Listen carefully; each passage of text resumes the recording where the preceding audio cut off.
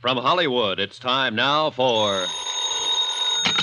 Johnny Dollar. This is Charlie DeBacca down at headquarters. You left a call for me? That's right, Inspector. Thought you went back to Hartford. What now? The company I represent happens to hold an insurance policy on Dan Valentine. They asked me to stay here in New Orleans and look into this attempt on his life.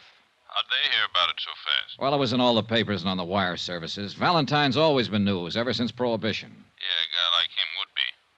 Well, you know as much as I do, darling. No leads yet. He's still quiet about the whole thing? Just like a mouse who won't open up, except to say he'll take care of it himself. Maybe it'll help matters when he finds out the insurance company's interested. You know something? What? I don't think me, you, the whole force, the insurance company, or anybody else can keep that bird alive unless he helps us.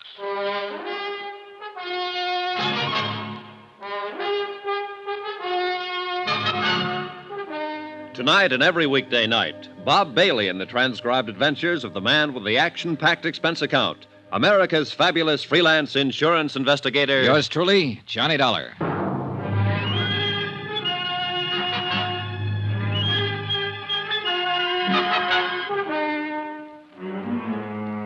Expense account, submitted by Special Investigator Johnny Dollar to the New Britain Mutual Insurance Company, Hartford, Connecticut. The following is an accounting of expenditures during my investigation of the Valentine matter. Expense account continued. Item 3, $3. One telegram to Roy Vickers in Hartford requesting a copy of the policy contracts between New Britain Mutual and Dan Valentine, plus the name and location of the beneficiary and any other debt on the case. After that, I walked over to the police station and looked up Inspector DeBacca. Sit down. Thanks. I don't quite get this, Dollar. What's your part? Well, the insurance company would like a full report on everything that's happened, that's all. You could give them that on the back of your thumbnail, couldn't you? Not quite, Inspector. Oh, you mean a separate report from what we have? Something like that, yes. Well, it's their dough. They can spend it any way they want to, I guess. If there's any reason for them canceling the policy on Valentine, they'll do it. The fact that somebody shot at him a couple of times and came near killing him is one thing. The fact that he won't open his mouth about it is another. They're looking for a way out? I didn't say that. They just want to make sure about everything, that's all. An insurance policy's a contract, mutually beneficial to both parties. Both parties have to keep the line of that contract. They don't figure Danny Valentine's running around shooting himself for insurance money. Inspector, they don't figure anything.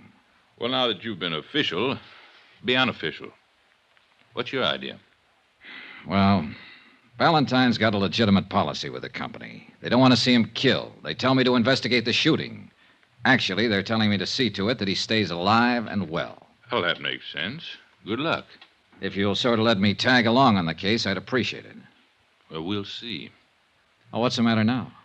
It just occurred to me. Valentine bought a house out in Jefferson Parish 3 months ago, a couple of days after he was released from a federal pen. Now, he's lived there quiet, minding his own business, keeping his nose out of trouble. Yeah. Well, as long as a man does that, even a man with a background like Valentine's, as long as a man does that, we don't bother him, and he doesn't bother us. Well, so? So what happens? Yesterday, you meet him and have a couple of drinks with him. Hello and goodbye. Boom, boom. He gets shot twice. By somebody, somewhere. You a bad news boy? Now, that's as wild as you can get. We had nothing together except the drinks. You sure? I'm sure. Well, I'm thinking about it just the same. Here. Be back in a minute.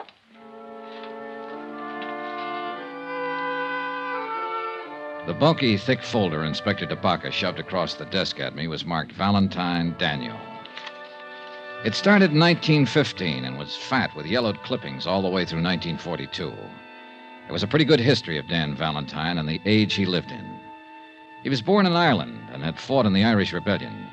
He was regarded as both hero and scoundrel. For his own good, he came to America.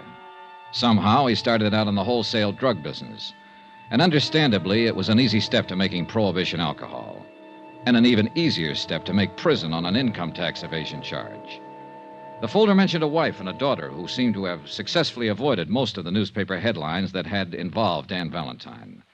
There was one picture of Mrs. Valentine taken in 1928. That's about as far as I got when DeBacca came back into the room, not alone. Interesting stuff? Very, Inspector, very. Well, here's something more interesting. My men have been covering the neighborhood where the shooting happened yesterday afternoon. This man's a witness. This is Mr. Dollar. He's an insurance investigator. It's Willie Blakely. Oh, how do you do, sir? Hope you can help us, Willie. Well, I can try, I really didn't see too much. You see, I was on my milk truck, and I saw this fella, this big fella, walking down the street. What's his name? Dan Valentine. Yes, sir. Well, he was just walking, like for an early morning walk, and then I saw this car come around the corner, and there were a couple of men in it. What kind of car? I think it was a Buick sedan. I'm not sure. It was a black car. You happen to get the license number? No. All right, go on. Well, sir, this Mr. Valentine, he looked up when he saw it coming, and he stopped. You know, kind of funny. No, I don't know. Tell me. Well, you know, like he was surprised. Do you think he was surprised at who was in the car? Yes, sir, that's it. He sort of smiled. Not a hello kind of a smile. Sort of a sad smile. Didn't wave, just stood there. I couldn't see the men in the car by then, so I don't know how they were looking at him. Did you see them as they rounded the corner? Yeah, just a couple of fellas, dark coats and hats. Would you know them if you saw them again? I don't think so, Captain. Okay. 2 men. Yes, sir. So this Mr. Valentine stopped and looked at him and given this kind of smile. He recognized them, you think? Oh, yeah. And then I heard a noise, you know, something like whack, whack. And Mr. Valentine fell down, and the car drove off. Did Valentine go for a gun? No, sir. What did you do then? Well, I got out of there. Why? I didn't know what was happening. I didn't want to get hurt. You didn't even try to help him? No, sir, I was scared. I didn't know what that whack, whack was, sir. And it took you all this time to tell us about it. Sorry, Captain. Dollar, Yeah. you got something to worry about. Hmm? That noise he was talking about didn't sound like regular gunshots, or he would have said so. Silencer. What else?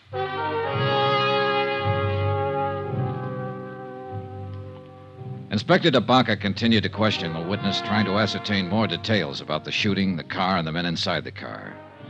4 hours later, when I left, he was still at it.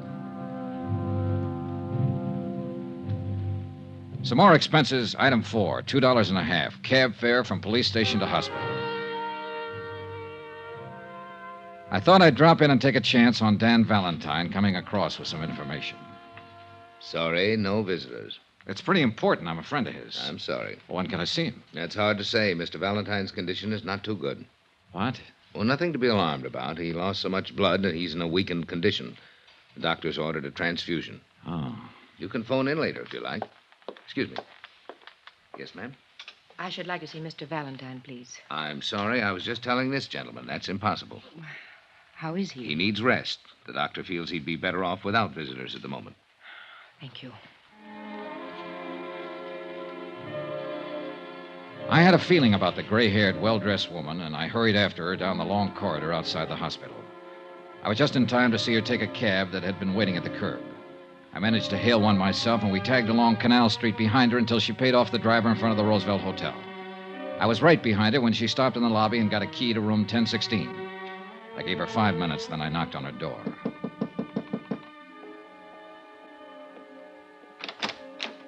Yes? Hello, Mrs. Valentine. My name's Johnny Dollar. Ann Valentine looked at me for a long time. I had to hand it to her. There were no tears, no frowns or screams, just a wide, frank look from a woman who, by any man's standards, had once been beautiful. I haven't been called by that name for many years. You're a reporter, of course. No, I'm not. I'm an insurance investigator. In a policeman's office today, I saw one of the few pictures ever taken of you. At this hotel, I'm registered under the name of Ann Ward. Ward is good enough for me, Mrs. Valentine. May I come in? Yes. Now, what is it you want, Mr. Dollar? Possibly the same thing you want. To keep your husband alive. I believe that's up to the doctors, isn't it? Not quite. If he was shot at once and he won't help the police find out who did it, there's a reasonable chance he'll be shot at again. Do you know who did it? Well, who it might be. Look, the police have found a witness who describes 2 men as having done the shooting.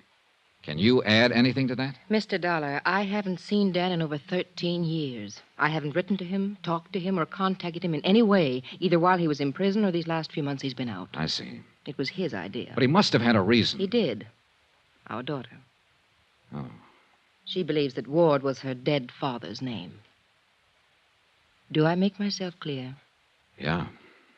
I read about the shooting. I caught the first plane here because I thought I might help Dan. My daughter thinks I'm on a little vacation by myself. You don't believe me, do you? Well, in view of what you've just said about not having written to him for 13 years... That was the way he wanted it. I was never ashamed of Dan, never. He was ashamed of himself and how his activities might affect us. He gave me everything I ever had out of life. In New Salem, that's where we live, and live very well because Dan saw to that part of it before he went to prison. We are considered very proper people, Teresa and myself. Dan sacrificed a great deal for that consideration. I think that you've sacrificed a great deal yourself, Mrs. Valentine. When I go back to the hospital to see him tonight, he'll probably tell me to pack my bag and go home, that there's nothing to worry about. But there is something to worry about, isn't there, Mrs. Valentine? He won't talk about it, and you won't talk about it, and both of you know all about it. Oh, Mr. Dollar, you're a very young man. I'm sorry if I sound like I could help you. I can't. Please go. I went back to my hotel and had some dinner. Then after a while, I put in a phone call to the hospital and found out I could talk to Dan Valentine between 7:30 and 9. About then, a special delivery came for me. It contained the information I wanted regarding the policy on Dan Valentine. I noticed that the beneficiary was a dual affair, wife and daughter, Ann and Teresa Ward. I had to check with Inspector DeBacca just once more. No luck. He had been unable to identify or locate the two killers described by the witness. He was trying to trace the car. 7:30 on the dot, I was at the hospital. The reception desk seemed reluctant to talk and referred me to the head nurse, who happened to be out to dinner, who referred me to the surgical nurse, who took me aside and told me to find a crystal ball. Mr. Valentine's gone. We have no idea where. How could he be gone? We started to give him a transfusion. He jumped up suddenly, knocked down one of the male nurses, grabbed his clothes, and ran out of the hospital. Just as simple as that. I thought he was in a serious condition. Shh, keep your voice down. He was in a serious condition, and it's going to be critical pretty soon. Running around town bleeding from 2 bullet wounds. If you want to keep him alive, Mr. Dollar, you better find him and find him fast.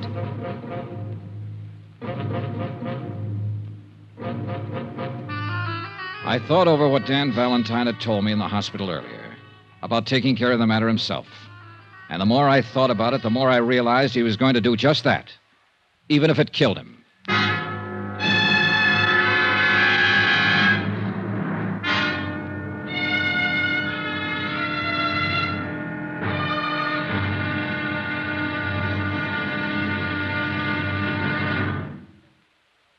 There'll be another intriguing episode in our story of the Valentine matter tomorrow. Tomorrow, what happens to a 30-year-old grudge when somebody explains it with bullets? Join us, won't you? Yours truly, Johnny Dollar.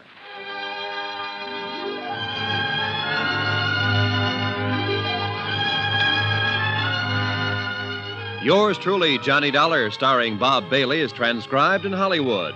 Written by John Dawson, it is produced and directed by Jack Johnstone. Be sure to join us tomorrow night, same time and station, for another exciting episode of Yours truly, Johnny Dollar. Roy Rowan speaking.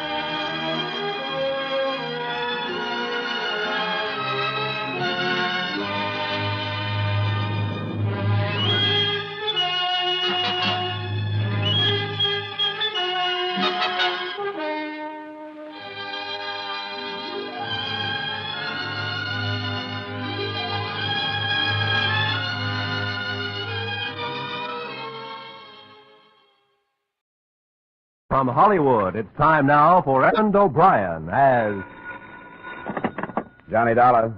This is Mrs. Ernest Caldwell, Mr. Dollar. Oh, yes, Mrs. Caldwell. I'm the investigator your insurance company has hired to look for your son. Yes, I understood that from the message you left.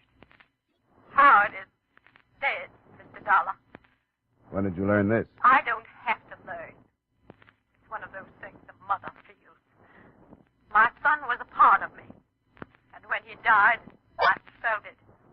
I see. Well, an insurance company is bound to operate from a basis of facts, not intuition. If you're going to be in this afternoon, I'd like to drop by and talk to you about them.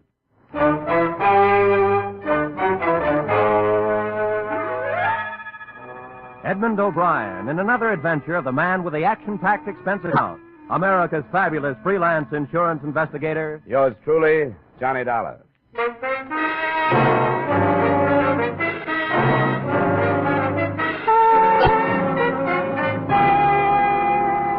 Expense account submitted by Special Investigator Johnny Dollar to Home Office, Britannia Life Insurance Company, Hartford, Connecticut.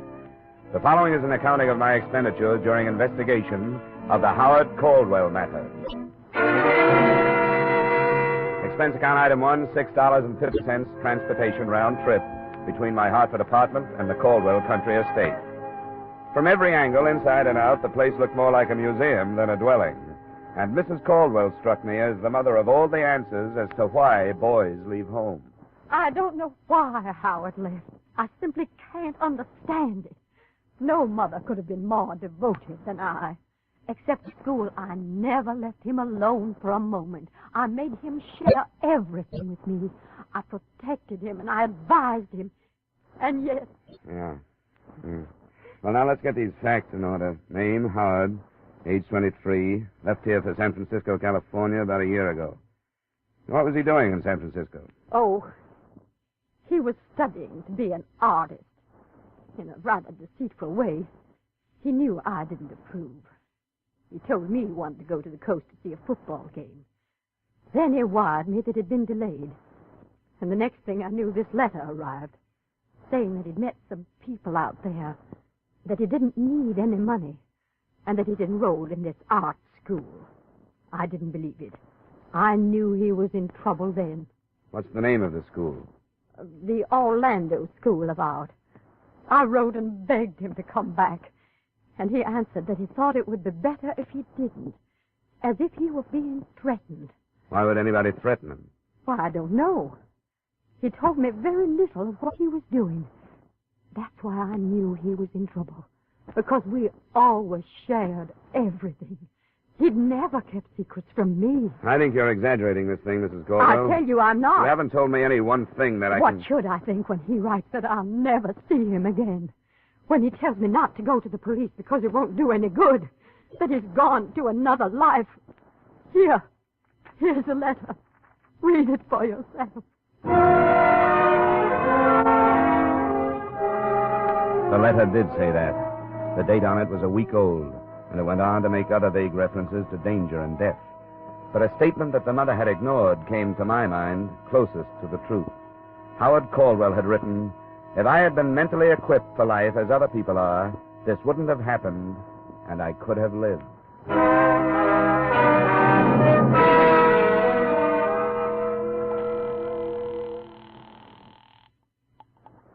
Britannia Life Insurance Company, Mr. Nathan's office. This is Johnny Dollar. Is he in? Oh, yes, Mr. Dollar. Just a second. Well, Dollar, that was a quick trip. What do you think of Mrs. Caldwell? Well, that's neither here nor there. How'd she happen to turn to you? Her lawyer advised her to. We carry a big policy on the son. The lawyer told her that putting the problem in our lap is the best way to do it.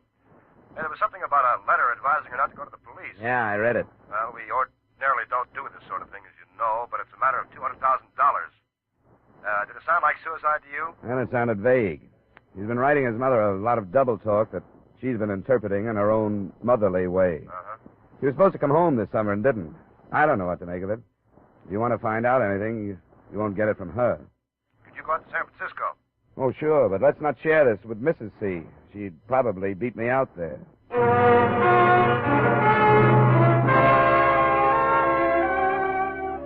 Expense account item 2, $200 airfare and incidental costs, Hartford to San Francisco. Expense account item 3, $170 cab fare from my hotel, the Bellevue, to the last known address of Howard Caldwell, a brownstone in a row of brownstones on Taylor, a street that climbs one of San Francisco's 7 hills. The apartment house manager was in and would oblige. Well, he hasn't been here for a week and a half. I've been taking his mail up to his apartment, but his box gets so full they can't get any more in. The apartment is still in his name? He paid up 3 months in advance. You mind if I look it over? Well, I suppose it's all right if you're trying to help it. It's up here. Mr. Caldwell say anything to you about leaving? Well, no, he didn't. I hope there isn't any trouble. But you'd think he'd come for some of his clothes if there wasn't, wouldn't you? They're still here? I couldn't help noticing after he'd been gone so long, without a word. Oh, sure. Yeah, this is it. 22. After you. Thanks. There's all his mail on the table. I hope everything's all right. He's a nice, likable young man. Know any of his friends? Well, no, I don't. I expect he had some, though. He was out at night lots. He never came home drunk or anything, no. Well, if you don't mind, I think I'll run through the place. I won't be long. Well, I suppose it's all right as long as I'm here. After I'd finished, I knew very little about Howard Caldwell that I hadn't already known. The letters on the table were, as to be expected, all from his mother. A drawer in a bedside table gave me something too odd to be ignored. 25 or 30 match folders, all from bars or restaurants, all empty of matches, and each marked in pencil with a date. The earliest, May 4th, 1950. The most recent, September 12th. A closet gave me a portfolio of sketches from various perspectives, and they looked like a brunette. Nothing else in the place seemed to point in any direction, so I copied the addresses on the match folders and helped myself to 3 of the most descriptive sketches. Expense account item 4, $1.30 cab fare to the Orlando School of Art.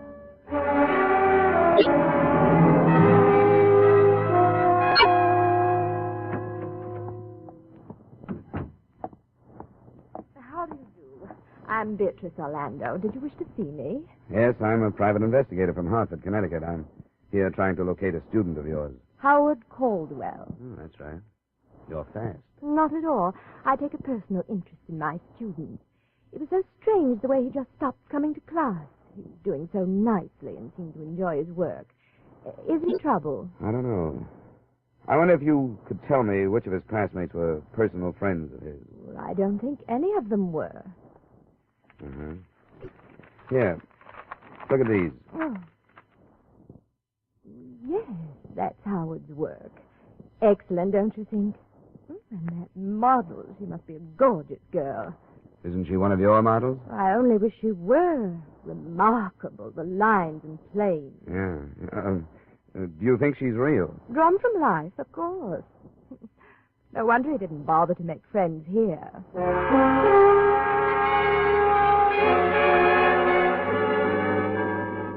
Expense account item 5, $45, see enclosed bar tabs. That night, I started making the rounds of the addresses I'd copied from Howard Caldwell's collection of dated match folders.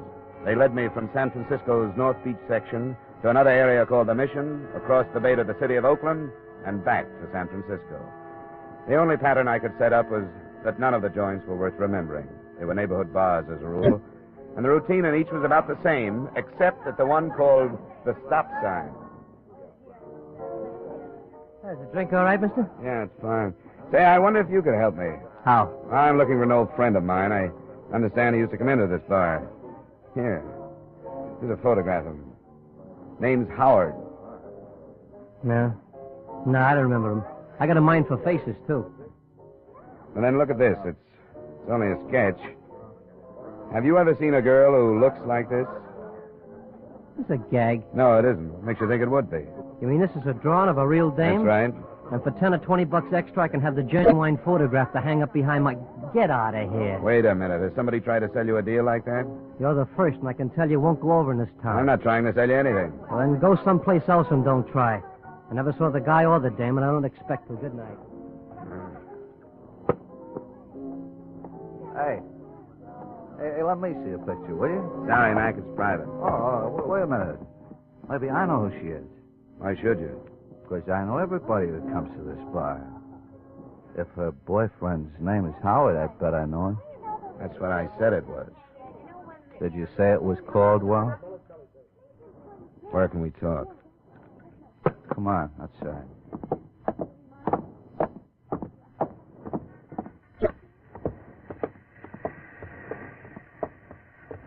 You know where Caldwell is? Yes, sucker, I know where he is. Keep it quiet. Hey. We'll both keep it quiet, huh? I'll take this out of your ribs if you play ball. That's a deal. Up to the corner, then, and across the street.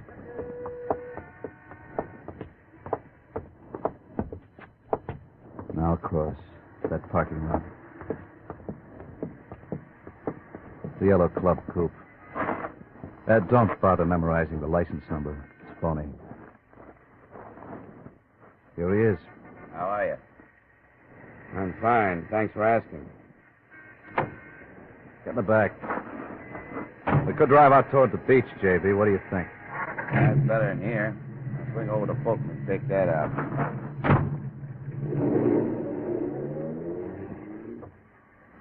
How'd you get the addresses of these bars? How did you find out about me? We've been waiting for somebody to show up. Been watching his apartment. We saw you go in and then tailed you to that school. Is Caldwell alive? Yeah, but he won't stay that way if people start prying. Why not? Who hired you? I'm a private investigator. I'm not supposed to tell people things like that. We aren't getting any place, are we? Now, look, from where you sit, how is it going to hurt you to tell us? You're working for the old lady? His insurance company. They carry a policy on it.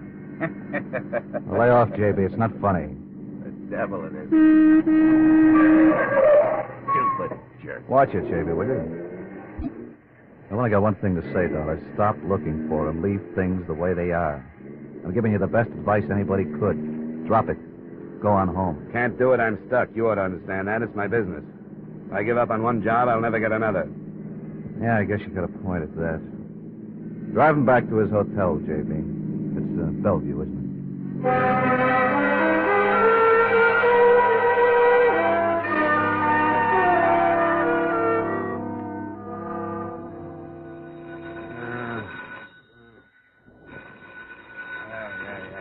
Yeah, wait a minute. Yeah, what is it? It's 5:30. The early edition seeing the streets. What? Who is this? You'll remember when you wake up. Go buy an Examiner, page 1, headlines. Yes, sir. Huh? Send me some coffee, will you? And the early Examiner. Yes, sir. I think the coffee shop is just opening. A couple of cigarettes later, room service arrived. The headline read, Syndicate head found slain in auto trunk. Benjamin Miller, Western gang chief, shot to death. I didn't see how there could be any connection between a dead mobster and the Howard Caldwell matter. But that only proves how wrong an investigator can be.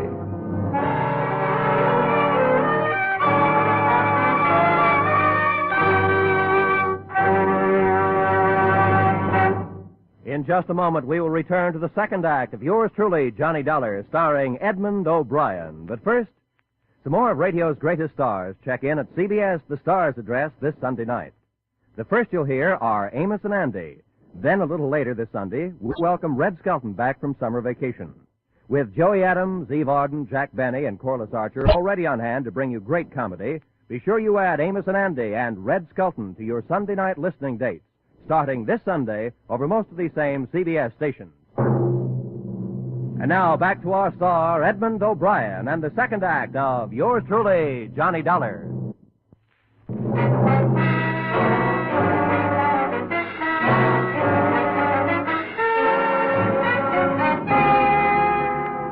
The story under the headlines went on to explain that Benjamin Miller's body had been found in an abandoned car after a phone tip at 11:15 the preceding night.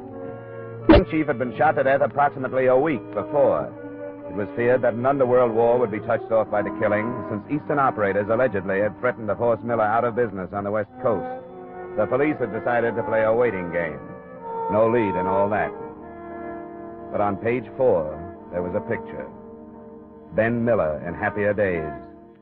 At his side stood a brunette that matched the one in Caldwell's sketches point for point. Nora Rush, with an address on Ardmore Street in Los Angeles. Yes, sir. Does this hotel have a travel agency? It's only 6, sir, and they haven't opened, but maybe I could help. Well, I want to leave for Los Angeles as quickly as I can. What plane is there? Oh, I can tell you that. Just a moment, please. Sir, Yeah. United Airlines have a flight leaving in 45 minutes. Can I make it? It'll be close, sir. I could phone for you and get space if possible. Oh, I'll thank you later, Angel. Just one more thing. If I get any calls, you don't know where I am, huh? Yes, sir.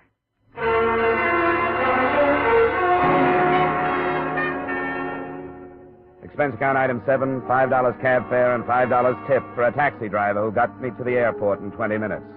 Item 8, $20, United Airlines to Los Angeles. And item 9, same as 7, taxi trip to Nora Rush's Ardmore Street address. I arrived there at 9:15. She was still in a robe when she answered the door, but the trace of makeup, which was all she needed for her face, and the soft hairdo, made me wonder if she was expecting me. There's certainly no reason to be anything but truthful. Yes, I've been expecting you. Won't you come in, Mr. Dollar? Thanks. Come in here. You have good friends in San Francisco. Yes, I have. Very good friends.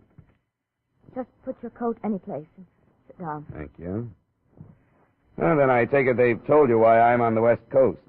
Yes. You've come to look for Howard Caldwell.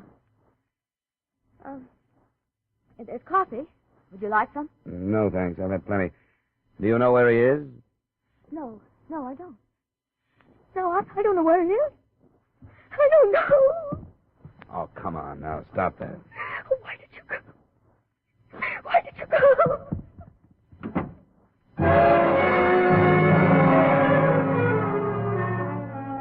That was the end of the test run. I rattled around the rest of the place for almost an hour while I waited for her to come out of the bedroom. I didn't feel like snooping, but I couldn't help seeing a framed photograph that had been hastily hidden under a mat on the piano. It was young Caldwell, but not the subdued, dead-faced kid in the picture I'd gotten at his Connecticut estate. Instead, a guy with some enthusiasm in his friendly eyes. I was in the kitchen drinking the coffee when she came out. What are you doing? Waiting for you? Why don't you leave? Well, if I did, somebody else just like me would show up. Maybe he'd make you unhappier than I do. That kind of a racket. I sympathize with you. You should. You put me on the defensive. I hadn't noticed. How did I do that? You started by posing for some sketches. And you're stronger in person. You saw them? Yeah. They're in the hotel room in San Francisco. Or at least, that's where I left them. Who else saw them? A few bartenders and his art teacher. Oh, that little fool. Tell me he destroyed them. Did you say bartenders? Yeah. He had a match folder collection, all dated from a series of nondescript hideaway-type bars. Oh, how could he have been so stupid? Could he have been in love? Well, he didn't act you out of his mind. He lied to me. He told me there was nothing to link us together. What's the difference if there is? Because Howard killed Ben Miller. And nobody will believe it now. Why won't they believe it? It was my gun. Registered? Yes. Where is it? Howard has it hidden. I loved him and all that. But the true story has... Oh, you've got to believe. You haven't told me. I will, Mr. Dollar. I have to sit down. All right, come on, over here. How did you meet Caldwell? I was going with Ben Miller. Not because I thought anything about him, but he was so powerful out here, and I just come from Chicago. Caldwell? Well, it was one of those parties. Some of the models from the Orlando school were invited us to fill out. It was Howard's school, and one of the girls had talked him into coming. That's when we met. There was something about him. I don't know. This was in May, I take it. I think so. Spring, anyway. He was supposed to go home for the summer and didn't. I'd meet him in these bars, and he'd come to my place when Ben was out of town. He wanted to sketch me, so... But that's not important. Ben saw me meet him and followed us to my apartment. This was at your place? You had an apartment in San Francisco? Yes. Ben hit me, and Howard went for the gun and killed him. He knew where you kept the gun? Yes. Why? Well, how did he know? In case he ever needed it. Miller's body was found stuffed into the trunk of a car. You don't believe me, do you? Well, there are little things like how did he manage to get the body into the trunk of that car, and how did he manage to steal the car? I'll tell you. He had help. Everybody knew that combination from the East was moving in on Ben and would kill him if they had to. So they've been trying to help Howard. And he was all right till you came out here. Oh, that's a pretty good setup. Ben Miller would be checked off as a gang killing, the kind they so seldom get around to solving. When it cooled off, you could take up where you dropped him. I didn't kill him. A plural you. You're all in it. But I can't quite figure it. What? Why those two friends of yours who picked me up last night would go to bat for a worthless Eastern aristocrat. They want to help him. Why? Well, because he's my friend. Why should anybody take a rap for killing a man like Ben Miller? You don't want him to die for it, do you? Do you? Of course not. We're trying to help him. What are you going to do? Well, the Frisco police are combing the city for leads on the scene of the murder weapon, and a definite link between dead man and killer. I seem to be sitting on all three.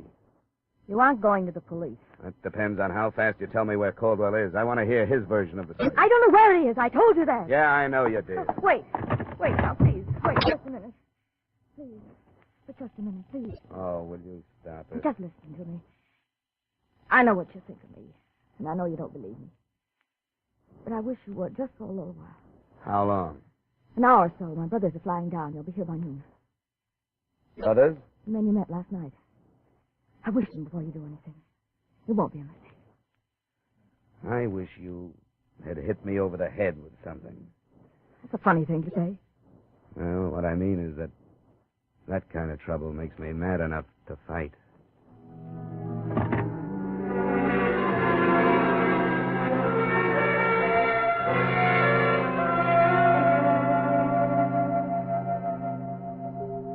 Oh, there they are, Johnny. I'll go. Wait a minute. Sit down. We're back Johnny! in business again, gorgeous. Sorry.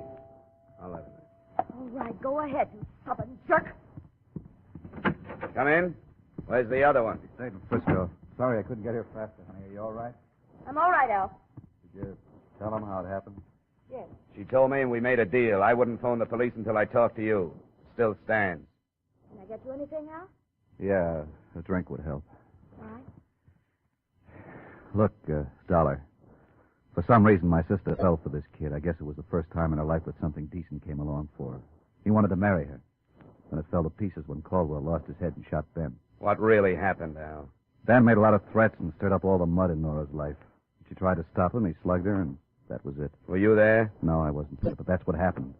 Leave it alone, Dollar. Ben had the finger on him anyway. Why not let it cool off? There are a number of reasons. Unfortunately, I'm burdened down with a vague but heavy thing called ethics. It says so on my license. Another thing, if I forget it, it makes me an accessory to the killing. But most important at the moment is the fact that I'm not sure that Caldwell is guilty. Keep coming, Dollar. It would make more sense if you were protecting your sister instead of that punk. Would you agree? It's not true. Stay out of it, honey. Isn't that why all of you have been working so hard to keep me away from Caldwell? Because you don't want me to hear his pitch? Okay, I'll take you to him. He's here in Los Angeles. Al. For the drinks. I'm giving ground, Dollar. What do I get from you? You've already gotten it. I didn't call the police. Somebody is going to blow your head off one of these times, Dollar. There's a car in the garage, honey.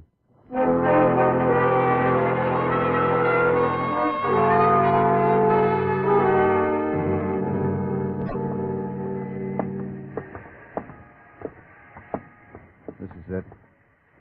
Upstairs.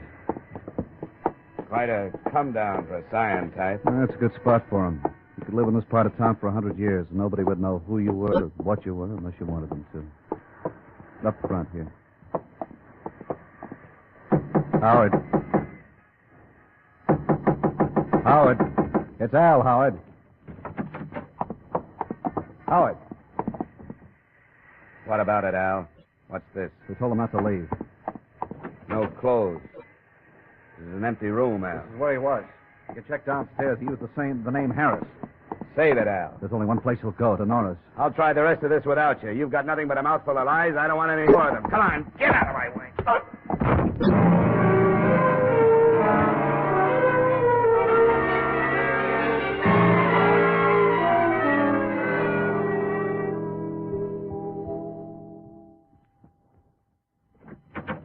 Caldwell here? Yes, he's been here all morning. He came right after you did and hid outside. He's like a crazy. Where is he? In the bedroom. You stay here. My first sight of the all-important Howard Caldwell was not a pleasant one. He was face down on the bed, his head buried in a pillow, and his body shaking with sobs. It took 30 minutes of treatment, some of it not too gentle, to get him into a chair in a reasonably sane state. I'm glad you came. I'm glad you found me. I'm glad to talk to somebody who isn't stupid. I want you to calm down, Howard, and tell me what happened. What happened? You know her, and I do, too. She didn't want to marry me. She wanted to marry my respectable name. Money. Who killed Ben Miller? I did. I killed him because I didn't know what else to do. Because I'd lived with these people, these low-class people, and I began to think like them. Because I've never thought for myself all my life. I've never done anything before. Anything. I killed Ben Miller, and it's the only thing I've ever done, all by myself.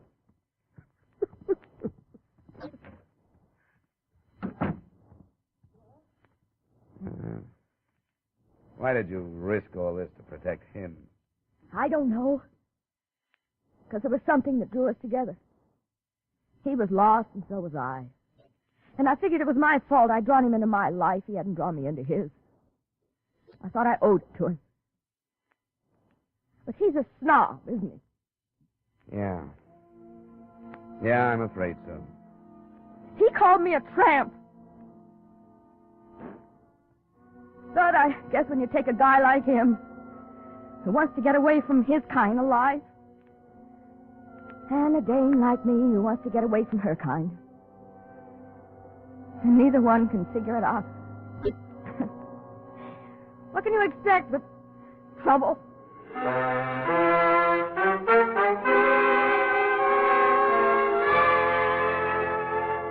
I guess she summed it up as well as anybody could. I turned him in for murder, and those who try to help him as accessories. It's for the legal brains to decide whether the policyholder will live or the executed. Expense account item 10, $200, miscellaneous. Item 11 is item 2, transportation back to Hartford. Account total $1,050. Yours truly, Johnny Dollar.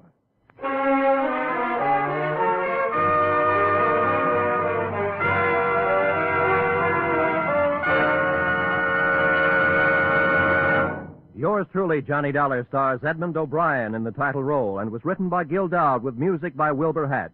Edmund O'Brien may soon be seen in the Paramount picture Warpath. Featured in our cast were Lorene Tuttle, John McIntyre, Bob Sweeney, Hy Averback, John Daner, Gene Bates, and Jeanette Nolan. Yours truly, Johnny Dollar, is produced and directed by Jaime Del Valle.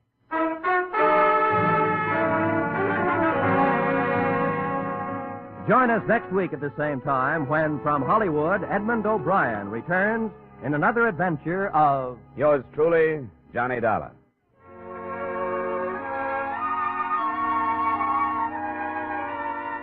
This is Roy Rowan speaking.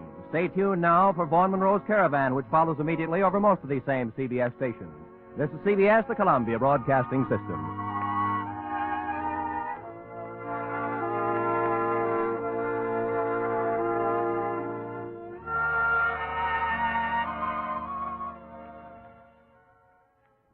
From Hollywood, it's time now for... Johnny Dollar. This is Tony Ricardo. Oh, I've been hoping to get in touch with Did you receive my note? Was that your polite threat to kill me if I don't leave Carol Sharp alone? Yeah, I received it. And I have a sneaking suspicion the police department might be interested in it. No. Oh, please, I guess I acted a bit hastily. Perhaps you let me talk to you. You want to take the threat back? That still stands. Then you don't leave me much choice. Talk to me first. Believe me, you won't be sorry. But I might be dead. Is that it? I want to see you. Can't do it now, but where can I reach you? Sunrise 3, 9970. Okay. Meantime, don't get trigger happy.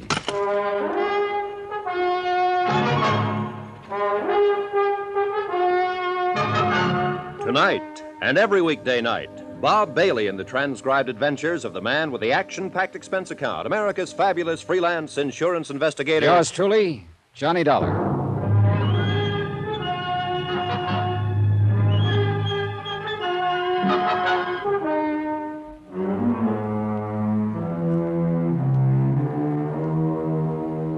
Expense account submitted by Special Investigator Johnny Dollar, location New York City, to the Universal Adjustment Bureau, Hartford, Connecticut. Following is an accounting of expenditures during my investigation of the matter of the medium. Well done. Expense account item 7, 85 cents. Cab fare from the Bell Towers to the 18th Precinct Station and Sergeant Randy Singer. So, you met Carol Sharp, huh? Yep. I put on an act that would have done credit to the Theater Guild. Told her she looked exactly like a girl I dreamed about as a kid, a girl named Carol. Oh, no. She swallowed it? Not only that, but she gave me a lecture on veridical dreams and allied psychic phenomena. You deserve an Oscar. Also, she wants me to go with her and see this Madame Morgana. Oh, good. When? Tomorrow night. Well, you're not figuring on skipping tonight's seance, are you? Oh, no, not a bit. I want to find out what this stuff is all about, so I'll be prepared for tomorrow. This dame you have lined up pretty good? She's got a big following. You ready to go? Oh, wait a minute. You said you had the file on Tony Ricardo. Oh, yeah, here it is, waiting for you. Anthony Ricardo, alias Ricky Marino, alias Tony the Tip. Here's his picture. Height 5'9", weight 172, eyes brown, hair sparse gray, suspected member of the Dutchy Sperling outfit, 12 arrests, no convictions. Started as a rum runner back. Hey, this is Tony Ricardo? It's the guy. I would have sworn the man I talked to over the phone was in his 20s. Late 20s at most. You talked to him? After leaving an unpleasant little note under my door at the Towers, he called me on the phone. Now, what kind of note? Oh, nothing particular. Just a gentle suggestion I lay off Carol Sharp. Threat, huh? Still got it? But I'm sure that voice couldn't have come from this old geezer. Yeah, well, frankly, I kind of wondered about the Sharp girl being interested in him, even though the file does show he's always surrounded himself with a bunch of young ones. He's probably handed out more mink coats. Oh, Johnny, wait a minute. Old Tony's got a couple of kids. Here, Angela goes under the name of Angela Richards. At least she used that name at Bryn Mawr. Bryn Mawr? Yeah, and Sarah Lawrence College at Bronxville. Yeah, the old boy tried to keep the stigma of his past away from her, I guess. Yeah, you see, married to a doctor over in Hackensack. Respectable housewife. Mm-hmm. What about the other? Anthony Jr., age 26. That was last year. Let's see, that makes him 27 now. Rutgers University, class... Not much on him. Unless I miss my guess, he's a chip off the old block. Well, you know where I can find him? All I have is his phone number.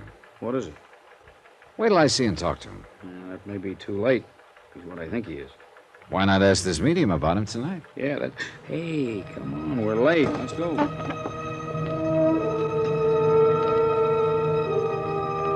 Item 8, $1.20, cab to an old brownstone house somewhere over in the West 40s, way west, in a district that had seen better days. We were greeted at the door by a tall, gray-haired old gentleman dressed in black, except for his white gloves, that somehow reminded me of a pallbearer. Come in, Mr. Singer and Mr. Dollar. Clarabelle is about to begin. Psychometry is the mood this evening. Follow, please. How do you know our names? Oh, I had to give them to him when I made the appointment. Now, what's this psychometry bit? You'll see. Oh, wow. That music gives me the creeps. Yeah, Into the temple, please. And be seated. The temple turned out to be an old dining room. Bare wooden floor, heavy drapes over the windows. And as nearly as I could see, a bunch of chairs around in a circle filled with people. The sockets in the ancient chandelier that hung from the ceiling had red bulbs in them that barely glowed. We could hardly see a thing, although I'm sure the light went up very slightly when we made our entrance and then down again, as though somebody was controlling it with a rheostat. Our eyes were almost used to the semi-darkness by the time we seated ourselves in the circle. Nobody spoke, and the weird music from that scratchy record was beginning to get on my nerves or put me to sleep or something. I'm not quite sure what. Then, suddenly, there was a flash of light and a puff of smoke, and so help me. What the sand? Randy. Shh, quiet. This is all part of the act. Shh. Greetings. Greetings.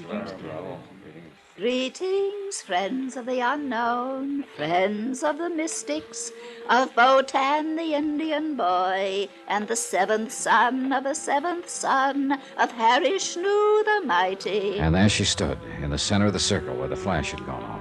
Are we all in the mood? She stood there draped in what looked, even in the dim light, what looked like a slightly soiled bedsheet, pulled in around her ample middle with a hunk of coarse rope.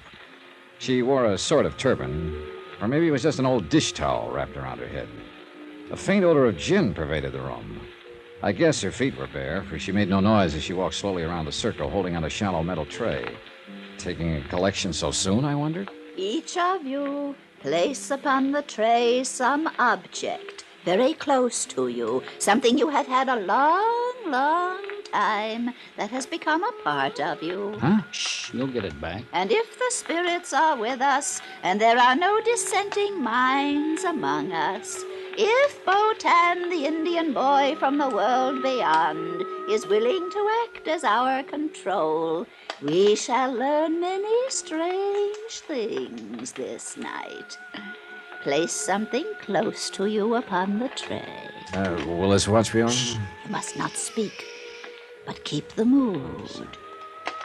Keep the mood. Are we all in the mood? Yes, yes, yes. And now, dear friends, while I meditate and establish contact with the spirit world, Hemingway will pass among you for the tiny assurance that you join us in all sincerity. Now join hands to create the flux that will join our thoughts and minds and hearts and open the doors to enlightenment for all of us. $5. Botan, are you with us tonight? $5, please. Botan, will you answer us? $5, Are you with us now? Is that Botan that answers our call, or the little sister Hyacinth? Ah, it is Botan. We may begin. I hold this ring. I feel the paramagnetic forces arising from it. This belongs to a businessman south of here. I seem to see clothing hanging in a large warehouse. Yes, yes. And the sound of many machines, sewing machines. Yes, that's right. And many young girls working at the machines. One by one, she picked the objects off the tray, held them in her hand, and gave a kind of character reading of the owners. Occasionally, somebody in the circle would respond in a way that made it sound like she'd guessed right. Other times, she'd just make with a lot of generalities that could apply to anyone. Finally, she picked up my watch. This watch, I see tall buildings of stone and strange signs on them. I don't know what they mean. Tri-mutual, universal adjustment. Huh? Randy. And I see great sheaves of papers carefully folded, and on each one it says, policy. Policy, I don't understand unless...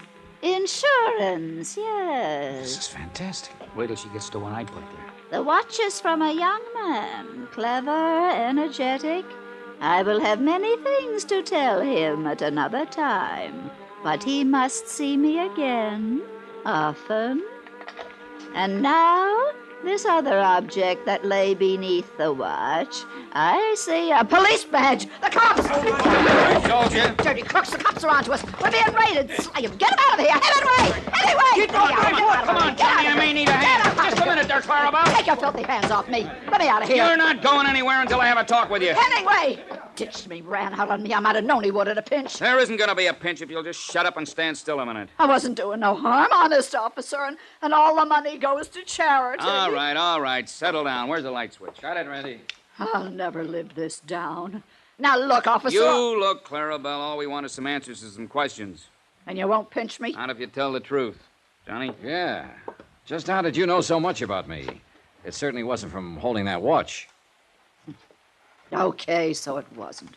Though some there are who can do it that way. That I've heard. Well, go on. No pinch? No pinch. Well, when your friend called to arrange your being here tonight, Hemingway, that bum, he would walk out on me. Go on, will you? Well, Hemingway asked where you come from, so we'd know if the spirits was propitious there. That's what we always say. And I told him Hartford. That's right. So what's Hartford? Insurance. If a client's in insurance, he responds like you done. So I keep pushing it. And if he ain't, well, at least he thinks I done pretty good by describing the place he comes from. Yeah. What about the clothing maker right at the beginning? Easy. He called from a hotel, so he calls the hotel back and gets his address. You told him he was from the south of here. Sure. Woodbine, New Jersey. Only business down there of any account is clothing and small farms. Where'd you find that out? State directory, any library. And anybody could see he was a businessman, not a farmer. Well, I'll be. And hooking him that way tonight, you could have had him coming back as long as he could afford it, huh? Sure. And if it hadn't been for you, you double-crossing. Okay. Now, what about the others? Some we get the dope on and some we guess at. But there's always enough good ones to keep going. So easy. And yet, I must confess she'd had me stop for a while. We talked with her a bit longer. Randy warned her to watch her step, and we left. Took a taxi back to my hotel. Well, did you learn anything? I should hope to tell you. What do the church-going spiritualists think of her kind? They hate him, and I don't blame him. Are you still going to see Madame Morgana tomorrow night? Yeah. Well, mister, that one won't be so easy to expose, if you can expose her.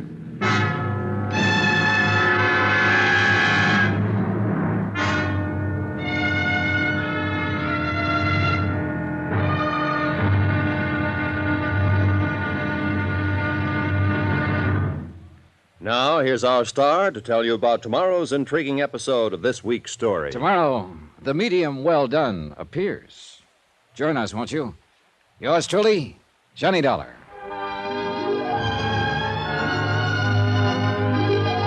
Yours truly, Johnny Dollar, starring Bob Bailey, is transcribed in Hollywood. It is produced and directed by Jack Johnstone, who also wrote tonight's story. Be sure to join us tomorrow night, same time and station, for the next exciting episode of Yours truly, Johnny Dollar. Roy Rowan speaking.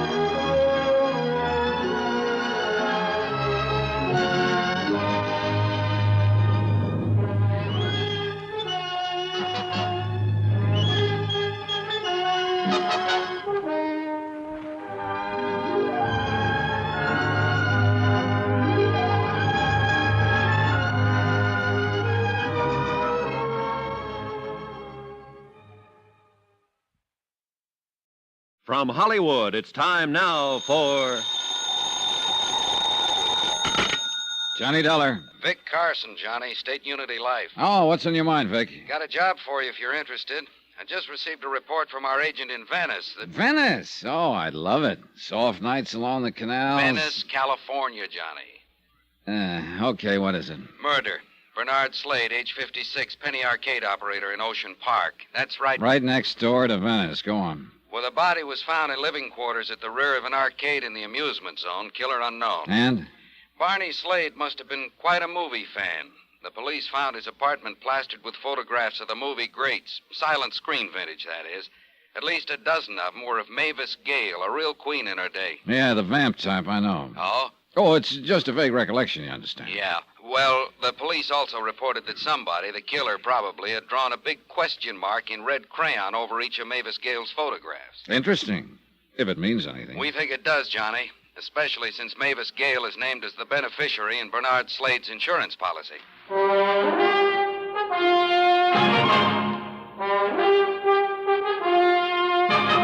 Tonight and every weekday night, Bob Bailey in the transcribed adventures of the man with the action-packed expense account, America's fabulous freelance insurance investigator. Yours truly, Johnny Dollar.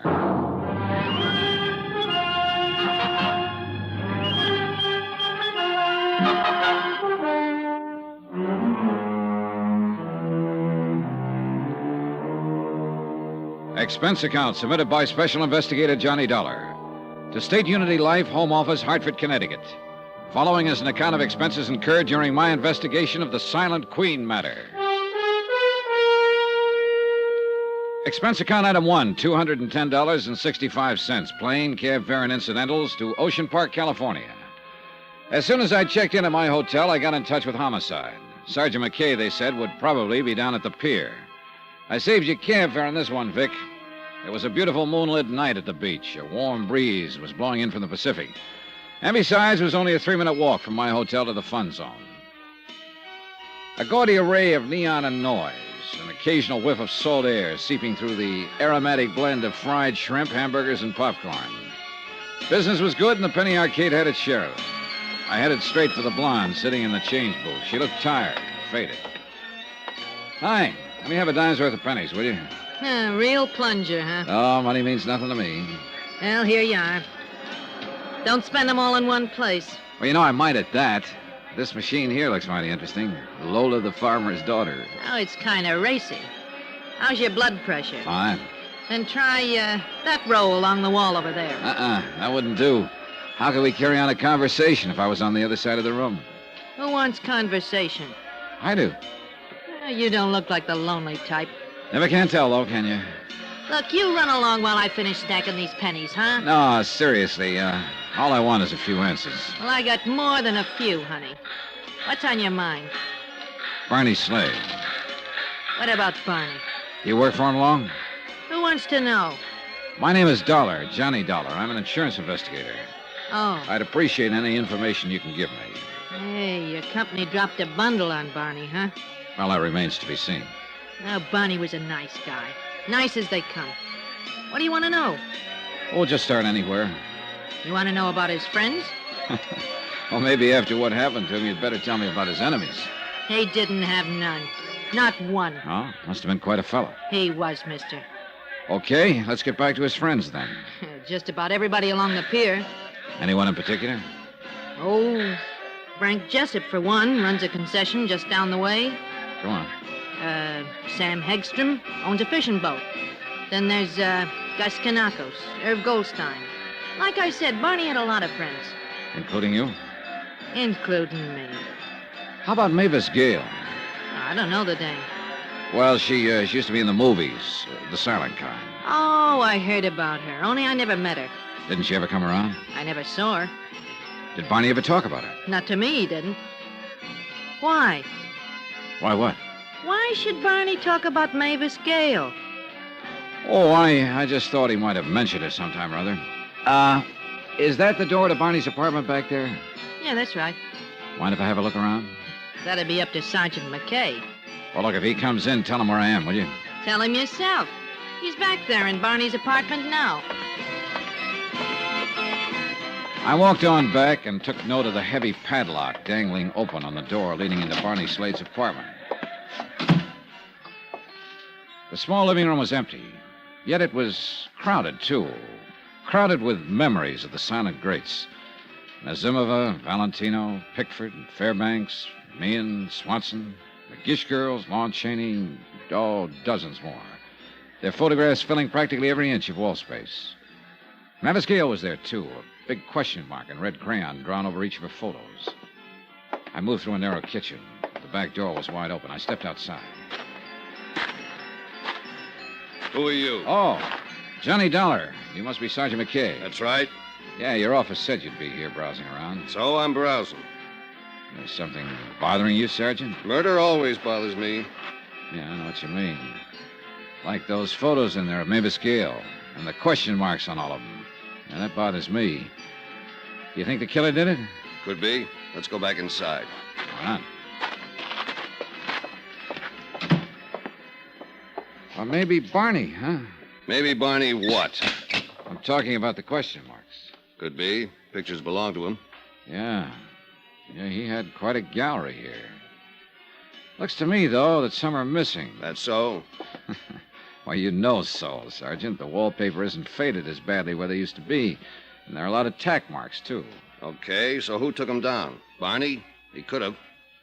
So could the killer. That's right. Have you found anybody who could tell you anything about him? The missing photographs? Not yet. Hey, Barney, keep a lot of money in here? Twyla didn't seem to think so. Twyla? Twyla James. Blonde out front at the change booth. Oh, yeah. Barney was sort of particular about his apartment. Never let anybody in as far as she knows, not even his friends. Wonder why? According to Twyla, he seldom used the arcade entrance. Preferred to use the back door. Is that the one the killer used? It was standing wide open when the body was found. Well, who found it, by the way? Twyla. When she showed up for work yesterday, the arcade was closed up, so she went around back. Do you know when Barney was killed? Doc figures around 3 a.m. 2 slugs from a .38. One would have been enough. Any signs of a struggle? Yeah. Lamp over there was on the floor. That chair was turned over, and this table had been upset. Pipes, medicine bottles, pill boxes scattered around. Uh-huh. Heavy bolt and chain on the inside of both doors. Barney didn't have to let a visitor in unless he wanted to. That's right. Of course, he could have run into the killer outside somewhere. Sure he could. Only you don't think so. Unless Barney was in the habit of walking in his sleep. Oh? When we came in and found Barney, he was in pajamas and bathrobe. The wall bed over there had been pulled out and was mussed up. So it figures he was probably asleep when the killer tapped on his door. He got up and let him in. Yet according to Twyla... The place was off limits, even to his friends. But she wasn't around all the time and didn't know all his friends. He found some others? I'd like to find one of them in particular. A man Barney referred to as the preacher. Just the preacher? No name? No. At least Sam Hegstrom couldn't remember. And this preacher, was he allowed into Barney's inner sanctum? Sam's pretty sure he saw the two of them come out the back door one night, a little more than a week ago. Other times, he spotted them taking a late evening stroll along the oceanfront walk. Mm-hmm. Did Sam ever talk with this preacher? No, but he got curious after a while, asked Barney about it. Barney said the man was a very old and dear friend. Let it go at that. And you haven't been able to find out anything more about him, huh? I'm still checking. Well, it would sure be a break if you could locate this preacher. He might be able to tell us something about those missing photographs, what they were. Might also explain why the killer took them. Have you seen enough in here, Dollar? Oh, yeah, sure, I guess so, Sergeant. Hey, tell me, what does Mavis Gale have to say about all this? I only got to talk with her just a couple hours ago when she returned from Palm Springs. She was pretty upset when I told her about the crayon marks on her photographs. But naturally, she couldn't offer any explanation. None? How did she react to the news of Slade's death? Tears and such? She's supposed to weep about it? Why not? Barney Slade must have been a pretty good friend of hers. After all, he named her as the beneficiary in his insurance policy. Oh? That's interesting. What? When I talked with Mavis Gale, she told me she never heard of Barney Slade. Expense account item 2 and 3, $1.10, phone call and cab fare. The call was to Mavis Gale's home in Bel Air. The butler said if it was important, I could find her at McCartney's mortuary in Venice. Cab fare to Venice via what is laughingly called the Speedway, a one-way alley lined with backyards and garbage cans. It took us less than a minute to cross over into Venice, a boom that had busted. A melancholy mixture of old broken-down buildings and the sound of the sea. Crumbling bridges, moss-covered canals, of paved streets wandering disconsolately into sand dunes and ending where the money gave out. A dream that had kind of died of a broken heart. Good evening, sir. Oh, Bernard Slade, please. Oh, yes. Mr. Slade is in the slumber room at the end of the hall. Is anyone with him? Oh, indeed. Quite a number of his friends. Would you know Mavis Gale if you saw her? The silent screen star? Well, indeed I would. At least I think I would. She was one of my favorites. She hasn't shown yet? No, You mean she's expected? So I understand. Well, that's nice. Oh, that is nice. I didn't know she was a friend of Mr. Slade's. Oh, you know most of Barney's friends, huh? I know most of the people along the pier, and they were all his friends. Well, how about one called the Preacher? The Preacher? Mm-hmm. Well, naturally, I'm very well acquainted with many men of the cloth. And if you could tell me his name... I don't know it. Oh. Look, you have a visitor's register here, don't you? In each of the slumber rooms, yes. Just inside the door. Well, thanks. Where did you say Mr. Slade was? Down the hall. Last room on the left.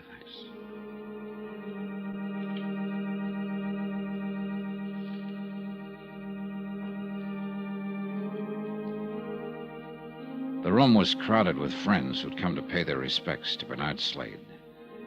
I eased over to the visitor's register and gave it a fast rundown. There was nothing to indicate that a minister was among the mourners present. Then I heard the hall door creak open. And there she was, Mavis Gale. Certainly not at all what I expected a vamp of the silent screen to look like 30 years later. Slender, trim, in a smartly tailored suit, and even more attractive than the photographs I'd seen of her in Barney's apartment. She moved down the center aisle to the casket and stood there for a moment. As I walked toward her, she suddenly turned, her eyes wide and staring, her lips moving silently. Then she crumbled to the floor.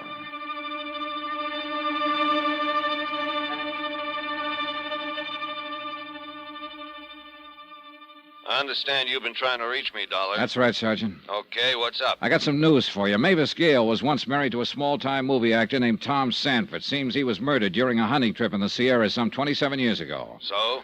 So now it turns out he wasn't. Mavis Gale just identified Barney Slade as Tom Sanford.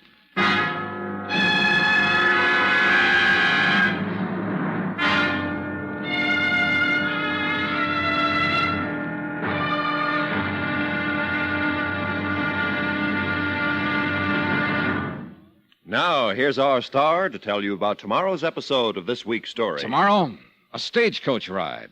I get some lumps, and a surprise witness turns up. Join us, won't you? Yours truly, Johnny Dollar.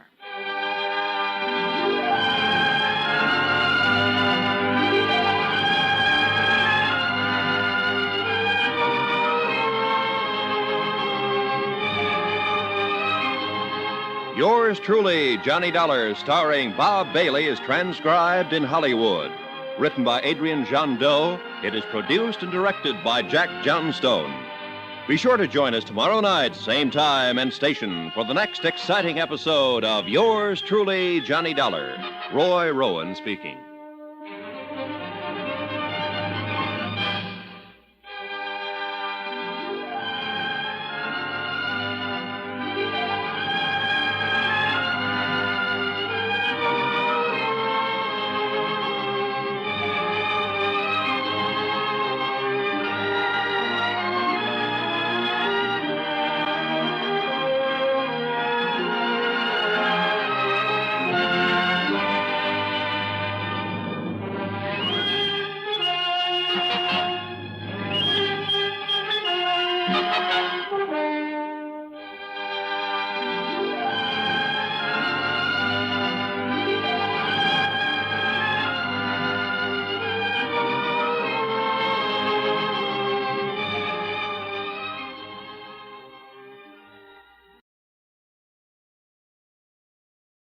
For your listening enjoyment, John Lund as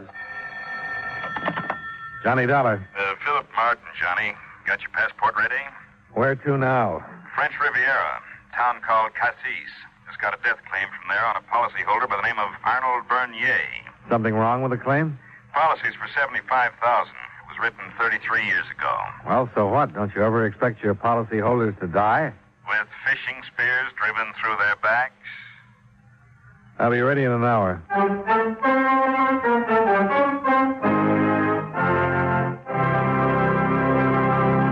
Hi, fellas. Care to join me in a quick look at the past? Okay, here goes. Back around 1890, Charles Dudley Warner, who was editor of the Hartford Courant, wrote in an editorial, "Everybody talks about the weather, but nobody does anything about it." Well, maybe no one did in 1890, but someone definitely has since then. Our United States weatherman. He's quite a busy gentleman who works for the Department of Commerce. His job is to read thermometers, barometers, anemometers, and other assorted meters which forecast weather conditions so the rest of us will know what to plan or what not to plan, like hanging out the wash or going to a baseball game. Information about weather conditions is also given to aircraft pilots and ship captains so they can plan their flights or cruises accordingly. Of course, they need more than just weather data, and the Commerce Department gives them what they need. For the pilots, the department issues aviation charts and maps and sees to it that air markers are laid out so that the pilots can find their way easily and safely.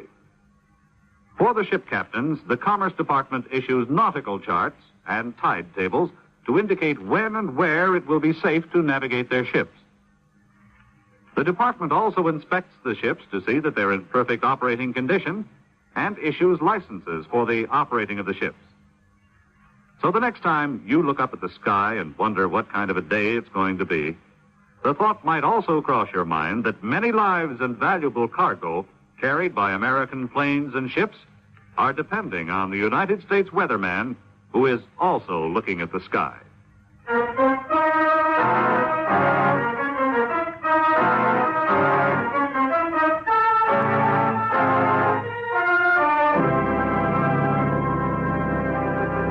Expense account submitted by Special Investigator Johnny Dollar to Home Office, Washingtonian Life Insurance Company, Hartford, Connecticut. The following is an accounting of expenditures during my investigation of the harpooned angler matter. Expense account item 1, $473.25. Airfare, railroad transportation, and incidentals between Hartford and Cassis, France. Expense account item 2, $50 rental of a snappy 1937 Maybach Victoria. After an invigorating journey from the rental agency, marred only by an engine breakdown and a blowout, I arrived at the office of the man who'd sent in the death claim on behalf of Arnold Bernier's widow. Welcome, my darling Mr. Dollar. Welcome to Cassis. Well, thank you. Are you Count Andescu? But of course, dear man. Count Laszlo Andescu at your service. You are here concerning poor dear departed Arnold Bernier. Yes, that's right. What a ghastly thing to happen. So unfortunate, so sad. Oh, here one moment and the next, poof. But why should we dwell upon unhappy things? You will give me the insurance check for $75,000 made payable to Magda Bernier. I will give you the receipt and, poof, we will have disposed of everything. No, not quite. Just what is your position in this picture, Count? It's perfectly simple, darling Dollar. Count Laszlo Andescu renders his most capable services to those who require assistance in delicate matters, financial and otherwise, for a slight consideration, of course. You might call me chargé d'affaires for the bereaved and the unfortunate. I see. Yes. Now, what is this business about a fishing spear? Oh, yes. So inconsiderate of dear Arnold to come to his end in so sordid a manner. A fishing spear. So indelicate of poor Arnold. Well, at least it's unusual. You mind telling me how it happened? I thought you knew, my darling Dollar.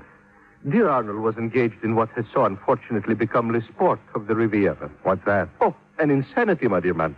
An incredible insanity which leads one to penetrate the very depths of the ocean, clad only in swimming trunks and a cumbersome, unbecoming helmet of some kind. Oh, you talking about skin diving? Well, whatever term one chooses to call it, it is a most incredible, ungentlemanly sport. Okay, Arnold Bernier was skin diving. Then what? But, my darling Dollar, it was all so sordid, but so simple. When he had been underwater for over an hour, somebody found him. He was brought up to the surface, and there he was, dead. With a fishing spear in his back. Precisely. Now, so, poof, we have disposed of the matter of dear Arnold's passing. Not if his beneficiary was responsible for having planted that spear. Oh, my dear Dollar, what a ghastly thing to say. Such a dear, sweet, lovable creature as Magda Bernier couldn't possibly have been so indiscreet as to have done such a thing. No, why not? Well, this simply could not be. Would you think what would happen then to my remuneration for handling this affair? Yeah. Poof.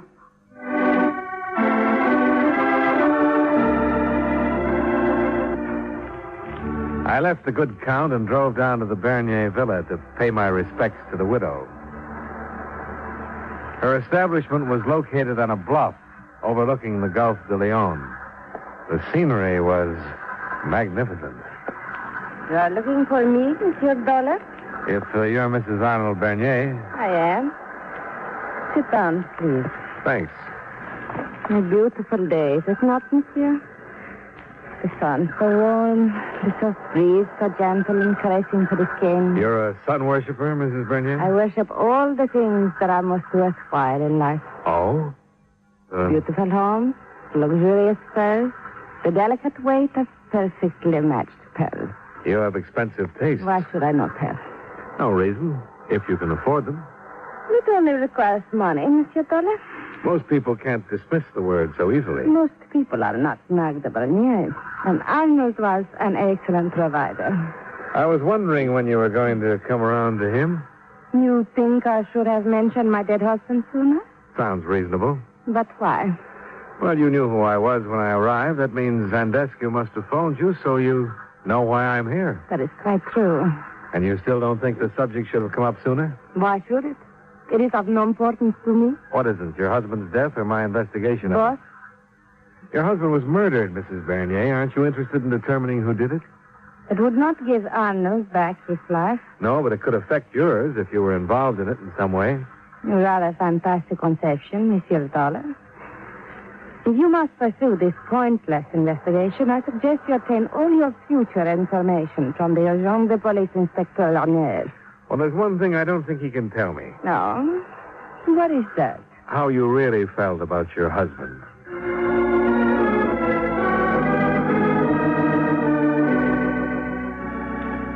Inspector Laniel proved to be a welcome relief from both Count Laszlo Andescu and the lovely, cold-blooded Magda Bernier. But he wasn't a great deal more enlightening. Yes, Mr. Dollar. Skin diving was a favorite pastime of Monsieur Bernier. He would often indulge in it hours at a time. He used some kind of aqua lung equipment, Inspector? A helmet and face mask equipped with compressed air. It enabled him to stay down underwater for approximately an hour at a time. Only this time he did not come up. Mm-hmm. Who discovered the body? Monsieur David North. Who is he? A young American scientist who is conducting underwater explorations along the Cassis coast. He has a small ship, the Diana, from which he operates, collecting marine specimens. Uh-huh. He had reached a depth of some 100 feet and was about to return to the surface when he noticed a small grotto in one side of the bluff. Lying just inside the entrance was the body of Monsieur Bernier. With a fishing spear through him, huh? Precisely. So, sometime between 10:30 and noon, someone met Bernier underwater and killed him. Any idea who it could have been? At this time of year, the cove is filled with underwater swimmers, indulging in this latest craze of the Riviera. Yeah. And what about the spear itself?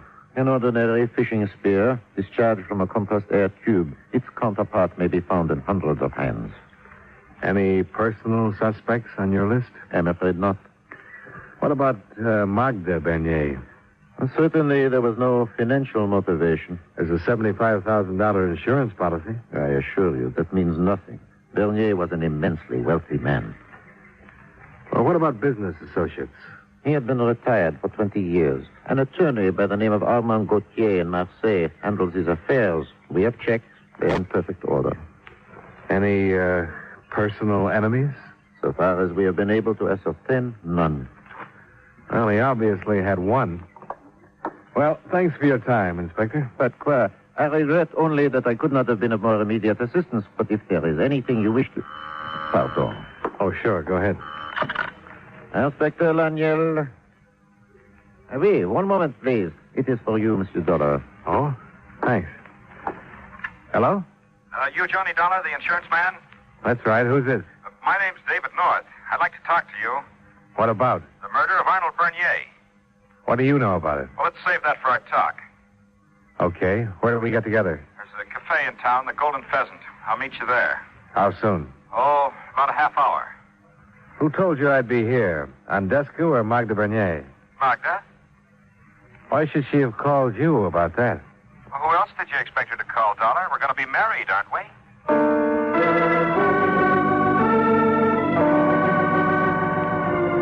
There were some half-dozen sailors and roustabouts seated around the Golden Pheasant, but no sign of anyone who might be an American marine scientist by the name of David North.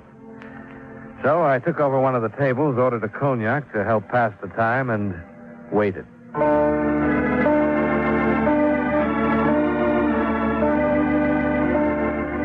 More than an hour had passed, and North still hadn't turned up. I was about to call it quits when the place was enlivened by a new arrival. Ah, Dollar! A magnificent coincidence which just... Oh, Antoine? A vermouth cassis. At once, s'il vous plaît. Yes, as I was saying, a simply magnificent coincidence. You do not mind, my darling Dollar, if I join you? You already have. So I have, yes. Which makes it all the more charming, does it not? Now so, you are here? I am here. We may now conclude our affair of business. You're talking about that insurance check? A trifling matter, I will confess, and somewhat boring. Nevertheless, it does concern money, and I dearly love money. It has so many uses, you know. What about the little matter of finding out who murdered Arnold Bernier? Oh, that. Whew. It is of no consequence now, which is why I have sought you out here. Oh, that's interesting. No. You presented a problem to me. And what does the magnificent Count Lajlandescu do when he is faced with a problem? He solves it. Poof. You know who killed him? But of course. Who else could it be but that American David North? So, now you will give me the check. What makes you think it's North? It is so obvious, my darling Dollar. North has supplied the proof himself by his suicide. Suicide? Oh, did I forget to inform you how careless of me? But yes, they're fetching his body up from the bottom of the Gulf even now.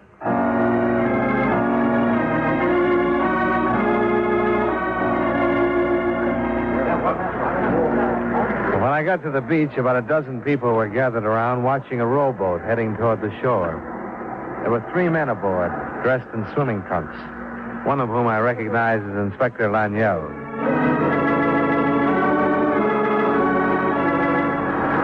Take him to Dr. Geret at once. Use my car. It's fast at the end of the beach. Now, quickly now. There is no time to lose. What happened, Inspector? Oh, apparently, Monsieur North decided not to keep his appointment with you.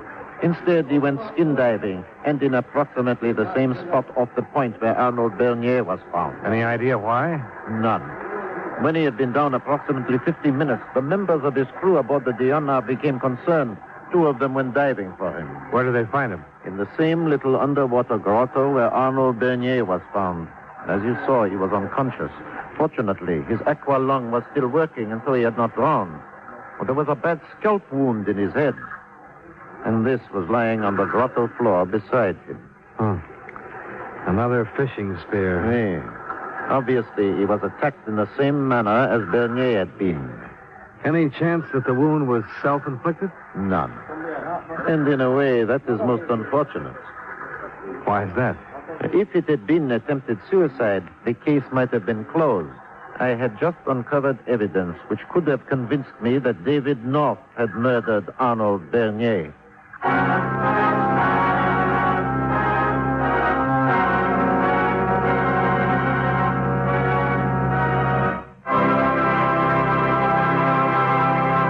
You know, many great men have attained the highest office in our land, the presidency of the United States.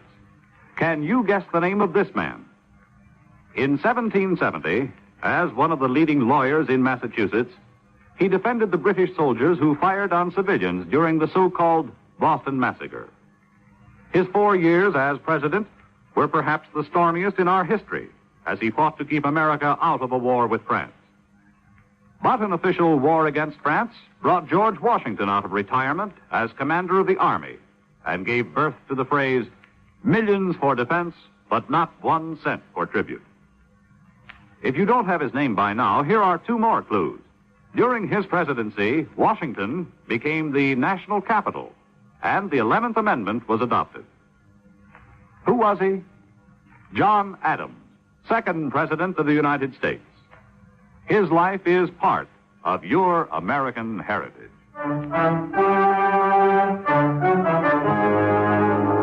And now, with our star, John Lund, we bring you the 2nd act of Yours Truly, Johnny Dollar.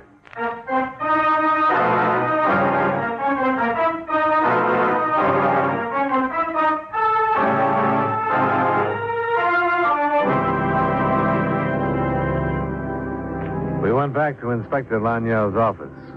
And while we waited for David North to regain consciousness, Laniel told me about the new evidence. It was revealed in a court order, Monsieur Dollar. David North's ship was being attached for non-payment of a debt he owed to Arnold Bernier. What debt was that? North had run out of funds in the port of Darien on the Red Sea, where he had been collecting specimens. And Destiu ran into him there, saw an opportunity to make a commission for himself, and persuaded Arnold Bernier to lend North the funds. How much was involved? Some $2,000. That's hardly enough for a man like Bernier to get so excited about. True. But if you compound the money with North's coming here and then becoming friendly with the lovely Magda... Oh, you figured a 2-way motive then. By murdering Bernier, North saves his ship and gets the girl. Is it not logical, Monsieur Dollar? Well, it was before that little accident happened to North. Oui, but there is no need for us to concern ourselves with idle conjecture. When North recovers consciousness, he can himself inform us. Well, it might pay to conjecture about one thing meanwhile, Inspector. What is that, Monsieur? The whereabouts of Magda Bernier during the past couple of hours.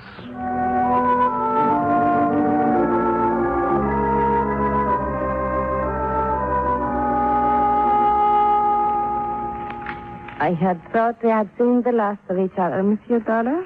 Well, it seems that you forgot a couple of pertinent things, including David North. Why should I have discussed him?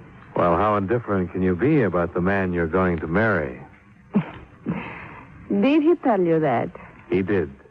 David is like a little child who tries to convince himself that the world of his dreams is the true world. And it's not. No. David worships me.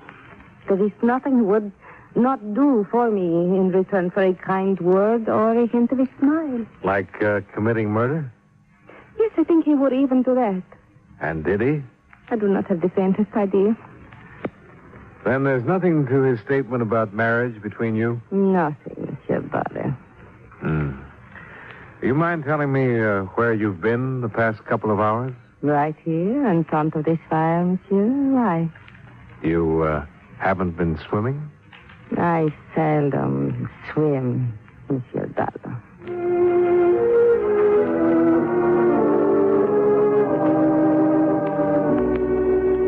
It was getting dark when I left the villa, and I thought I'd better find out if North was well enough to tell his side of the story before I closed up shop for the night.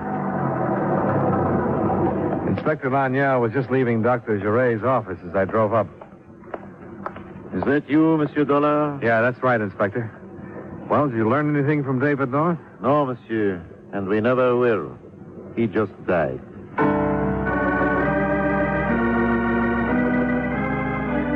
Well, after that little announcement, there didn't seem to be much reason for me to hang around the town of Cassis that night. So I started out along the coast road toward Marseille.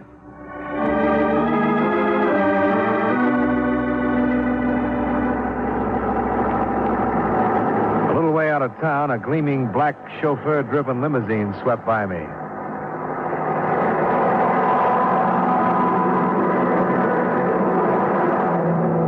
It was just time for me to catch a glimpse of a blonde head lolling back luxuriously against the rear seat cushions. Then it turned a bend in the road ahead and was gone. There were several intriguing possibilities as to why Magda Bernier would leave her fire and head for Marseille.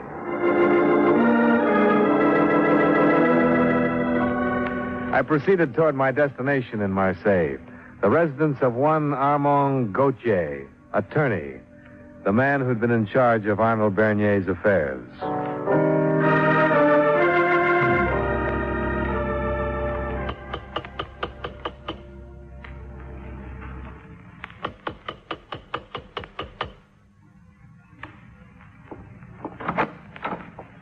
Oui? My name is Dollar, Mr. Gauthier. Insurance investigator. I'd like to talk to you for a few minutes. I am not in the habit of conducting business at my home, Monsieur Dollar. If you care to call my office in the morning, I am certain an appointment can be arranged. Magda Bernier might be happier if we talked right now. I do not comprehend your reference, monsieur. Well, would it help any if I told you that she was number one on the list of suspects in the murders of her husband and David North? Come in, please. Thanks. This way, please. You realize, of course, Monsieur Dollar, that to suspect Madame Bernier of such crimes is sheer nonsense. Won't you sit down? Thank you. Well, if you want a list of possible motives, we could start with, money? Oh, ridiculous. Magda stood to gain nothing by the death of Arnold Bernier. No, why not? At the time of their marriage, he gave her a tremendous independent fortune. One that even a Magda Bernier could not dissipate in a lifetime. And the balance of his estate is willed to charitable institutions. Okay, then what about boredom? Hatred? You have met Madame Bernier? Spoken with her? Yes. And you must realize that a thoroughly hedonistic woman like Magda can never become bored so long as she can surfeit herself with the luxuries of life. Well, there's still one other possibility. Bernier was some 30 years older than Magda. And David North was a pretty rugged specimen of a young male animal. He was also stupid. A callow youth, one who might be temporarily amusing to a woman like Magda, yes. But one does not risk giving up a way of life, monsieur, for the sake of temporary amusement. How true. Well, thanks for your time. I have convinced you, then? Well, let's say that I found out what I came here to learn. Huh? And what is that? The possibility of another man in Magda's life. But we have disposed of that, monsieur. You should have disposed of Magda's perfume, too. What? I couldn't miss it when I walked in here. And after your kind cooperation and character analysis, I couldn't be rude enough to accuse you of wearing it.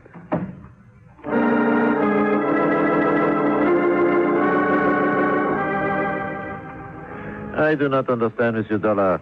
Agreed that the desire for money makes an excellent motive for murder. But what is the connection between that and Arnold Bernier's hobby of skin diving? Inspector, send a diver down to take a closer look at that undersea grotto where he and North were killed, and I think you'll come up with the answer. Very well, Dollar. I will have it done first thing in the morning. No, better do it right now.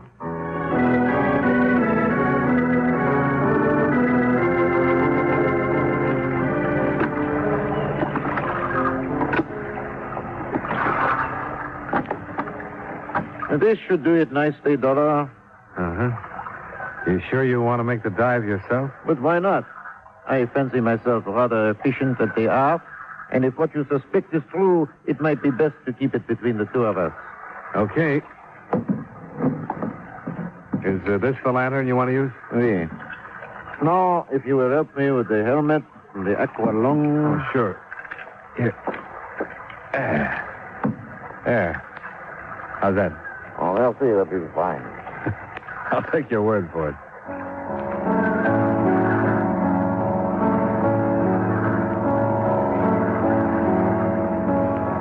Laniel adjusted the rubber flippers on his feet, shrugged the helmet and aqualung more comfortably on his back and shoulders, and then slipped over the side.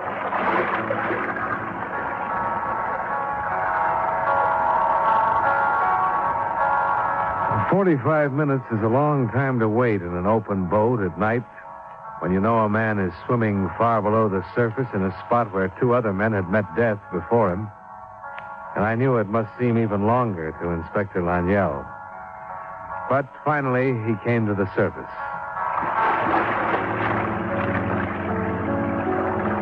He held on to the gunwale of the boat with one hand and gave me a small wooden box with the other. A watertight wooden box marked marine specimens. I gave him a hand and pulled him into the boat. Then, as he started to take off the helmet, I turned to the box and opened it. The marine specimens consisted of some insignificant-looking brownish weeds. I didn't have a chance to examine them more closely.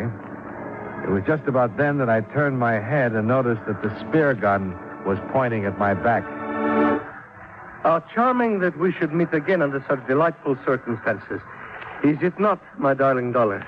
Where's Laniel? For the third time, it was necessary for me to leave someone below at the entrance to the grotto. You have no idea how boring this procedure is becoming. A fishing spear again? Oh, my darling Dollar, how unimaginative do you believe me to be? Particularly after I only succeeded in wounding dear Mr. North. No. The dear inspector is lying unconscious from a blow to the head. Soon his oxygen will run out, and then, poof. This spear I save for you, here, where I cannot possibly miss. Oh, please, don't bother. You know, you are magnificent, my darling Dollar, incomparable. I had not thought it possible for you to connect me with this affair in so short a time. Yeah, your little drug smuggling act has run into a few obstacles. What a pity. Such a magnificent plan. Obtaining the hashish for practically nothing in the Red Sea area with Arnold Bernier's money, transporting it here aboard David's ship, concealing it in the grotto to take it ashore when the time was ripe. A magnificent plan. Only Bernier put a crimp in it. Yes, and that was indeed a pity. Poor dear Arnold. But he came upon my underwater warehouse. No remorse about David North. Ah, how sentimental can one be, my darling dollar? I suppose North was diving for one of those boxes to bring me the proof when you take it. Things happened pretty fast just about then. The box hit Andescu in the chest. The spear missed me by slightly less than a hair. My fist hit Andescu's jaw, and he hit the water. Oh, a jolly good time was had by all, including Inspector Laniel. I managed to raise some help from the shore and get a diver down to him before his oxygen ran out. Andescu wound up in the local jail where charges are being preferred against him now. 2 counts of homicide, 2 of attempted homicide, and a slight case of drug smuggling. I didn't see Magda Bernier again. I didn't think I could take any more of that. When you honor the death claim, send the check care of Armand Gauthier, Marseille.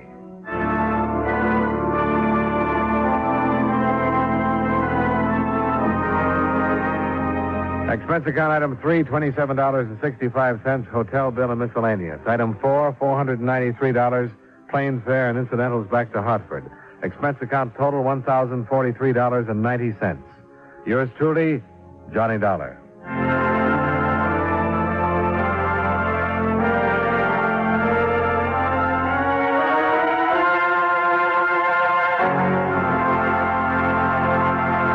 Yours truly, Johnny Dollar, stars John Lund in the title role and was written by Sidney Marshall with music by Eddie Dunstetter. Featured in tonight's cast were Howard Culver, Larry Dobkin, Virginia Gregg, Edgar Barrier, and Lou Krugman. Yours truly, Johnny Dollar, is produced and directed by Jaime Del Valle.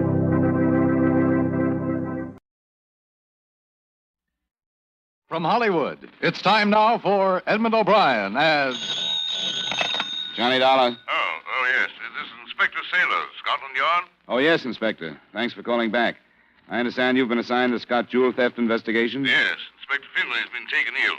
I was given the case this morning. As a matter of fact, I just received the file with your request to telephone. Well, that puts us about abreast then, Inspector. I got in from the States last night. I'd like to get together with you so we could compare notes. Yes, splendid. Could you come to my office? At your convenience. Well, then, why don't you come right over? But first, Mr. Dollar, tell me, did the insurance company send you to London in the belief that the yard is no longer competent? What? We've been reminded, you know, that our reputation has fallen off badly since the Stone of Scorn is stolen. But perhaps you and I shall have better luck, huh?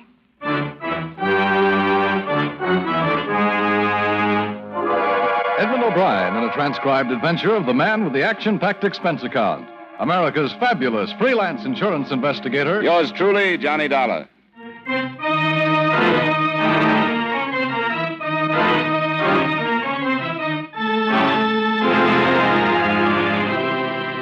Expense account submitted by Special Investigator Johnny Dollar to Home Office Financial Surety Company, Hartford, Connecticut. The following is an accounting of expenditures during my investigation of the Hatchet House theft matter. Expense account item 1, $432.50, airfare and incidentals between Hartford and London, England. I arrived in the evening and learned by phone that the original inspector assigned to the case had been replaced. The next morning, I was in contact with his replacement, and at 10:30, I was directed to his office. Here we are, sir. Inspector Sailors? Yeah? Mr. Dollar, sir. Oh, yes. Come in, Mr. Dollar. Thanks very much. All right, you are, sir. Pleasure, Mr. Dollar. How do you do, Inspector? Now, speaking to an acquaintance of yours a few moments ago. Inspector Finch?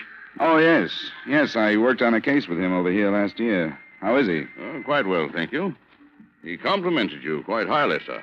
Well, that's very nice of him. But as I remember it, I think I was more of a burden than a help to him. Yeah, I doubt that. Well, I suppose we should face the situation at hand. Yeah. I brought an accurate description of all the jewelry insured by Mrs. Scott. Oh, splendid. But the cable that reported the theft wasn't quite clear as to which pieces were missing. Mm-hmm. Well, Inspector Finley's information on that score is quite accurate, I think. Yeah, here we are. Oh, thank you. And he's covered the methods used in the commission of the crime quite thoroughly, I think. I'm going to spend the afternoon in Crime Index. I should probably be able to link the method with a few of our known criminals. Gentleman's investigation, huh? I suppose so. Rather tedious, but quite often successful. I'd like to see Mrs. Scott myself, if it's all right with you. Of course. I shall arrange a car and a driver for you. Will early afternoon be suitable? Well, thanks, but there's no reason to go to that bother, is there? Isn't she staying here in London? No, she left a place near Seven Oaks in Surrey, about 20 miles south of here. Quite an historic establishment, I'm told. It's called Hatchet House.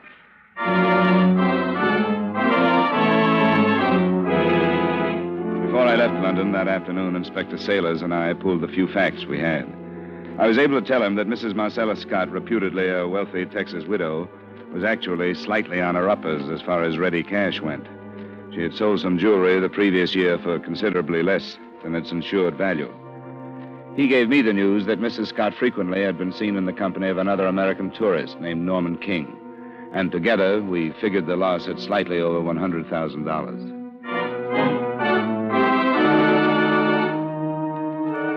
Hatchet House was a medium-sized pile of ivy-draped masonry just on the northern fringe of Seven Oaks.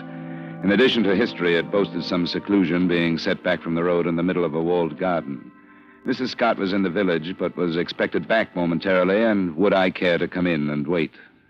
The library is quite comfortable if you'd care to go in there. In a minute, thanks. Your name is Garrett? Yes, sir. You've been employed here during Mrs. Scott's whole stay? Oh, yes, sir. She bought my services from the other side. I'm not without recommendations in Seven Oaks, sir. And you must know pretty well who's been in the house, at parties and so on. I'd say so, sir. But they've all been genuine people. Class, you know. I wouldn't say that any of them would stoop to thievery. How many other servants are there? 2 that live in. There's Millie Hankey. She's a maid. There's old Mr. Minns. He's the gardener.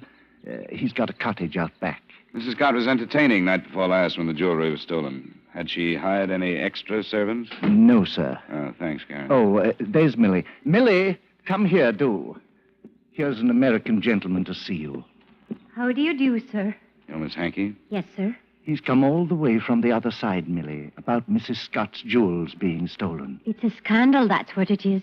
But I don't suppose you'd say it's the only one. Watch your tongue, Millie. Watching it.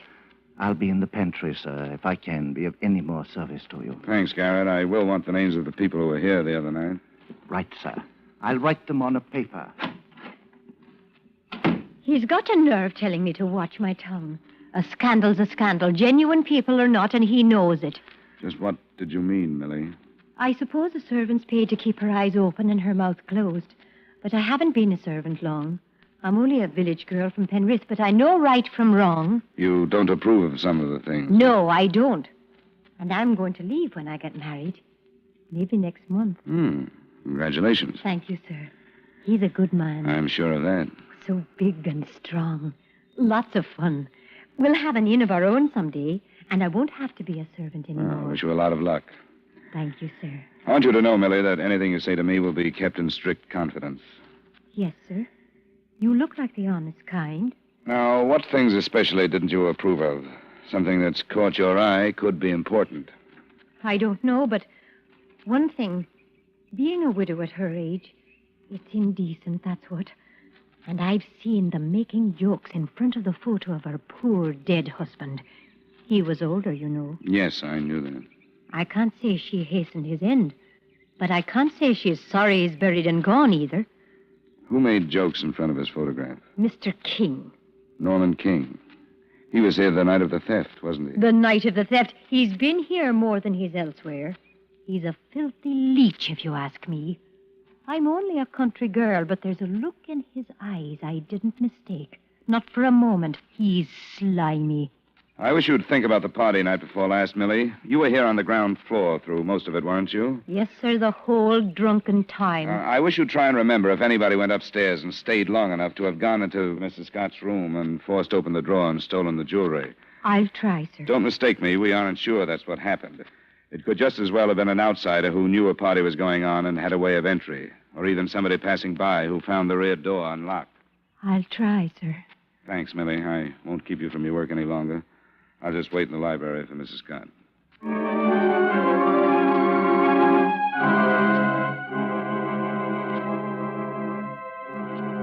waited an hour until the butler, Garrett, notified me that Marcella Scott had phoned. She had met some friends in the village, had driven to London with them, and wouldn't return until the next morning. I could find her any time after 9 that night at Claridge's Hotel. I spent another 20 minutes with the servants and left for London and Inspector Saylor's office.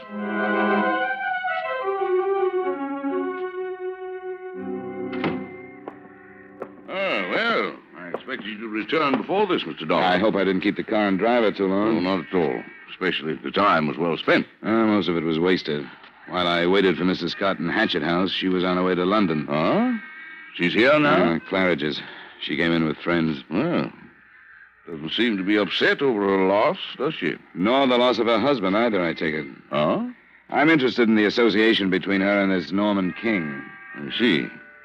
Then you did have a talk with Miss Mildred Hankey, the maid, hmm? Yes, I did. Why? Did you? No. Inspector Finlay did.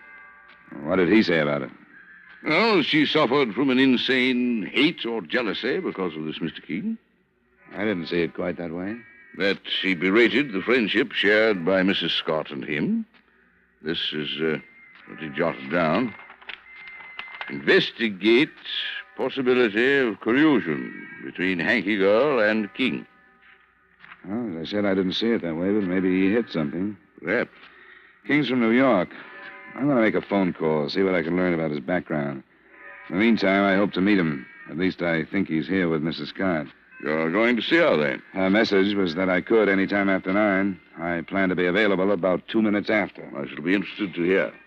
Did you get anything from your files? Nothing. Dreadfully and absolutely nothing.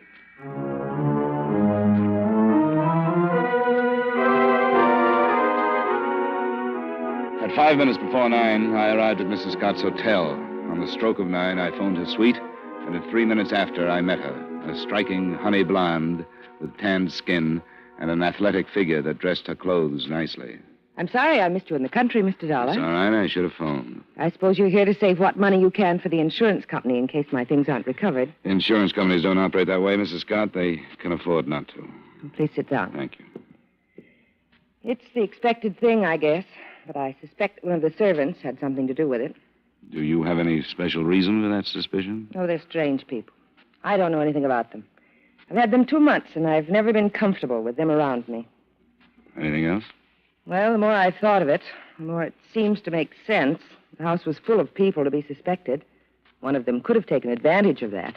The men at Scotland Yard say that it took between 15 and 20 minutes to force that drawer open the way it was done. Did you miss either of your servants for that length of time? Not that I remember. It got a little confused by 11 or so. Do you suspect anybody else? Any of your guests? Oh, good Lord, no. Most of them have a lot more than I do. Did you know Norman King in the States, or did you meet him here? Are you telling me suspect Norman? I asked when you met him. Why? I wondered if you knew him well enough to know he has a record as a forger. I don't believe it. Checks. He signed the name of another widow. A copy of the record is being mailed to me. I don't care. Doesn't make any difference. Norman didn't steal my jewelry. He wouldn't do that to me. I wonder how many times the other widow said that. You don't understand me. Norman and I are the same kind of people. You don't think I married a 70-year-old Texan for love, do you? Well, Norman's made up his mind what he wants out of life, too. He's talked about it. He doesn't care how he gets it, but he wouldn't take it from me. Sure. Well, I wanted to meet you, Mrs. Scott, and I have. Norman King checked into the Dorchester yesterday. He checked out today, and now Scotland Yard can't find him. If you hear from him, maybe you'd better let us know.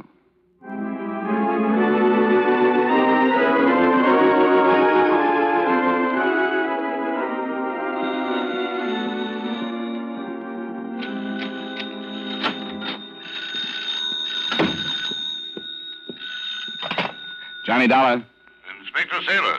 Oh, hello. I'm sorry I took so long to answer. I just got up to my room. Yes, well, I spoke to the clerk at the desk. He thought you might be going up and I asked him to ring. You saw Mrs. Scott? Yes, I didn't learn much, but I don't think she's mixed up in it. No. Well, perhaps I have some news for you. What's that? I just received a report of a killing in Limehouse. The constable described a piece of jewelry found at the scene, and it corresponds quite closely to the description of Mrs. Scott's emerald brooch. Oh? Who was killed? No identification yet. A man. I'm driving over. I wondered if you'd like me to pick you up. Yes, I would. I'll be waiting in front of my hotel.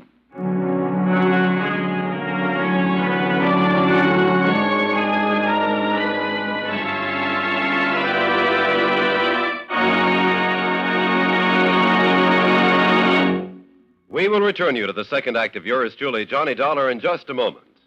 What is the secret of Dr. Walter? Sorry, we don't have the answer, but we know where it can be found. Tomorrow night over most of these same CBS stations, with a tale well calculated to keep you in suspense.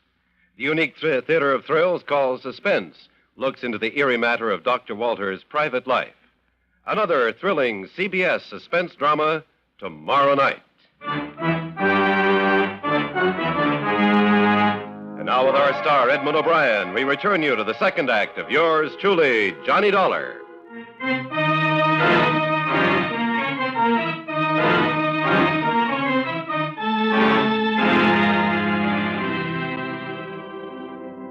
By the time we got to the dismal Coldwater flat near the Thames, the inevitable crowd had gathered in the street. The body was one flight up in a grubby room that showed plenty of signs that a struggle had taken place. The man obviously had been killed by a blow on the back of the head. He'd been identified by the landlady as George Kenzie, the renter of the room. It was a bootblack who discovered the body. Said this George Kenzie owed him some money and wouldn't pay. He came up here tonight and found him dead. I found the brooch myself just under the chair there, sir. Oh, yes. Thank you, Constable. Right, sir. I'll be outside. Here now, you people that don't belong here, don't crowd the corridor. Move along now. Come along, move along. Is there any doubt in your mind, Mr. Dollar, that this is Mrs. Scott's brooch? Not at all. Look, the jeweler's mark on the back. Well, then, we've made some progress. I hardly think we'd be so fortunate as to find the 4 remaining pieces here. No. Offhand, it looks like there was trouble over dividing the loot, and the winner took the rest, don't you think? Quite possibly. Norman King? I'd feel better if he was found. So would I. Matter of fact, I wish you'd keep your American criminals in America. We've quite enough to keep us busy without them. Hands off me. Hello. I haven't done nothing. I was going to Mr. Kinsey's digs of me own free will, and I don't need no help from nobody. Not half, you don't. Miss Glory Stokes, Inspector. She said she'd come to pay a visit to Mr. Kenzie, but she made off the other way when she heard the news. Well, come in, Miss Stokes. I will not. Not with him lying there like that. Very well. Constable, ask Miss Stokes if she'll please accompany you to the yard. Mr. Dollar and I will see her there.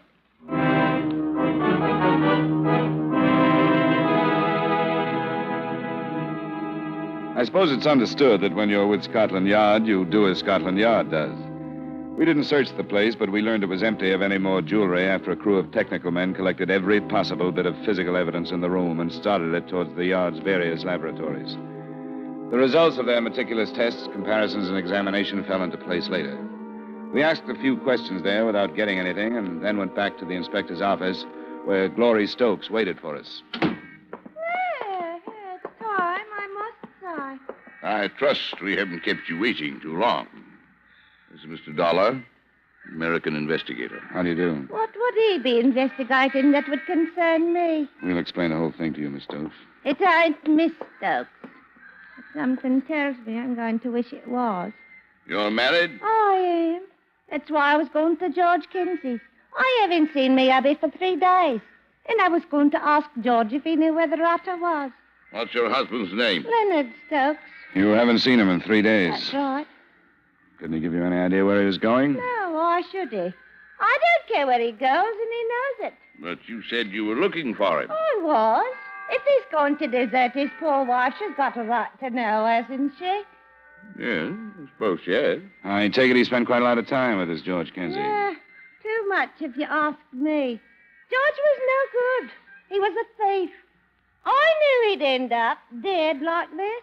And if I told Leonard once, I told him 100 that he'd get into trouble if he chummed with him. He is in trouble. Ain't he in trouble? We aren't sure yet, Mrs. Stokes. What kind of trouble? Some jewelry was stolen from a woman in Seven Oaks. Jewels, oh, One of the pieces was found in George Kenzie's room. There's still almost $100,000 worth missing. More than 30,000 pounds, Mrs. Stokes. 30,000? George did that? Looks like it. There's a possibility that your husband was involved also. Leonard? Don't make me laugh. He wouldn't have the brains.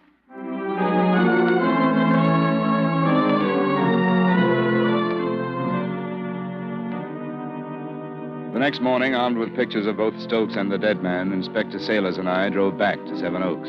He dropped me at Hatchet House and went on to cover the village himself. Mrs. Scott received me in the library. Good morning, Mr. Dollar. Mrs. Scott, you must have left London early this morning. Yes, I did. Have you made any progress? Some, yes. Have you heard anything? I was very unhappy after you left last night. Why? Did you suddenly get lonesome for your jewels? I think you know why. I made a confession to you. I let you see what I really am. I never do that. It's all in confidence. Forget it. I've been trying to. I got a radiogram from Norman King. It arrived here late yesterday afternoon. Did you notify Scotland Yard? No, I know you asked me to, but I didn't think it was necessary. He's on his way back to New York. He wouldn't do that with stolen jewelry, would he? It would be stupid, but I'll want the name of the ship. I'll give it to you. He inferred that he knew his record would come to light because of the theft and that he'd feel better leaving England before he was asked to leave. He's a stupid, irresponsible dunce. Yeah. I have some photographs I want you to look at. Here, I'll spread them out on the table. Who are they? Pictures of this man may not be quite lifelike because he was dead when they were taken. Who is he? His name is George Kenzie. He was found beaten to death last night. Your emerald brooch was on the floor near him, so we're assuming he was killed because of your jewelry. You ever seen this man around here? No, not that I remember. I want you to remember one way or the other. It's possible that this man just received the stolen property from someone else, but if we can find somebody in the house or in the village who recognizes him, then we'll feel sure that he actually was the thief, or one of them anyway. I'm trying to be sure. What about the other one? I don't think I've seen either of them. And if you'll leave the room, I'd like to talk to your servants. You're going out of your way to be nasty. You thoroughly despise me, don't you? No. What I dislike is the fact that the physical part of you wasn't matched up with some mental apparatus that deserved it. Why? You asked me a personal question, Mrs. Scott. Oh.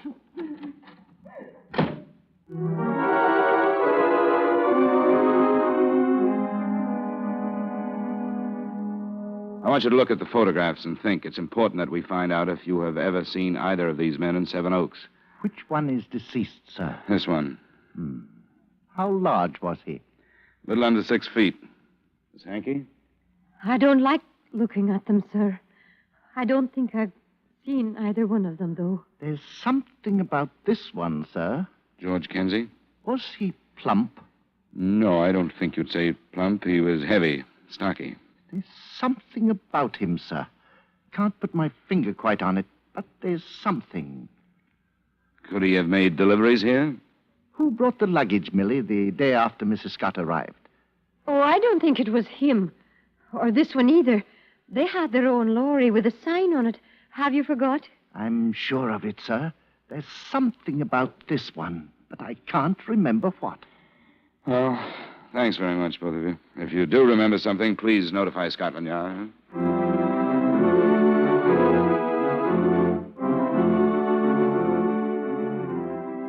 In the village, Inspector Sailors had found a few people who thought they recognized George Kenzie and 2 who were positive. None of them had recognized Leonard Stokes. So by the time we had left Seven Oaks, we were fairly sure that Kenzie had been actively involved. But since he was dead, being sure didn't mean any progress.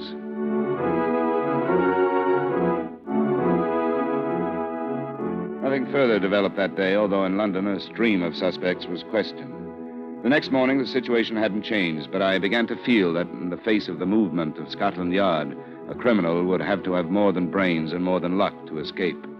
At 2 that afternoon, a report was phoned in that a man answering the description of Leonard Stokes had been seen boarding a train in Waterloo Station and followed to his compartment. Another call delayed the train so that Inspector Sailors and I were able to get aboard.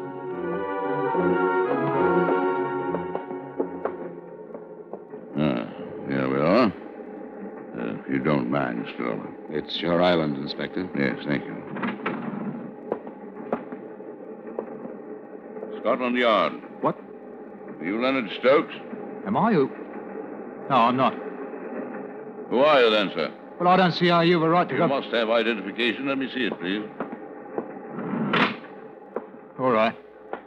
I'm Leonard Stokes.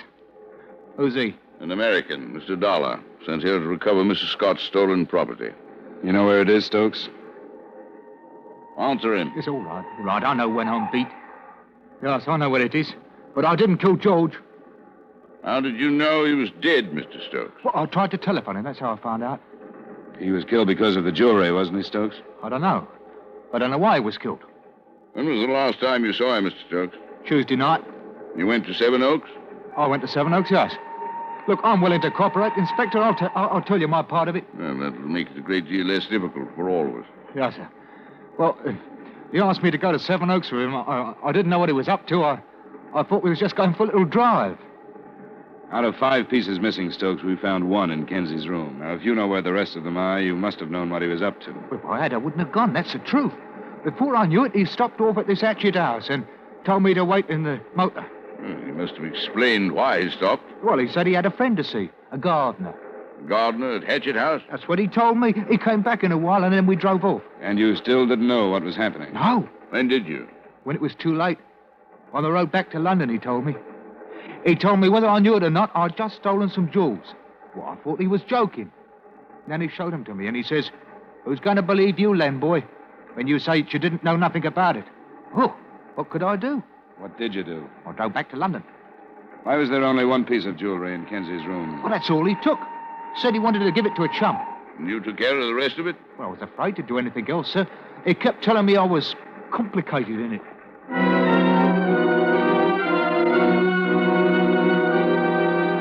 Stokes' innocence, as far as the robbery was concerned, became a little embarrassing even to him by the time we got him off the train and back to Scotland Yard. But his denial of any knowledge of Kenzie's murder was borne out, A, by an alibi that proved him innocent, and B, the result of one of the laboratory tests mentioned earlier. Traces of lip rouge found on the dead man's clothing pointed the way to the murderer. Mrs. Scott is resting in her room and left orders not to be disturbed. We won't disturb her, Garrett. Is Miss Hankey here? She's in the pantry, sir. Would you show us? This way, please. Thank you, Garrett. Oh, Mr. Dollar. This is Inspector Sailors from Scotland Yard, Miss Hankey. Miss Hankey? How do you do? You've come after me, haven't you? Yes, I think we have. I don't mind. I don't care about anything now. You did recognize the photographs of George Kenzie, didn't you? Recognize them? Yes, I suppose so. I remembered. I remembered the man I fell in love with. I told you I was going to marry, didn't I, Mr. Dollar? You met him in Seven Oaks? Yes. He told me he lived in London. And I felt like a child. I'd never gotten to know anyone who lived in London. When you're born in Penrith, you never do. He was so nice. He could talk so I could listen all night. Did he question you concerning Mrs. Scott? He took me to London. And he told me he wanted to marry me. And I believed him. Millie, we're sorry. I wanted a husband the same as every girl. But he was lying. He knew I was a servant. And he found out about things. Then, inadvertently, you told him about the entertainment Tuesday night. The party? He said he was going to come. I left the rear door unlocked because I was going to give him some refreshments. I thought he hadn't come. But he had.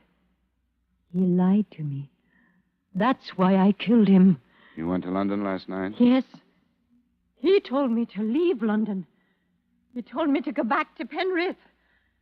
Then I knew that he'd lied to me and that he'd stolen the jewelry. He called me a stupid country girl. And that's when I hit him. I hit him and hit him. Because it was true. That's all I am. A servant. And I'll never be anything else.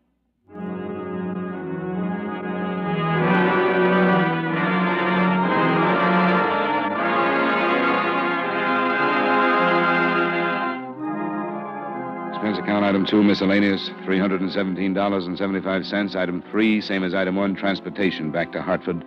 Expense account total, $1,182.75. Remarks, The jewelry was recovered, but in spite of its value, that didn't seem too important. The importance, as I saw it, lay in the complete reversal of values. Mildred Hankey, who only wanted goodness, had found badness. And Marcella Scott? Marcella Scott left for Capri the following day. Yours truly, Johnny Dollar.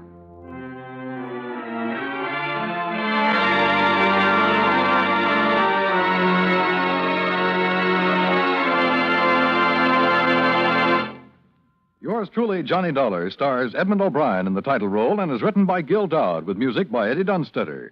Edmund O'Brien can soon be seen in the Paramount Pictures production Warpath.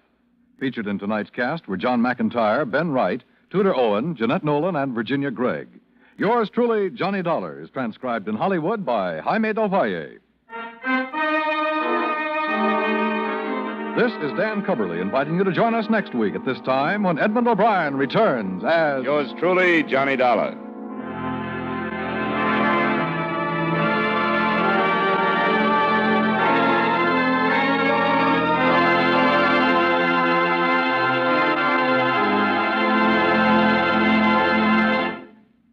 Tonight's the last Bing Crosby show of the season on CBS. What's more, Ken Murray, his pretty blonde songbird, Laurie Anders, and folk singer Burl Ives are all on hand to help the groaner ring down the curtain. Stay tuned for the Bing Crosby Show next on most of these same CBS stations.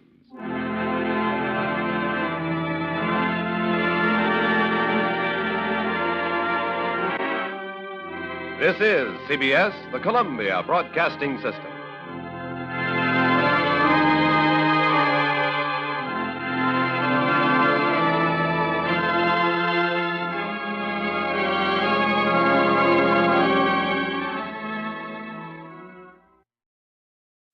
From Hollywood, it's time now for...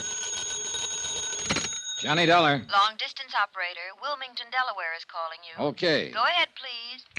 Johnny? How'd do? Well, this is Don Freed. What's happening there? Your expenses are running away up, and we haven't gotten a report from you. I've been too busy. What's that supposed to mean? That's supposed to mean that the tip I got was good and it was bad. Yes, Gloria Tierney, 1231 East 57th Street, had a mink coat that was stolen from the Todd estate. No, she didn't tell me much about it because she got herself shot down on the street last night. Yes, I'm working with the police here trying to find out how she comes by the coat. But what I want... Listen, an hour ago I went out to see an ex-husband of hers. His name's Bill Powers, and he seems to be the bird we're looking for. You know what he did? He cried and blubbered all the way down to the morgue. And he's in there right now making a positive identification. I don't blame him for crying. So what's new with you, Mr. Expense Account? Boy, you're a real man-eater today, aren't you? I sure am. Bye.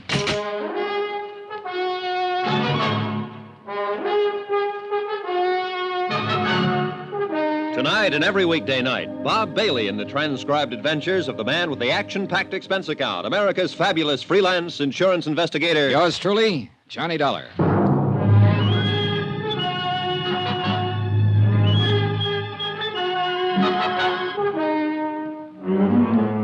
Expense account submitted by Special Investigator Johnny Dollar to 4 State Insurance Company, Wilmington, Delaware. The following is an accounting of expenditures during my investigation of the Todd matter. Expense account item 8, 20 cents, aspirin. I bought them in a drugstore across the street from the morgue. I figure I needed them. On the way down in the police car, the ex-husband of Gloria Tierney gave us very little information about her activities up until the time of her death. After he made the identification, we all walked across the street. Expense account item 9, 30 cents, 3 cups of coffee. Sergeant Mapes, Bill Powers, and myself. Powers cried a while, then straightened out somewhat. I hope you get whoever did this terrible thing, Sergeant. I hope you'll get him real fast. You sure want to, Mr. Powers. Why would anybody do that to Gloria? Why?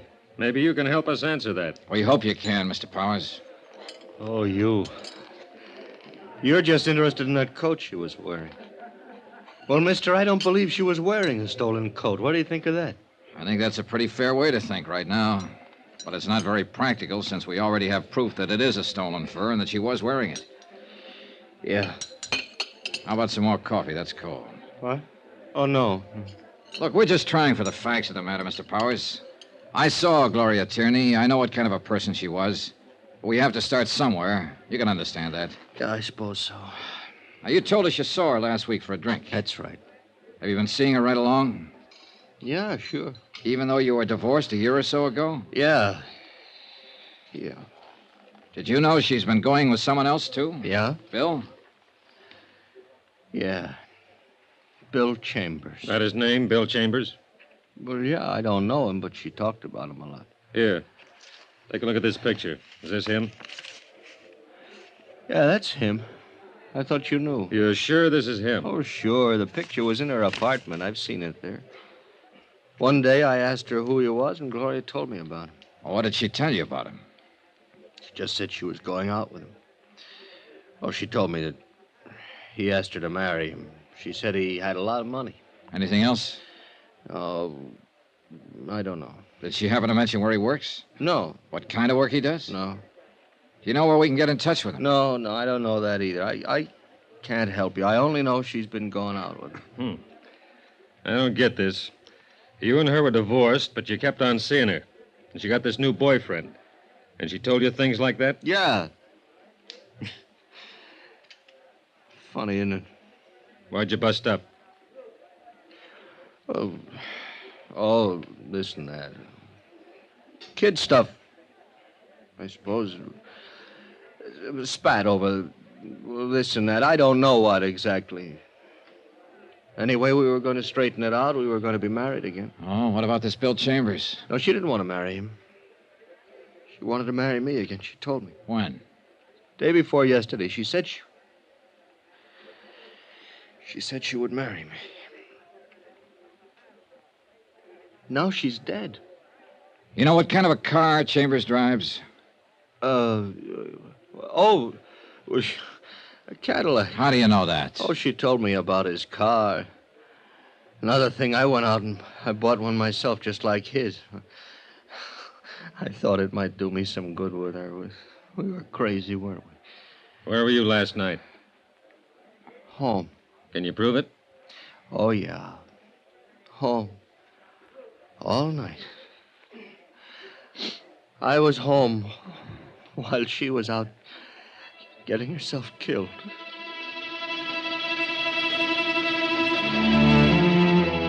The name William Chambers was checked through the New York police files. 24 persons more or less fit the general description of the suspect. It took 2 days for Sergeant Mapes and his men to track down all the leads. Neither Mrs. Stromberg or Bill Powers could identify any of them. An all-points bulletin was issued describing the suspect in his car. Same results, nothing. On the third day, the pawn shop detail turned up 2 items that had been taken in the Todd burglary. There they are, Johnny. Uh-huh. Watch and a ring. Todd lost a watch and a ring with a lot of other stuff. Case numbers in the watch check out. The ring's engraved. Uh-huh, yeah. Now, where were they picked up? Shop on 3rd Street. The proprietor bought them yesterday. A man who signed the buy book used the name James Agenian. Phony? Yeah. Gave an address on Polk Street. That was phony, too. We got a good description from the proprietor. Fits Chambers right down the line. Oh, then he was still in town yesterday. Yesterday, yeah. But this stuff's been on the hot sheet for a long time. If he's had any experience at all, he knew he was taking a chance trying to unload it. Probably trying to raise money to get out of town. What I was thinking. Well, if he keeps on trying to raise money and unload all these things, I'll have all the loot back. If he keeps on trying, we'll keep on trying. Johnny, we're going to get this, baby. Sergeant Mapes. Where? Okay. He does need money. Huh? They found his car. Used car lot up in the Bronx. He sold it at 10 o'clock this morning.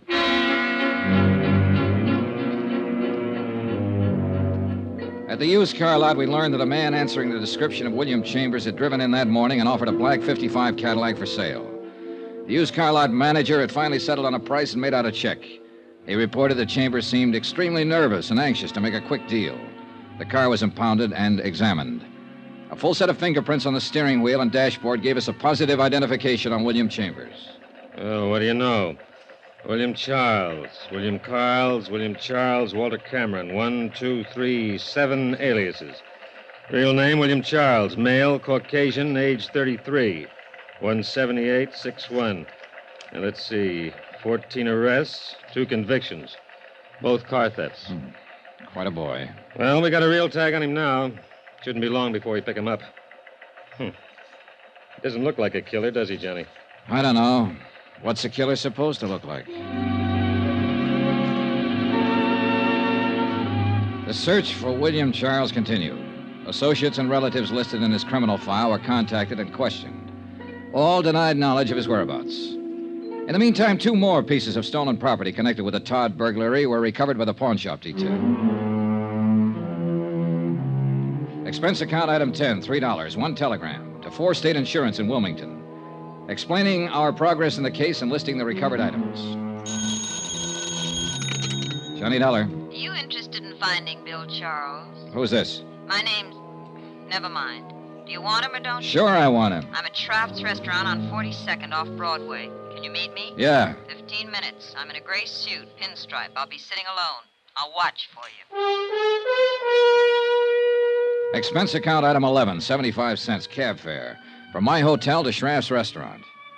A small, pretty brunette woman in nice clothes was seated at a table all alone. She looked more like a housewife on a shopping tour than someone who might be connected with a bandit and a killer. Sit down, Mr. Dollar. Okay, sure. There's a reward posted for William Charles, isn't there? For that Todd matter? That's right, $5,000. Well, I get it if I turn him over to the police. Not all of it. Half of it goes to an ex-convict who tipped me off in the first place. Half? Yes. You don't seem very anxious to get him. Oh, we're anxious. But that's the way it is. This other half of the $5,000 is spoken for. I want to get something else straight. What happens to me?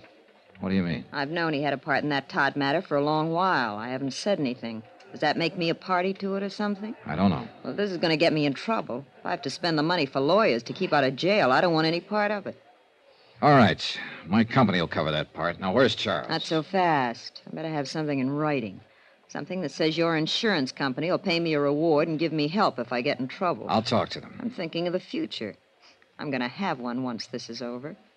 Are you? Yes. Yes, I am. Now, how long will it take you to arrange this? Oh, about an hour. I can do it by phone, I guess. That'll be fine. Who are you? Melva Charles. His wife? Yes, that's right. $2,500. Not much for a husband.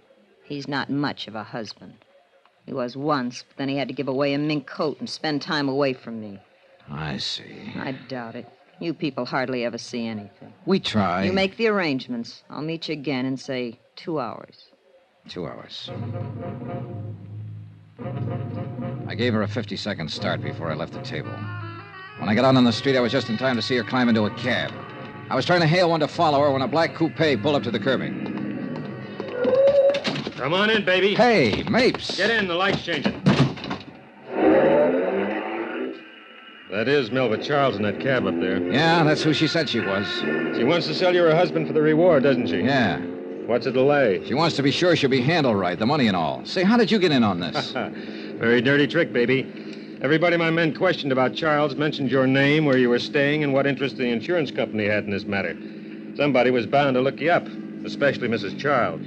So we've kept an eye on you. Now, where are we, Sergeant? Her name was Melva Thaler before she married Charles. Her old man had a pot of money back in Minnesota. But she couldn't keep out of trouble and got herself disinherited. Money's always been her problem. Isn't it everybody's problem? Not the way it is with her. You should see her record.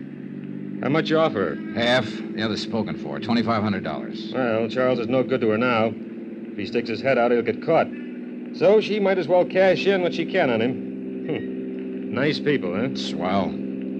Uh-oh, she's leaving the cab. Get down to the corner and park. Can you see her? She went into the apartment building. Let's go. Which apartment, Johnny? Here we go. Right.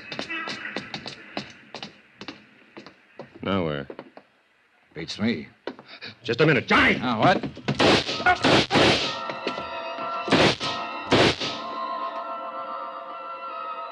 Before I went down, I heard it go off a couple more times. It must have been 6 inches from my head. My eyes couldn't see, and my feet couldn't move. But I could hear. Johnny! Hold on! Hold on, baby!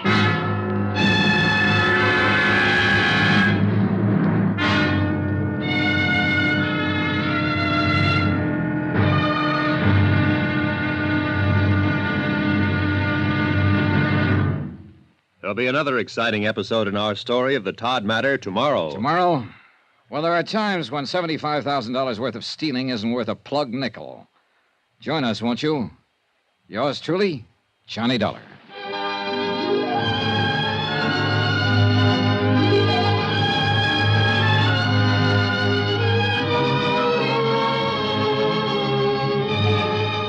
Yours truly, Johnny Dollar, starring Bob Bailey, is transcribed in Hollywood. Written by John Dawson, it is produced and directed by Jack Johnstone. Be sure and join us tomorrow night, same time and station, for the next exciting episode of Yours truly, Johnny Dollar. Roy Rowan speaking.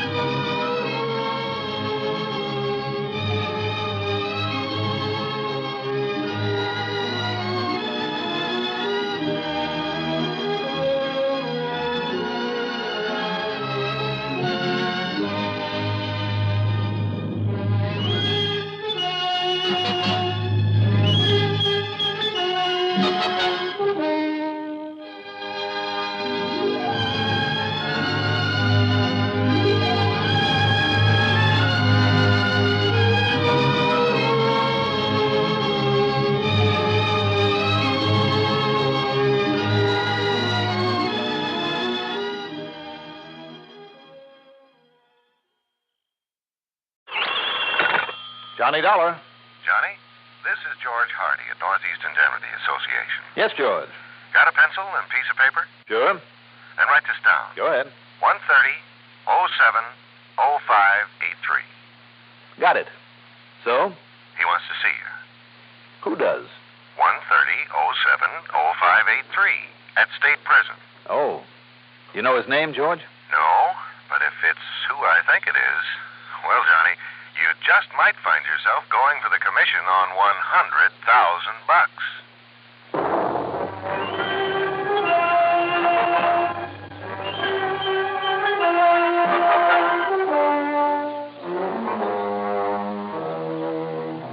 The CBS Radio Network brings you Mandel Kramer in the exciting adventures of the man with the action-packed expense account, America's fabulous freelance insurance investigator. Yours truly, Johnny Dollar.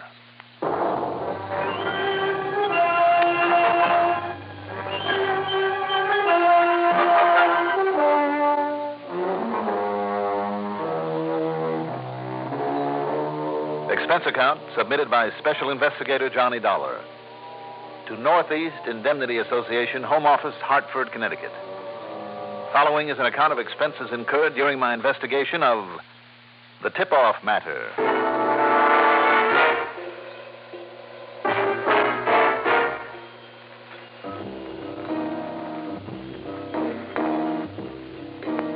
Expense account item 1 is $4.60 for a tank full of gas, despite the fact that the state pen is only a few miles south in Wethersfield, a town with a population of about 20,000, where the father of our country once planned the historic Battle of Yorktown.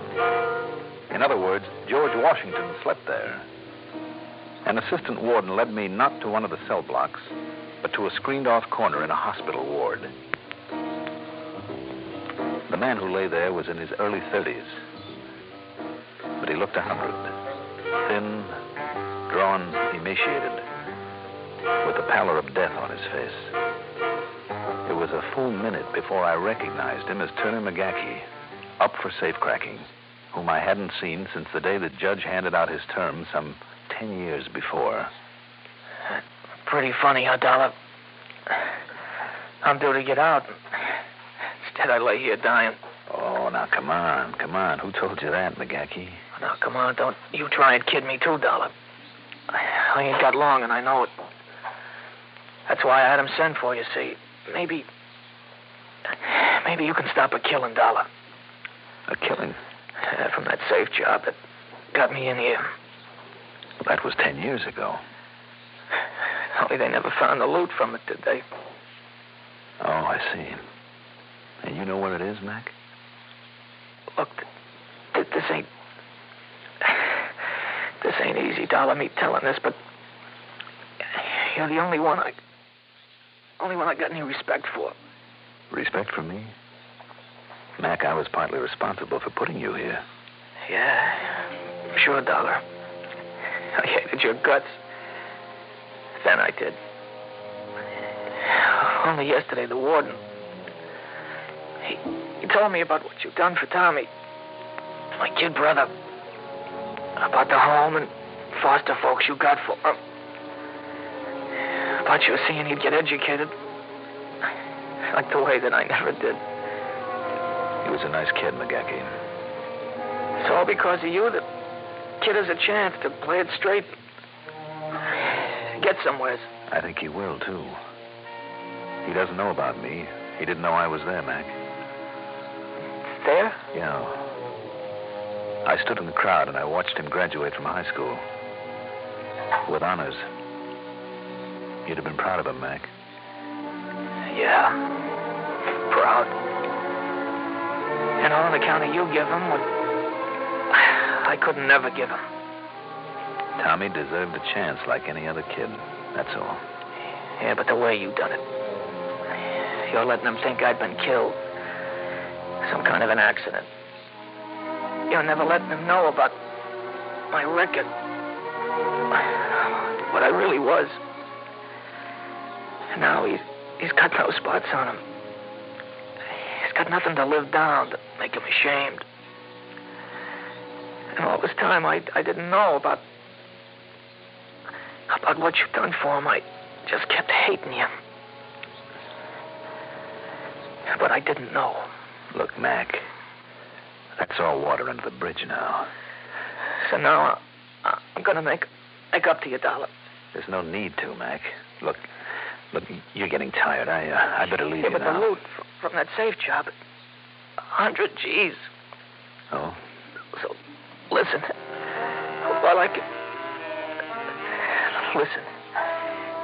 Real careful. Real careful, Dollar.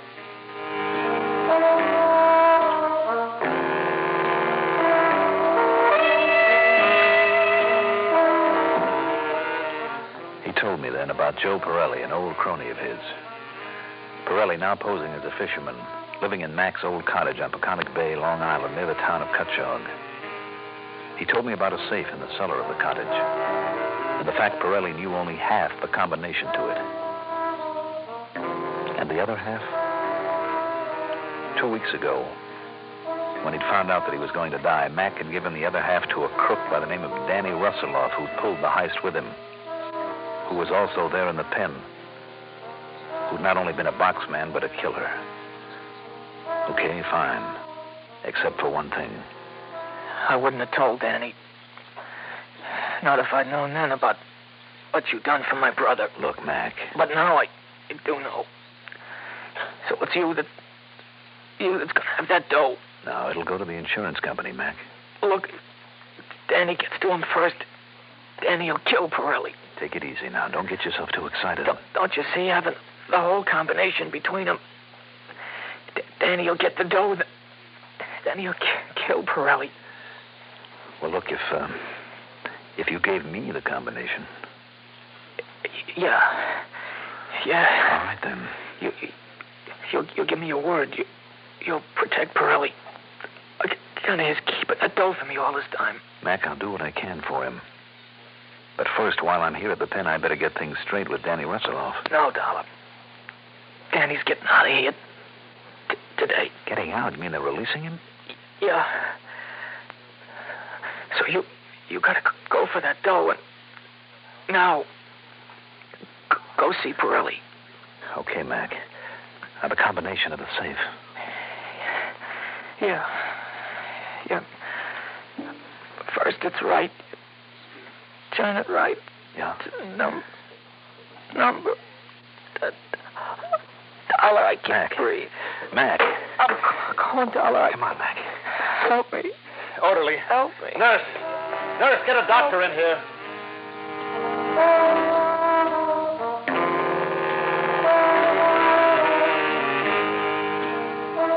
By the time the doctor got there, McGackie was dead.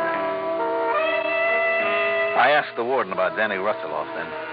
Yes, Mr. Dollar, we sent him on his way about an hour ago. And all I can say is good riddance.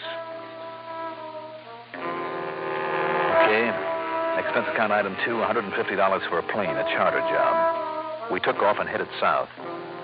How Dick Spidell, the pilot, ever managed to sit down among the sand dunes near Cutchogue in semi-darkness, I'll never know. But after a walk of about a mile, I found the gas station.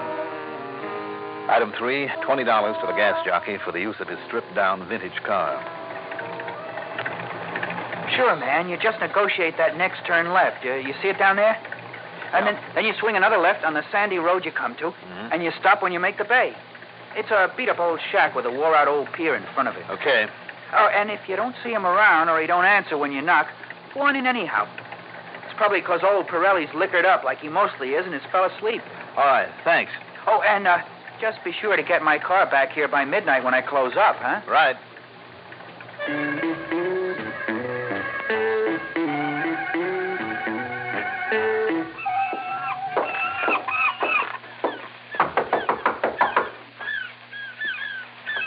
Mike? Pirelli?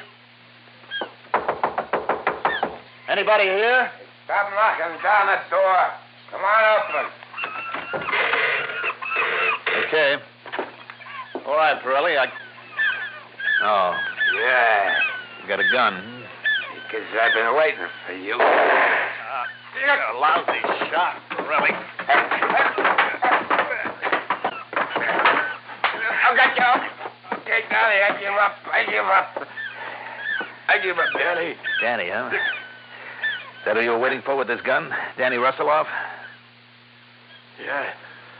Yeah, I thought... I read Danny was getting out today. Who are you? Who are you, mister? My name is Dollar. Now sit down over there by that table. Yeah. What are you doing here? I've come to pick up some money, Pirelli, $100,000. No. From the safe in your cellar. No, you got no right to that. I haven't, huh? You think I didn't know what's in the safe? I'm sure you did. And it all better be in it now. That's Mac's dough. McGacky's. He's dead, Pirelli. Only a couple of hours ago in the prison hospital. You're lying. You want to call him up and check on it? Dead. McGacky's dead, huh? That's right. Oh. Now, half of that dough is mine. That's mine, Dollar. I don't think so. But no. Dollar, huh? You Johnny Dollar? You're the insurance dick. That's right. And I'm here to get that money. Oh, no. I'm also here for another reason. Yeah? Like what? To save your worthless carcass if I can. You don't believe that, huh? I never trust no cop, and you're a cop. Look, Pirelli, get one thing straight. Personally, I couldn't care less what happens to you. I've got no use for you. A man with a record like you piled up over the years. Look, I paid for everything I done. I served time. And for holding on to this hot money? My only reason for trying to keep Danny Russelloff from killing you is because I promised McGacky I would. I can take care of myself. Like you did when I came barging in here? Okay, so maybe you... Look, Danny Russelloff's the killer, and he's got the other half of that safe combination. What? Yes, because McGacky gave it to him when he found out he was going to die. And you think Danny couldn't force your half out of you with a gun in your belly? If you refused to help him open that box? And then when he got the dough, he'd kill you.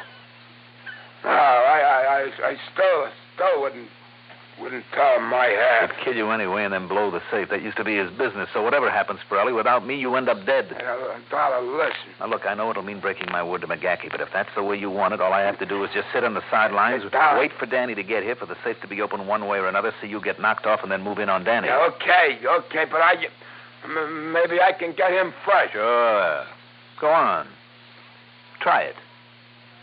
But if you do get lucky, if you do kill him before he kills you, I promise you one thing, Pirelli. I'll see you end up in the chair. Would you like to think about that for a while? Just don't take too long, though, Because I doubt if Danny's going to waste much time getting down here. And if I'm not around when he does get here? Well, Pirelli? Okay. What do you want me to do? Got enough food around here to keep us for a couple of days? Sure, I got plenty. All right, then I'm moving in. Have you got a phone? No. Only plenty of food and booze. I can see that. Is there any other way to get here, Pirelli, besides the road that turns off near the gas station? Not unless somebody try to get here with one of those helicopters. All right, then from the gas station, I can tell if somebody is heading in here. Huh? I'll see you later.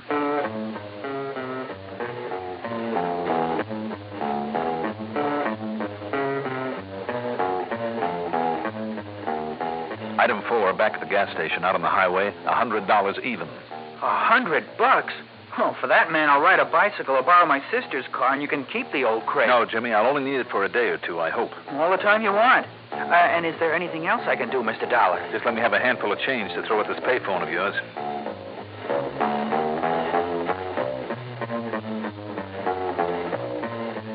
Item 5, $380 for a call to George Hardy at his home back in Hartford. I gave him the whole story. Good, Johnny, good. I had a feeling it had to do with that safe-cracking job we had to make good on. Now, how do I contact you down there? You don't. I'll have to contact you. What are you thinking of? Well, you said this Danny Russelloff hasn't shown up there yet. Not yet, though he's had plenty of time by now. Maybe Danny's playing it smart now he's on parole. What do you mean? Well, he's supposed to report in here in Hartford where he used to live, isn't he? Probably. So he'll do that first to give a good impression. Make everybody think he's on the up and up. Maybe. And then, when he figures nobody's watching him anymore, then he'll make his move, right? Except that I can't see him wasting any time about getting his hands on the money, or at least making sure it's still here. So, George. Yes? Get hold of Pete Larkin. The private detective. Yeah, tell him it's for me. Tell him if Danny is there in Hartford to keep an eye on him day and night. And if he leaves town, I want to know it so I can be ready for him. Okay. And meanwhile, what'll you be doing? Have you called on the police down there? I don't even know if they have any in this little town. What's more, a couple of cops prowling around would only scare him away, and I want to get him. I'll check back with you 3 or 4 times a day. Okay. And at least we know where that 100,000 is now. Do we? Maybe I better get back out to Pirelli and make sure.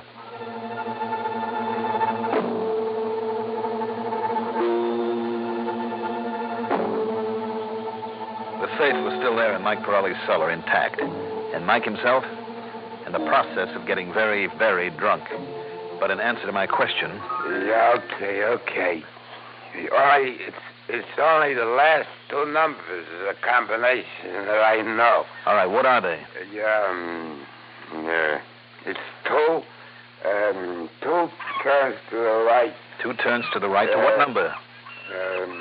It's 81. 2 turns to the right to 81. Yeah. And then? Hey, listen, Dollar. And then, Mike?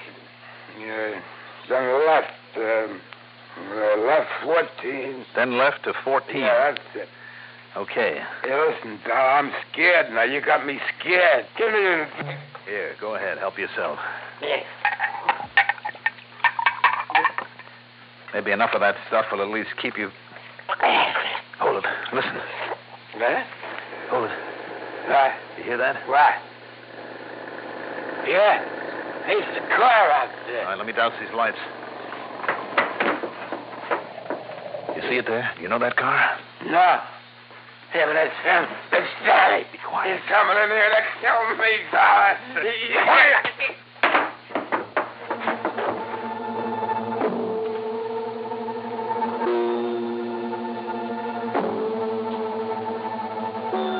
The car pulled to a stop. I quietly slipped over to one side of the door and grabbed the knob. I drew my gun and waited. For a long moment, there was no sound out there. Then a car door opening and closing quietly. Then footsteps on the wooden sidewalk. Then as I felt him touch the doorknob, I turned it and swung open the door. Say, what's the matter, man? What's going on here? Why are you palming that cannon? Sorry, Jimmy. I was expecting somebody else. Man, I hope so. Hey, what happened to him, to old Pirelli? Oh, well, he... Oh, yeah. Yeah, I see the jug now. Mm-hmm. Falling down drunk again, huh? Oh, but, here, Mr. Dollar. The reason I stopped by is I forgot to give you this key to the trunk of my car in case you need it. Oh. Okay, Jimmy, thanks. And, listen, I've been thinking... Mm-hmm. Your name is Dollar, huh? Johnny Dollar, that investigator?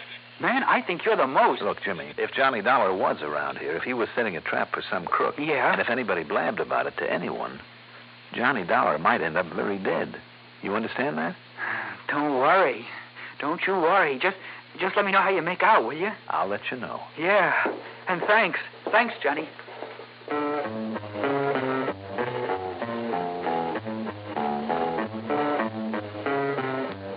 Item 6, in the next 3 days, $41 for more telephone calls to George Hardy.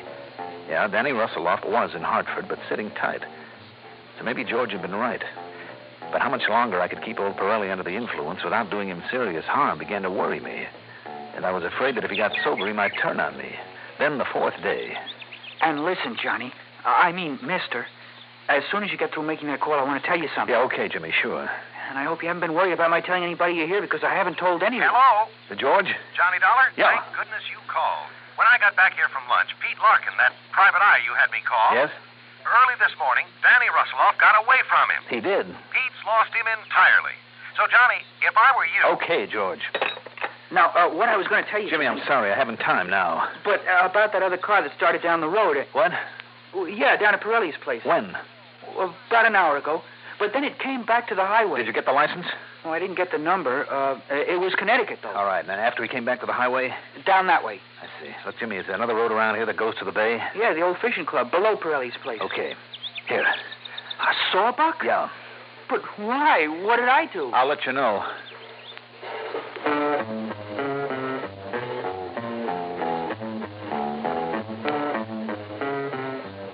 I started down the road to Pirelli's.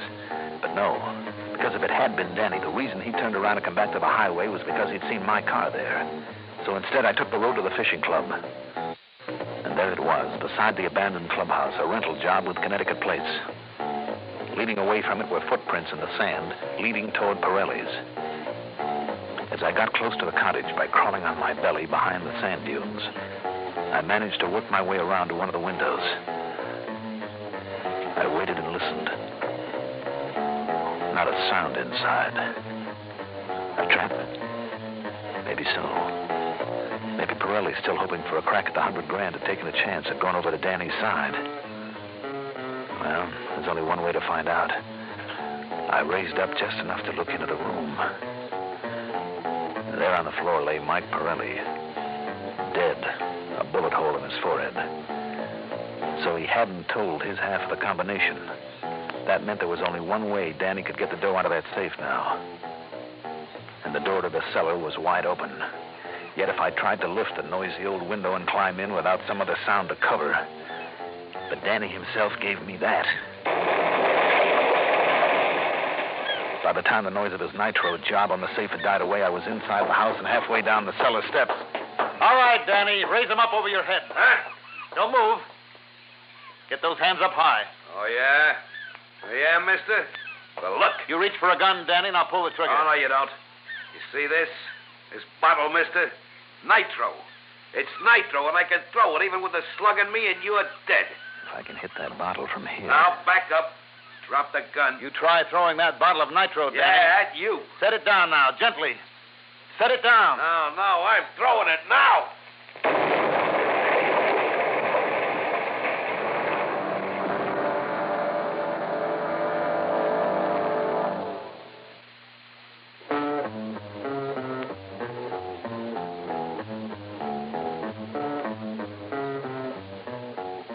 I'd heard of such things, but never before quite believed them possible. But so help me, when I picked myself up on the edge of the wreckage of that cottage, most of my clothes were blown completely off. And yet, by some miracle, I suffered no more than a couple of bruises and a slight headache. As for Danny, well, let's not go into that. He's paid for all his crimes. Expense account total, $349.40. And don't forget my commission. In spite of the fact that a lot of bits and pieces of that money had to be pasted back together. Yours truly, Johnny Dollar. Can you get premium gasoline performance at regular gasoline price? Find out what so many other car owners have found. In 3 out of 5 cars, regular priced Sinclair Dyno gasoline matches performance of premium gasolines, saves you up to 4 cents a gallon. Almost anywhere you see the Sinclair sign, you can save up to 4 cents a gallon with Dyno and still get premium performance and mileage. Drive with care and buy Sinclair Dyno gasoline.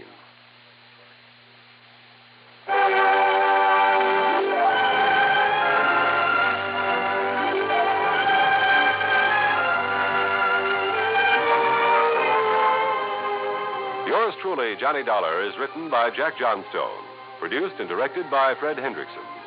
Johnny Dollar is played by Mandel Kramer. Also featured in our cast were Jackson Beck, Joseph Julian, Jack Grimes, Bob Maxwell, and Peter Fernandez. Music supervision by Ethel Huber. Sound patterns by Walter Otto. Tomorrow begins a new week's hilarity with Arthur Godfrey Time on the CBS Radio.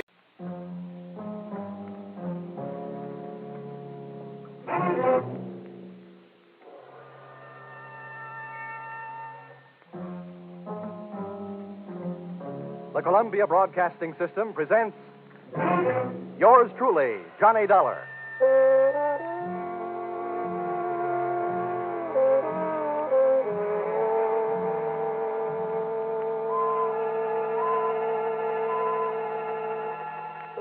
The next half hour has its baggage packed to take a trip with America's fabulous freelance insurance investigator, Johnny Dollar. At insurance investigation, he is just an expert. At making out his expense account, he is an absolute genius.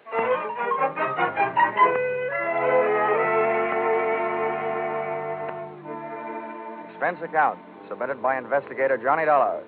To Home Office, East Coast Underwriters, Terminal Building, Hartford, Connecticut.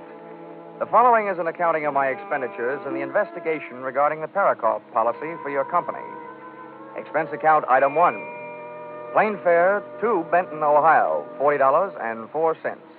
Item 2, plane fare Benton back to Hartford, $40.04. Explanation, purchase 2 one-way tickets. Because of the type of case I'm usually assigned, I never press my luck by buying round trips. This time I was almost right. Expense account item 3, cab fare airport to Valley Hotel, $2.20. Tip the driver. Gee, $1. Naturally. There'll be steak on the table tonight. Welcome to Warfare City. Hey, Dorman. Yes, sir. What can I do for you, sir? Bring my bag inside, will you? Here. $1. Always. All you need is $1 and a fan. Yeah, but does that mean you have to have a lot of strange people in the house? Good evening, sir. Hello. You have a reservation for Johnny Dollar? Oh, yes. Mr. Dollar's in his room. He checked in about 8 o'clock. Huh? Oh, I guess I ain't the man I used to be. What room is he in? Oh, sorry, sir. I'm not permitted to tell you that. I can phone him. Oh, no, never mind. Let me have one of those envelopes, will you? I'd like to leave my card for this Mr. Dollar. Yes, sir. Here you are. Thanks. Here, just pop this in his box. The clerk popped the envelope into box number 207, and I popped myself into an elevator going up to room 207. I'd come to Benton to investigate a murder, and in just a matter of minutes, I found myself ready to commit one.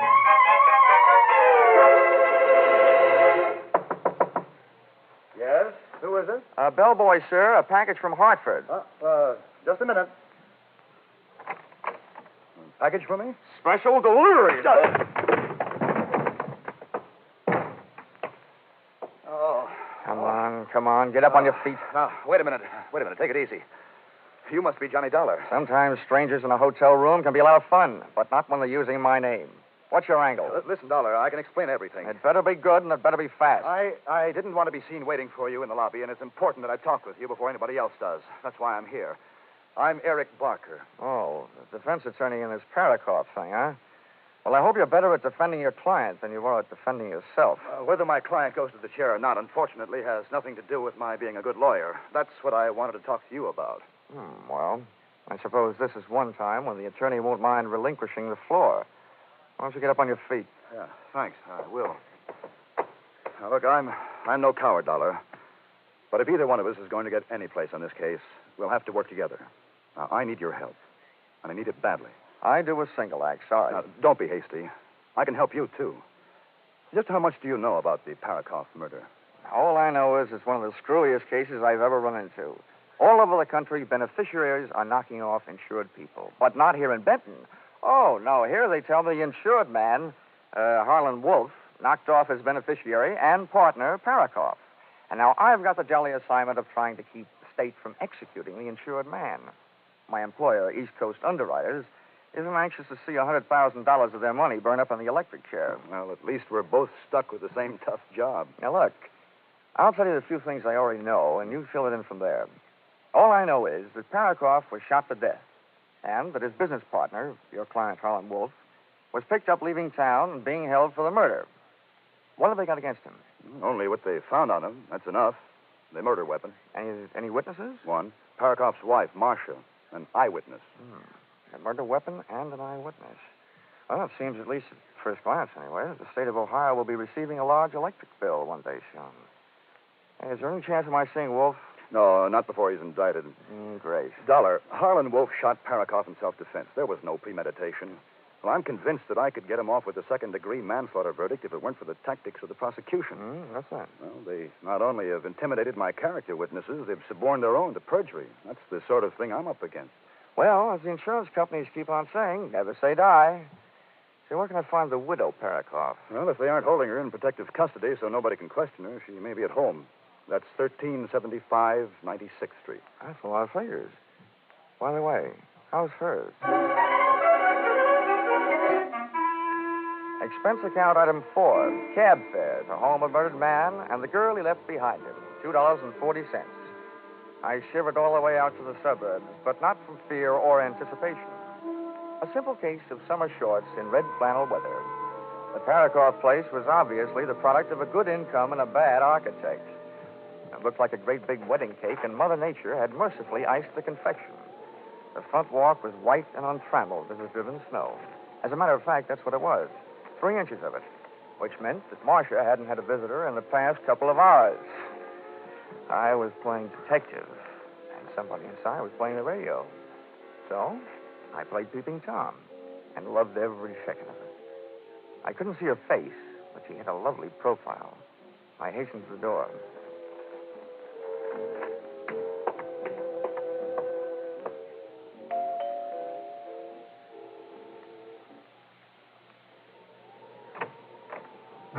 Wow. Her hair was red and her eyes were green. Her hair stopped you cold and then her eyes gave you the go signal. Yes? Would you mind saving that yes for later? I beg your pardon? Well, I've come here to ask your help, and I hope you'll say yes. My name is Johnny Dollar. I've been sent to Benton to investigate the death of your husband. Well, why? Has this turned into a federal case? No, I'm from the insurance company. Oh, come in. Thanks. Say, where can I put my coat? This snow will melt all over your carpet. Let it melt. Just throw your coat anyplace. Okay. Good shot. Come on in by the fireplace. It's nice and warm. I should have brought some chestnuts. I could have followed her with my eyes closed. She headed for the living room, leaving a pathway of perfumed air behind her, and I didn't waste a breath of it. Yeah, that's nice perfume. Sit down. Thanks. Hey, you have good taste. That chair is a genuine antique. Oh? If you can stand a compliment before we get down to business, you certainly furnish a room. Oh, most of the things are just reproductions. Not the things I'm talking about. Oh, you mean me? Uh-huh. Oh, this is a happy surprise. I expected to find someone fatter and 40er. My husband was. And now, what about his insurance? Oh, you got me wrong. You see, I'm working for the company that insured the man being held for the murder of your husband, Harlan Wolf. What do you want from me? Just a story of what happened. Oh, that I can't do.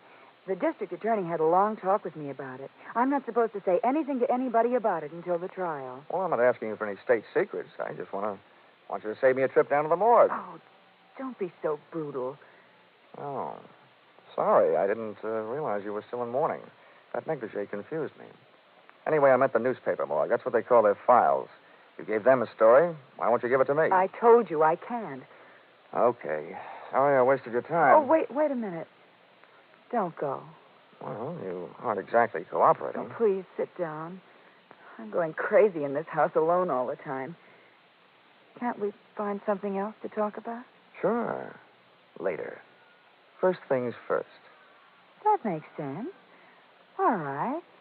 I don't see how it could be wrong to tell you what's already been in the newspapers, Johnny. Yeah, that's right. Go ahead. All right.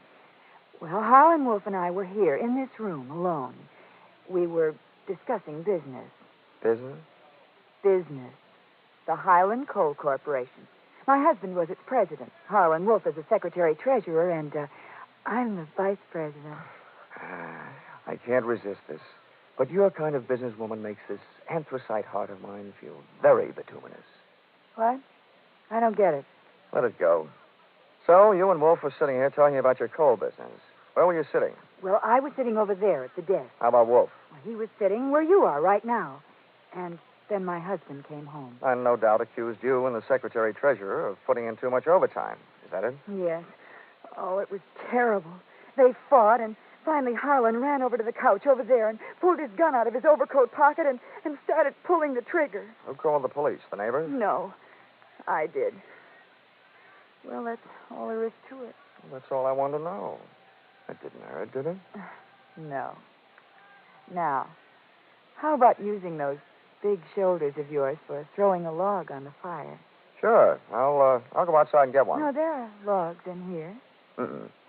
I'd rather go outside and get one that's a little damp. They burn much slower. Oh. Well, then, while you're at it, get a big one.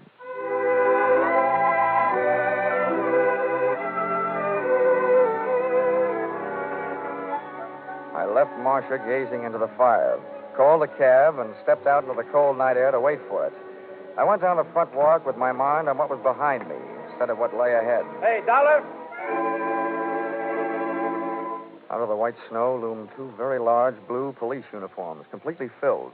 Get out of this Paraco mess, Dollar. As a matter of fact, get out of this town. Why, officer? I'm just beginning to like it here. Look, this is from the top that makes it official. We've got the guilty man. We don't want any trouble. Look, you go back to the top and tell them that this is one sure way of getting trouble. They told us how to answer that one, too. I did my best. My best to break every one of the Marquis of Queensberry rules. I knew I was fighting a losing fight, but I was fighting for a little time. And that's all I got. A fist never stopped, and my head seemed to feel like a ping-pong ball in a four-handed game. Suddenly, things looked up. Me, flat on my back in the snow, seeing stars. Then a boot came flying toward my head and switched off all the pretty lights.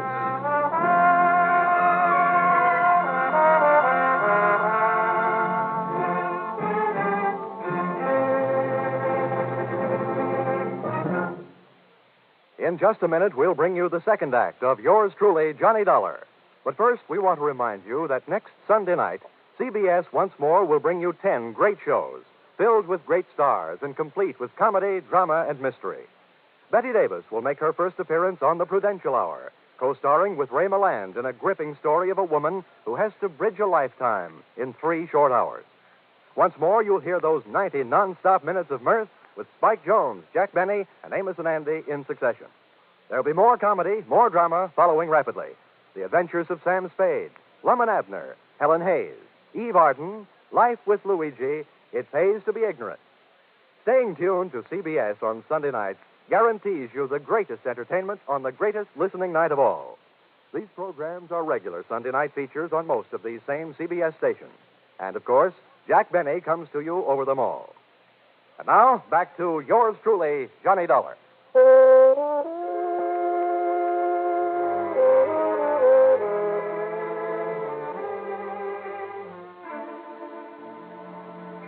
Continuing expense account submitted by Johnny Dollar to the Home Office, East Coast Underwriters, Terminal Building, Hartford, Connecticut.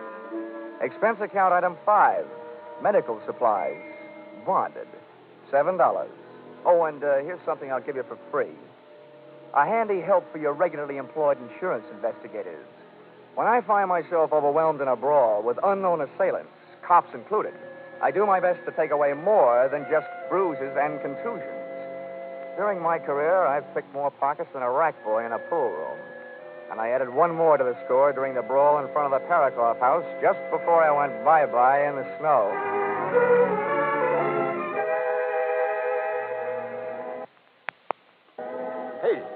Hey, mister, wake up. Come on, wake up. You'll catch your death of cold. Did you call a cab? Yeah, I think so. Holy smokes, your face. Was you robbed? What's the matter? Isn't it there? Huh? Here, I'll give you a hand. Thanks. Holy smokes, when I first seen you laying there, I thought you was a snowman tipped over. How do you feel, cold? Forevermore, I shall look kindly upon the haddock in the deep freeze. Huh? Hey, what are you looking for? I'm looking for a wallet. Did you lose it? First I found it, then I lost it. Yeah, here it is. Come on, let's get out of here. Where to, mister? Police headquarters? Police headquarters? Over my dead body. Expense account, item 6. Breakfast in bed, $2.40. Expense account, item 7. Photographic work, $6. For taking pictures of contents of wallet I lifted from the police uniform the night before. Expense account, item 8. 70 cents cab fare to office of Edmund Byron, district attorney. Sorry to have kept you waiting, Bob. Good heavens, man, your face. Felonious assault? Yeah, but I got a flash for you. Not by person or persons unknown. Splendid. You wish to prefer charges? Yeah, you're half right again. But not for felonious assault and not against the guys who gave me this going over last night. What are you talking about? You know what I'm talking about. They were a couple of your harness bulls. I don't want you to waste any time denying it, so forget it. I don't have the slightest idea what this is all about, Dollar. I said forget it. I want to talk about something more important. You're holding Harlan Wolf for the Paraco murder. Now, what I want to know is, when are you going to hand down your indictment and what it's going to be? First thing in the morning, first-degree murder. Anything else you want to know before I have you thrown out of here? Yeah. How do I get mixed up in these rhubarbs?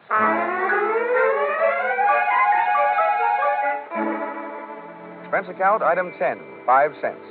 A phone call to my partner in despair, Eric Barker, attorney for the defense, who agreed to lend me a set of police photographs of the scene of the crime and the principals involved. Paraco looked very dead. Marcia looked very frightened. And the accused, Harlan Wolf, looked very fat. The pictures of the scene of the crime indicated the shooting occurred with Paraco and Wolf standing face to face, and that all of the bullets had gone banging straight into the right side of Paraco's body. I set up an appointment to meet Barker at 3 that afternoon and decided to make the most of the time in between by seeing what kind of a trade I could make on that wallet I'd picked up during the winter sports of the night before. The name in it was Ben Arnold, and the address was disreputable.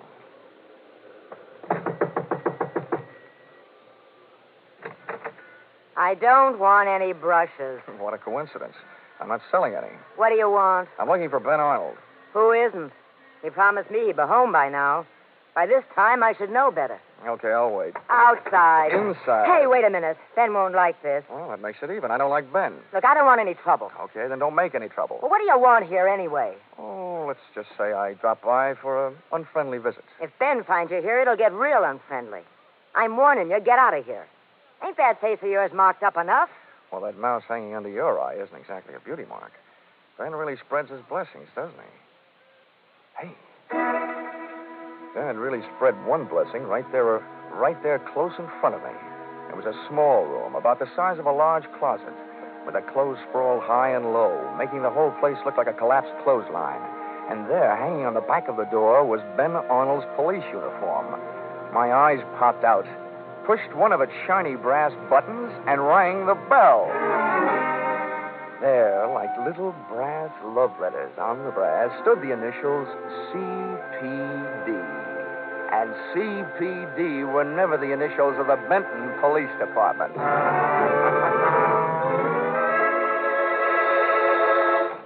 Thanks for seeing me so quickly, Barker. Dollar, you are.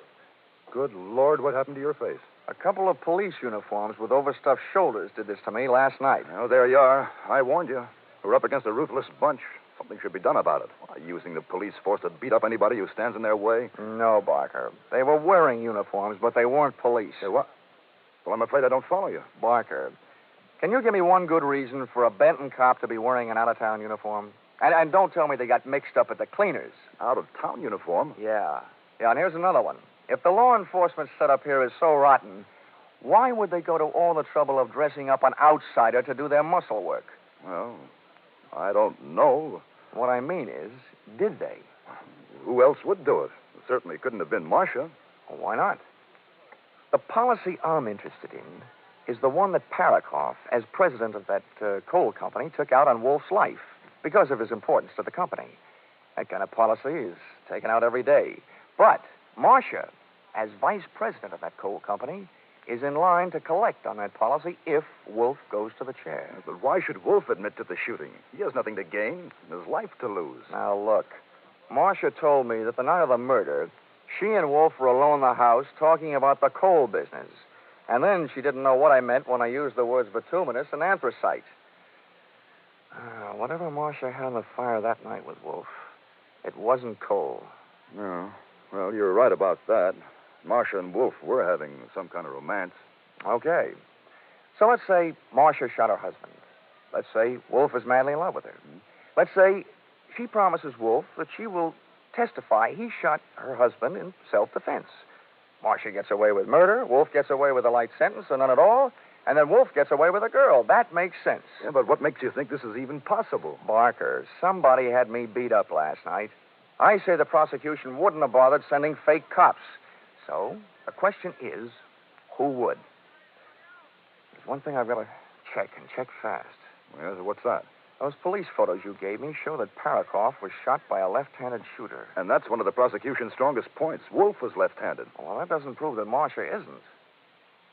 Barker, I'm going out and see Mrs. Parkman, Mrs. Paraco. And there's only one thing I really hope. That she's left-handed? That she's wearing that same negligee she had on last night.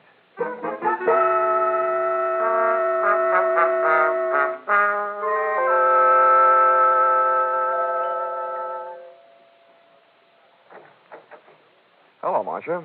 Can I come in? Why, Johnny, what happened to your face? Oh, I didn't get down to the beauty parlor today. You look like you've been fighting. Uh-huh. Not too well, but wisely. Well, come on in the other room. And how about throwing another log on the fire? Say, you're a real little firebug, aren't you? You should have lived back in old Nero's time. Whose time? Never mind.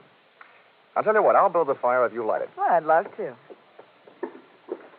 Oh, you're getting a dry one from inside. Last night you went all the way outside to get one that would burn for a long time. Oh, that was last night.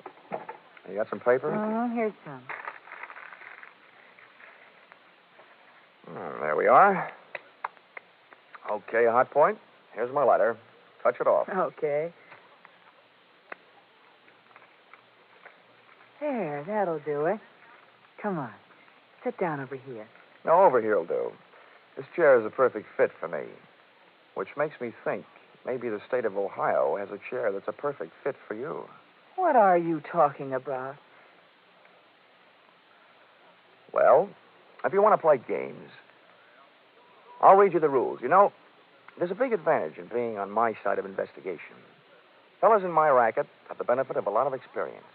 But murderers, well, almost everyone is inexperienced at that business. One moment they aren't murderers, the next moment they are. Johnny, please. Now, let's have a look at what's on my side. For instance, from the empty shells thrown off by an automatic pistol, the experts can get a better picture of a murder scene than they can from the witnesses. Your husband was killed by a gun that was held approximately 18 inches away and directly in front of him. And the bullets entered the right half of his body. That means he was killed by someone who shoots left-handed. Harlan Wolf is left-handed. You can ask him. He'll tell you. I know that. And so are you. Anybody who lights a cigarette lighter with your left hand is left-handed, which makes you a good candidate. That doesn't prove anything. No? No, I guess it doesn't. But this chair I'm sitting in does. What do you mean? Last night you told me Wolf was sitting in it when your husband came home. And that statement makes you a liar. Look, I'm trained down to the point where my belt is ready to sue my hips for non-support. And I can just get into this thing. And Wolf's picture shows that he's got a beam like the Queen Mary. He wasn't in this chair, which makes me think he wasn't even in this room when your husband was killed. All right. So I'm a liar. That doesn't mean I'm a killer. Marcia, investigators can make a lot of mistakes, but a murderer can only make one. And you've made a big one. I tell you, I'm no murderer. You've got to believe me, Johnny. I'll tell you everything. You're right. Harlan Wolf wasn't here. That's enough, Marcia. Shut up. Eric, what are we going to do? He knows. Keep quiet. Well, Barker, for a defense attorney, you're acting mighty offensive. We'll have to get rid of him, Eric. Just as soon as we get rid of something else. Dollar, you've only got one thing on me. Ben Arnold's wallet. And I want that. Now. You're welcome to it, Barker.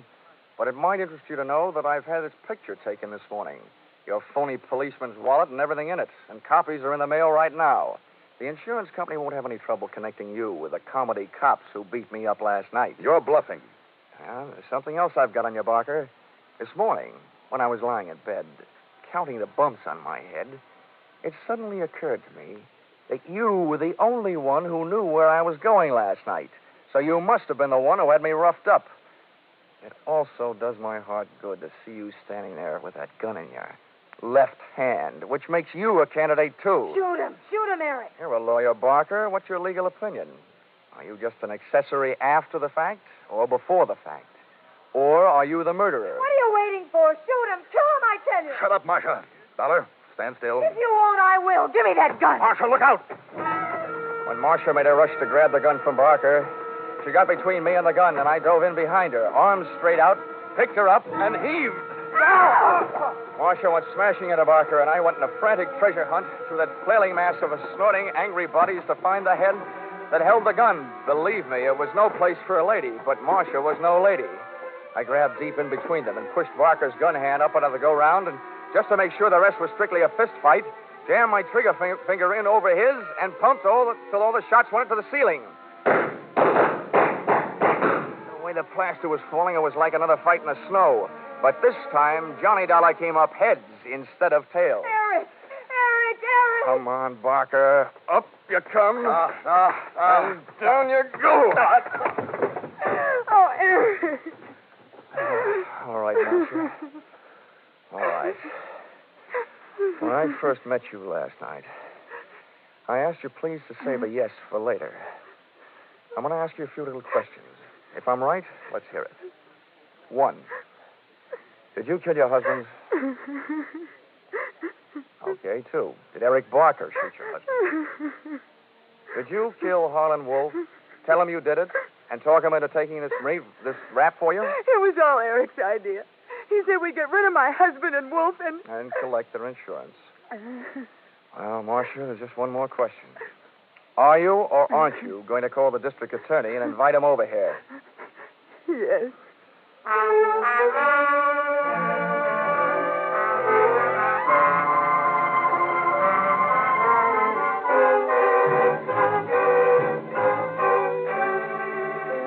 Expense account item 11. $12.40. That was lunch for the district attorney, who also turned out to be left-handed. And a very nice guy to boot. We had a lot in common. It was the first case either one of us had ever worked on where the defense had been working harder than the state to bring in a conviction. Also, that it was the first case where everybody on both sides turned out to be guilty. Defense attorney Eric Barker of murder, his girlfriend Marcia Paraco of being an accessory before and after the fact, and Harlan Wolf of conspiracy to defraud. No wonder the nation's jails are getting overcrowded.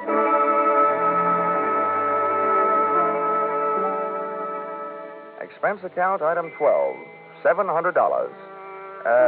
Side trip to Miami, Florida. Purpose,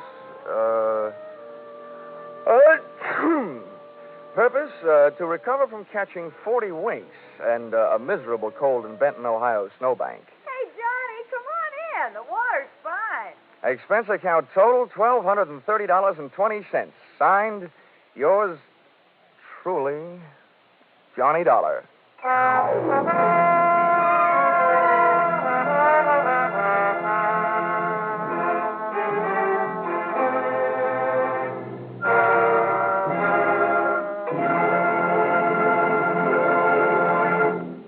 Now a word about a special CBS broadcast this Sunday. You'll find it a story that grips you for a full 60 minutes on the air. A startling drama of a young reporter who finds that his assignment comes too close to home. A revelation of disturbing facts about our mental hospitals based on actual documented reports and 6 months of intensive study and preparation. With Eddie Albert starring as the young reporter, this tale of a mind in the shadow comes to you by popular demand in a repeat performance next Sunday over most of these same CBS stations. Be sure to hear Mind in the Shadow next Sunday at 12:30 Eastern Standard Time.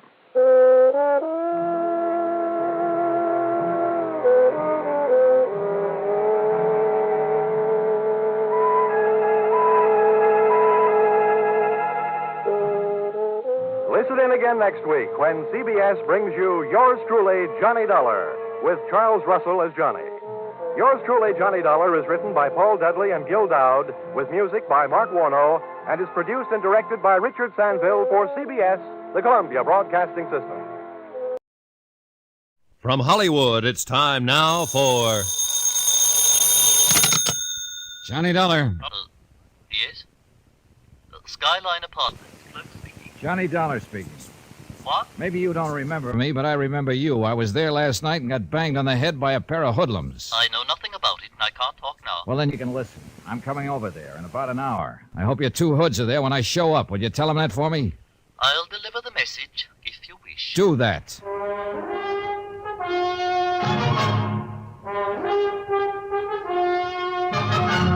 Tonight, and every weekday night, Bob Bailey in the transcribed adventures of the man with the action-packed expense account, America's fabulous freelance insurance investigator. Yours truly, Johnny Dollar.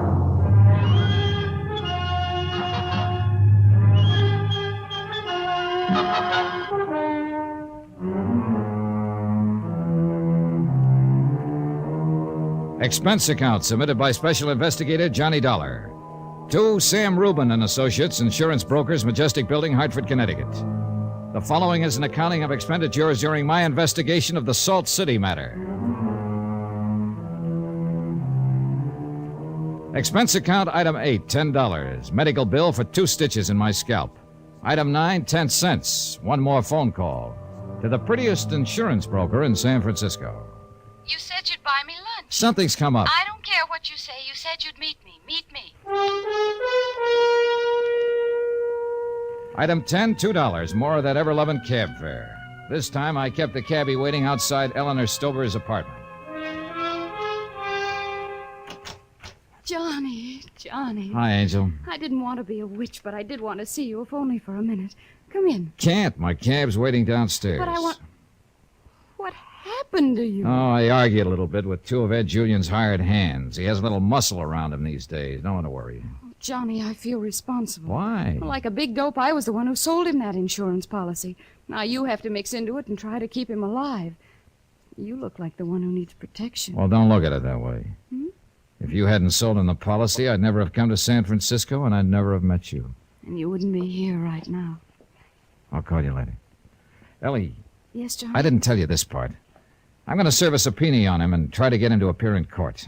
I don't expect you'll pay any attention to it, and then they'll issue a warrant for his arrest for contempt of court.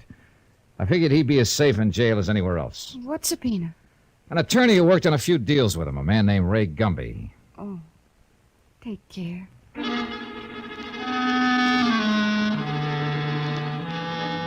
I went back to my cab and told the driver to take me to the Skyline Apartments.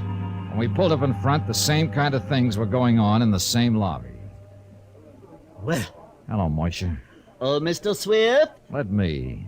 Swifty! Swifty! You're in here looking for trouble, and you're going to get it. I thought you found that out once. I sure did, and I sure am. Where's your tall, skinny friend? He's coming. Luke? You. Well, if it isn't the Rover boy from Hartford. How many times we have to toss you out of here? You've hit your quota. I only get tossed out of one place at one time. What floor's Julian on? The 4th. But that don't Get out of my way. Not so fast. I hate to have to mess you up all over again. All right, Weisenheimer, this is a knife. This is a gun. Oh, that way, huh? Yeah. Put that thing away, boy. I got 2 stitches in my scalp from you boys last night. I'll always have a little scar from them. And somehow I think you should have the same. Under the circumstances, it seemed like the honest thing to do. I left both of them in the lobby and took the elevator unescorted up to the 4th floor. But I was disappointed once more. Ed Julian didn't answer the door, but a small blonde girl who looked like she might have been having a good cry did. Swifty, what do you want? You're not Swifty. Is Ed Julian here? Swifty didn't let you come up here. He won't let anybody up here. How'd you get inside? Why don't you invite me in and I'll tell you all about it? Are you a policeman? No, ma'am. All right. Why not? Come on in. Whoever you are, mister, you're taking some awful chances. Well, let's say I'm a friend of Ed's. Ed hasn't got any friends, and I know all of them. What's your name? Johnny Dollar. Where do I find him? I'm Ed's wife. My name's Lorraine. I know you. I know a friend of yours, Eleanor Stover. She said she went to high school with you about 10 years ago. 1,000,000 years ago. At least 1,000,000. How did you know her? I'm in the insurance business. Do you expect Ed back soon? I don't expect anything anymore. No. What do you want to see him about? Business. I'd like to wait for him. You got this far, you might as well. What about Swifty and Luke downstairs? They were glad to see me come up. You want a drink or something? You ought to take off your hat and coat. It'll be cold for you when you... Did they do that? Yes, it wasn't too easy getting in. Those dirty punks. Can I fix it or something? Doctor just tucked 2 stitches in it. It'll be okay. I'm sorry. You seem like a nice guy. Well, you seem like a nice girl. What? I said you seem like a nice girl. Nobody said anything like that to me since I married Ed. You aren't supposed to be nice when I love somebody like Ed Julian. Well, my job is to protect him. From who or what, I don't know, but to protect him. I want to find him. Well, you won't protect him here. He hasn't been here for a couple of days. Where is he? How should I know where he is? How should I know? I'm only his wife, the hired girl. Those others came in town. What others? Those from the east. Ugly men with... Yesterday... No, I guess it was the day before. Ed was here with one of them. A man named Chilly Winters. They sat right there, drinking, talking. Then they both went out together. I didn't like the way that Chilly looked. Where'd they go?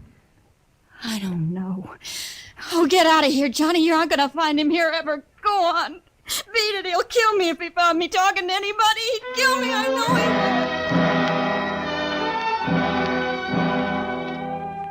I didn't want that to happen, so I left. No one was in the lobby to say hello, fire a bullet, or use a blackjack. I spent another hour downtown at the Hall of Justice looking up the record of Chilly Winters, a list of felonies ranging from armed robbery to assault with a deadly weapon. He'd been convicted twice on the latter charge, once in Michigan and once in California. It seemed likely that tracing him might prove helpful in locating Ed Julian, but he was not to be located either. About 3 o'clock in the afternoon, after a fruitless day of trying to locate Winters or Julian or both, I went back to my hotel room.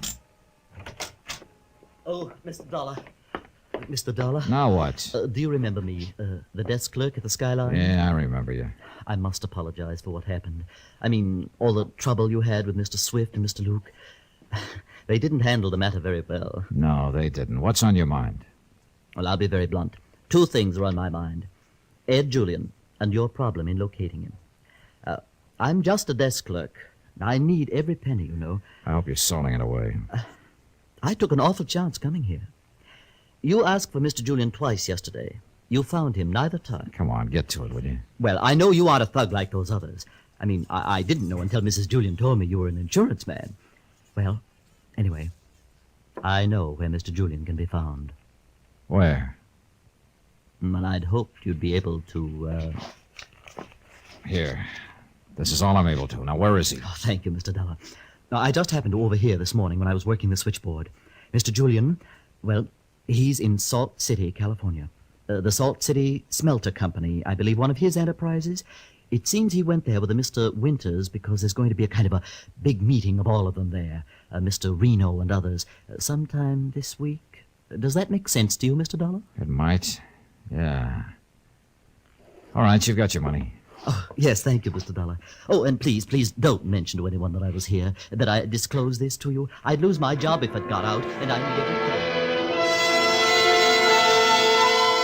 A local filling station furnished a map of California, which located a place called Salt City about 300 miles away in the desert. I decided to ask a man who might know about it, Ray Gumby, attorney at law. Uh-oh. What? I've handled correspondence from there. Not on the beaten path. Well, that doesn't tell me much. As near as I can gather, it's an enterprise town, lock, stock, and barrel. If Ed Julian's gone over there... Well, let's forget all this, at least my part of it. Why? I don't want you to go that far in trying to get him back here. Salt City's real bad news. Yeah, sounds like it, Mr. Gumby. Let me ask you something. Why are you going this far on this case? Sounds like a loser to me. I don't know, Mr. Gumby, I don't know. But I've had the feeling ever since Ed Julian's name was first mentioned that something was happening. Something way off somewhere, but so close I could touch it. That's funny. I've had the same feeling. Expense account item 11, $38. Transportation. By train, San Francisco to Salt City and return. It was just coming up dawn when the conductor nudged me out of a restless sleep and told me the Salt City stop was 60 seconds long. I took my bag and stepped off onto the dry, sun-baked clay that served as a station platform. Then I looked around and saw a yellow, grimy little town stuck along one side of a yellow, grimy little mountain. The stacks from an immense smelter rising up to the skyline, the smell of phosphorus and coke in the air. It had been a bad trip to what was obviously a bad place. And naturally enough, bad things began to happen right away. Taxi, mister? Yeah, sure. Where to? Salt City Smelter Works. Know where they are? Oh, yeah, I know where they are, but I ain't taking you there. What? Yeah, get your hand off of my cab door. Hey, look, Get your hand off the door. I'll call a cop. You better do like he say, pal. Huh? Oh, sure. Smart. You ever been here before? Nope. This is the end of the line, pal. I've been here twice. Both times I promised myself I'd never come back again. And what are you doing here now? Accident. They kicked me off their freight. I get nightmares about this place. I remember the first cop I ever met here in Salt City. While I was spelling my name to him, he hit me in the face several times. Always by mistake, of course. But don't risk any mistakes, friend. I'm not going to be here long. That's good, that's good. That's real good. You know what? What? Somebody made this dump and then forgot about it. Just plain forgot about it. I see you.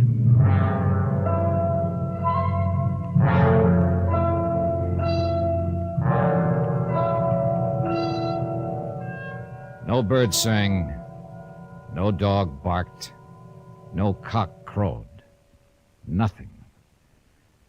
Nothing but that feeling inside of me and something saying, it's going to happen here. It's going to happen here.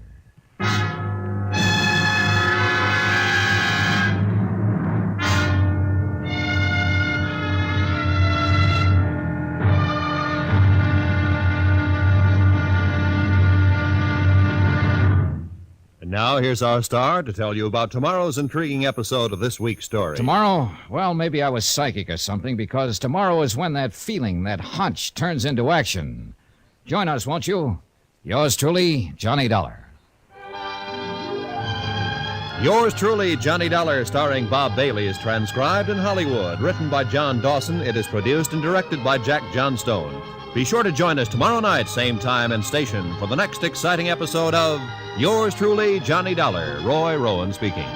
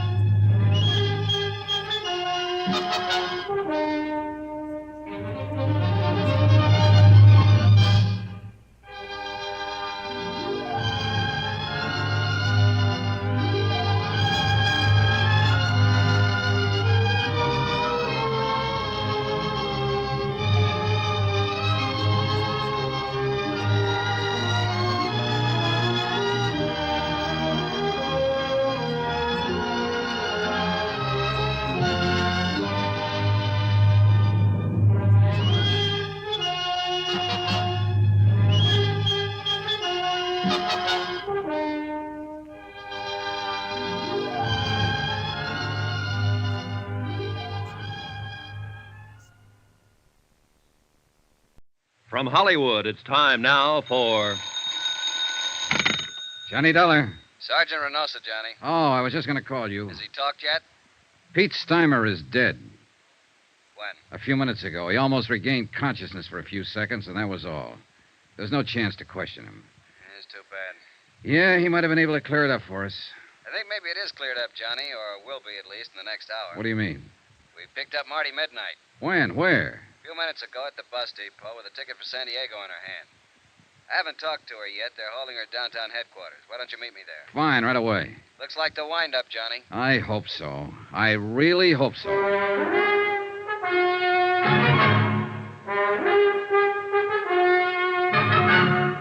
Tonight and every weekday night, Bob Bailey in the transcribed adventures of the man with the action-packed expense account, America's fabulous freelance insurance investigator. Yours truly, Johnny Dollar.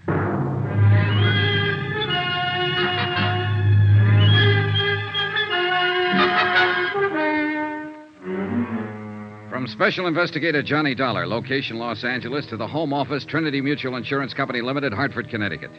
Assignment, the Kalen matter. Expense account, final page. Item 12, $1.60. Taxi from Queen of the Angels Hospital to police headquarters and interrogation room 9. The police clerk showed me to the observation anteroom and left. I paused for a moment and looked in through the one-way mirror window. Sergeant Reynosa was already there, and the girl, Marty Midnight, sat facing him across a plain wooden table. He was glancing through the arrest file and apparently hadn't started to question her yet. She was younger than I'd expected, not over 22 or 23, and she was obviously scared. But her face was set and ready, sullen, defiant. I tapped on the door, and the jail matron let me in. Oh, come on in, Johnny. Take that chair, if you will. Thanks. When do I get to see a lawyer? You go under the name Marty Midnight? That's right. I said What's your real name? How long have you been in Los Angeles? Where'd you live before that? You see we got hold of here, Johnny? Yeah, I see. One of those wise ones, or so she thinks. If you're ever arrested, keep your mouth shut. Somebody told her that back along the line. She thinks it's good advice. I want a lawyer. Don't talk. They can't pin anything on you. She believes it. She'll probably still believe it right at the door of the gas chamber. I haven't done anything. You gotta let me see a lawyer. It's a law. You'll see one at the usual time. I know that law, too, Marty. And you're not being deprived of any of your legal rights. What's your real name? Well, then I guess we'll have to contact your folks and see if they have any influence. Contact my folks? Who are they? Go on, tell me. Well, let's see. Oh, yes, Mr. and Mrs. John R. Jackline of San Diego at 426... How did you find out? And your name is or was Jean Luann Jackline. Don't let my folks know, please. I'll talk, Sergeant. I'll answer anything you want to know. If you just won't use my real name. If you won't let my folks find out, please. Suddenly, she was just a frightened kid, not a hard-boiled little chorus pony, a nightclub stripper, but only a scared girl who didn't want her folks to find out. She kept her head down, and she answered Reynosa's questions, her eyes lowered like a repentant school kid who had been caught playing hooky. Then I remembered. The charge here was murder. Did you know that Eddie Kalen was married when you started going around with him? Not at first. And later you found out, but you kept on going with him. Well, he said he was getting a divorce. He said he'd been trying to get free of his wife for 6 months, but she wouldn't let him. Did you believe that? Well, yes. I don't know. I didn't until he came here that night. He said we're going to run away to Mexico together. The night he killed Mike Kelso? Yes, but I told you I didn't know about that until 2 days later. And it was self-defense, honest. Mike was trying to hold him up to get back the money Eddie won in that poker game. It was self-defense. Then why did Eddie go into hiding? Well, I told you that, too. It was his chance to get away from Lila and... Where were you going when the police arrested you over there in the bus station? San Diego. To my folks. Nobody here ever knew me by any name except Marty Midnight. I didn't think you could trace me. And you didn't want to be traced? Well, of course not. I came back and saw the police car at my apartment, and then I knew you'd found Eddie. I didn't want to be mixed up in it. Why'd you kill him? Marty? Kill who? Eddie. It wasn't Eddie. It was Mike Kelso. Eddie's the one who killed him in a fight. I told you that. It was... Oh, but you know it wasn't Eddie. You picked him up at my apartment, didn't you? Yeah, sure. We picked him up. In a basket. What? He's across the street to the morgue. Why'd you kill him, Marty? I didn't kill anybody. I didn't know Eddie was dead. I was coming home and I saw the police car. I thought you'd found him, that's all. I didn't know he was dead. I didn't kill him. You gotta believe me. I didn't know anything about it, honest. Honest. Marty Midnight. Sharp, hard, tough. A striptease dancer who'd been around, knew all about it. Marty Midnight. A scared, sobbing little child. Honest. Cross my heart and hope to die. Well, maybe she would. I left a few minutes later, and Sergeant Reynoso walked out with me to get a breath of air. It was a cold, gloomy night with a gray dawn just ahead. 3 people were dead. And in the great stone building we walked out of, the machinery was grinding away, getting ready to take the life of a 4th one. Well, I guess I better get back inside, Johnny. You all right, Sergeant? The lab boy's making a paraffin test. You know, it's too bad. She's just a kid. Yeah. I was hoping it'd be Topo Leanley. That I'd love. He's long overdue. Well, he's still on the loose. It's a kid up there. You know it, and I know it. And anything else is just wishful thinking. That witness saw her leave, saw her wipe off the gun, throw it back into the apartment. Yeah, I know. Well. Where'll you be, Johnny? The hotel? Oh, not for a while. I'm going to stop by Lila Kalin's. At this time of night? Oh, she'll be waiting up. I promised her I'd see her and tell her what happened. She's, taken quite a beating out of this mess. Why do they do it, Johnny? Why do dames fall for a guy like Eddie Kalin? Philosophy? At this time of morning? I'll see you later. Expense account, item 13, $2.80. Taxi fare to the Argus Terrace Apartments to talk to the widow and beneficiary, Lila Kalin. Oh, Johnny, come on in. Thanks, Lila. I've been sitting in here in front of the fireplace all night long. I'd almost given you up. Well, a lot of things happen. Man, I'm really beat. Coffee or a drink? Coffee, I guess. Black. Is it all over now, Johnny? Well, it amounts to that. They've apparently got the killer. Who? That girl he was hiding out with, Marty Midnight. She's a striptease dancer. Why? Why did you do it? The money, I suppose. They haven't found it yet, but they will. Here's your coffee. Oh, thanks. I feel sorry for her. Maybe because I feel sorry for myself or anybody who ever got mixed up with Eddie.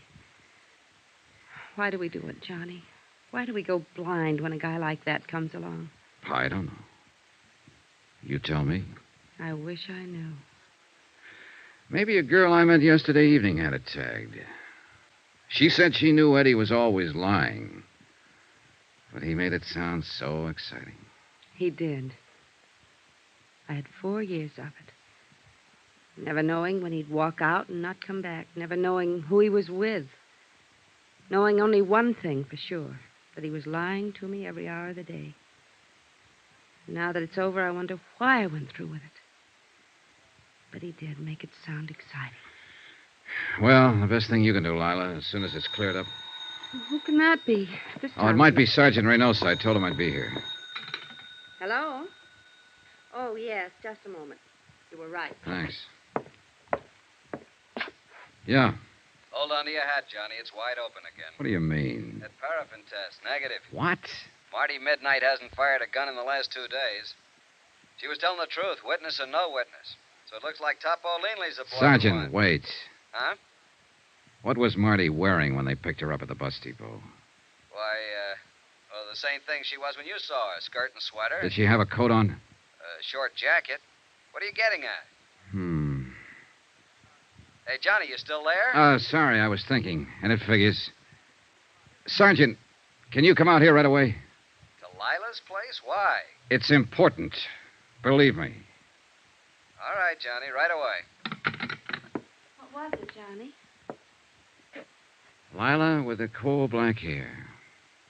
It's beautiful. Well, thank you, Johnny. Pepita has black hair, too. And Marty Midnight. Eddie only liked dark-haired girls. But Marty didn't have a white raincoat. I'll bet you do, though. What? Where is it? Here in the closet? Johnny? Uh-huh. What's this all about? A witness saw a girl leave Marty's apartment right after the shots, but it was dark, and all the witness could make out was the black hair and the white raincoat. What do you mean? The witness saw the girl wipe off a gun on the front of her coat, then throw it back into the apartment and run. There are smudges on your raincoat, Lila. It's grease off the door of the car. Supposedly, you haven't been out of this place since I talked to you yesterday evening, but it hadn't started to rain then, and the coat's damp. Why did you kill him, Lila? You're out of your mind, Johnny. It's no use, honey. Reynosa's is on his way out here. They'll make a paraffin test and prove you fired a gun. They'll probably dig up the taxi driver who took you out there. They'll search the place here, find the money. Was that it? The money? Was that why you killed him? No. I didn't mean to. When I went out there. Yesterday evening while I was talking to you, I suddenly wondered if it might not have been somebody else's body in that car. I knew about Marty Midnight, of course. I knew about all of them. After you'd gone, I went out there. Waited until I saw Pete Steimer leave, finally Marty. And I forced my way in. So? And Eddie was furious. We argued and fought. Eddie drew a gun on me. He threatened me. We struggled. So that's going to be your pitch, huh? A plea of self-defense. That's it, Johnny. Self-defense. Well, good luck. You'll need it.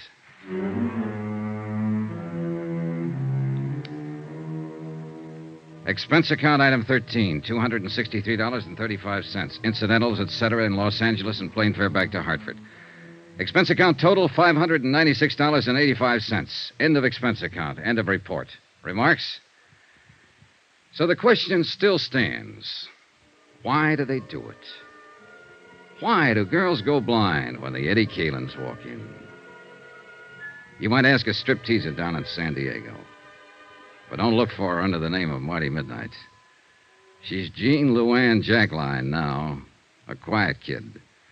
Lives at home with her folks. Yours truly, Johnny Dollar.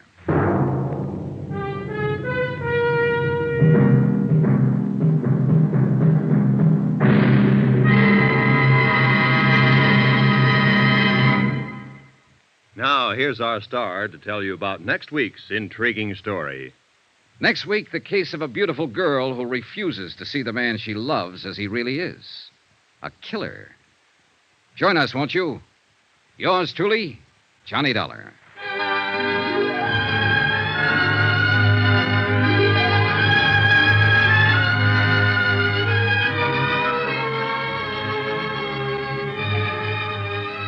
Yours truly, Johnny Dollar, starring Bob Bailey, is transcribed in Hollywood. Written by Les Crutchfield, it is produced and directed by Jack Johnstone. Heard in this week's cast were Virginia Gregg, Lucille Meredith, Alma Lawton, Gloria Blondell, Howard McNear, Harry Bartell, Peter Leeds, and Byron Kane. Musical supervision by Amerigo Marino. Be sure to join us on Monday night, same time and station, for another exciting story of yours truly, Johnny Dollar. This is Roy Rowan speaking.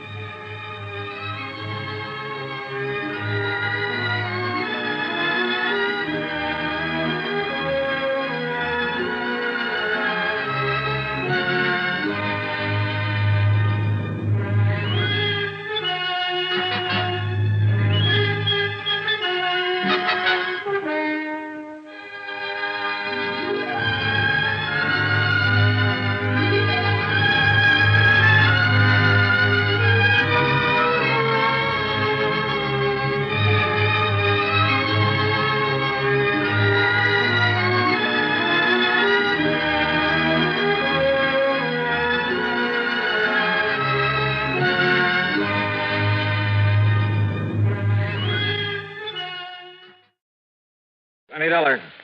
Yeah? What? Who's that? Smokey. Smokey? Smokey Sullivan? Yeah. Holy... Do you always call people at 5:30 in the morning? Well, hiya, Smokey. How are things down in New York? I'm living out here in Frisco now. Oh? You know about the big fire out here? Now, Smokey, don't tell me you've been up to your old tricks. You know I wouldn't do nothing like that, Johnny, after the good way you've been treating me. Well, I hope not. But what about this fire? Big warehouse. They're in San Francisco. The Barnwell warehouse. It's still burning, Johnny. Arson? Yeah. I know who did it. There must be insurance in a big warehouse. Yeah. So as soon as I can check it out, I'll... Look, where'll I find you? Where'll you stay, Johnny? Let's see. At the Huntington Hotel up on Nob Hill. Me? In a nice place like that? Oh, unless I know where to call you. It's okay, Johnny. I'll call you. And you're sure it's arson? I'm sure. Then I'll see you.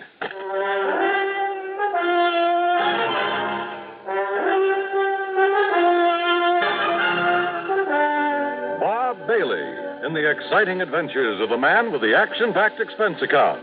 America's fabulous freelance insurance investigator. Yours truly, Johnny Dollar. A handcuffed thief makes a desperate bid to escape a frantic dope addict. Crashes through a fiberboard wall at the police station house. It's part of the daily routine in New York's 16th Police Precinct, Hell's Kitchen. In the new issue of Look magazine, you'll follow tough, dedicated cops as they track down the man who pulled the trigger, run down a burglar, subdue a drug addict. And you'll learn in Look the kind of guy it takes to make a detective, what he thinks about his job, what he thinks about the kinds of people he has to deal with. It's all here in Look's exciting picture story, Detectives at Work, an uphill fight in a tough city where the crime rate has risen almost 10% in the last year, where 40% of the nation's drug addicts fight, steal, or beg for a fix, where an entire neighborhood suddenly becomes silent when the police department tries to track the man behind the gun. You'll see it all in Look magazine's dramatic picture story, Detectives at Work. It's in the latest issue of Look, and it's on your newsstands now. Get your copy of Look today.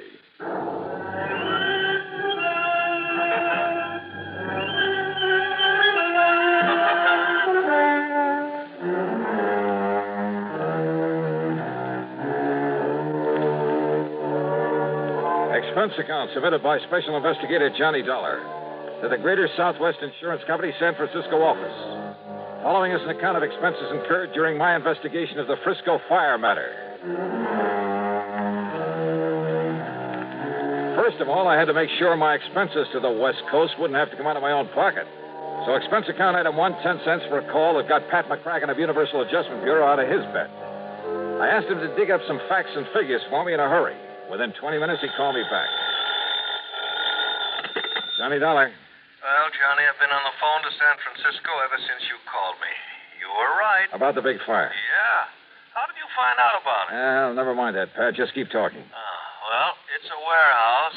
It's owned and operated by Mr. Peter H. Barnwell. And he has an office at 1427 Camac Street. 1427 Camac. Got it. And the insurance? $340,000. Wow. Carried by Greater Southwest Insurance Company. Pat, if I hurry, I can just make plane connections. No, wait a minute, Thanks, Johnny. Pat. Thanks a lot. Item 2, 20188 plane fare, Hartford to New York to San Francisco. And believe me, those jet flights on American get you there in a hurry. I left New York at 8 a.m. and pulled into San Francisco before noon. Pacific time, of course. Item 3, a dime for a newspaper at the airport. Apparently, the fire had burned itself out. Item 4, 675, taxi to Peter H. Barnwell's office on Camac Street. The reception room was jammed. No, there's no point in sending anybody over here because he won't see them. Now. Listen, chick, I'll get you tickets for any show in town if you just... No! I tell you, he won't see any of you. Not even me? No. Now, why don't you reporters just go back to your papers and wait until Mr. Barnwell's ready to talk to you? My card, miss. It's no use, mister. Will you read it, please? But he doesn't want to see any reporters, right? Oh. Yeah. Just a minute, Mr. Dollar. Now, how do you rate that, buddy? What paper are you from? The Bingville Bugle. Huh? Yeah, that's out near Bum Spung, Oklahoma. Oh, now, look, wise guy, look. Mr. Dollar. Mr. Dollar. Dollar? Will you come in, please, Mr. Dollar? Sure. Thanks. Now, wait a minute. You Johnny Dollar, the insurance dick? Right in here, sir. Thanks. Hey, wait a minute. Sit down, Mr. Dollar. Make yourself at home. Well, I must say you aren't at all upset about the loss of your warehouse. Should I be? Sit down. Sure. Mr. Dollar, that building's been a losing proposition for years. Because of its bad location, because of zoning restrictions, and the cost of tearing it down. I've done nothing but lose money on it. Oh? But I've been very careful to keep up the insurance. So, now that it's gone up in flames, I shall at long last collect on it. $340,000. That's right. And with whatever I can get from some other misguided investor for the land itself, I'll be sitting pretty. I see. Now, don't get any funny ideas, Mr. Investigator. The police have found nothing whatsoever to suggest arson. Nor will they. You sound pretty sure of that. I'm sure of it. Even if it were a job that you didn't have done? I'm sure of it. You know something, Mr. Barnwell? I'm not. So if you can be of any help in putting through my Did claim... you hear what I said? I heard, Mr. Dollar. Doesn't worry me a bit.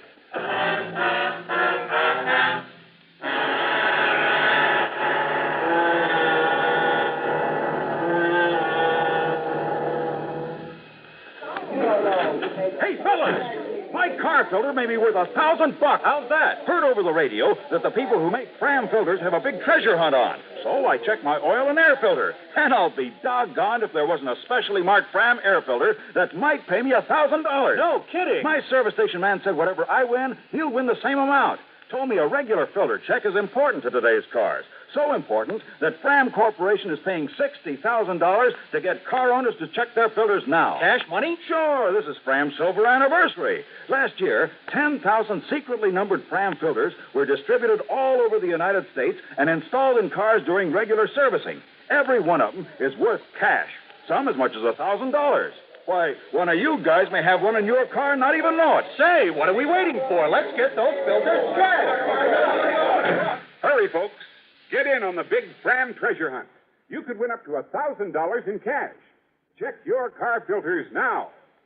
And now, Act Two of yours truly, Johnny Dollar and the Frisco Fire Matter.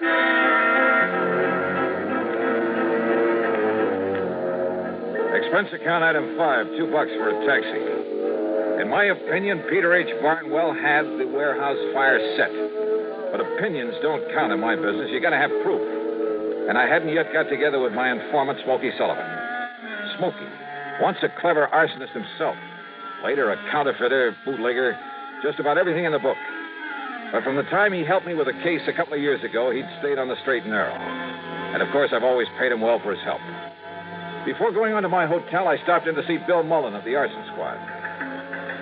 Yeah, the papers say you're in town, Johnny. Glad to see you. Yeah, how are you, Bill? But there's no reason for you to be here about that fire. Well, that's so? We've already found out how it started. How, Bill?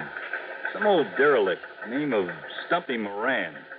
He used to sleep there every night. Had an old iron bed and a little sort of shack on one side of that warehouse. Yeah? So last night, like a lot of the darn fools all over the country every night, he went to bed loaded and lit a cigarette. Result? No more mattress, no more shack, no more warehouse. Well, are you holding him? Also, no more Stumpy Moran. He died in the fire? Yep. And you're sure that's how it started? Johnny, when you've combed through evidence on as many cases like that as I have, there's no mistaking it. But now, Bill, listen, all the way from the source of the blaze to the empty bottle. The carbonized paper from the cigarette. The foil from the cigarette package. The hair from the mattress. 1,001 little things that the ordinary person wouldn't even think to look for. So listen. Yeah? Be a nice guy and call off the papers, will you? Why? Because they saw you over in Barnwell's office, they've decided it was arson, and they're calling us a bunch of bums. The only reason they do it is to make headlines. So call them up and tell them to lay off, will you? Set them straight. Not until I'm sure they aren't right, Bill. Huh? Now, wait a minute. What's that mean? I'll see you later.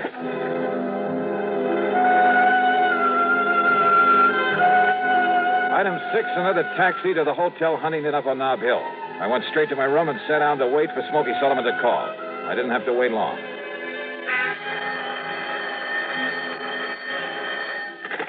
Smoky? Yeah.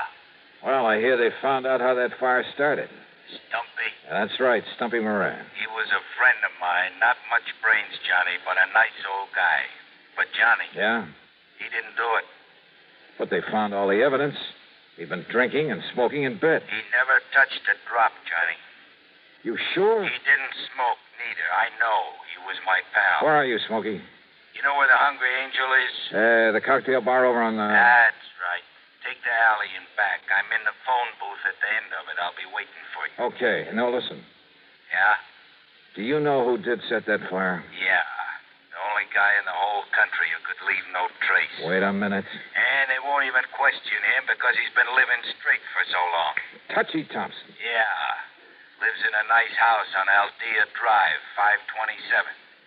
But he ain't there. How do you know? A note on his door says gone fishing. You're absolutely sure it was he? I'm the only one knew where to look for a sign around that fire, and I found it there. I'll show it to you. Proof, huh? Yes, sir, Johnny. I can prove that warehouse was set by... Oh, no. Smokey. Smokey!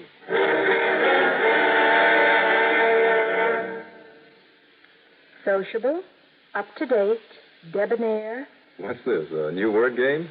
No, I'm just mentioning the qualities that people admire in other people. Oh, I see. If you're sociable, up to date, and what was another word? Debonair? Yes, debonair. But listen to it this way. Be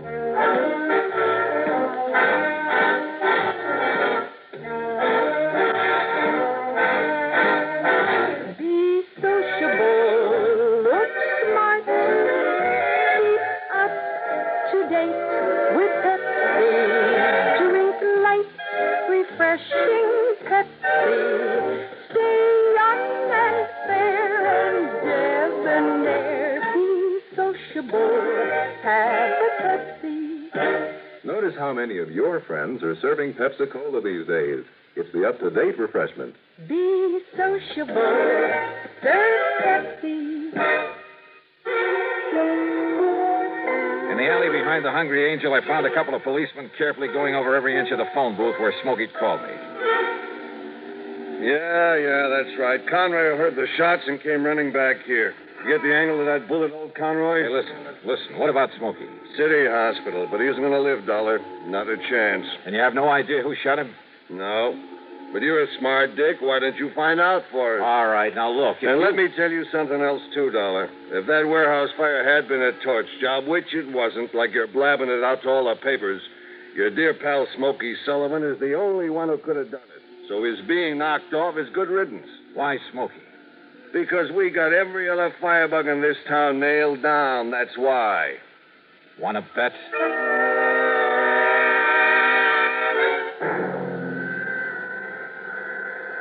Mr. Dollar, I honestly don't understand it, considering the way one of those bullets nicked his heart.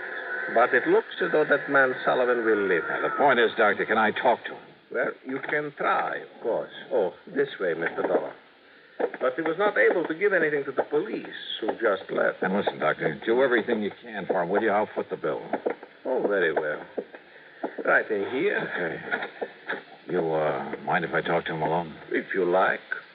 And if you can. Thanks.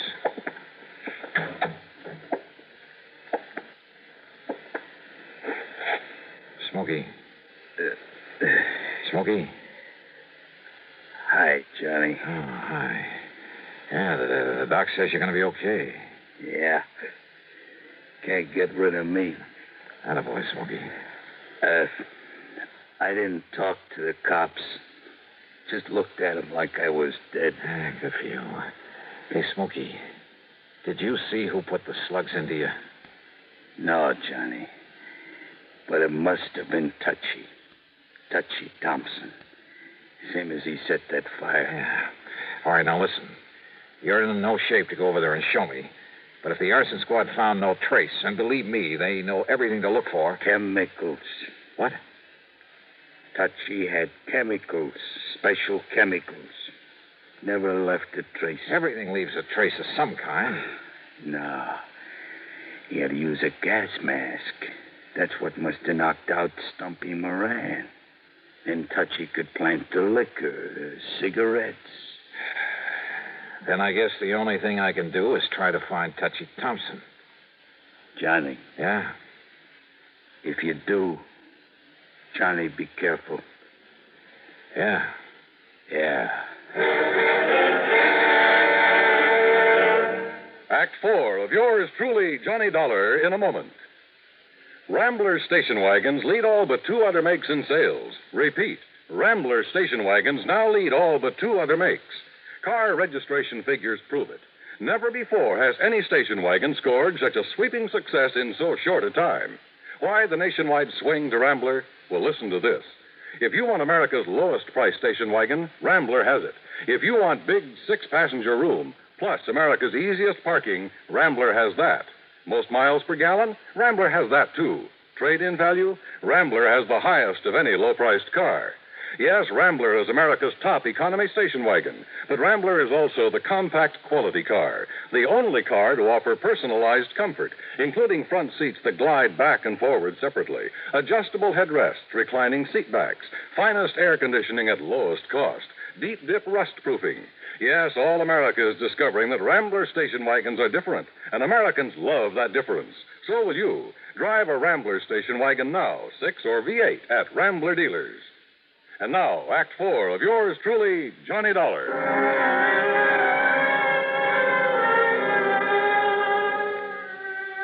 Expense account item 7520, more taxi fares. There was nobody home at Touchy Thompson's place. Only the note on the door Smokey had told me about. Gone fishing. Fishing, huh? He was probably hiding somewhere around the town, waiting for the atmosphere to clear. But how to bring him out in the open? Then I suddenly remembered an old friend of mine, Maury Webster, head man at station KCBS. Item 8, $1 even for a cab to the Sheraton Palace and the KCBS studios. Johnny, this is a pleasant surprise, although I had heard you're in town. How are you, Maury? Up to my neck. We're in the midst of a big celebration. You know, our 50th anniversary. Oh? Yes, sir. We were the first broadcasting station in the country, and we're kind of proud of it. Well, I should think you would be. Let me add my congratulations. Well, thank you, Johnny. Now, what brings you here? Maury, when is your next news broadcast? Well, let me see. Well, Don Mosley will hit the air in just about 7 minutes. That'll just give me time to knock out a news item for him to read on the air. Oh, what kind? I'll tell you while I'm scribbling it, if you don't mind. Well, yeah, go ahead. And Maury, I have a sneaking suspicion it'll flush out an arsonist. Oh? Yeah, and killer. As briefly as possible, I told Maury Webster my plan, the why of it. I handed him the news item I'd cooked up. He penciled in a couple of minor changes, then gave it to his top man on the news bureau, Don Mosley.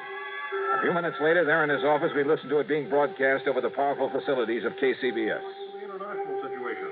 On the local scene, well, it took insurance investigator Johnny Dollar to clear up the matter of the Barnwell warehouse fire. Here it comes. Yeah. Dollar has proof conclusively that it was set by an old hand at that business named Smoky Sullivan.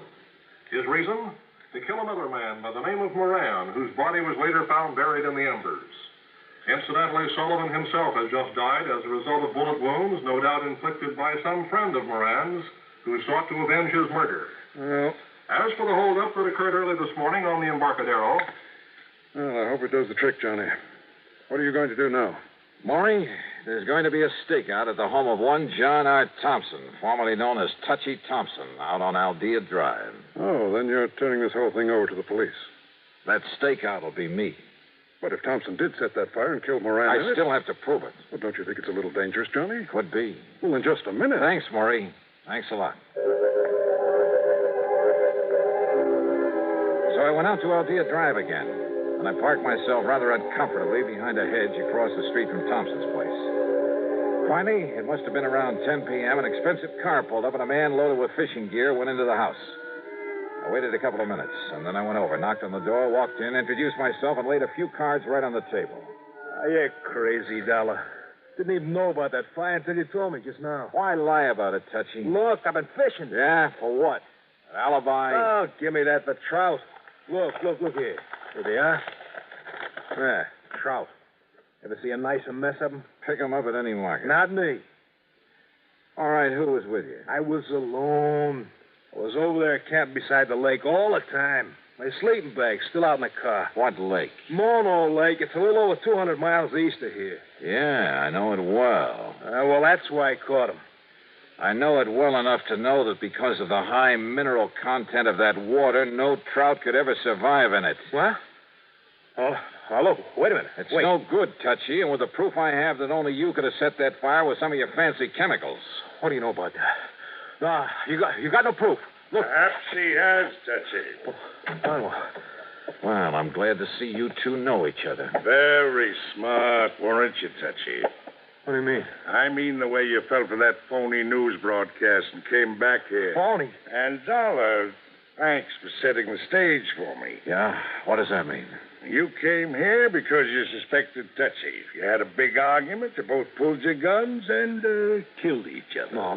Wait a minute. That's the only conclusion the police can possibly reach when they find your bodies lying there. Look. Nope. Don't make a single move, Dollar. Neither of you will do anything because 5 seconds from now you'll both be dead. Well, you're wrong. What? Pull that trigger, Barnwell, and it's the last thing you'll ever do. Bill. Climb in this window, boys, and take care of it.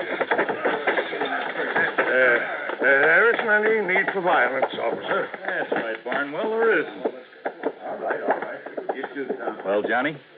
Now, just what under the sun ever led you to come out here, Bill? Your old friend Smokey Sullivan called me to the hospital. He was a little worried about you. You mind? Mine? You've got to be kidding.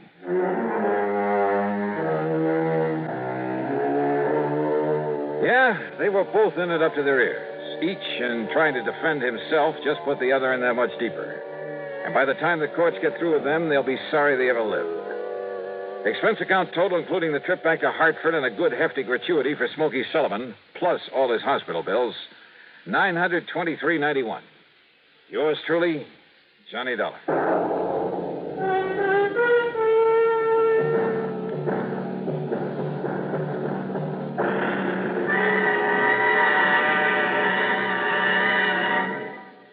Our star will return in just a moment. I'm a mean widow, kid. And are you pleased with yourself? Sure, because I'm a germ. A bathroom germ. Bathrooms is where the meanest germs get to live. Do I have fun causing odor and spreading disease? Well, you better watch out, son, or your landlady may find out about Lysol brand disinfectant. Lysol? No, Lysol. That's what I said. Lysol. Well, anyway, a lot of women are finding that a dash of Lysol in their cleaning suds every week wipes out nasty bathroom disease germs like you. Disinfects from one cleaning to the next as no other product can. Wipes out many deadly viruses, too. Lysol makes every cleaner work better. It's the easy, modern way to get bathrooms really clean and free of odors. Lysol can do that? And what's more, now, besides regular Lysol, there's a new sweet-smelling, pine-scented Lysol. And they're both out to get you. Hey, was you ever a mean little kid? One more remark like that, and I'll open this bottle of Lysol. Help! Now, here's our star to tell you about next week's story. Next week, a quiet little ranch in Oklahoma. Quiet, that is, until the shooting starts. Join us, won't you? Yours truly, Johnny Dollar.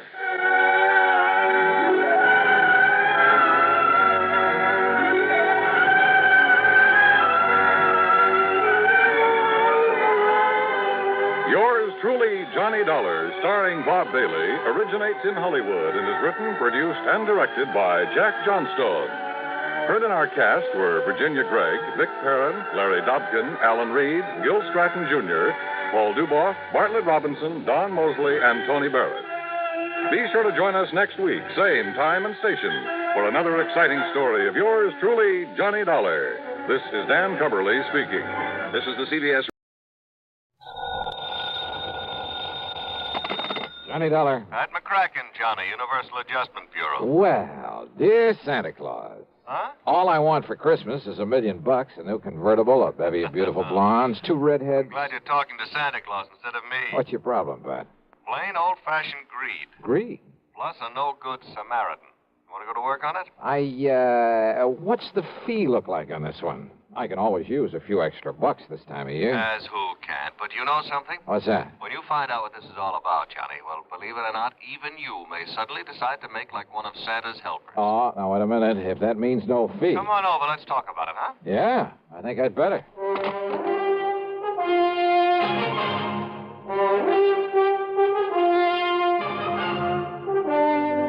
CBS Radio brings you Bob Bailey in the exciting adventures of the man with the action-packed expense account, America's fabulous freelance insurance investigator. Yours truly, Johnny Dollar.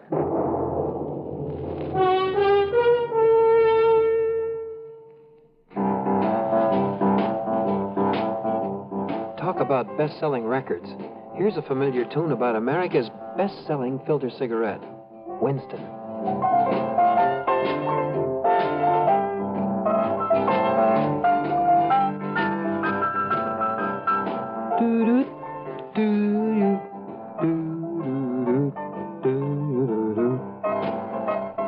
Winston gives you real flavor.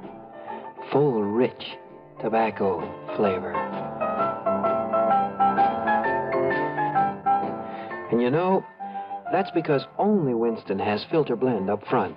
Choice, flavorful tobaccos, specially selected and specially processed for filter smoking. No wonder Winston tastes good. Like a cigarette should. Smoke Winston. And now, Act One of yours truly, Johnny Dollar.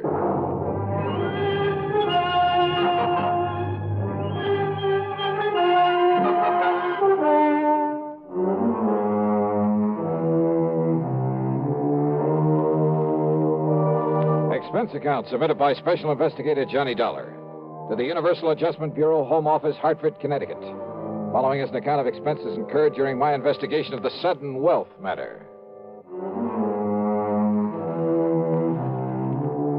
Pat McCracken trying to chisel me out of a fee? Well, there was one way to find out. Expense account item one, $1 even for a cab to his office.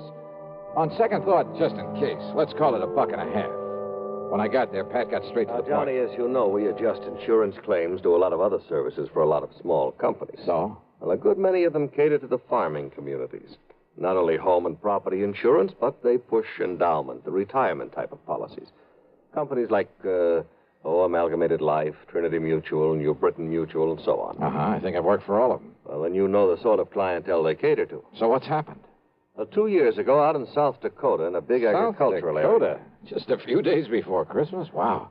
Now, listen, Pat, Huh? We suddenly got notice that a lot of people in a town near Sioux Falls were cashing in their insurance. Well? Well, then a little over a year ago, the same thing happened in a farming section near Fayetteville, Tennessee. And about 6 months ago at a small town near Macon, Georgia. And these people are not only cashing in their policies, but they were borrowing on their land, hawking their furniture, raising cash any way they possibly could. For what purpose? To invest in the stock market. Oh, well, maybe you can't blame them. Johnny. Own a few shares myself. Some AT&T, Sure. GE, some Union Carbide. Yeah, but you buy those blue chips, and through a legitimate broker. Well, doesn't everybody? Not these people. They were handing their dough over to some guy who moved into town and promised to double any money they gave him inside of 3 weeks. Oh, no. That old racket? That old racket. They'd give him $100 to invest for them, and 3 weeks later he'd return them $200? Yes. And when the word got around, everybody in town would start handing him his life savings. Yes. And out of the money coming in, he'd pay off the early suckers. Pay them 2 for 1. So they and all the rest of the pigeons would keep handing him more and more. And then, of course... Oh, sure. As soon as he got a really big bundle in his hands, he'd disappear. Exactly. Oh, brother. One of the oldest, dirtiest, meanest rackets in the world. And the poor, greedy people are still falling for it and getting burned. And the authorities haven't been able to catch up with this guy? By the time they have, he's been gone. And now the latest series of policy cancellations started coming in only a few weeks ago from a town called Enterprise, New Jersey. Well, then, Pat, there may be time to nab him. I hope so. But why aren't the local authorities doing something about it? The man is still paying off, Johnny. You know, the early investors. You can't nab him for that. Oh, well, what he's really doing, though, is setting up the later suckers for a big killing. Of course. But isn't anybody wise to what he's up to? Who knows? Maybe there are a few who are smart enough to get in at the beginning during the big build-up. Yeah, but they'll get their money back. Why, sure, doubled. But then, when he gets enough new money... Well, aren't the police wise to him? Suppose they are, Johnny. What can they do so long as he keeps paying off as promised? Oh, brother. Of all the dirty, rotten... Well, you want to go look? I sure do, Pat. And you can pay my expense account, but that's all. You know, on account of Christmas or something. I kind of thought you'd feel that way about it. Yeah. I'll be in touch.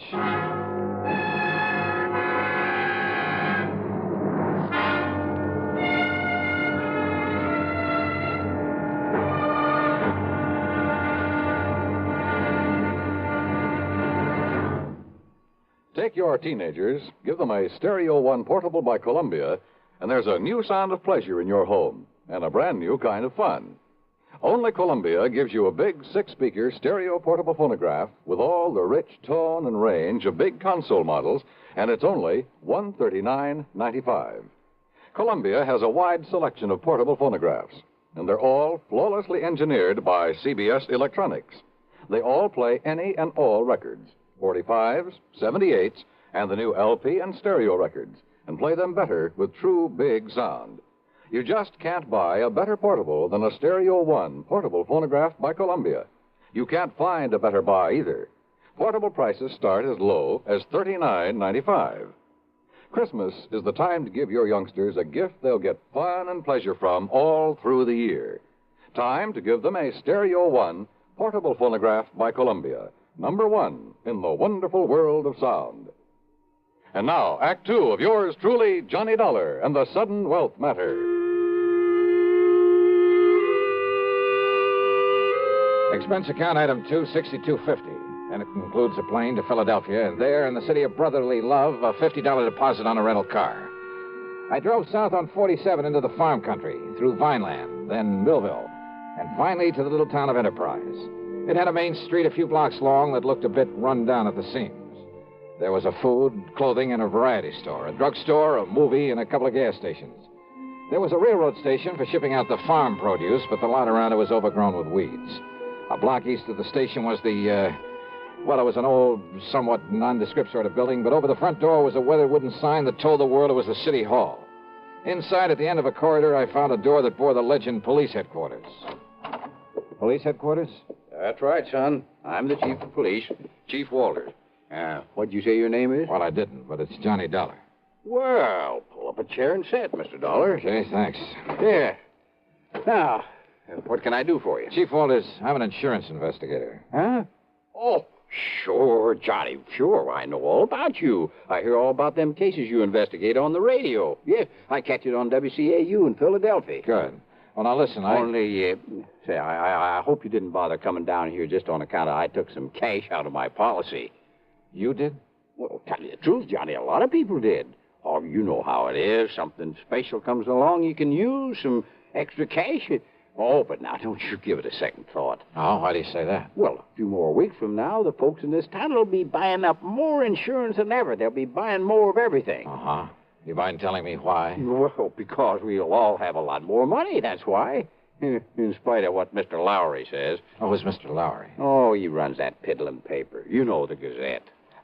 What he says about what, Chief? Well, I'll tell you this, Johnny. He puts any of them things that he says about Mr. Morgan in his paper, the folks won't buy it anymore. Morgan? John D. Morgan. Yeah, he's the man that's putting this town on its feet again, now that the farmer's dropped off. John D. Morgan. One of his grandpappy's relatives on his mother's side was a Rockefeller, and another one was a Morgan. Big financiers, just like he is. Uh-huh. Yeah, see, he belongs to that New York Stock Exchange. He told you that? That he did, son. Well, then I have a sneaking suspicion he's the man I came down here to see. I would if I was you. Why, Johnny, when he come here, Jerry Chisholm gave him $20 to invest for him. 3 weeks, and he give Jerry back 40. Yeah, I've heard about this. And then the widow Pasquale gave him 25. So, 3 weeks later, he gave her 50 back. Yes, sir.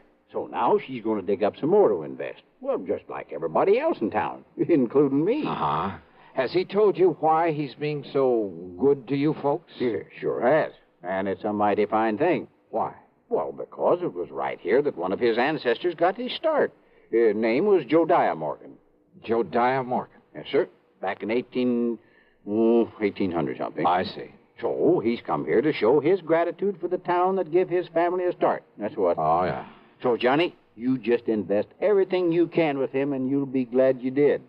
Where'll I find this John D. Morgan? Over at the Parker house. Well, Johnny, he made old man Parker turn the whole third floor into a suite for him and keep the hotel safe up there to keep our money in. Yeah, and you know what he spends for that suite of rooms? No. $100 every week. Whoa.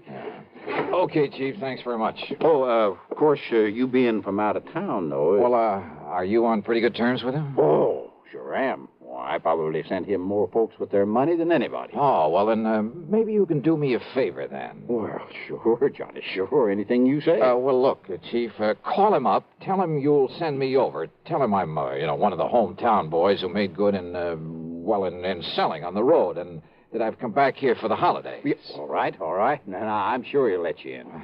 Yeah, just like he tells us, Johnny, the more money he can get a hold of, the more he can make for all of us. Oh, sure. Only, well, why is it you don't want him to know what you really do? Well, personal reasons, and he might think I don't need the extra money.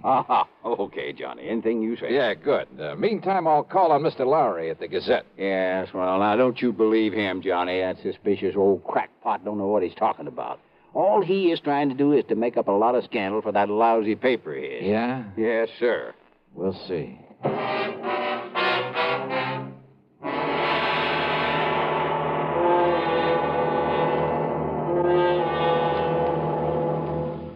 Act 3 of yours truly, Johnny Dollar, in a moment. Meet star Stuart Irwin. Nothing's worse for an actor than a nasty cold. To feel better quickly, I take wonderful 4-way cold tablets, the fast way to relieve cold distress. Right. Tests of all the leading cold tablets proved 4-way fastest acting. 4-way starts in minutes to relieve muscular pains, headache, reduce fever, calm upset stomach, also overcomes irregularity. Take my advice. For your next cold, take 4-way cold tablets, the fast way to relieve those cold miseries. 4-way, only 29 cents. And now here's a word about another fine product of Grove Laboratories. Does dandruff dull your hair, leave scalp itchy? Get Fitch Dandruff Remover Shampoo and get rid of unsightly dandruff in 3 minutes. 3 minutes with Fitch regularly is guaranteed to keep embarrassing dandruff away forever. Apply Fitch before wetting hair, rub in 1 minute. Add water, lather 1 minute. Rinse 1 minute. Every trace of dandruff goes down the drain. 3 minutes with Fitch, unsightly dandruff's gone. Fitch can also leave your hair up to 35% brighter. Fitch Dandruff Remover Shampoo. And now, Act 3 of yours truly, Johnny Dollar.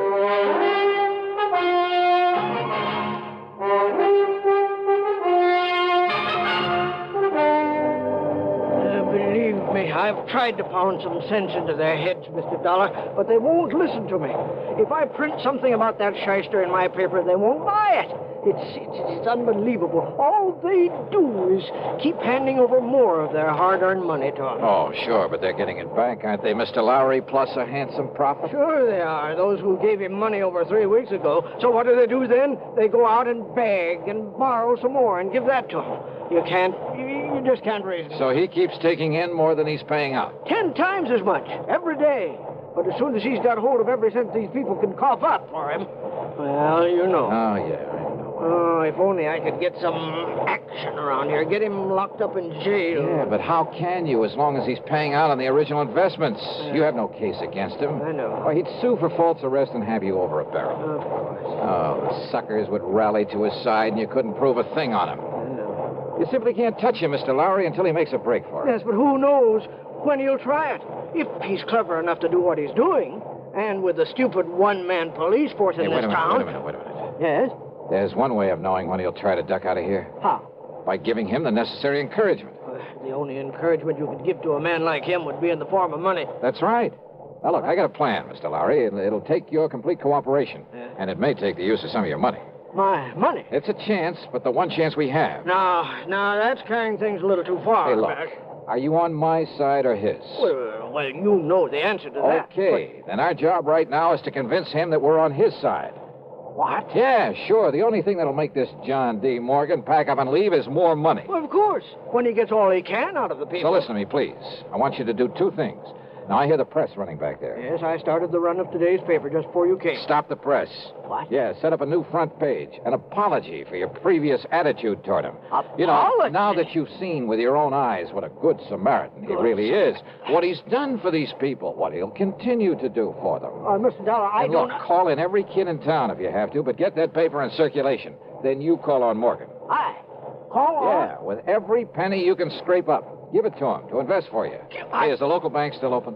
It will be in for a couple of hours, but now look here, Mr. Dollar. Then I'll try to get hold of some money myself to give to that crook. You? Well, Dollar, don't you see Do you think he'll hang around once he's got his hands on a real bundle? Hey, don't you understand, Mr. Lowry? Well?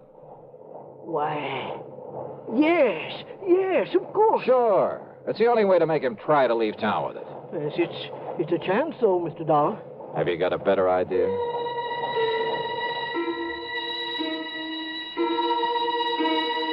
While Mr. Lowry set up a new front page and got the paper back in the press, I went over to the city hall. Under protest, Chief Walters went through the old town records. And when he found no record of any Josiah Morgan, he kind of changed his mind about John D. Then I spent item 3, $1.50 for a call to the Securities and Exchange Commission in New York. They'd never even heard of our shyster friend. Chief Walters' protest then was because I wouldn't let him go straight to the hotel and slap the cuffs on John D. Morgan. And he is a crook. Lowry over at the Gazette was right. Well, sure, of course he was. But look, if you try to arrest Morgan now, you'll only make trouble for yourself. Until we get proof, we have... Bang that dirty crooked. What can I do, Johnny? Well, I got a plan going, Chief. I'll tell you about it on the way to the bank. Oh, what kind of a plan? Did you phone Morgan I'd be over to invest with him? Yes, sir. Good. And when I said your name, well, he made me repeat it for him. But I didn't tell him who you really are. I mean, what you do. Good. Now, you can help some more by taking everything you have out of the bank. Huh? Sure. To invest with John D. Morgan. What? Come on. I'll tell you what it's all about. At the bank, I laid the whole thing out to the president, a dignified old man by the name of Peterson. He, too, agreed to cooperate. Item 4, then $2.25 for a call to Pat McCracken back in Hartford. $10,000? Yeah, wire it to my account right here at this bank. Now, Pat. Immediately. And you're going to hand it over to that crook? That's right. Well, Johnny, if something goes wrong, if he gets It's away... a chance we got to take, Pat. Well? Okay, Johnny, whatever you say. Attaboy. Now, Mr. Peterson. Mr. Dollar, my own wife has just gone to see Morgan with $5,000 for him. Oh? And if that doesn't, well, I guess flush him out is Yeah, concerned. good. And yet, I wonder. Yes. Well, I just hope we aren't overdoing this thing now. Enough to make him smell a rat, I mean. No, of course not, Johnny. Ain't you seen the afternoon Gazette? Precisely. With the paper now supporting instead of fighting him, more people than ever have gone there to give him money. Yeah, but if he does get suspicious, I think I'd better go over there and see him. Whatever you say. But until Pat wires me that $10,000... Oh, here, Mr. Dollar. Here's $1,000 in cash. Huh? From my own personal account. And if you need more... No, thanks. But this ought to be enough to convince him I'm sold on him. Hope I'm not too late. Not unless he were to find out who you really are. Come on, Chief. Let's... Hey. Yes, Mr. Dollar? How does Morgan get around? Johnny, you mean you ain't seen that beautiful limousine, that brand new... Where does he keep it? He rents the garage back of Miss Goodwin's house on Wood Street, a couple of blocks west of the hotel. Okay, Chief. Then I'll meet you at Morgan's hotel room. Okay, Johnny. And don't, for heaven's sake, tip him off about this. I'll go along with the chief. Yeah, do that. I found the Goodwin house on Wood Street. I found the garage and back. But there were no keys in the limousine inside of it. And rather than lose time breaking open the trunk, possibly to find nothing, well, I remembered an old trick I'd used once before. Then over to the hotel and up to the 3rd floor. But instead of John D. Morgan, I found half the population of Enterprise milling around in it. I had to force my way through to where Chief Walters and the banker, Mr. Peterson, were standing in front of an old-fashioned open safe. Too late, Mr. Dollar. We got here too late. What? Don't you see, Johnny? He skipped. He's already skipped out on us. Must have got wise to you. I had the chief order Mr. Parker to open the safe and look. Look at what everybody who came in here thought were bundles of money. Their money in it. Wads of paper with bills on the outside to make them look Dollar, listen to me. Yeah, Mr. Lowry. These people feel that you were responsible for this. Me? And after making me give my last penny to them a while ago, Dollar, I can't help wondering myself. Oh, now look, use your head. Listen to me, listen. All right, I'm listening. Well, doesn't anybody know where he went? He must have went out the window in the back room when he seen me and Mr. Peterson coming. The back window, huh? Okay.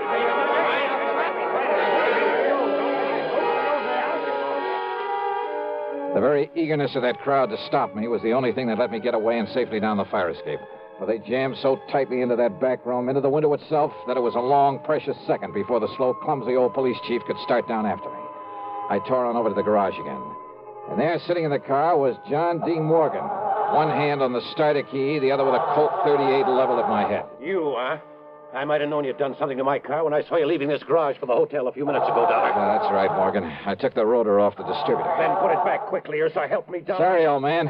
It stays right here in my pocket. And you give me no choice. I'll have to kill you and take it away. All right, from wait a you. minute, Morgan. Look out there on the street. Oh, those people. Yeah, that's right. And I don't think they like you anymore. You see their faces? Not very pleasant looking, are they? Oh, no, let me... Oh, help me. They'll kill me. Maybe. You had that money for him? Well, yes, it's in the trunk of this car, all of it. Then you'd better open it up and be ready to give it back to him. Yes, tell him I will. I'll give it all back, all of it. After you let me have that gun. What? Come on. I'd hate to think of what they might do if they saw you waving that thing around. Oh, here, take it, please. Okay. Now get out and open up that trunk for him.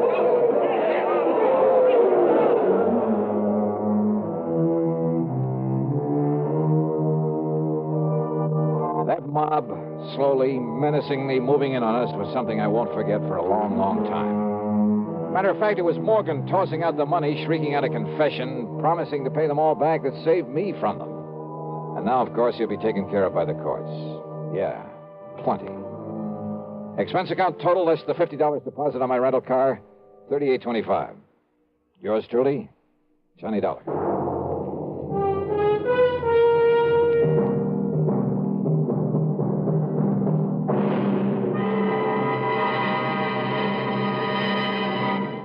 Our star will return in just a moment. How's your Christmas shopping coming? Not leaving everything for the last minute, we hope. Remember, as a practical gift-hunting matter, the best selections usually go to the earliest shoppers. Another thing, last-minute men compete with the biggest crowds in the stores and streets and face greater accident danger. CBS Radio suggests shop early and safely for a healthy, happy holiday season. And here's a suggestion for Christmas buying that's really giving the best. Almost Christmas, no time to lose. Lots and lots of gifts to choose. Give him, give her a gift set by Yardley. For her, an array of all new Yardley gifts, $1.50 to $13.50. A Yardley Red Roses Spray Mist and Soap Set, $3.50. All prices plus tax. Yardley. Give him, give her a gift set by Yardley. Now, here is our star to tell you about next week's story. Next week, the strangest disappearance I've ever been called on to investigate. Join us, won't you? Yours truly, Johnny Dollar. Yours truly, Johnny Dollar, starring Bob Bailey, originates in Hollywood and is written, produced, and directed by Jack Johnstone. Heard in our cast were Lawrence Dobkin, Forrest Lewis, Junius Matthews, Edgar Barrier, and Russell Thorson. Be sure to join us next week, same time and station, for another exciting story of yours truly, Johnny Dollar. This is Dan Cubberly speaking. Time once again for another tale of suspense as this popular weekly drama follows on the CBS Radio Network.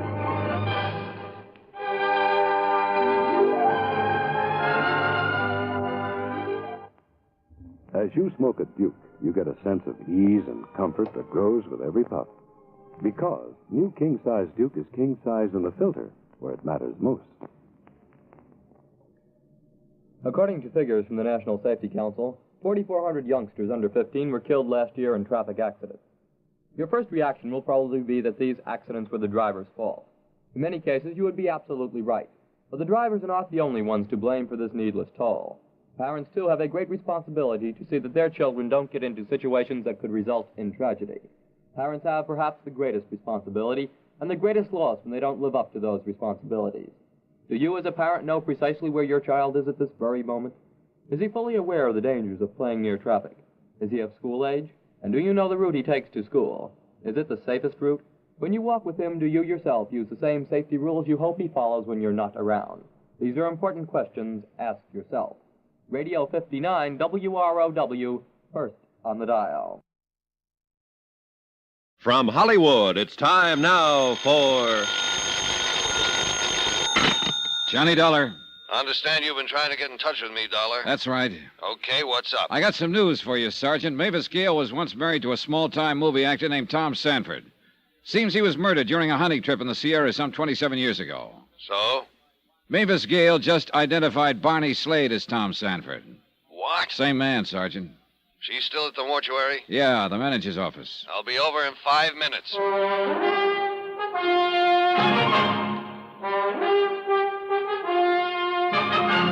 Tonight and every weekday night, Bob Bailey in the transcribed adventures of the man with the action-packed expense account, America's fabulous freelance insurance investigator. Yours truly, Johnny Dollar.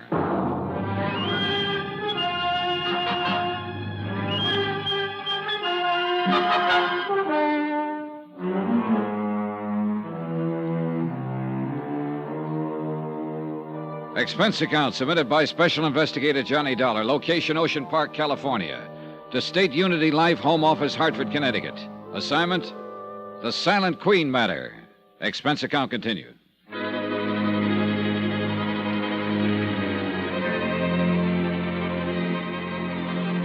Item 4, 10 cents, a cup of black coffee for Mavis Gale, queen of the silent flickers. While she drank it, I elbowed my way past Barney Slade's friends gathered in the hall just outside the mortuary office and walked out to the street to do a little quiet thinking. I didn't have time. Excuse me, Mr. Dollar. Is it a fact about Mavis Gale, I mean, she was Barney's wife? Where'd you pick that up? Well, Mort thought he heard her say so. Mort? A manager of the funeral parlor. You were in his office, helped carry Miss Gale there. Is it a fact, Mr. Dollar? How do you know my name? I was gabbing with Twyla earlier tonight. She's the girl at the change desk in the Penny Arcade. I know. Then I seen you and Sergeant McKay come out of Barney's apartment. Who are you? Frank Jessup. I run the mermaid bit over on the pier. You know, 3 baseballs for a quarter and you... You tried to dunk the doll in the water tank, yeah. I figure Mort heard right that Mavis Gale used to be Barney's wife. Well, that's what the lady said. Oh, how do you like that? Old Barney married all this time into that Mavis Gale, old-time movie star. Never breathed a word of it to any of us. Sure can't get over it. And him being a picture player in the old days, too. Yeah. Do you recall ever seeing her around the arcade, Mr. Jessup? Nope. Think I would have recognized her tonight when she came in the mortuary. Real handsome woman. Can you think of anyone Barney might have told about his past? Well, I don't think any of his friends knew Mr. Dollar. Including Twyla James? Why do you ask that? Has she been with him long? Close to 5 years. What are you driving at, Mr. Dollar? Barney was still a pretty good-looking guy. Well, she liked him a lot. And vice versa? Barney never talked it over with me. What did he talk about? Well, fishing mostly, and pinochle. He was crazy about pinochle. Best I ever played with. You play often? Average couple times a week. In Barney's apartment? Barney was kind of funny about that. None of us ever set foot in his place. Most of the time we played over at my bungalow or on Sam's boat. I see. Say, you being an insurance investigator and all, I was wondering, was Mavis Gale... Oh, excuse me, Mr. Jessup. There's Sergeant McKay. Well, you said 5 minutes, Sergeant. You made it to 3. She's still in there, Dollar? Yeah. Nice turnout of Barney's friends. Only they're all out in the hall. Well, things got sort of frantic when Mavis took her nosedive. They wanted to find out why, I guess. Did they? Mm-hmm. Mort nosed it around. Was he in the office with her? And her chauffeur. His name's Ronald. I'll send them both out. I want to talk to Mavis Gale alone. I don't think you get much out of her. She really fell apart at the seams. As it turned out, I was right. At least about McKay not getting much out of Mavis Gale. She came out of the office a minute or so later with McKay and the chauffeur on either side, and I went along with the mourners into the street. They helped her inside the big blue Cadillac, and she slumped down as far as she could get in the back seat, covered her face with a handkerchief. Then she was gone. Okay, you people, break it up. You came here to see Barney, remember? Sergeant. What is it, Dollar? Would you happen to remember Mavis Gale from the old days? When she was a star, I mean? Yeah, I guess so. Was she a pretty good actress? I'd say she was.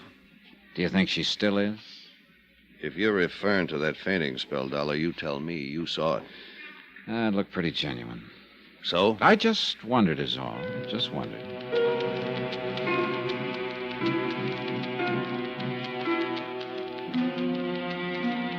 Expense account items 5 and 6, $4.60, one morning newspaper, and cab fare to Mavis Gale's Bel Air home. Now that Barney Slade had been identified as Tom Sanford, husband of the old-time movie queen, the affair was splattered all over the front pages. There was also a complete account of the 27-year-old murder case in which this same Tom Sanford had presumably been killed with a shotgun blast during a hunting trip. The big wide gates of the ex-movie queen's estate were locked when I got there, but there was a phone close by. I picked it up, leaned on the buzzer. No answer. Nothing. Then I saw the car coming down the drive. I recognized Sergeant McKay at the wheel. Morning, Dollar. Hi. You have a special pass to this place? If you're figuring on having a talk with Mavis Gale, you better put it off. Doctor's orders. Still suffering from shock, huh? Yeah, and I figure she's leveling. According to the newspaper, she and Tom had a pretty stormy time of it during their brief marriage. She was a star and he wasn't. Maybe that had something to do with it. She was also pretty popular in the film colony. Oh, Tom had a few buddies, too. At least 4. The men who went on that hunting trip with him. The case was investigated pretty thoroughly. They came out of it clean. You know, it'd be interesting to find out who wanted Tom Sanford dead, though, wouldn't it? The fellow hunter who got his face blown off by a shotgun blast wanted Sanford dead. Only apparently Sanford beat him to the draw, right? Do you think somebody might have hired that would-be killer who instead became the victim? What are you getting at? So the person who did the hiring thought the mission accomplished, but then recently learned that Tom Sanford was still alive, posing as Barney Slade. You really have an imagination. So this time he does the job himself. Or herself. It's possible. Look, I know Mavis Gale stands to collect $25,000 insurance. Unless. Oh, sure, unless you can hang it on her. 2 attempts on hubby Tom Sanford. I'm not trying to hang this on anybody, Sergeant. The insurance company hired me to turn in a report, and they'll pay off according to that report. I just want to be sure, that's all. Okay, relax. If you're going back to the beach, get in. Oh, thanks.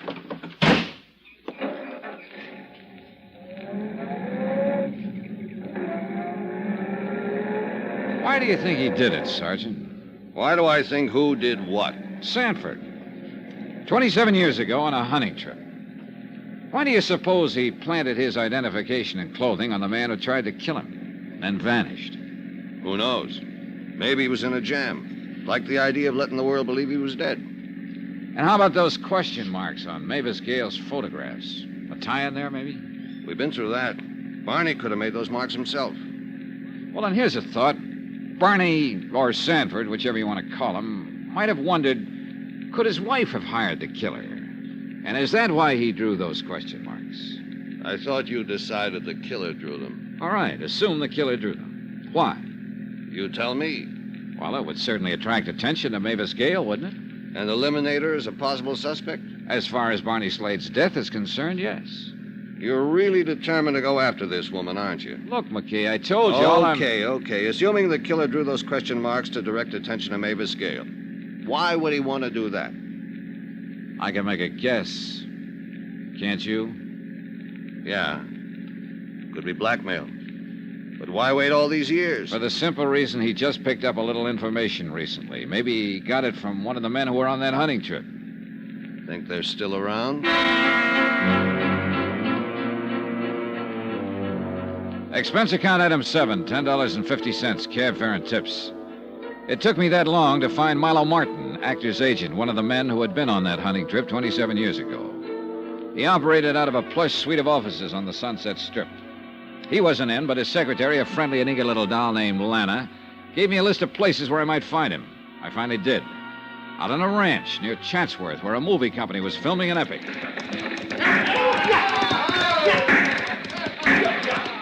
Yep, a Western.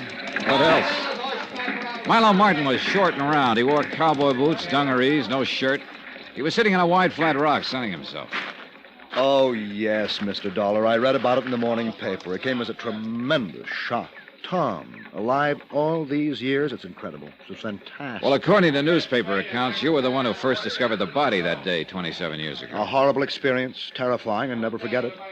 We'd been searching the hills all night, and then in the cold gray of dawn, there he was in the ravine. Tom. Only it wasn't Tom. Well, the police are certain? I mean to say... Miss Gale positively identified the man known as Barney Slade to be Tom Sanford. Running a penny arcade in Ocean Park. It's incredible. Well, then who was the man I found in that ravine? We don't know. We may never know. And he wanted to kill Tom? But why? You have no idea why anyone would have wanted to do away with him? No, of course not. Oh, I knew Tom was a wild sort. He never got along with most people, but, well, to resort to murder. You were his agent, weren't you, Mr. Martin? Yes, I was. I must confess I only took him on as a client to please Mavis. Oh, you also represented Miss Gale? I did. She was... Oh, she still is a truly wonderful person, Mr. Dollar. Uh-huh.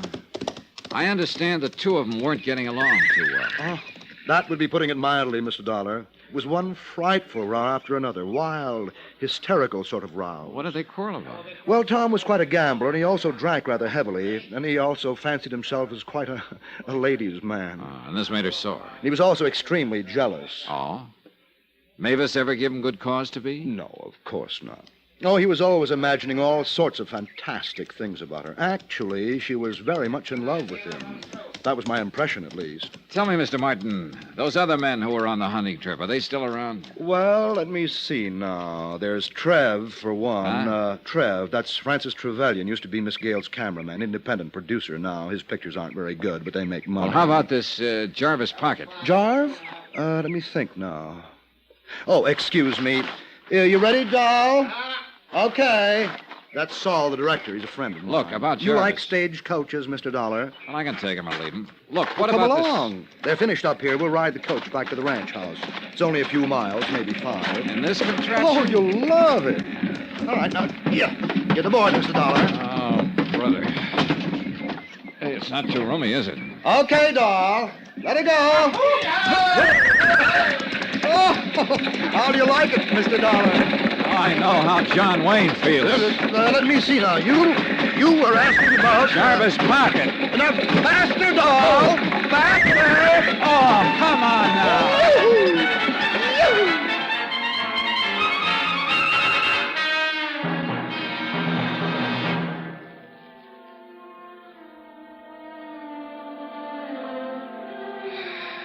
Expense account.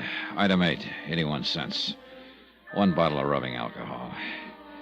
It was late that afternoon when I got back to my hotel, but before I could use the alcohol on my aching bones, the phone rang.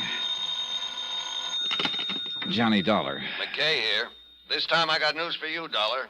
You ought to be real pleased. Wait till I sit down. Oh, on second thought, maybe I won't. Okay, Sarge, let's have it. Mavis Gale said she didn't know her husband was alive all these years, that he was using the name Barney Slade, running that arcade in Ocean Park. So? So maybe she didn't tell us the truth. What do you mean? We got a witness, Dollar. Someone who saw Mavis Gale hanging around the Penny Arcade 2 nights before the murder.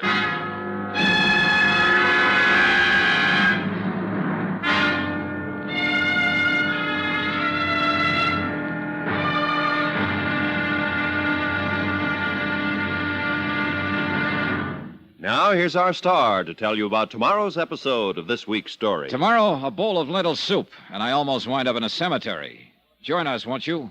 Yours truly, Johnny Dollar.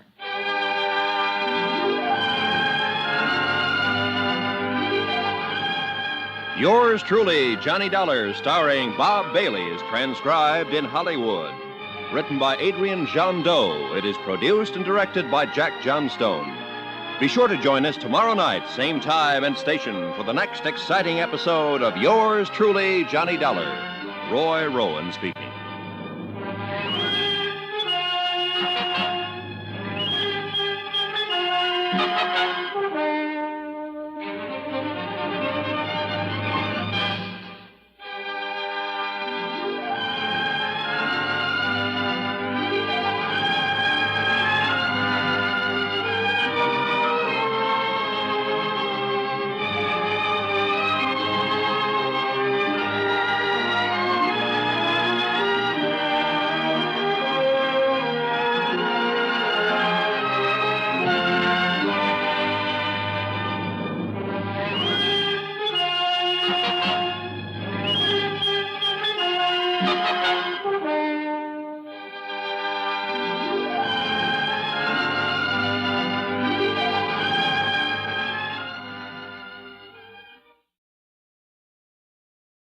From Hollywood, it's time now for...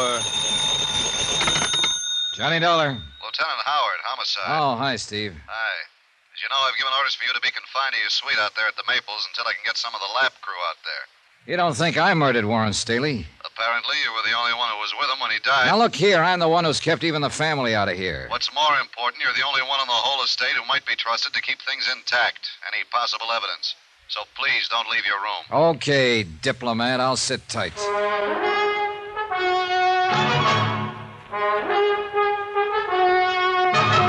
Tonight and every weekday night, Bob Bailey in the transcribed adventures of the man with the action-packed expense account, America's fabulous freelance insurance investigator. Yours truly, Johnny Dollar.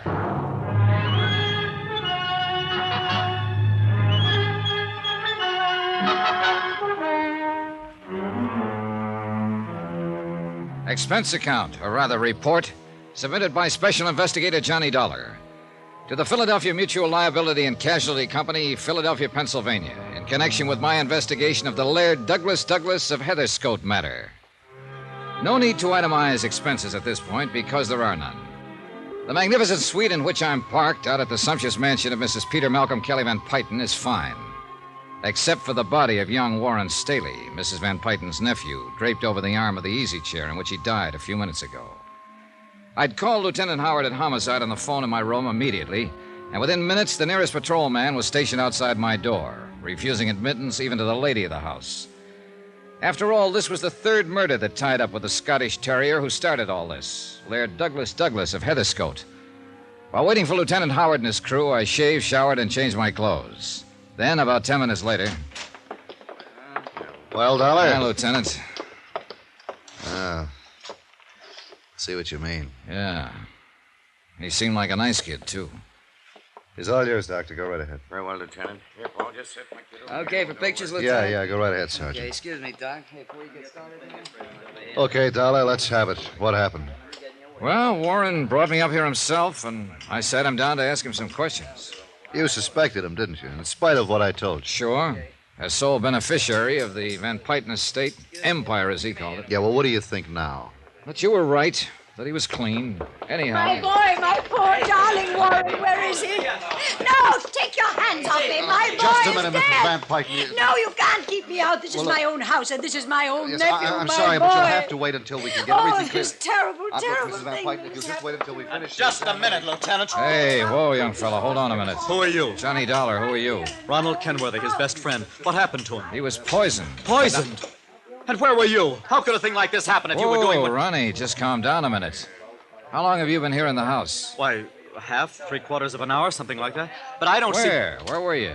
Well, I was down in the reading room with Mrs. Van Pyton. All the time? Then out in the garden. Alone? Yes, except for a few minutes while I talked to Hastings, the butler, out there. What were you doing in the garden? I was on my way up here by the back way to see Warren. I've always used the back staircase from the garden, ever since we were kids together. This suite of rooms used to be our playroom, ever since I can remember. All right. Go on with what you were saying. Well, then about that time, or a few minutes later, I don't know exactly, I heard the police car come screaming up the driveway. That was the first that any of us, Mrs. Van Pyton or Hastings or I, that any of us knew that something was wrong, that something had happened to Warren. But now look here, Mr. Dollar, All right, I don't... Kenworthy, you two. What? You'll have to leave with Mrs. Van Pyton until we're through in here. Oh, please, Ronald, help me. Well, but I... Go ahead, Ronnie, go ahead. All right. Oh, come on, you poor old dear. Poor old dame. Sorry for her. You finding anything, Doc? Yes, I think so. I certainly think so. Be with you in a minute. All right. You better go on with what you were saying, Dollar. Well, not much more to say, Lieutenant. Warren felt the same way you do, that Branson at the insurance company does. If anything happened to the dog, Lair Douglas, it'd be the end of Mrs. Van Pyton. That the murders of the dog's handlers, caretakers, were purely incidental to attempts on the dog's life. But what? Well, he apparently was as concerned over this whole thing as we've been. Said he had a very strong theory about who might be back of all this. Who, did he tell you? He was about to when this, whatever it was, hit him. Well, I'll tell you what it was, Lieutenant. Yeah, Doc? Oh, this is Mr. Dollar. Oh, yeah, Mr. Doc. Dollar. Norfolk acid. Same thing that killed the two dog handlers and was used on the dog itself. I can tell without further examination. Wait a minute, Doc. Wait a minute. If the dog got the same thing that killed a couple of grown men. A dog with a much more sensitive stomach, unused to all the strong food and drinks the human stomach is constantly abused with, a dog would immediately regurgitate and retain only a minute amount of the panorphic acid. I see. In the case of Warren Staley here, it was added to the Scotch whiskey he drank. Traces of it in his glass and in a full glass beside your chair. Well, Doc, have you checked those bottles in the cellarette? Just about to. Which bottle did he pour that out of, Dollar? The one right next to that bottle of VO there. Wait a minute. This isn't the same bottle. What? Well, the one he poured from was half empty. This is nearly full. Hey, now, what's the matter with you boys? Hands up. You let somebody switch bottles a minute ago. Oh, nobody's touched a thing. Now, wait a minute. Nobody else came in here besides Mrs. Van Pyton and young Kenworthy? Hastings, the butler, but he just stood in the doorway. Sure, that's right, Lieutenant. Yet somehow, between the time Warren Staley poured those drinks and now, somebody switched bottles. Unless you're wrong about this, Dollar. No sign of the poison in this one, Lieutenant. It's the only Scotch bottle. You been here in the room all this time, Dollar? Yeah, sure. And in the bath, I shaved and showered and dressed while waiting for you to get here. But only after one of your men came and parked outside the door. Well, where does this door lead to? Well, it's the dog's quarters, 2 rooms. Oh, I see. Come on, Dollar. You mind wait for us? Yeah, right. I'll be here. What about that door beyond? Oh, that. Mademoiselle Poirot, the dog's governess. Well, where was she? How should I know? I didn't even meet her. Oh, Go Ah, the Folies Bergère. Yeah, I guess I should have knocked. Who are you? Why you come in this way while I'm dressed myself? Sorry, mademoiselle. We're the police. Police? What have I done that you should see me this way? Well, nothing, ma'am, nothing. But how long have you been there in your room? Only 2 minutes. I came in the back way to change my clothes. Yeah, that was obvious. It's my day off. I have big date. Well, not now, you haven't. Get dressed, and I'll send an officer in to escort you downstairs. Come on, Dollar. No, you cannot do this to me. I've done nothing wrong. You cannot make me stay here. Say, Pete, send somebody around the back way to cover the governess and take her downstairs for questioning. Yes, sir. Hey, Ransom. Yo. And Johnny, looks like you goofed. Hmm? While you were showering, somebody came in through her room, through the dog's quarters, and did the bottle switch on it. Oh, well, then we're even. Yeah, we're... What? You have very carefully mussed up any fingerprints that might have been on those doorknobs. Oh. Jerry, see if you can get any prints off those doorknobs back there. Right. If I haven't wrecked them. But, Johnny, if I didn't know about you and your reputation, I'd peg this on you so fast you'd... You haven't been holding out on me, have you? I assured him that I hadn't, then went downstairs to the monstrous living room and sat in while we went through a routine questioning of everyone in the household. I even went through the motions of bodyguarding the dog that had started all this and tried to console Mrs. Van Pyten. Results of the questioning? Nothing, Dollar, nothing. No leads. Yeah, so I noticed. The 2 previous murders of the dog's caretakers or bodyguards, whatever you want to call them. Yeah, well, same poison was used then. In their food as well as the dog's. But why? Why, Steve? Why? Why they? To keep them from helping Lair Douglas when it hit him? Well, more likely because those handlers had got wind of the attempt to poison the dog and suspected who was trying to do it. Yeah, that makes sense. Yeah. So there's one thing you're overlooking, Dollar. What's that? The intended victim of this last poisoning was not Warren Staley, but you. Oh, brother, I'm not overlooking that for 1 second. Yeah, and that's why I asked you if you were holding out anything on me. Because it would indicate that you have a lead. Or at least suspicion about someone. Sure. I got a lot of suspicions. Ronald Kenworthy, his old man, the butler, heaven help us, even Mrs. Van Pyten. Maybe even you, Steve. But when it comes to evidence... Yeah, I know what you mean. Well, I've got work to do.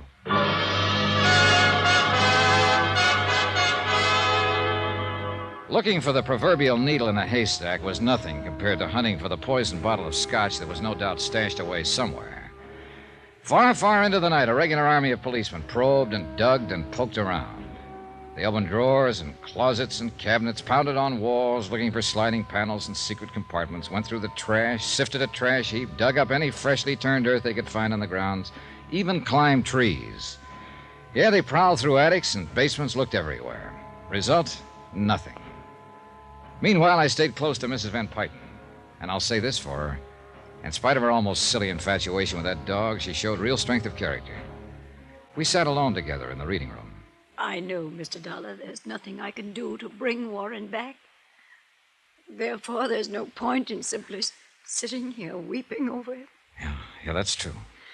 But it isn't easy because it meant more. I'm sorry. I want to ask you some things, Mrs. Van Pyten. I suppose this is the wrong time, but No, ask me, Mr. Dollar. I think I know what you want to ask, and now that this last terrible thing has happened, I pray that I can help you. Well, I had quite a talk with Warren before he died. Oh, I'm glad. Warren would have been the sole heir to the Van Pyten estate. Yes, he alone would have carried the honor, the prestige of the family after my passing. Oh, no. Surely you didn't think that he could have been behind those other terrible murders. Quite frankly, at first I did. But he told me something else, and it's bothered me. About Mr. Kenworthy and his son. Ronald? Oh, no, Mr. Dollar. He was supposed to be Warren's best friend. You said supposed to be. Well, I Warren made don't- it very clear that if the Kenworthys could somehow acquire the Van Pyten holdings, either by Mr. Kenworthy marrying you... I have told Harrison R. Kenworthy... Yes, I know. If Lair Douglas wins the show from his Kerry Blue Terrier, you'll marry him. Yes. And I still think it's a screwy idea. But the fact remains it's fairly true. It's quite true. Neither you nor Mr. Kenworthy has too many years ahead, if you'll forgive me.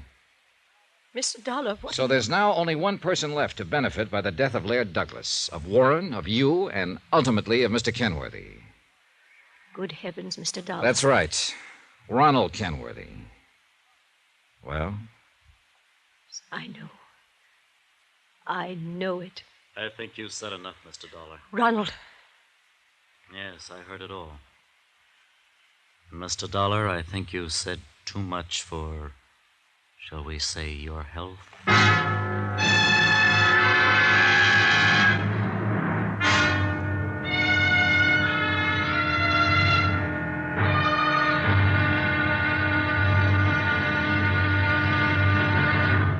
Now, here's our star to tell you about the final intriguing episode of this week's story. Tomorrow, all cards are laid on the table.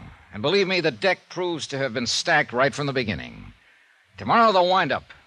Join us, won't you? Yours truly, Johnny Dollar.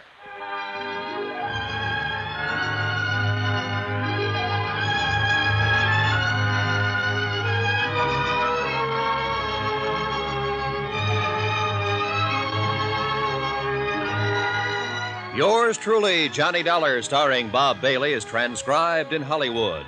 It is produced and directed by Jack Johnstone, who also wrote tonight's story.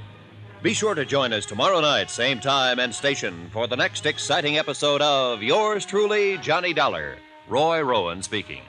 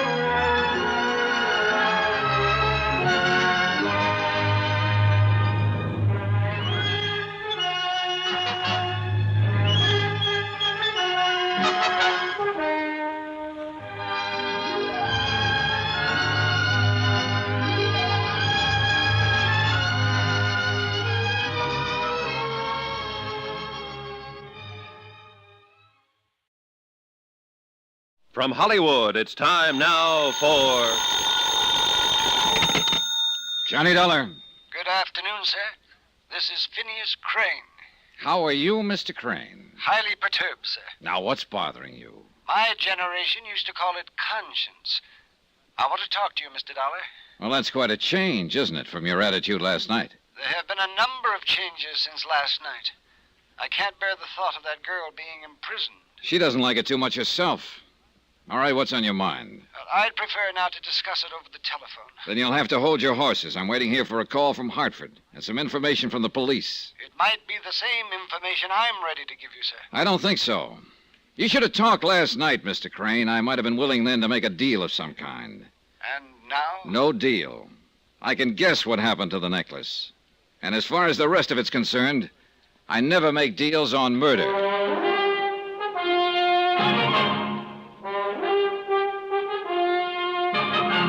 Tonight and every weekday night, Bob Bailey in the transcribed adventures of the man with the action-packed expense account, America's fabulous freelance insurance investigator. Yours truly, Johnny Dollar.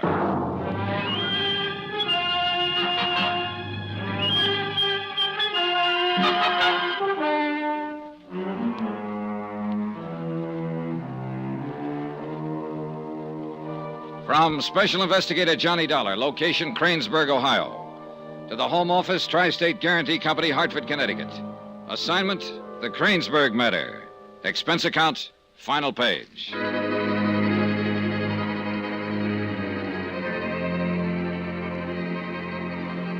Item 13, $28.65. Phone calls to Cincinnati and Cleveland, and 2 prepaid calls to Hartford. The wheels were spinning now, and I spent most of the day just sitting back and waiting. Toward late afternoon, Police Chief Ed Durham phoned, then Hartford, and then Durham again. And finally, the 3 black bars dropped into place, and the payoff was jackpot. Item 14, $10.50, second day's rental on hired car. I left the hotel just before dark and drove out through the north edge of town to the Crane estate. When I'd gone out there the day before, I'd been mostly guessing, playing hunches. But this time I knew pretty much what I wanted and just how to go about getting it. I thought the place deserted as I walked up the long arbor from the carriage house. But as I stepped out onto the terrace, I realized I was wrong. Mr. Dollar, over here. In here, please. Hurry. Why all the secrecy, Mr. Crane? I wanted to talk to you alone. I rather doubted whether I would be able to if it were known that you were here. Able to or permitted to? Well, that's what I meant, sir. Permitted. Who would stop you, Mr. Crane? Well, that, you might say, is part of the story. The story I didn't tell you last night. Why not? Why didn't you tell me? I still thought then I might be able to save things. And you don't think so now? I'm afraid not. It's too late. You know too much about it now. What were you doing in Smiley Prowl's room when I found you last night? Looking for the necklace. I told you that. Did you know then he'd been murdered? Oh, no. I wouldn't have had the nerve to go there if I had. And there wouldn't be of any use of going. That's when I realized it was all over. When I heard Mr. Prell had been killed. Dishonesty is one thing. But murder is something else again. You're so right. Of course, it wasn't dishonest at first. It was all quite legal in the beginning. But not later. No, not later. I was against that. Not that I'm claiming any virtue for it.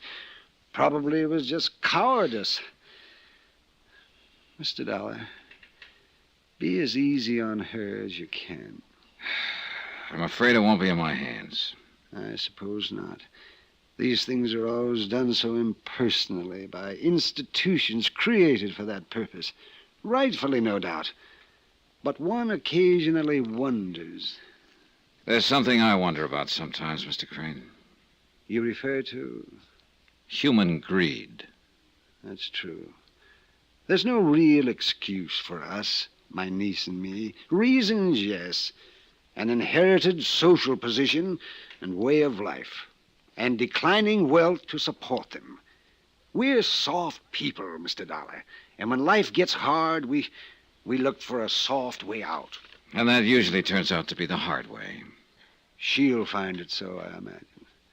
For me, it doesn't really matter anymore. How did you get onto Smiley Prell? How did you know he was the one who robbed your safe? But I was just guessing. Until you told me yesterday that he was a professional jewel thief. And that he'd phoned the insurance company and claimed to have the necklace. But before that, when you were guessing, how did you know about him? What reason did you have to guess? I'd seen him hanging around the estate here twice, the week before the robbery and when I saw him again afterward. Talking to his contact, I guess you'd call it. His employer fits the facts better. I suppose so. Anyway, I put 2 and 2 together and I followed Prell. I found out where he lived. Did the employer know you'd done this? No, hardly. Or I doubt that I'd be sitting here talking to you. Oh, not that it matters, since you probably know more of the details than I do. All right, Uncle Phineas. That's quite enough. Melba. That was a very quiet entrance, Miss Crane. It wasn't intentional. I didn't know you were here until I heard voices. Uncle Phineas, would you mind leaving us alone? It's too late, my dear. I think time is about to run out on all of us. Aided a great deal, I presume, by some of your more senile imaginings. Mr. Dollar didn't really need any help. Please. Very well, my dear. I leave the 2 of you, then, to what I anticipate may be rather stormy. What were you doing? Pumping him? Trying to make him say things you could twist later and use against him? No, it was more a matter of humoring him, I'd say. What's the matter, Melba? Hangover from last night? I suppose you told him that, too. that I came to your hotel to see you. No, didn't seem relevant somehow. I see. Where's your fiancé? Dean? Sure. How many have you got? Mr. Sellers is in the billiard room. Why? What do you want with him? Oh, I need just a few more facts to fill out the picture. I think he can supply them, that's all. What facts? Why have you come here? Uncle Phineas invited me. What for? He said something about wanting to clear his conscience. His mind wanders. You know that. You can't rely on anything he says. I'm not. What about the girl they arrested? Your maid, Betty? Yes, Betty. If the police are satisfied she's guilty, why aren't you? Because I was hired to find a pearl necklace that was stolen from your safe. It was insured for $20,000, remember? And I haven't found it yet. Suppose I were to withdraw the insurance claim. It's a little too late. The police would want to know why. Why? Simply because I choose to. Because I don't want any more fuss about it. It's not a loss, actually. The necklace was a gift. Oh, yes, I know. An engagement present of great sentimental value from that wealthy young philanderer, Mr. Dean Sellers, who incidentally is broker than you are. What? Yep. Got a complete rundown on him from Hartford late this afternoon. I don't believe it. It's quite a shock, I imagine. You'd say anything just to help that girl get out of jail. No, you got me mixed up with Sellers, haven't you? He's the one who rallied to her defense. A cheap little flirt. I hope they convict her. Do you really believe she's the reason Sellers broke off your engagement? It wasn't broken off. It was only postponed. Well, it's like I said, Melba. A lot of surprises. By the way, I'd like to search Betty's room if you don't mind. That's actually why I came out here. What for? That necklace. I was hired to recover it, remember? But if you think she's innocent, then why do you How bother? do you know what I think? I haven't really said, have I? No. That's true. That's quite true.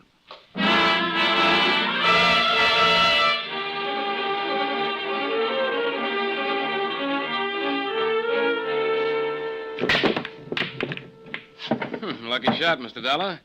You got two on the break. Yeah. Result of a misspent youth. All right. 4-ball in the corner pocket. Expert, huh? Oh, just lucky, like you said. Oh, by the way, Mr. Sellers, you were right about Betty. She isn't guilty. She was being framed. I told you so. Yeah, she was just an innocent bystander, you might say. Even though I did find the necklace a few minutes ago, hidden in her room. You found it? Good. The Cranes, though, aren't quite so innocent. The Cranes? No. 9-ball on the far side pocket. What do you mean about the Cranes? They were broke, and they needed money to keep up a front. When you came to town and showed an interest in Melba, they figured you were the answer. Why, you're making Melba sound pretty cold-blooded, you know. Oh, there was no love lost. You were playing the same game. Huh? Sure, Sellers. That's the way you've always operated. Your last wife was a wealthy widow in Miami, Florida. You stayed with her for a year and a half and took her for $150,000. And all that was left of it when you came here was the $20,000 you had invested in the pearl necklace. That was your stake, and that's the way you used it, to convince Melba Crane you weren't a fortune hunter. 12-ball in the far corner. Dollar, where did you get all this information? Police records. Then about a month ago, you broke off your engagement with Melba Crane. Why? Because I was in love with Betty. You were playing Betty for a pigeon. You backed out because you'd finally discovered that the Cranes were flat broke. I wasn't after Melba's money. Sure you were. But you wanted to get out without losing your investment, that necklace. So you brought in Smiley Prell to steal it for you. I never saw Prell in my life. Uncle Phineas saw the two of you together a couple of days after the robbery. Well, he's lying. So Prell pulled the robbery. And then he told you the pearls he'd stolen were phony. You accused him of double-crossing you. He thought you were double-crossing him. Net result, he got sore and tried for a deal with the insurance company. That's why you killed him. Are you accusing me of murder? That's right, Sellers. 8-ball in the end pocket. Who else, Sellers?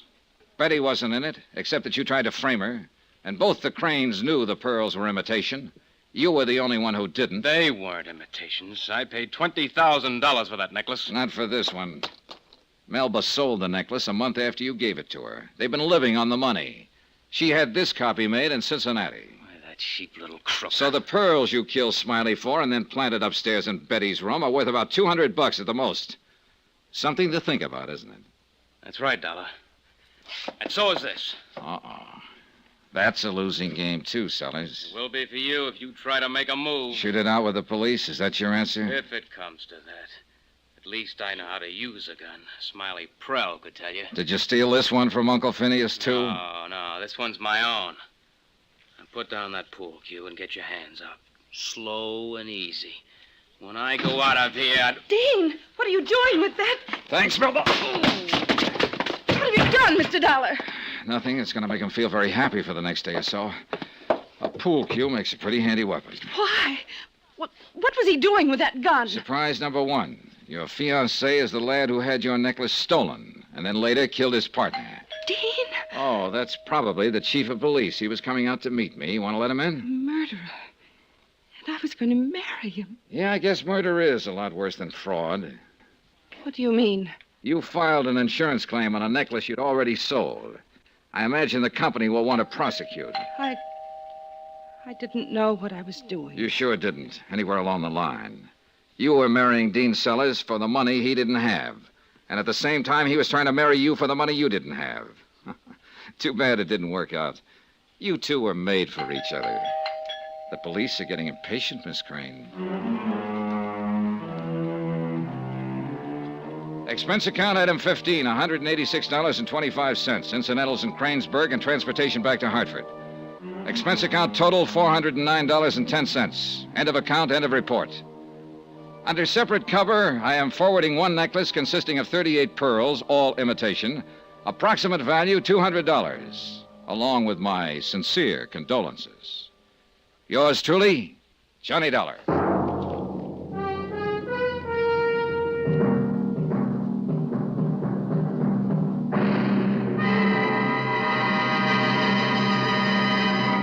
Now, here's our star to tell you about next week's story. Next week, the curse of an ancient king and how it affected the lives and deaths of two people. Join us, won't you?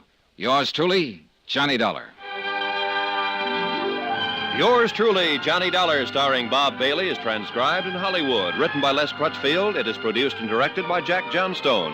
Heard in this week's cast were Howard McNear, Forrest Lewis, Paul Richards, Mary Jane Croft, Virginia Gregg, James McCallion, Shirley Mitchell, and Russ Thorson.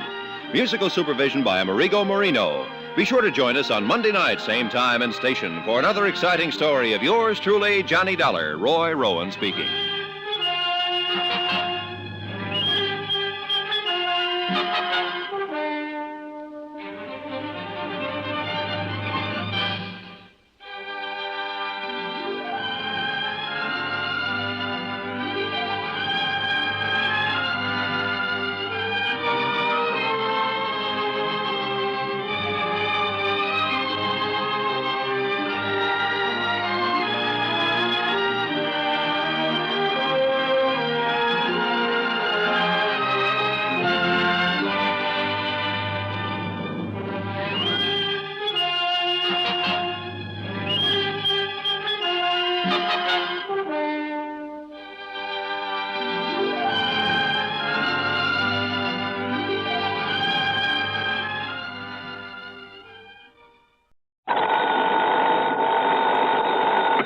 Johnny Dollar. This is George. Who? George, I said. George Reed, Floyd's of England? Floyd's of England, huh? What? That's the big insurance company sent you out to nail down Felix Kane. That's right, but now who are you? Yeah, that was a couple of months ago. All right, what about it? And you mind telling me who you That are? insurance company must have paid you a lot of money for that job, Dollar. Not only for clearing up the robbery, but for nailing Felix Kane. Maybe, maybe not. But you still haven't told me who you are. Maybe he gave you a nice big bonus, huh? Because when it was all over, Felix was dead. Who are you? George who? That's killing for money, isn't it? And remember, it was Felix's girl, that little redhead, here in New York? You had somebody trick her into telling you where to find him. So now she's doing a stretch because she was in with him. So? Now remember when you tagged Felix here in New York? He fell on top of his own gun, killed himself. Isn't that the way you said it happened? Now, you listen to me, mister. Yeah, that's what you said. That's what you said then. Who are you? And nobody could prove otherwise. Because nobody else was there. All right, look. Now, you listen So now to me. what I say now is that you were pretty lucky then. You didn't know how lucky you were. That's so? Yeah. You see, the only reason you got away with that was because Felix's brother wasn't there. Because he was on the lam. He was out on the West Coast when it happened. Kane's brother, huh? Yeah, they were awful close, Felix and his brother. All their life. Ever since they were kids. You didn't know that, huh? talking. Somebody did something to one of them. The other one helped him out. Or got even for him. All their life, Dollar. Go on. So now that Felix is dead, you ought to know what that means. Because it means the other one is going to get even for him. That means get even with you. With you and anybody else. All right, you. Now, wait just a minute. Oh, you're wising up now. Yeah, I think I am. George, huh? Yeah, that's right, Dollar. My name is George. George Kane. Felix's brother.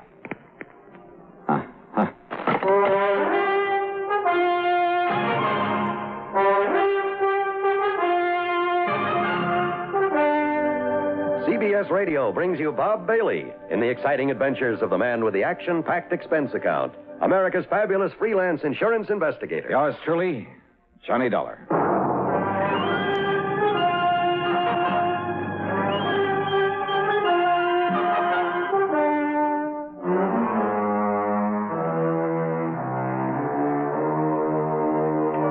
Expense account submitted by Special Investigator Johnny Dollar to Floyd's of England, North American Office, Hartford, Connecticut. Following is an account of expenses incurred during my investigation of the Killer Kin matter.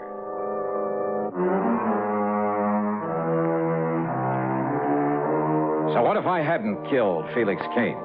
It didn't make any difference now. But why would his brother George call me to warn me of his intentions?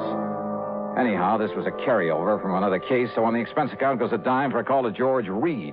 Well, of course, we'll pay whatever expenses may be involved. Well, good old Floyd's of England. But, George, what I really called about We'll simply regard it as an extension of the Felix Kane matter. Well, what I called about is to find out if you know anything about this brother George, where to find him and so on. Don't you mean how to avoid him? No. In a case like this, it's a matter of getting to him before he can get to me. Yes, perhaps you're right. So what do you know about him? Oh, I never heard of him, Johnny. Well, then maybe I'd better go on down to New York, where the trouble with his brother Felix started, where Randy Singer at the 18th Precinct helped me to... Well, sure. What? Sure, that's where George Kane is, in New York. Yeah, 2 or 3 times he used the phrase, here in New York. Well, now, Johnny... So, George, I'm heading on down there. Johnny, listen to me. Well? You must have some police protection. Here in Hartford? Here, in New York, anywhere. Look, didn't you understand me, George? I'm going down there and contact Lieutenant Singer. But if this George Kane comes here and then you come back here after not finding him down in New York... Oh, stop worrying, George. Johnny. I'll be in touch. Item 2, $6.90 fare and incidentals to New York. Item 3, $6 even for a cab into 18th Precinct headquarters. Lieutenant Randy Singer apparently knew plenty about George Kane. That's right, Johnny, and we still want this George Kane on a charge of assault with intent to kill right here in the city. But he was in California, hiding out in California, when you knocked over his brother Felix. When I caught up with Felix. Huh? Oh, yeah. You said he made a dive for you, but then tripped and fell on top of his own gun, didn't you? That's the way it happened. Is it, Johnny? Huh? I know that's the way you reported it, but is that what really happened? Randy, are you kidding? Of course it is. Okay, I'll take your word for it. But you'll never convince George you didn't kill Felix. No, I suppose not. And he's clever, Johnny. Tall, good-looking, and very clever. Yeah? And why did he telephone me, warn me that he's out to get me? I don't know. But I know that he outsmarted us by posing as a cop a couple of times. Forged credentials and everything. And he's dangerous. Well, where do I look for him? I wish I knew. Believe me, we'd nail him fast. Well, he's from right here in New York. That's where he called me from, Randy. How do you know? Well, he mentioned being here a couple of times. The operators say it was a New York call? Well, no. Oh, maybe he's here, maybe he isn't. With this new direct dialing system for long distance, you can't tell where a call comes from. Yeah, you got a point there. Anyhow, for once in your life, you're using your head. What do you mean by that? I mean, you're coming here and letting us go after this guy instead of trying to take him on single-handed. Oh, well, wait a minute. Now, look, Randy, all I really came here for was to see if you had any leads. Yes, sir, using your head. Yeah, any leads on where I might look for this George. So we'll just keep it that way. Understand, Johnny? Understand what? We'll run down this punk for you. I'll get out on APB and look for him and pick him up right away. Look. If he's here in town. No, wait, will you please, Randy? Meantime, you just go on back to Hartford, huh? And, maybe you better tell your police up there to be on their toes. Listen, Randy, and to be sure you do go, I'll have Sergeant Conroy escort you over to Grand Central and put you on a train. Oh, Randy, for the love of Mike, will you listen? Also, I'll notify every precinct here in New York that if you're seen around here, you're to be picked up and turned over to me. Picked up? After all, here in the clink, you'll be perfectly safe from this man. What a pal. That's right. A real grateful one. Grateful, huh? You've done a lot for me over the years. For the whole department. Oh, yeah. So, to show our appreciation, we're going to give you some protection. Whether you like it or not. Now, you just listen to me, Randy. Listen to me. Conroy, I got a job for you. Randy. I want you to make sure that Johnny Dollar gets back to Hartford safe and sound. Okay, brother. We'll just see about that. No use, Johnny. All these windows have bars on them. Yeah, so I see. So you behave yourself for once, huh? Be a good little boy and let me handle this my own way. Okay, Randy, okay. Oh, and listen. Yes? Sergeant Conroy is quite a fan of yours. Oh? So you can tell him all about some of your wild adventures on the way home. Thanks, pal.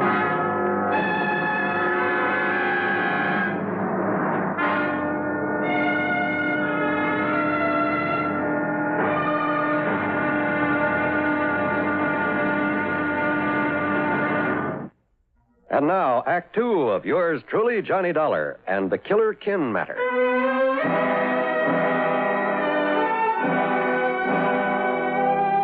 Sergeant Conroy not only drove me over to Grand Central Station, but insisted on riding all the way to Hartford with me, even to my apartment, at my expense.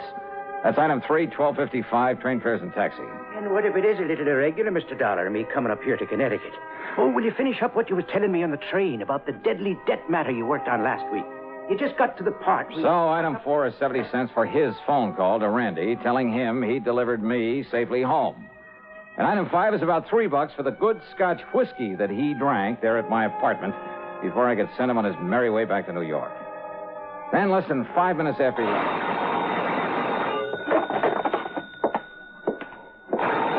Johnny Dollar. Dollar, if you think those New York cops are going to be of any help, you're wrong.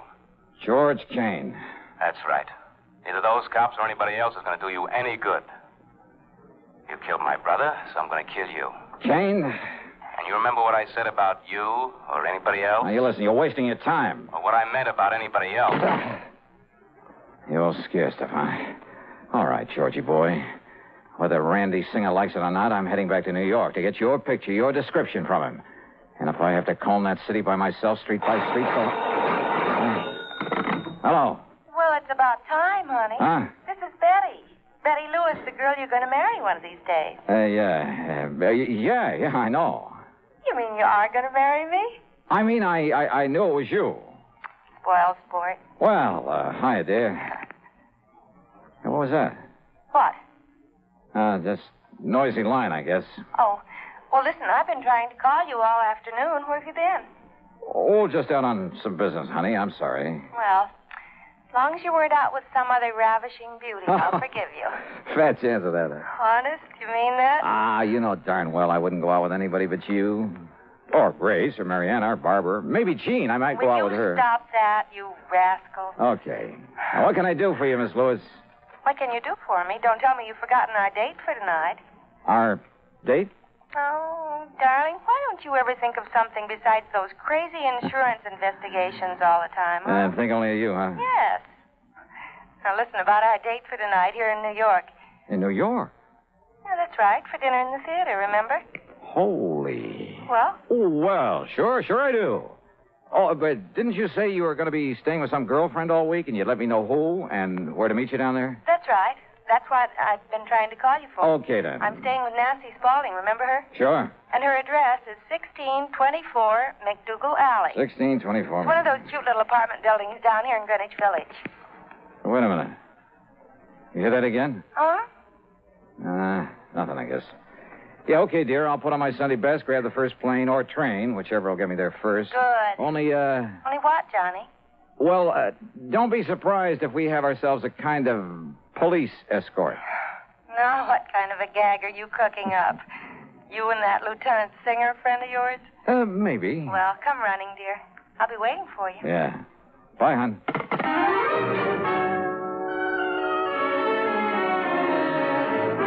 The plane schedule told me I barely had time to shave, shower, and get dressed. But as I finished and was about to head for the door... Yeah? Yeah, who is it? Mr. Perry, the building super. Oh. Yeah, what's up, Mr. Perry? Kind of funny thing, Mr. Dollar, and I kind of thought you ought to know about it. You know about what? You mind if I close this door? No, go ahead, go ahead. Well? Well, you know that young man rented the little one-room next door for the week? No, I don't. I thought it was vacant. No, sir. I haven't heard anybody in there, so... Well, I guess he heard you all right. What? He rented the place for a week, starting last night. Yeah? So when he left in such a hurry a few minutes ago, well, I sort of come up to take a look, see what he might have thought was wrong with it. Well? You see this wire I found? Yeah, looks like the stuff the phone company used. Wait a minute. Yes, sir. It was sticking out of the wall just opposite to where your phone wires go in on this side. Sure, my line was tapped. Yeah, sure looks like It was some kind of device so he could ring me. And this man has left? Yes, sir. Maybe 25 minutes ago. Who was he? What was his name? Well, he give his name as John Jones. Oh, sure. Like he was just sort of making it up. Oh, what did he look like? Well, I'd say about your height, Mr. Dollar, and... Well, keep talking, Mr. Perry, while I make this call. Well, his hair was darker than yours, and he had a little thin kind of mustache. The call was to Randy Singer for a description of George Kane. And yes, it tallied with the one Mr. Perry gave me of the man who tapped my phone line, who just left in such a hurry. I told Randy I was heading back to New York, whether he liked it or not, that I barely had time to make a plane, that I'd call him when I got to the apartment in McDougal Alley and tell him all. Maybe even break down and ask for his help. And all because Kane had said he was out to get not only me, but anybody else who'd had a hand in catching up with his brother. Well, the only anybody else was Betty Lewis, who'd helped me trick Felix Kane's girl into showing me how to reach him. George hadn't bothered her there in Hartford because he couldn't find her. She was in New York. But over the phone, while he'd listen in, she'd given the address. During a frantic ride to the airport, I hoped, I prayed, that I could somehow reach Betty before George came. And now, Act 3 of yours truly, Johnny Dollar.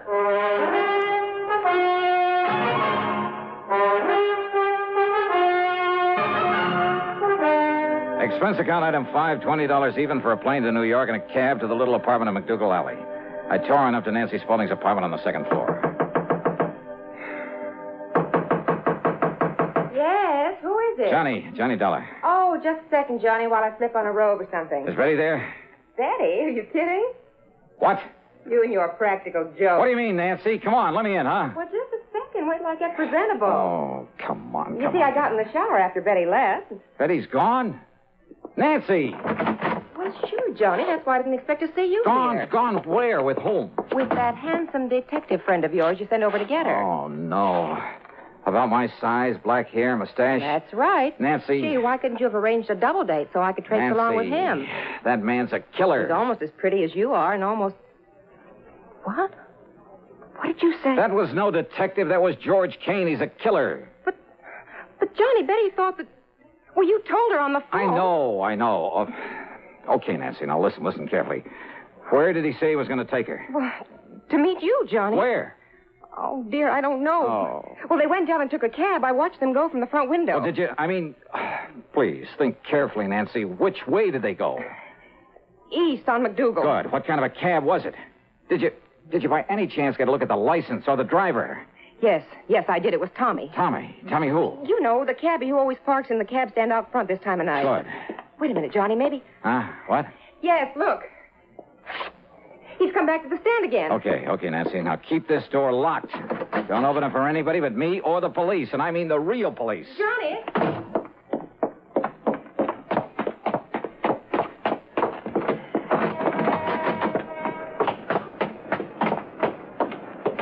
Tommy. Is your name Tommy? That's right. Where's to, mister? Okay, listen. A little while ago, you picked up a man and a girl here. You mean that good-looking doll staying with Miss Nancy up on the second floor? That's right, yes. That's right, I did. Her and the good-looking guy, I think I heard him say he was a plainclothes man. Okay. Do you remember where you took them? Why, sure, mister. You see, we have to keep a record of... Get going, Tommy. Get going. Take me to where you took them. Yes, sir. It's a kind of fine place for a couple of good-looking people Get going, please, huh? Yes, sir. Come on, step on it, will you? This is a matter of life or death.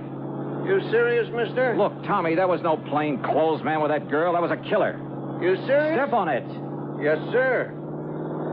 But if we run across any prowl cars, mister... forget him. I'll give you enough to pay your fines for the next 2 years. Now, where did he take the girl? This section of town we're getting into looks kind of That's what I told you. It's over near the Bowery. Some dirty dump that... Uh-oh. Well, what are you slowing down for? I knew I shouldn't have mentioned it. I knew we'd tangle up with a prowl car. Don't you see the red light in back of us? Oh, yeah. Well, maybe that's the best thing we could ask for. The best thing? Come on, pull up. Let me handle it. Somebody better, mister. All right. Where the devil do you think you're going? Now, listen, officer. So it was you who had this poor cabbie tearing through all them red lights, was it? O'Reilly? Tim O'Reilly. Now, listen, Tim. Listen to me. This is an emergency. My name is... Oh, an emergency, is it? And out you come, me boy. Wait a minute. Will you listen to me, please? I will not. Come out of there and get into me prowl car in the back seat. Listen, we're chasing a killer. You can help us. I said get into the prowl car. So get in. Do I have to... Sure, yeah, okay. Tommy, look, you lead the way. Here's $20 for you. Well, thanks, but I Just don't lead the think... way for this prowl car to wherever it was. He'll lead the way to nowhere. In you go now, into the back seat. Wait a minute, now, Joe. Get in. Hey, just take it easy. Okay, Tommy. Huh? Get on your way. Right, O'Reilly. Oh, no. Yeah, I knew that had to be you, Johnny. Randy. I mean, charging into that cab there on McDougal Alley and heading this way. We had quite a job catching up. Okay, now, Randy, listen. Now, just calm down and take it easy, Johnny. Will you listen to me? No, because everything is under control. Thanks to you.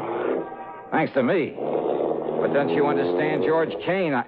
I mean, Betty Lewis, you know her. George and Betty. George has taken her to George someplace... isn't taking her anywhere, Johnny. Well, of course he is. I'm trying to tell you... What? And I'm sure glad you gave me that McDougal Alley address over the phone. Huh?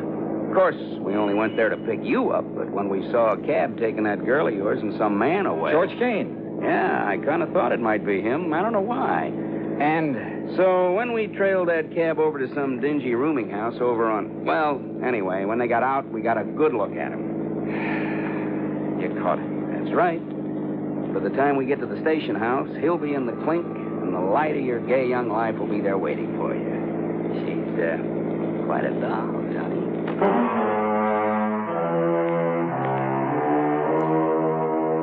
The expense account, forget it. Forget all of it. I only hope that someday, somehow, I can repay Randy Singer. Over his dead body, though, because all he cared about was getting his hands on Kane. And for some silly reason, he seemed to think that I'd been helping him. What a guy. Yours truly, Johnny Dollar.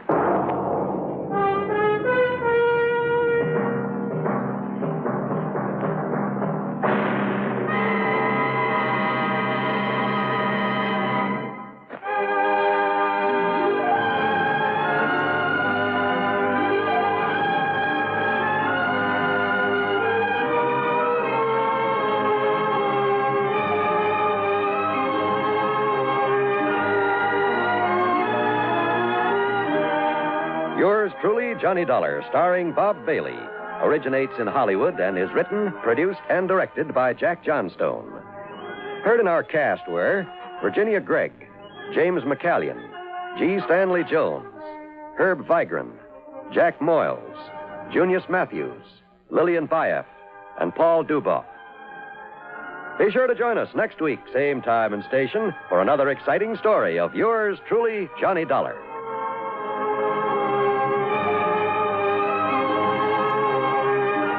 This is John Wall speaking.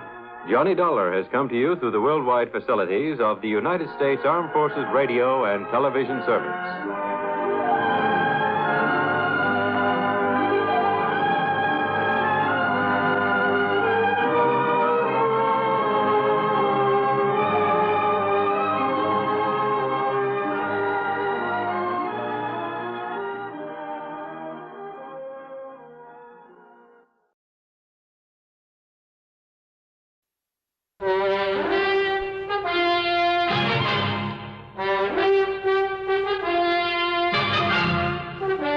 CBS Radio brings you Bob Bailey in the exciting adventures of the man with the action-packed expense account, America's fabulous freelance insurance investigator. Yours truly, Johnny Dollar.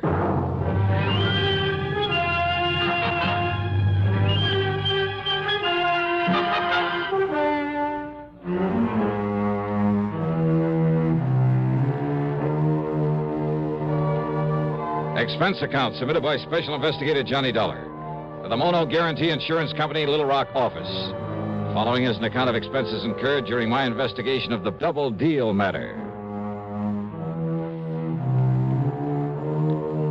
Expense account item 1, $14.10, plane ticket from Hartford to Philadelphia, PA. Item 2, $6.25, taxi and tip for the ride into Eastern Trust and Insurance on Walnut Street. Hiya, Ted. Mighty glad you could make it, Johnny. How are you? So they made you the big wheel in this office, huh? Made me the goat is more like it. Sit down. Yeah, sure. Now, what's this about Mickey the Hood? Michael Jonathan O'Banion. Oh, it's a nice, respectable-sounding name, but... Oh, brother, what a character. Bootlegger, among other things, wasn't he? Rum runner, gun runner, smuggler, jewel thief. Probably a killer, too, back there in the 20s. Only they could never pin it on him. Yeah, a real nice boy. Well, after he served his term, in order to fill out his parole, he worked for one of the drug companies here in town. Oh? And then about, 2 years ago, he opened a little importing company. Probably just a front. Importing? Yeah, drug imports, mostly from the Far East. And that's when Bruce Terwilliger sold him all his insurance. Terwilliger? Yeah, my predecessor in this job. Oh. That's when he sold Mickey all his insurance.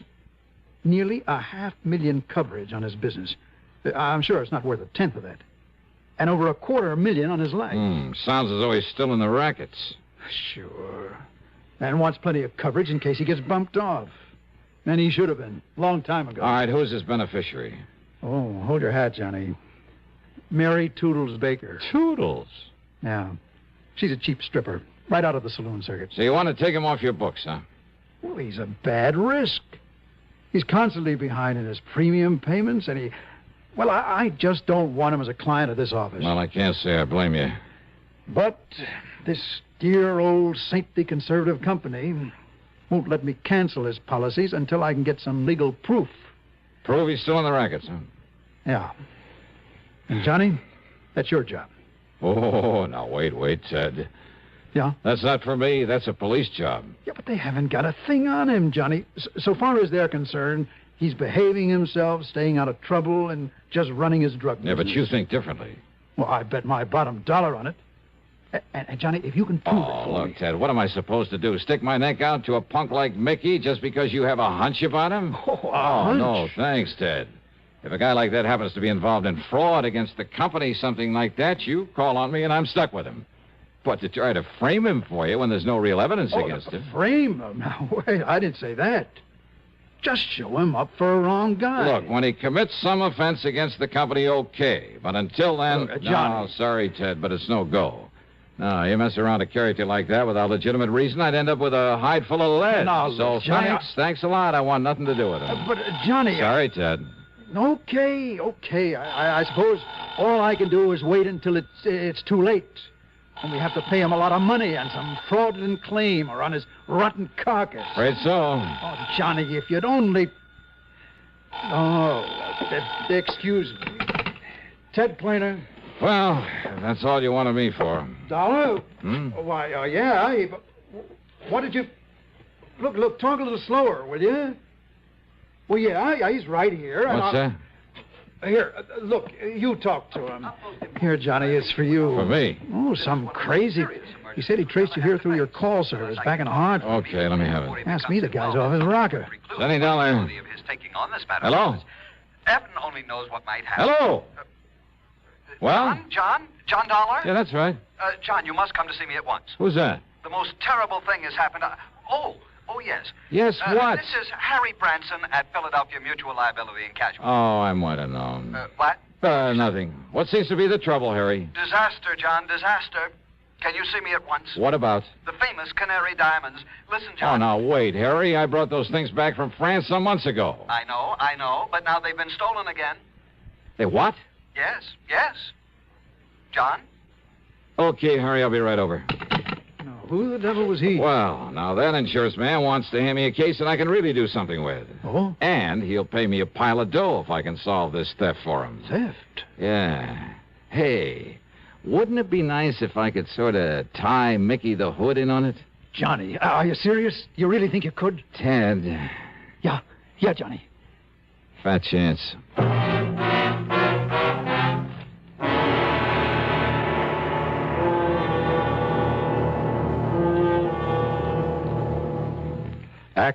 of yours truly, Johnny Dollar, in a moment. Have a commander, welcome aboard. Have a commander, welcome aboard. The cleaner the tobacco, the better it tastes. Have a commander and see. The cleaner the tobacco, the better it tastes. And in Commander, the tobacco is vacuum cleaned. Have a commander, welcome aboard. Treat yourself to a pack of new king-size Philip Morris Commanders, made on a new machine, the Mark 8, that takes rich, full-flavored Philip Morris tobacco and gently vacuum cleans it. And the cleaner the tobacco, the better it tastes. Yes, the cleaner the tobacco, the better it tastes. Noticeably better. Have a commander, welcome aboard. And now, Act Two of yours truly, Johnny Dollar, and the Double Deal Matter.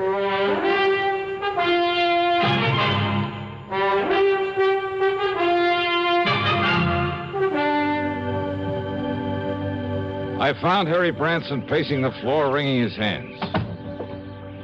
John, thank heaven. So the Canary diamonds have been stolen again. Terrible, terrible. But I thought they were insured by you. They got so much publicity when you recovered them from that smuggler over in France that one of our important clients, Mrs. Arthur Pierpont Galloway, just had to have them. So she bought them and then insured them with us. How much, Harry? $515,000. Wowee. She received a phone call that one of the national magazines wanted pictures of them there at her home. The call was a phony? She thought her chauffeur and butler would be protection enough, but when the man came, well, he tricked her into being alone with him, and, well, he just walked off with the diamonds. Well, they must have a description of him. Of course they have, but a rather confusing one. They were all so excited. So, what about the police? Oh, dear, the police have showed Mrs. Galloway and the chauffeur and the butler so many pictures of criminals. They just don't know which is which. Oh, fine. But the police seem to think if they have some ideas about who this terrible thief might be. What about fingerprints, that sort of thing? Oh, he was far too clever for anything like that. I suppose so.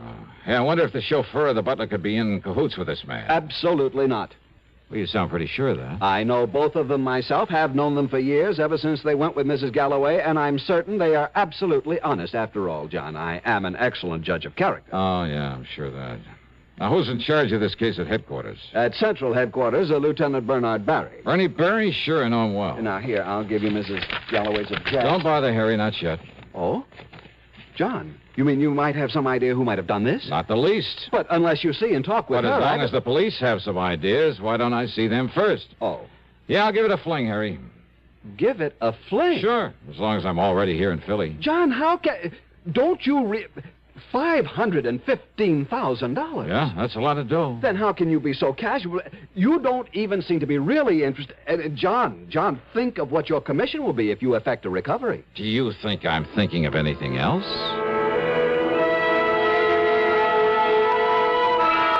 I walked on over to Central Police Headquarters and talked to Lieutenant Bernard Barry. You asked me, Dollar, that thief had concealed his identity pretty well. Oh, what do you mean, Bertie? Well, according to their descriptions, he must have been wearing enough makeup for a whole chorus line. But why Mrs. Galloway and her servants didn't realize that right in the beginning and throw him out, I'll never know. That's why they couldn't pick him out of the mug file, huh? Except for one thing the chauffeur noticed about him. What was that? He'd apparently tried to cover a scar on his face. Oh? From the outer edge of his left eye down his cheek. Wait a minute. Yeah? Maybe 5 feet 8 or 9. Very heavy, say a couple of 100 pounds. Yeah, darling, I'm way ahead of you. And say about 51 or 2 years old? Well, with all that makeup, it was hard to tell, but... Black hair, bushy eyebrows, maybe? We'd powdered his hair to make it look gray. We found traces of the powder. But... Mickey the Hood. Mickey O'Banion. So we've had a tail on him every minute since the robbery was reported. And? Nothing, darling, nothing at all. And, of course, he had an airtight alibi. Oh, sure he would have. And, of course, so would any other crook smart enough to pull a job like that. Just the same, Bernie. But until we can trip him up, or, more important, find out how he'll try to dispose of those stones... I know how to get him out of the country. Hey, but wait, his drug importing business. Yeah, importing, Dollar, not exporting. But he must ship stuff around in this country. And any shipments he makes will be gone over with a fine-tooth comb. Unknown to him, of course. Yeah? What do you mean by that? Well, if he did take these stones, he'll know everything you're doing. Maybe. You're thinking, of course, about how they were gotten out of the country before, in those cases of canned goods you found in Paris. Yes. I'm also thinking how impossible it would be to dispose of them here in the U.S. Even broken down? Taken out of the settings? Oh, look, Bernie, the distinctive color of the canary diamonds, all of them perfectly matched. That color's so unique that, well, he'd have to get them abroad. But where and how? Dollar, all we can do is keep an eye on him. Of course, keep an eye open for anyone else who might have stolen them. Well, Bernie, I'll concentrate on him. Well, what'll you do? I mean, that we're not already doing. Well? Bernie, I haven't the least idea. Oh, sure. Maybe someone else had taken those stones. But I've played my hunches before, and somehow they've usually paid off. And sure, if Mickey did steal them, why, maybe he was smart enough to simply sit tight for a while until things cooled down. I looked up the address in a phone book, then spent item 3, $1 even for a cab to a small building on South 23rd Street marked O'Banion Drug Imports. It was a small kind of store building with a combination office and sales room in the front. Much to my surprise, there was only one person there. That's right, Michael J. O'Banion. Well, sir, my name is Russell. Peter Russell. Mr. Russell? Yes, sir, I own a small chain of drugstores in the South. And we get a lot of calls for anything unusual down there. Our customers seem to go for unusual, exotic-type drugs and medicines. Oh, so I understand. So when I saw your ad in the Yellow Pages, I thought I might take a look at your stock. Oh, fine. Everything we catalog is right here on these display shelves. All right, sir. Yeah, pick out whatever items you like. I'll be glad to ship them to you. Everything from dried seahorses and kelp, the Oriental people go for those things, to rare items like oil of rhodium, lovage, musk. Yes, sir. I see y'all import a lot of things from China, Japan. Well, I have contacts in Hong Kong and Kowloon that furnish me with many unusual items. Excuse me, Mr. O'Banion. Yes, I'll be with you in a moment, madam. Mrs. Peterson. Yes, that's right. Yeah, we met at the travel office, and you promised me some Yes, of those... of course, Mrs. Peterson. I have the bottle of nerve pills I promised you right here. Oh, I'm so glad. And how much do I owe you for them? Oh, not a thing. Not a cent. Well, Glad to have been able to make them up for you. Well, Here you are. aren't you nice? Such a big bottle, too. Oh, it's my pleasure, Mrs. Peterson. Well, have a nice trip. I hope I can swallow such big pills. Yeah, well, you just chew them like candy. Well, they don't taste bad. Just like sugar pills. Oh, well, how nice. And remember, keep them in this bottle with its special seal and take only one each day. Goodbye. My goodness, there's so many of them. Yes, I'm sure they'll... And you're so nice to have gotten them for me. Yes, that's perfectly all right, I'm just sure I'll have no nerves at all on this Yes, tour. well, that's good. Now, if you'll just excuse... I'll tell you. I'll send you a postcard when we get to Hong Kong and let you know how That's they not work. necessary at all. And goodbye, Mrs. Peterson. Well, I certainly thank you. Well, it's my pleasure. Goodbye. Well, now we can get back to business. Are you always so nice to your customers, O'Banion? Just a minute. Yeah? Forgot your phony accent, didn't you? My, That voice. I'd know that voice anywhere from the radio. The radio? Johnny Dollar. So? I should have known it when you talked about a non-existent ad in the Yellow Page. So I pulled a boo-boo. Listen, Dollar. If the police sent you around here, if you think I had anything to do with those canary diamonds... Well... Neither you nor anybody else can prove it. So, Dollar, if you know what's good for you... Oh, now that's a corny line. If you want to stay alive, just leave me alone. Make this Thanksgiving something special. How? By taking lots and lots of pictures. Just think of all the wonderful moments you can capture forever. Mom in the kitchen making dressing. That big moment when Dad starts slicing the turkey. The look on the kids' faces when they select their pie. Dad snoozing in his favorite chair after dinner. Yes, pictures are the best way to make those moments last forever. But only with flash can you capture all the fun and color of those moments at their best. Anytime, anywhere.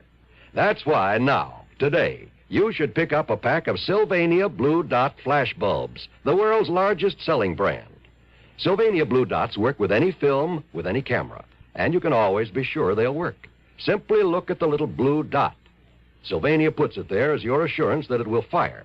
If by some rare chance it has turned pink, then return the bulb to your dealer. He'll make good on it.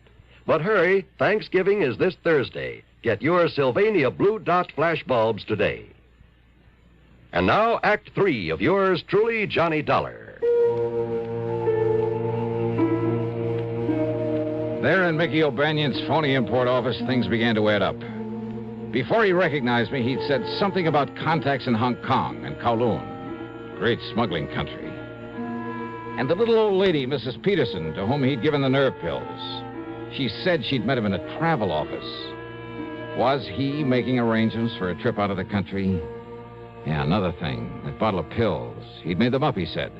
Big pills, remember that? Take only one of them a day, he told her. Well, by the time she got to Hong Kong, she could only use a few of them off the top of that bottle. It must have held a couple of hundred of them. And once in Hong Kong, one of his contacts? Or would he himself be there by then? Yeah, but I needed proof. And I certainly couldn't trick an old hand like Mickey into a confession. Far from it.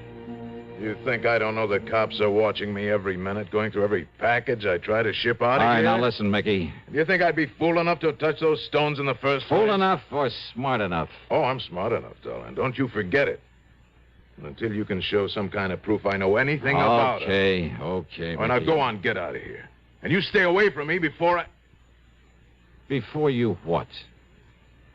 All right, go on, get out. Sure. Why not?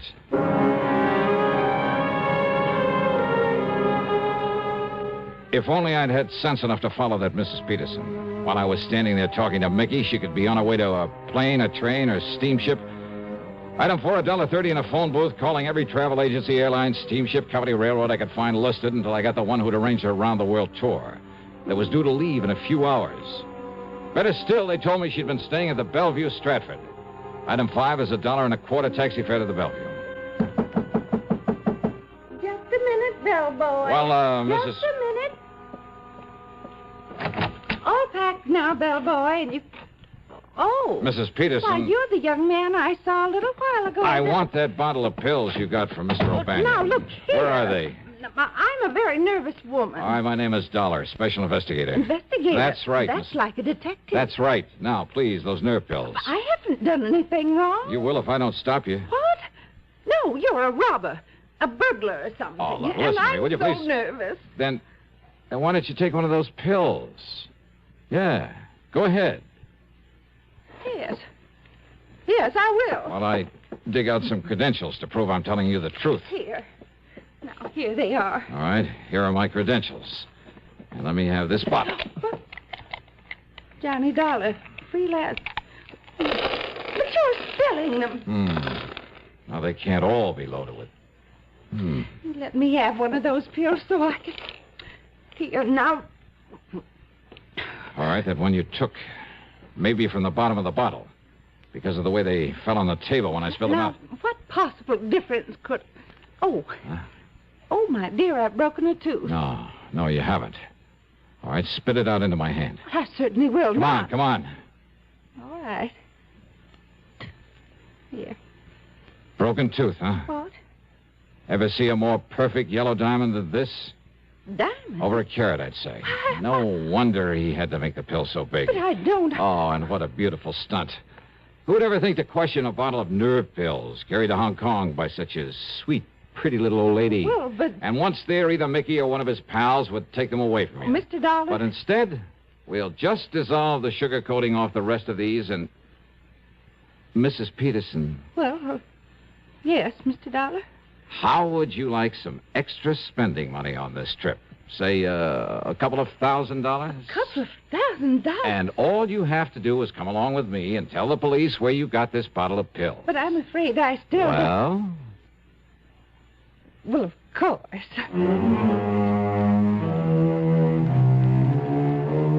Proof. That was all Lieutenant Berry needed. The Canary diamonds are home again. And that'll save Philly Mutual from having to pay off a big claim.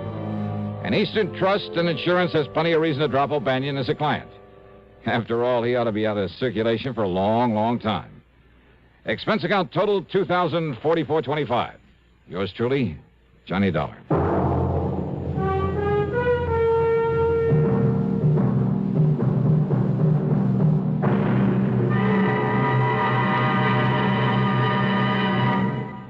Our star will return in just a moment. Constipation is something people don't talk about much, but it can be a problem for anyone, even doctors. And when constipation occurs, it's interesting to see just what doctors consider important about a laxative they might use or recommend. Well, a majority of the doctors we heard from had this to say. A laxative should be effective, gentle, close to natural acting. A medicine that can be used with complete confidence. Now, X-Lax has been popular with many doctors and millions of people over the years because pleasant-tasting chocolated X-Lax is effective. Overnight, it helps you toward your normal regularity. X-Lax is so gentle, so close to natural acting, there's no upset. That's why many doctors and millions of people use X-Lax with complete confidence. X-Lax, the laxative that helps you toward your normal regularity gently, overnight. Now, here's our star to tell you about next week's story. Next week, one of the roughest, toughest, and most unusual investigations I ever get involved in. Join us, won't you? Yours truly, Johnny Dollar.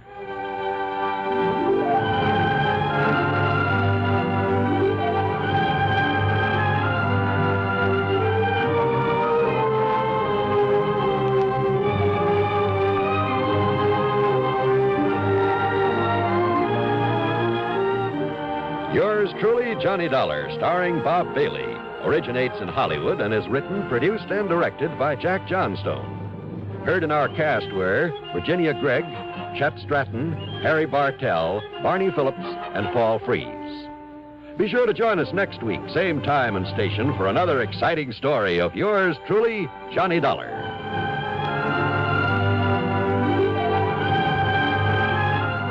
This is John Wall speaking.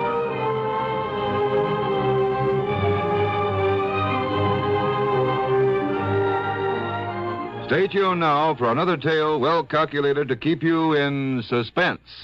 This is the CBS Radio Network. You're tuned to Radio 590 WROW in Albany, New York. From Hollywood, it's time now for... Johnny Dollar. Hillary Fuchs, Johnny. How's your time these days? Time to live, time to die, you know. What's up? A claim on a $100,000 policy. I want it investigated. 100,000? What kind of policy? Straight life. You sound worried. I am. I think we're going to be taken this time, Johnny.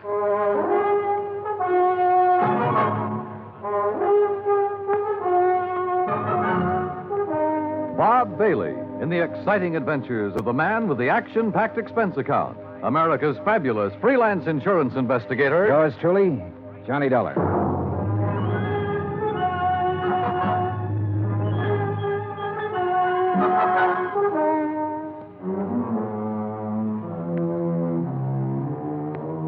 Expense account submitted by Special Investigator Johnny Dollar to Continental Insurance and Trust Company, 657 North Spear Boulevard, Hartford, Connecticut. The following is an account of expenses incurred during my investigation of the DeSalle matter. I'd heard of Dave DeSalle. I guess everybody in this country's heard of him at one time or another. DeSalle Television, DeSalle Radio, DeSalle Electronics, DeSalle Appliances, racetracks, theaters, DeSalle this and that. But up until the time I talked to Hillary Fuchs about the case, I had never put a man behind the name. Expense account item 1, $2, 2 drinks for Hillary Fuchs and myself. We had them in his office out of my bottle over his desk. Just plain worn out with it. Stuck. Ooh, that's some water. Oh. But I'll tell you this. I'm not going to make a present of $100,000 of stockholders' money to anybody. I wouldn't do that either. Drink your drink. Here's to war. Salute.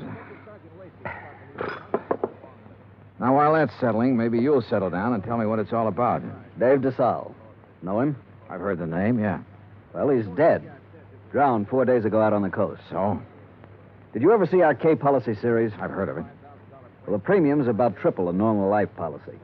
It's designed only for people with big money. Sure. But it's got a feature that makes those people with money look at it a long time. Uh-huh. This clause isn't anything more or less than the old accident clause paying double indemnity. Broken down, we aren't taking much of a chance. The incident statistics are with us. All right, I'll look it up if I need it. Okay. 3 months ago, we insured Dave DeSalle on one of those K policies.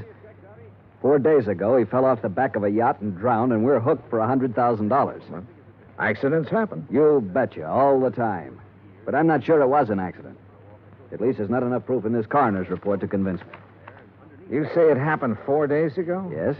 Has a claim been filed yet? Yes, and the beneficiary is the deceased's widow. Inquest? Inquest, burial, everything. Was there an autopsy? No, there was not. Investigation? Yes, it was handled by the local police in San Ladillo. San what? San Ladillo, a little place about 30 miles south of Los Angeles. 4 days ago. Why didn't you put someone on it then? I did. Bert Kenyon. Here's his last report. No evidence available to dispute coroner's verdict of accidental drowning. Recommend claim be honored. Kenyon. Sounds like cold turkey to me. It may sound that way to you, but I still don't like it. I want it warmed up. Now, look, Bert Kenyon knows his way around. And he can miss like anyone else. I want you to go out there and work with him. Cover it all again. Get it to Saul's widow. She stands to gain most by his death. Maybe the two of you can come up with something. Well, what do you do about the claim? Deny liability on the grounds that the accident is not proven. Hillary, you will be sued. I'll take that chance. Fuchs was an old chance taker who had been raised in the insurance business. The kind of man who gave a claim every kind of test, and if it still passed, he sat down and smelled the paper it was written on. And if he didn't like that, he'd take his chance. Expense account item 2, $138, plane fare to Los Angeles. Item 3, $3. A telegram to Bert Kenyon advising him of my arrival, which turned out to be at 1 o'clock in the morning, 10 minutes ahead of a fog that blanked out the whole area at the airport. Johnny Dollar. What? Oh, hey, Bert. How are you? Johnny, good to see you. Yeah, good to see you. Come on, I got a car. Well, have you got a cigarette? I ran out 2 hours ago. Sure, man. Here you go. Good to see you. Good to see you, boy. The last time I saw Bert Kenyon was July, a year ago, in Dayton, Ohio. He was there working on an arson claim for the National Underwriters. Before that, I'd run into him in Denver, Portland, and Chicago. And we'd worked together for 2 weeks in New Orleans on the San Antonio case. He sent me a Christmas card every year. I sent him one. We were as close and as far apart as two friends can be. When I saw him this time, he looked tired and thinner. And he lit one cigarette after the other. You'll like San Ladillo, Johnny. Yeah? How's the hotel? Oh, old Spanish job. Big rooms, fireplaces, smells kind of damp all the time. You get used to it. Are you tired? Yeah. Well, tell me about the claim, Bert. Nothing to tell. Routine so far. Oh, Fuchs was pretty worried about it. He doesn't like the coroner's report. You know, Fuchs, worry. That's what he gets paid for. Oh, that's what we get paid for, too. Okay. On the face of it, I'd question the claim right away. Just on the 3 months period alone, I'd question it. You still think it was an accident? I think we should pay up and shut up. I'd like to have met this DeSalle guy, Johnny. Stocks and bonds and pretty blondes. He sure had them all. Wait till you meet Mrs. DeSalle. Wait till you see the layup. Boy. And Fuchs worrying about a $100,000 claim. Do you know how much DeSalle's widow is worth? $8 million. $100,000 means about that much to her. Not that much. Peanuts. You want to hear something funny? Real funny? Go on. DeSalle bought that policy one day at the racetrack at Del Mar. Yeah, because an insurance broker gave him a tip on a horse. Yeah. I can just see Fuchs worrying about his $100,000 and finding out about that part. How did you find out about it? Mrs. DeSalle, she told me the story. What about her? Now, what about her? She's the beneficiary. Well, I told you, $100,000 doesn't mean a thing to her. Why would she kill him for $100,000? Why not? Fuchs sent you out here to take over because he thinks I lost stuff, didn't he, Johnny? He sent me out to see if I could give you a hand. He wants us to cover the whole thing again. Wouldn't kid an old pal, would you? I'd never try, Bert. I bet you wouldn't. I just bet you wouldn't. In another 10 minutes, we were in San Ladillo, a sprawling little town built around a natural harbor. The houses looked expensive, the boats even more expensive. Kenyon pointed out one house on a hill, a 3-story affair with an acre or so of lawns around it. He explained it was the DeSalle home. I checked into the San Ladillo Hotel and got a good night's sleep. Next morning, Bert Kenyon and I went over to the statements of everyone who had been on the yacht the night DeSalle went overboard. Then we went out and interviewed everybody again, including Mrs. DeSalle. getting awfully dull. You understand we have to do this. All right. Dave and I were having drinks with a few friends. He said he felt like getting a little air. He went up on deck. A few minutes later, someone was looking for him. Mr. Burke. It might have been. Well, that's what's on your statement. All right. Mr. Burke. We couldn't find Dave, and then I remembered he was on deck. We went up there and saw his hat floating on the water. We looked around. We didn't see him. I sent one of the crew to call for help. They fished him out an hour or so later. You were never on deck until then? No, I wasn't. Who are they? You said they fished him out. The police. Someone. I don't know. There were a lot of men. They tried to give him artificial respiration. Well, what did you do? I watched. What else was there to do? Hard thing to watch, Mrs. DeSalle. Your husband just drowned. Yes. Yes, it was. Is that all? Yeah. That's all.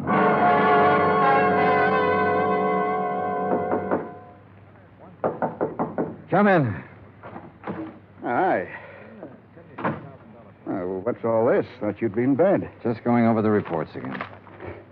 Well, what do you think? Oh, I don't know. I'm trying to make up my mind, Bert. About Mrs. DeSalle. The way she looks, the way she acts. I told you she was something. Yeah, sure. 50 men would sell their souls to be tied up with her one way or another. She had help, Bert. What? She had to have help to kill him. A dozen people swear she was below drinking martinis with him, so someone was up on deck waiting for DeSalle. What have you got to go on? DeSalle swam the English Channel 20 years ago. He should have been able to swim 20 feet to a gangplank. Drunk or sober, he should have been able to do that. I knew about that swimming business. Expert swimmers drown all the time. We both know that. What else? Well, why didn't somebody hear him yell? Maybe he didn't. Everybody lets out a yell in a situation like that, falling or in the water. There were a dozen people aboard. One of them should have heard him yell. Yeah, I guess you're right. All right, suppose he didn't yell. But suppose this coroner made a mistake about the bruises on the side of his head. Suppose they happened before he went over the side. Well, it'd be hard to prove now, Johnny. Oh, look, she's got a boyfriend somewhere, Bert. She had to have one. The servants can be gone over. Somebody at the house has seen him. He's called her, sent her messages. He's our boy. We can bring him out in the open. We'll get help from Los Angeles. We'll call the legal department and get them busy. Get permission to exhume the body and have an autopsy. We'll Johnny, What? let this one go, huh? What? Drop it. It's just lousy enough to get by, Fuchs. We got a good case, Bert. I know. I've known it all along, Johnny. A sellout? Mrs. DeSalle offered me the whole 100,000. The whole 100,000, Johnny, to let it get by. Who helped you do it? I don't know. I wasn't interested anymore when she came up with the offer. Look, what does DeSalle mean to you and me? Nothing. He had a whole life, the best it could give him. We can't bring him back. I'll split the 100,000 with you, Johnny. We'd have a little chance for some things, too. Johnny? Bert. No deal? No deal. You're a good dick, Johnny. Stand up. Oh, put that thing away. I've been looking a long time for a mark like this. Now you've lost it up, and I have to beat it. Turn around. Bert. So long, Johnny.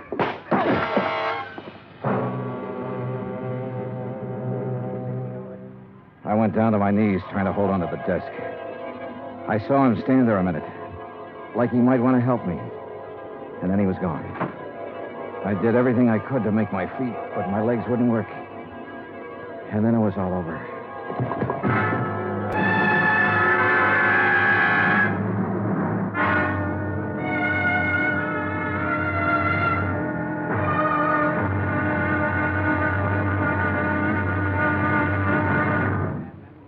Act two of yours truly, Johnny Dollar, in just a moment. Democracy. What does it mean? The word itself is of Greek origin, demos meaning the people, and kratos meaning authority. Thus, in a democracy, the people have the authority to rule themselves. But where does the authority come from? The authority comes from the people themselves. They put it in their Constitution, and the Constitution can't be changed by anyone except the people. That puts the supreme power of the government of a democratic country right in the hands of the people, and the people elect their representatives to run the government. In that manner, democracy gives everyone equal representation in the government. Democracy provides mankind with its greatest legacy of freedom. Now, Act Two of yours truly, Johnny Dollar, and the DeSalle matter.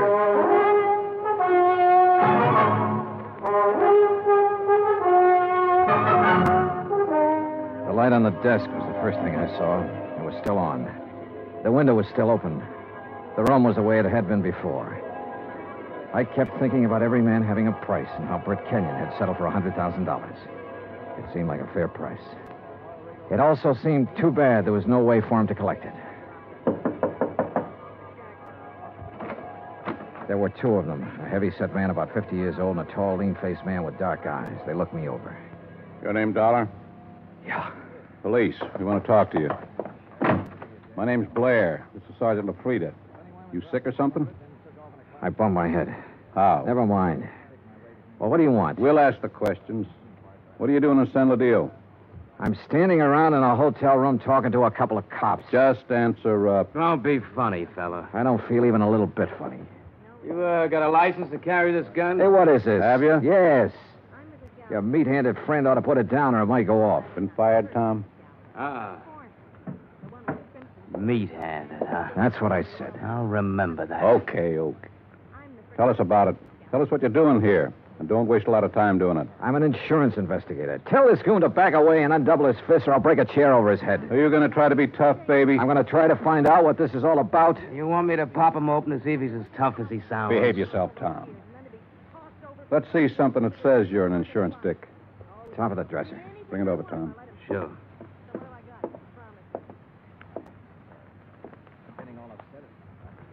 Yeah. Okay. Now tell us what you're doing in town. The DeSalle case. Now you tell me You know what Bert Kenyon? I know him. I've been working with him. Well, he's been around town 4 or 5 days. We haven't seen you. I only got here this morning. You could prove all that, could you? Oh, sure. With a plane ticket, with a hotel clerk downstairs, with a bellhop who brought up my luggage, with a dozen people or more I've talked to today. And tonight? What about tonight? Right here. You could prove that, too? Try the clerk downstairs. Ask Kenyon. Where is Kenyon? I don't know. You ought to know. Why don't you sit down, Tom? Okay. Now, when did you see Kenyon last? A couple of hours ago. Now, tell us what you talked about, and don't forget anything. We talked about the DeSalle case. Kenyon have something new on it? No. Don't hold out on me, boy. This is police business. Tom here's pretty edgy for a cop, but I'll turn him loose on you if I have to, because I haven't got a whole lot of time to waste being sweet. Tom worries me to death. One more minute. Just one more minute is all I'm going to take off this guy. Oh, shut up. I'll ask you again, Dollar. What's new on the DeSalle case? What did Kenyon tell you?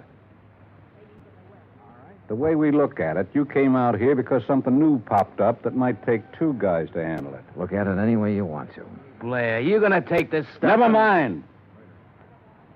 Okay. Get your hat and coat, Dollar. We're going to see a fella. Not unless I know why. And I mean that. Dollar, your buddy's been killed. What? Kenyon. Somebody shot him up an hour ago.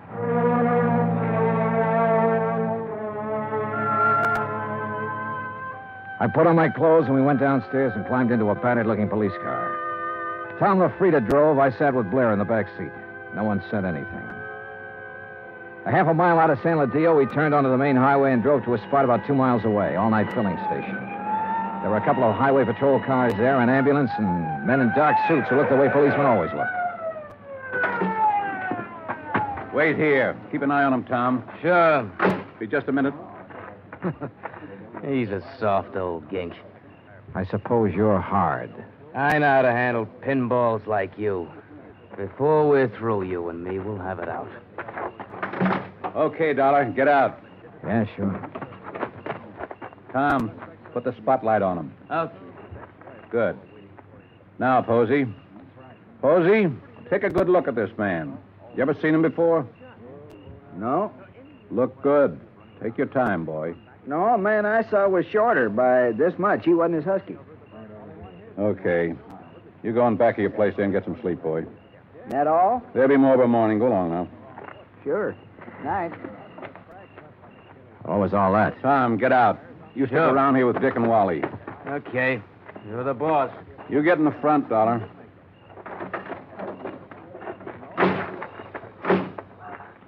You're lucky Posey didn't recognize you.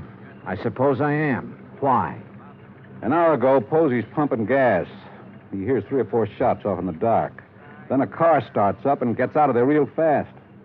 Then Posey sees your pal Kenyon stagger out across the highway, full of lead.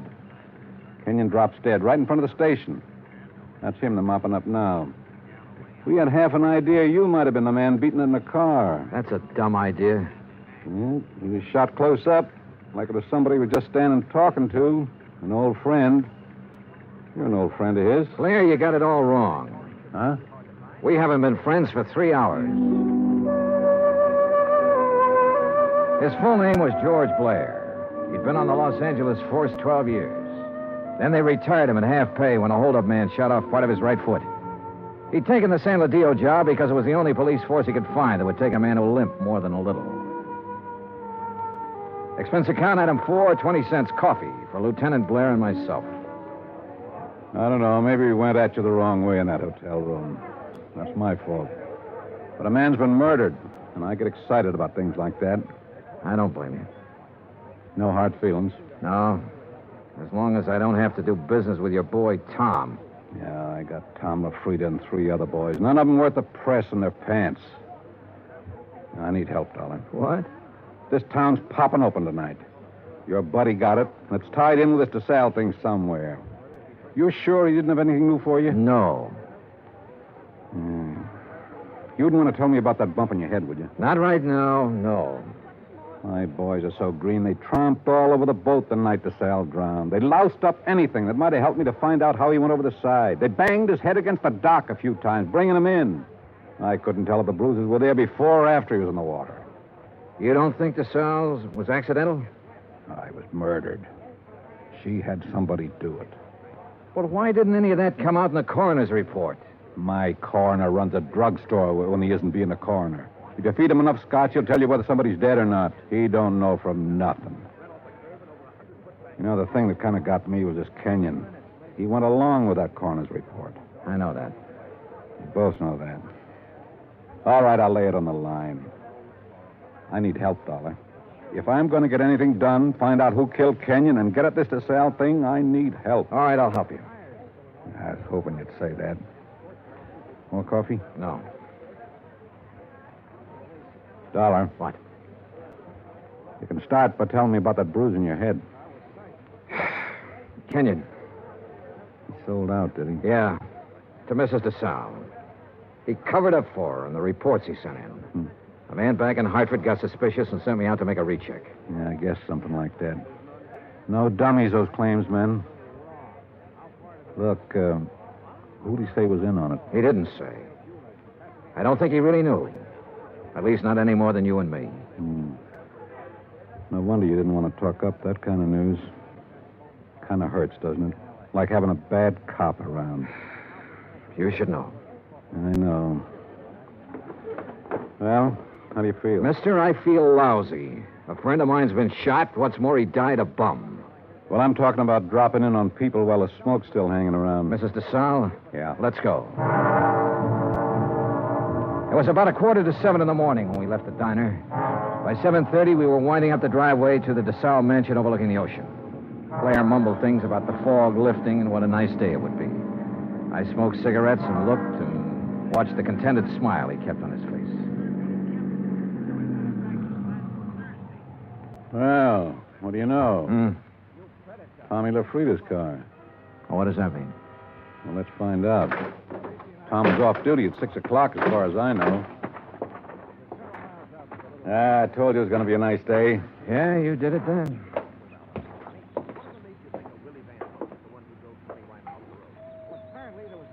Nice place.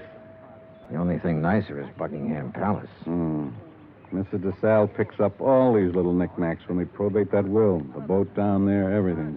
Nice. Yes? Mrs. DeSalle, please.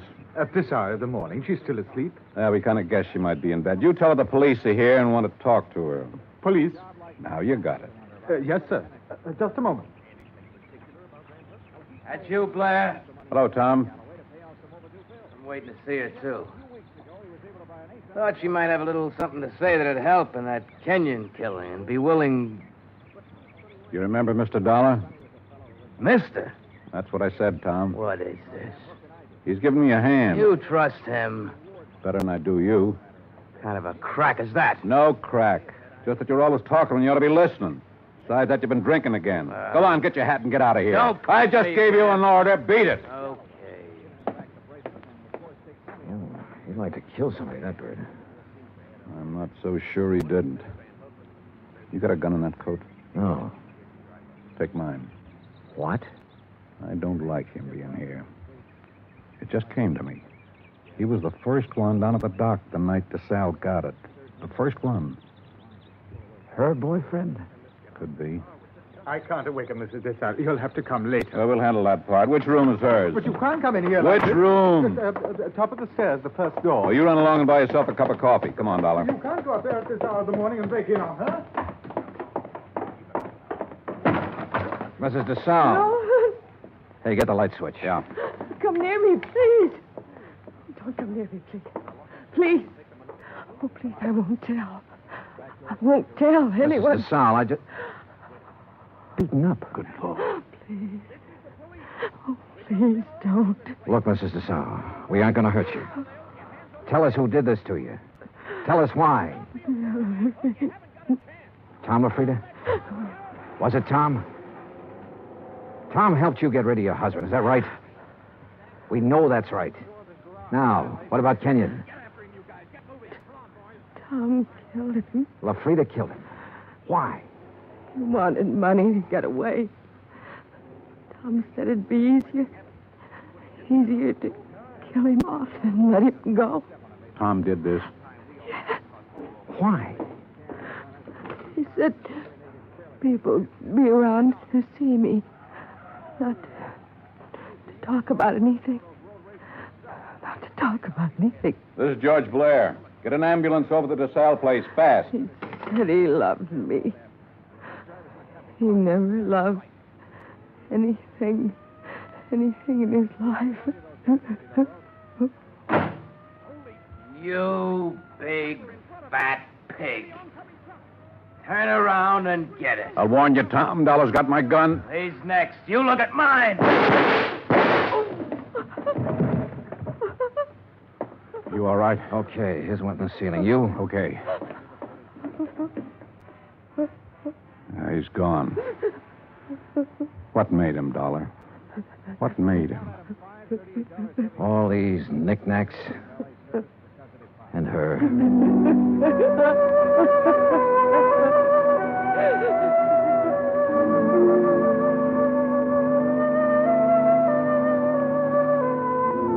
Expense account item 5, $25. One phone call to Hartford.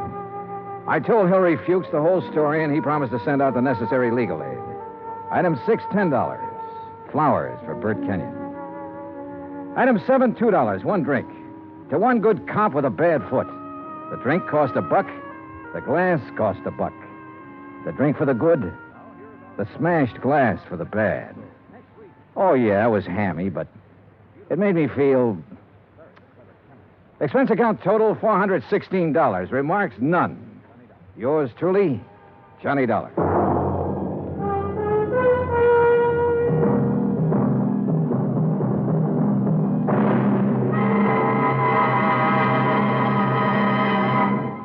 Now, here is our star to tell you about next week's story. Next week, one of the sweetest old characters I ever met. And with him, one of the cleverest killers. Join us, won't you? Yours truly, Johnny Dollar.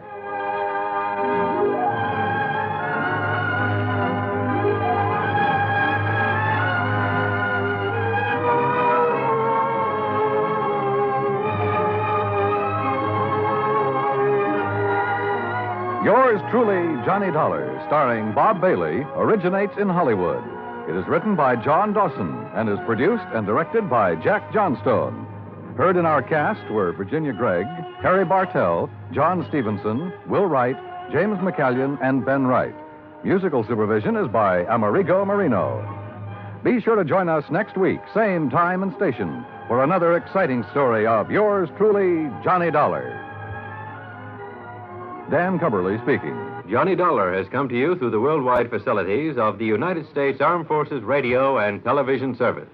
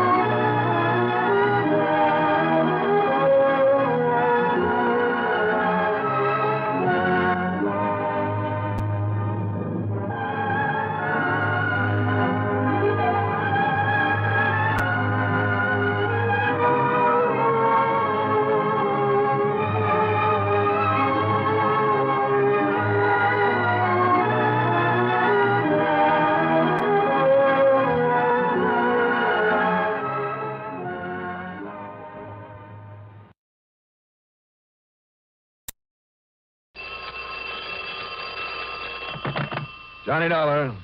Dollar, this is Frank Francis at Tri-Western Life in Los Angeles. Well, hiya. How soon do you think you can get on out here? Well, it's early evening here in the east. Sometime tomorrow morning be all right? Well, I suppose it'll have to be. But unless you can get here before noon, there may be no point in your coming at all. Noon, your time. Yeah. Well, it's easy. There's a jet flight out of New York around 8 a.m. Eastern time. It'll get me to L.A. International around 11 your time. Good, good. I'll meet you at the airport. Oh, what seems to be the trouble, Mr. Francis? The recent death of one of our policyholders, Dollar. I hope you'll be able to find out for us if it was accidental or suicide. Oh? Or possibly even murder. Murder? Yes. Okay.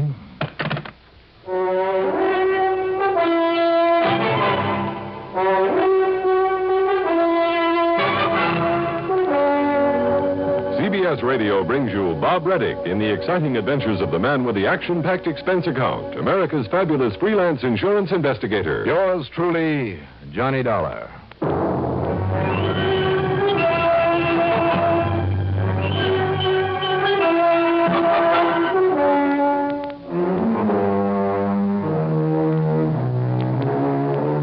Expense account submitted by Special Investigator Johnny Dollar to the Tri-Western Life Insurance Company, Los Angeles office. Following is an account of expenses incurred during my investigation of the Simple Simon matter.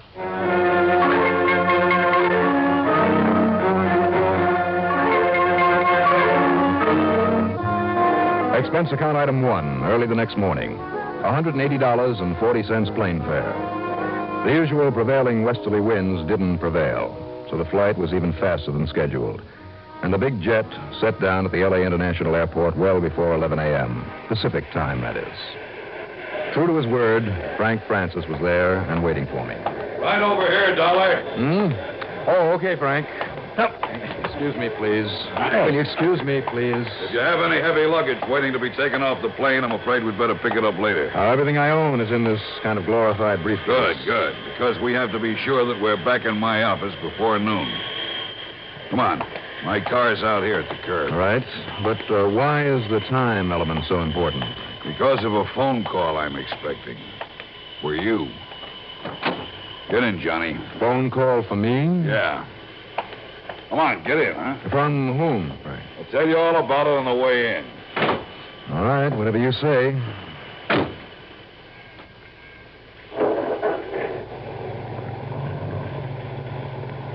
Well?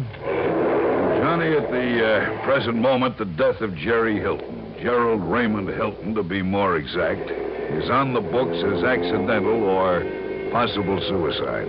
And you wrote his insurance? For some $16,000. Straight life with double indemnity in case of accidental death. The beneficiary? His wife. Go on, Frank. It happened about a week ago on a side road. Or rather, off a side road in the vicinity of Newhall. Where is Newhall? About 35 miles north of here. 2,000 or 3,000 people, some farmland, a bunch of oil wells. Go on. Hilton was apparently driving around a bad curve on the side of a hill. Narrow, dusty little dirt road. He apparently lost control and went over into a rather deep canyon full of big rocks. There wasn't too much left of his car, and apparently Hilton died immediately. So it looked like an accident? Apparently. And that's the fourth time now, that you've used that word apparently. Deliberately, Johnny. Why? There isn't much of a police force out that way, but believe me, they're on their toes. Those boys went over the scene of that so-called accident with a fine-tooth comb. What do they find, Frank? They found that Hilton's car had stopped there on that curve.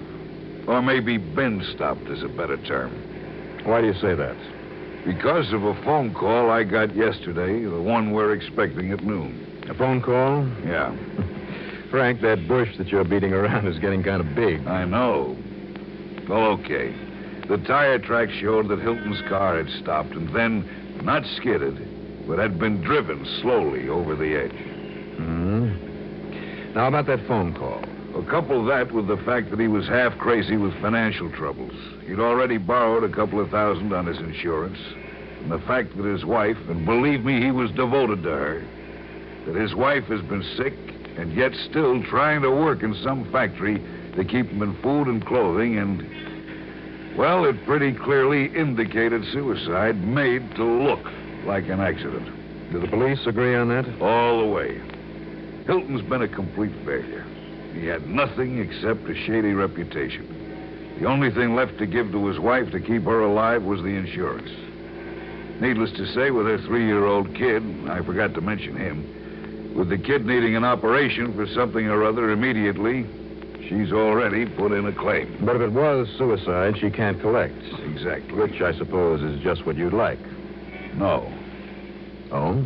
No, Johnny. I've known about Marjorie Hilton a long time, ever since high school. I think she really tried to make a go of that marriage to Jerry, despite his failure to support her and his rather questionable record. You mean he had a police record? Not actually, but I'm sure he deserved one. I see. Now, Frank, tell me this. On the phone last night, you said it could possibly even be murder. Because of the call I just received. From whom? Somebody who wouldn't identify himself. Himself? Yes. He was quite definite, and he said just two things. That because of what he knew, we'd better get ready to pay off the insurance. And second? That he wouldn't give his information to anybody but you. I wonder why. He wouldn't say. He only said to get you out here right away. That he'd call today at noon and talk, but only to you. Now, let's get into your office and wait for that call.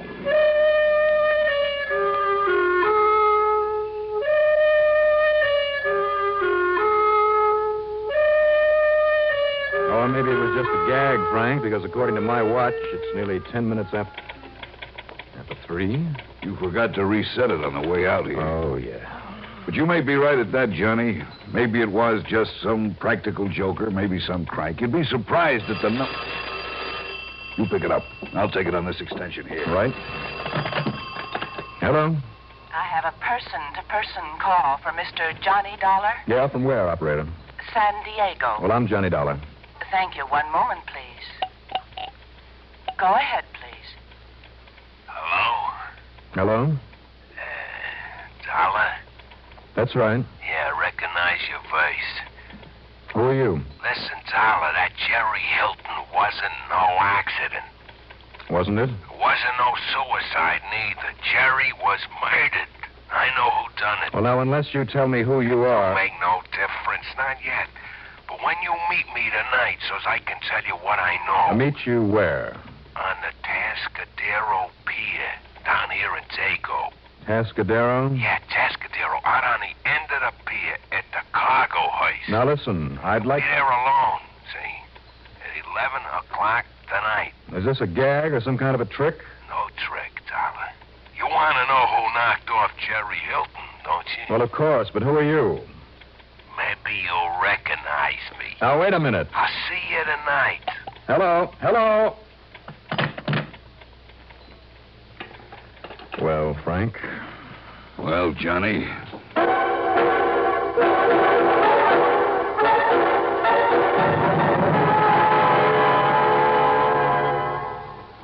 There are many who hold blindly that all is perfect with these United States. But former President Eisenhower did not believe this. He formed a nonpartisan commission to look into our national ways and to set forth, after thorough examination, a list of national goals.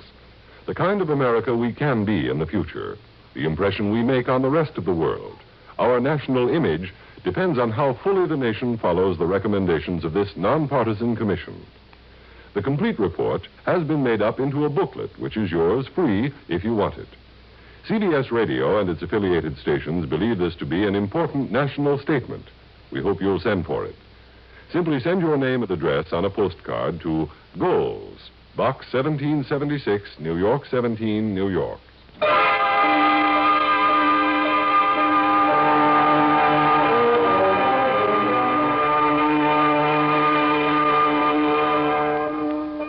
you mean you're going to keep this date with that anonymous phone caller? I wouldn't. The police think Hilton was a suicide. I know. Which would save your company a lot of money. No, not a lot as life insurance policies go. And I'd much prefer to see it paid out to his widow. But of course, if it was suicide... You know that voice on the phone? You know something, Frank? It had a familiar sound. Sounded like some thug to me, Johnny. And if so... But I can't place it. Anyhow, he said it was murder. There's only one thing for me to do, and that's keep that date with him. Johnny. Yeah? Johnny, don't you see? You may be walking into some kind of a trap. Why? Who wants to trap me? Over what? A man in a job like yours has enemies. Bound to have. This could be very dangerous. Dangerous? You mean like crossing a busy street intersection? Oh, now, listen. Or driving around in some of today's traffic? Now, don't kid about this. Who's kidding?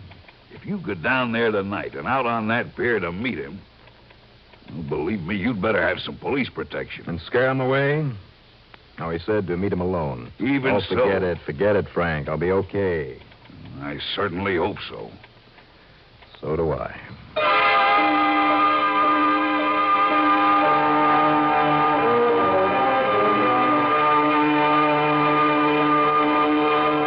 Expense account item 2. $50 deposit on a rental car. Before driving the 130 miles of freeway down to San Diego, though, I got her address from Frank and paid a visit to Jerry Hilton's widow, Marjorie. She was small, thin, about 23 or 24, pretty in her own way, but with far too many lines of care in her face for one of her age. The second-floor apartment was tiny and badly furnished. My little boy Tommy lay on a small cot in the corner of the bedroom, and he was a mighty sick-looking kid. However, she told me a free clinic had agreed to do the rather serious intestinal operation that was needed. I wondered why she hadn't thought of a clinic before. And when I get the insurance money, I guess I better pay him for it, hadn't I, Mr. Dollar? Well, I hope you do get it, Mrs. Hilton. Oh, now, look, Jerry wouldn't ever have committed suicide, no matter how far down his luck was. Not even in the hope that it wouldn't be found out you'd be able to collect the insurance money? Was there anything else that he could do to get you away from having to live like this? Oh, listen, he tried, Mr. Dollar. He tried all the time. You think it was his fault he couldn't make a living? Doing what? Well? I don't know. I don't know how Jerry got that money that he had when him and me got married last year. You don't know how your own husband... Last year, then little Tommy isn't his child? No, sir. Oh, but Jerry treated him just like he was. He'd do anything he could for him, just anything, for the both of us. Oh, sure, I can see that. What does that mean? Nothing. Do you know of any enemies that Jerry might have had? Oh, I don't even know who his friends were, Mr. Dollar. There was just Jerry and me and Tommy. Oh, and he treated us good. Well, until he run out of money. But he was sure something was going to turn up pretty soon, and... Something legitimate? You mean you think that Jerry could ever do anything crooked? Do you? But then you don't seem to have known very much about him. Well, all I know is he was good to me. He was good to the both of us. He was a lot better than that punk. Than Tommy's real father was. What was his name? What if he did give me a lot of fancy clothes and jewels and things? Well, he wasn't the first one. Now that Jerry's gone, I can have those kind of things again. Who was he, Margie? His name was Allie Parsons. When Tommy was born, he walked out on me. Alfred H. Parsons, and the H stands for heroin. You're talking about a man the narcotics squad has been after for the past 5 years. Oh, well, all I know, he was always hiding away from somebody or something. When he come around and tried to see me again a couple of weeks ago, well, Jerry threw him out. And came to see you, huh? Yeah. All this soft talk about doing something for Jerry and me and the kid. Well, Jerry didn't believe it. Oh, Allie was awful good at that soft talk and the promises. Even to getting me back with him, time after time when I was married to him. I'm wise to him now. I told Jerry, and he threw him out. A couple of weeks ago. Yeah. Has Ollie been back since Jerry died? Well, why should he? Well, you look a little pale and worn and tired. Maybe even a little hungry, Mrs. Hilton. But you're a very attractive girl, nonetheless. What? Well, thanks. Thanks very much. Now I've got to meet that man in San Diego. Here. This is just in case Tommy needs something extra while he's in the hospital. $50? I think the insurance company would okay this sort of an advance. Well, I thought you were trying to tell me they wouldn't pay. Well, maybe I've changed my mind. But there was something about Marjorie Hilton that puzzled me, in spite of the way she talked. Or maybe because of it. Somehow she made me think of the typical movie gunmoll who'd play along with anybody she thought was on the way up. I drove down to San Diego. While it was still daylight, I got a line on the Tascadero Pier. It was one of the older ones, some distance below the main part of that busy port. There were no ships tied up to it, nothing but trash in the long warehouse built up on it. All in all, it was in pretty bad shape, probably in line for condemnation by the progressive city of San Diego. I hoped there'd be plenty of light on it when it came time for my meeting out there on the end of it. Speaking of time, I killed a couple of hours in a movie, and then had dinner in the grill room of the U.S. Grant, took in another movie, and it all adds up to item 3, $12.50. By then, it was nearly 11 p.m. There was no moon. Or if there was, you couldn't see it because of the heavy fog that had settled down over the waterfront. No, why kid about it? I wondered if I wasn't being a little foolish in plotting the length of that abandoned pier in the darkness to keep a rendezvous with... With what? Even if the pier had been well lighted, I wouldn't have been able to see more than 20 or 30 feet ahead of me. I found myself walking softly, listening for, well, perhaps for the footsteps of somebody else. But who? I didn't even know the name of the man I was supposed to meet out there, much less what he was really up to. Sure, I had the old 38 handy, but in that darkness, in that fog... Dollar. Dollar, over here. Come on, but quiet, see? Yeah, sure. Here beside this big box where nobody can see us. See us? Are you kidding in this pea souper? That's it. Now, listen, I gotta talk fast. Simon. Yeah. Simon Hacker, simple Simon. That's right, but not too simple to look out for myself. So now listen. You're the punk I chased halfway across the state of Kansas once and then had to let go because you didn't have what I was after. Only you didn't really have to let me go. You could have nailed me. Yes, and you're the punk who couldn't or wouldn't tell the cops where they could lay their hands on Allie Parsons. All right, so now I do know where he is. So could I go to the cops? Sure. Why, you think they'd believe me now? You think they wouldn't just lock me up for life? Darn fool, they'd do anything for you to get information on Parsons. Yeah, but you think Allie wouldn't find out if I did? You think he wouldn't kill me for it? Like he knocked off Jerry Hilton, maybe? Well, did he, Simon? Listen, I know that you'll protect me. You're the only dick that ever give me a break. Simon? And when you nail him, Allie Parsons, for what I'm telling you, maybe you could get me off of the hook with the cops. Maybe. So listen. Up at Newhall, they knew that was no accident, Jerry's car going off that curve. And maybe they don't say it, but maybe they know that Jerry was dead before that car went over. You're telling me that Allie killed him? Don't you see? Allie wanted his girl back, that Margie that was married to Jerry. Can you prove that Allie murdered him? All the proof you need, Zolla. Good. Now here, Simon, knowing how you work, maybe 50? Maybe 100. Okay. Here. Thanks, Dollar. You're okay. So listen, while I tell you how I know he killed Jerry Hilton. Yeah? Simon!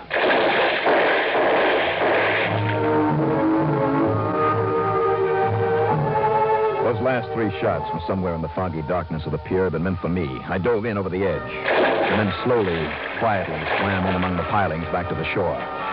Soaking wet, I piled into my car and drove to the headquarters of the harbor police. They immediately sent out a couple of men to look for Simon Hacker, or what was left of him, and gave the regular police an alert on Allie Parsons. They also helped me dry out my clothes. Well, that gave me time to think. Marjorie Hilton was my only real lead to Jerry's killer now. Obviously the same one who blasted away at Simon and me there on the pier. Obviously Allie Parsons, or one of his mob. And Allie was again making a play for Margie. Maybe she had gone to high school, but she wasn't very bright. And if what she'd told me was true, about the clothes and the jewels he'd given her, about always going back to him before Jerry came along, well, in spite of what she'd said about Allie, she'd probably be a pushover for him again. I thanked the harbor police, I got into my car, and I tore on back to L.A. to her apartment. It was nearly 4 a.m., but she had a light on. Because of the sick youngster? Maybe. Mrs. Hilton? Who is it? It's Johnny Dollar. Oh, just a second. I saw the light on. Well, now, what does all this mean? Well, I told you when you were here before. I'm taking little Tommy to the hospital for his operation today. You got enough bags packed here for you and Tommy? All right, Margie, what goes? I told you. Yeah, you told me. You also told me a lot of things this afternoon, maybe enough to make me suspicious. I don't know what you're talking about. You were pretty emphatic about how good Jerry had been to you. So much so it began to sound like an act. You didn't really expect me to believe that you had no idea where Jerry'd got his money, or Allie Parsons when you were married to him. Well, how should I know what they did? And I wouldn't be surprised if there were 3 or 4 other husbands before them also in the racket. Well, there were only 2 before. Oh. Only 2 before. Now, you listen, Mr. Dollar. Why did Allie Parsons kill Jerry? To get you back because he was afraid that Jerry might tip off the police to his latest activities in narcotics? He did kill him, didn't he? Well, you're nuts. The same as he tried to kill, or maybe did kill Simon Hacker tonight down in San Diego, where you knew I was going. So you tipped off Allie Parsons, and now you're set to go somewhere and meet him. Yeah? Well, I don't have to. Now, what's that supposed to mean? Allie! Allie, get me out of this! Allie! Don't reach for it, Dollar. Oh, that's real cute of you, Margie. Hello, Parsons. Just keep him up real high. Then I'll take this gun of yours for myself. Might come in real handy for me sometime with your prints all over it. Thanks. Pleasure, Allie. Now what? Now? Oh, now you face that wall there, and I'll put a bullet right in your head. You see, now that you know I killed Jerry, I've got to get rid of you, too. Now listen, no. Allie. Shut up, Margie. It's the only way. Of course, you know what the sound of a shot will bring, Parsons. With this nice old-fashioned silencer? But close the door to the hall anyway, will you, Margie? Oh, sure, Allie, but don't you think... Shut up and close the door. Okay, whatever you say, only... Oh, no, you... Hold it, Parsons. Simon! Watch out, Allie! Come! Okay, boys, that's enough. That's enough. Okay, Lieutenant. Like the U.S. Marines, Lieutenant. Well, Dollar, when they hauled Simple Simon here out of the drink and he told the boys what was going on. Wait a minute. How do you feel, Simon? Not so hot. Dollar. I guess I kind of waited too long to go straight. Easy, Simon, easy. But I tried, Dollar. I tried. Yeah, Simon. I'm afraid you did wait too long. But you tried. Want to take over, Lieutenant? Margie and the boy, I don't know. I kind of felt sorry for the poor kid, Tony. But her, I can't help wondering if she even deserves a break. Expense account total, including the trip back to Hartford, we'll call it $450 even. Yours truly, Johnny Dollar.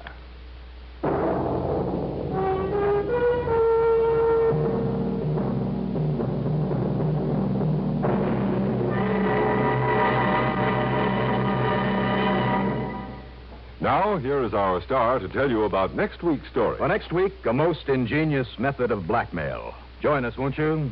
Yours truly, Johnny Dollar.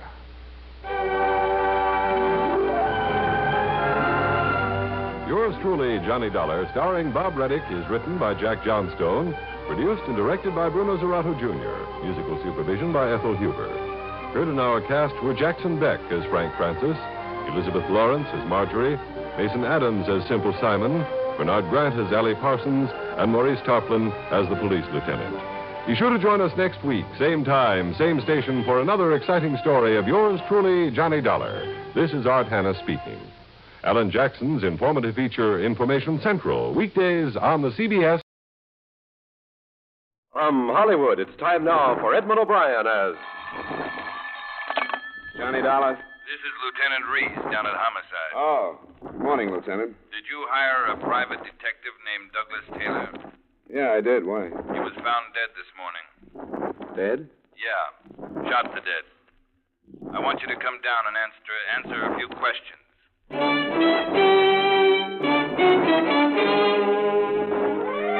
Edmund O'Brien in another adventure of the man with the action-packed expense account, America's fabulous freelance insurance investigator, yours truly, Johnny Dollar.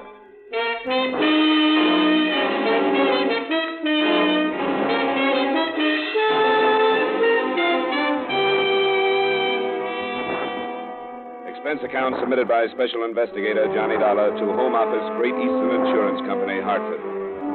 I don't know how much responsibility you will want to take for these expenses, but I hope you realize that a large share of them were incurred in an effort to protect the company. The following is an accounting of expenditures during my investigation of the Douglas Taylor matter. Expense account item 1, $1.20, cab fare from my apartment to Hartford Police Headquarters, Homicide Division. Yes, sir? My name is Dollar, Lieutenant Reese. Oh, yeah, second door there. He's waiting. Just go right in. Thanks. Lieutenant Reese? Yes. You Dollar? That's right. Thanks for coming down. Well, I can't say it's a pleasure, Lieutenant. I'm sorry to hear about Taylor. What happened? We don't know yet. Where did it happen? We aren't sure of that either. He was found out by the freight yards, but chances are he was shot someplace else and dumped there. How did you happen to land on me? His wife came down to identify him this morning. She told us he was working for you. Well, I might as well get this off my chest now, Lieutenant. You won't like it any better if I save it. I can't answer any questions about what Taylor and I were working on. Not now. Why not? Because it'll wreck a case that could be worth about $500,000 if you start nosing into it looking for a motive. I hate to see you turn uncooperative so early in the game, Dollar. I can't help it. There are usually plenty of motives around when it's a private detective. Got plenty of other places to start. We like to have them all. I don't like this. I don't either, Lieutenant. But I'm stuck with some confidences I'll have to stand by. I can tell you this. I don't see how my case could have anything to do with his dying. There are two men suspected of insurance fraud. I was following one, Taylor the other. I don't think they knew we were tailing them. All right, Dollar. I guess I can understand the spot you're on. I'll talk it over with the people that hired me, but I can't open it up until they give me the word. How long had you known him? Oh, about 2 years, I guess. Not well, but he was a good, careful worker, and I hired him when I needed somebody. Did he talk to you about any trouble? No. Well, he never said a word. How well do you know his wife? I met her twice, that's all. Both times she came with Taylor when I had a check for him. She seemed like that kind of a wife. That's as well as you knew him, huh? That's it. I'm sorry. Yeah. It brings us back to that $500,000 you mentioned, doesn't it? That's enough to hold you on, you know. I knew that when I told you. It's up to you. Beat it. If you ever need some help from us, I hope I'm on hand to turn you down.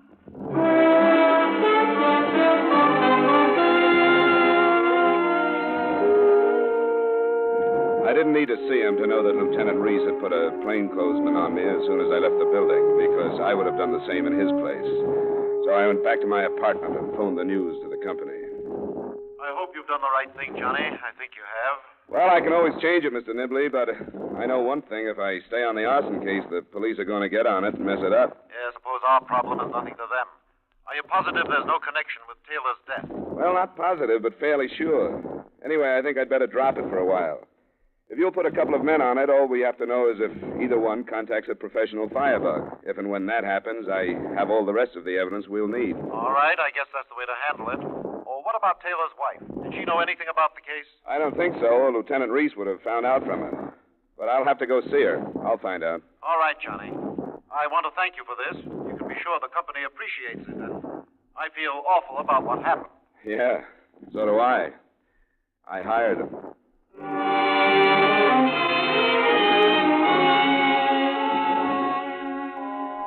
It's all right, Mr. Dollar. I'm glad you came over. Doug spoke obvious so often. Sit down. Thank you, Mrs. Taylor. Well, there's no way for me to say what I feel about it. Of course there isn't. I do want to clear your mind and my conscience on one thing, though. Doug wasn't killed because he was working for me. I'm sure of that. Wouldn't have made any difference if he had been. Doug was 40 last month. He was 21 when I married him in New York. He was on the force there for 12 years before he opened his office here.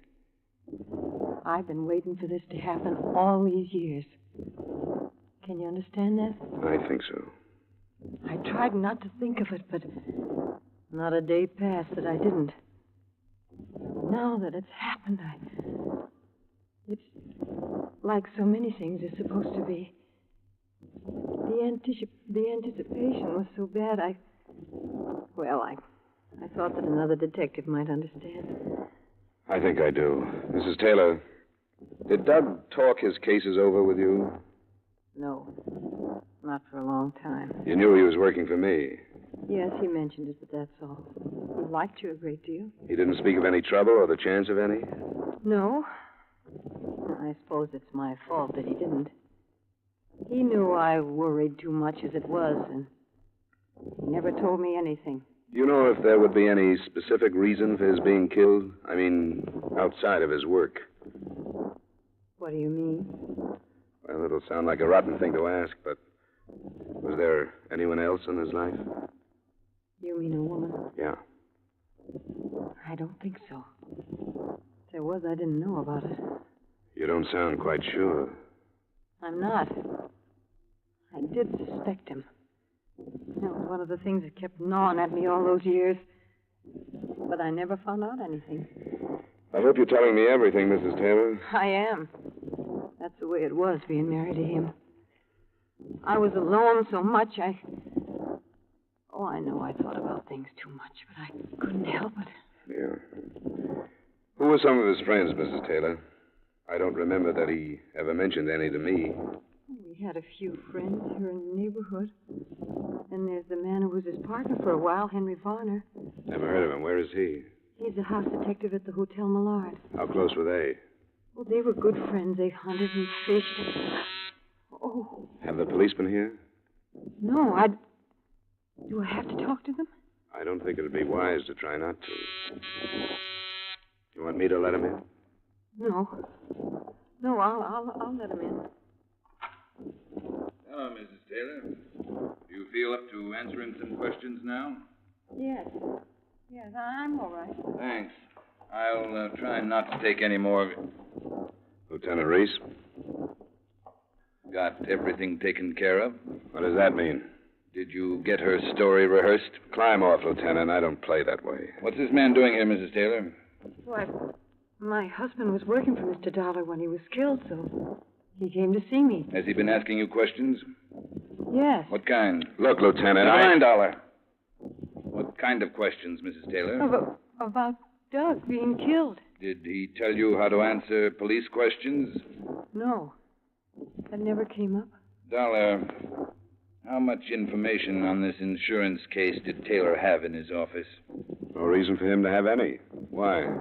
The office had been torn to pieces by the time we got to it this morning. All or part of the motive was there, and somebody came back after it. You'd better clear yourself of this mess, Dollar, or I'm going to see to it that you're put right out of business.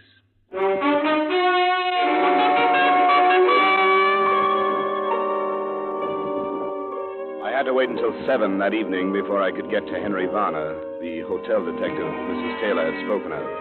He was the slight, dark type with a hairline mustache and too much aftershave powder. The kind of house dick that usually causes the feminine guests the kind of trouble they're paid to stop. Yeah, I had a little deal cooked up this afternoon, the kind where you don't leave a phone number where you can be reached, if you know what I mean. Yeah. What a doll. Hey, what's behind this Doug Taylor mess anyway? I haven't read the evening papers. Hasn't broken yet. His wife told me you and Doug were good friends. Oh, yeah. We used to be partners for a while. We used to get out of town once in a while. Hunting and fishing? Yeah, that was the pitch. When did you see him last? Let's get out of the lobby and go in the office, John.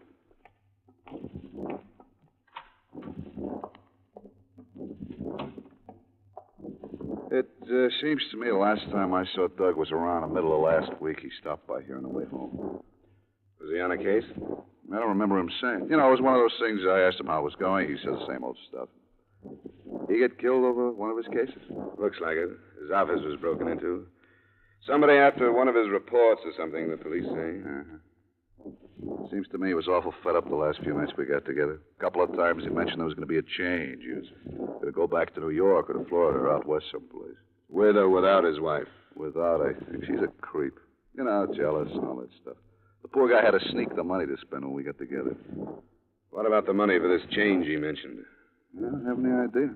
Never followed it up because I thought he was just dreaming. Hey, who's paying you for this? Not his wife. Nobody.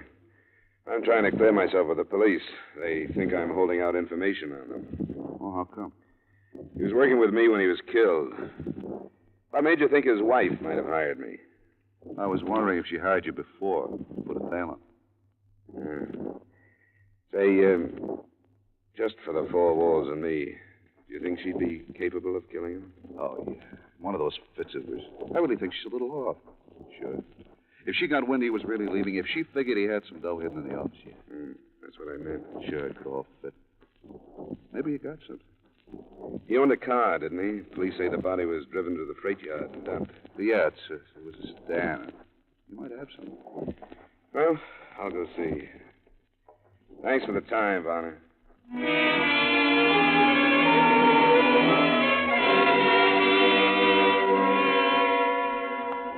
It was dark by the time I got across town again and back to the Taylor duplex.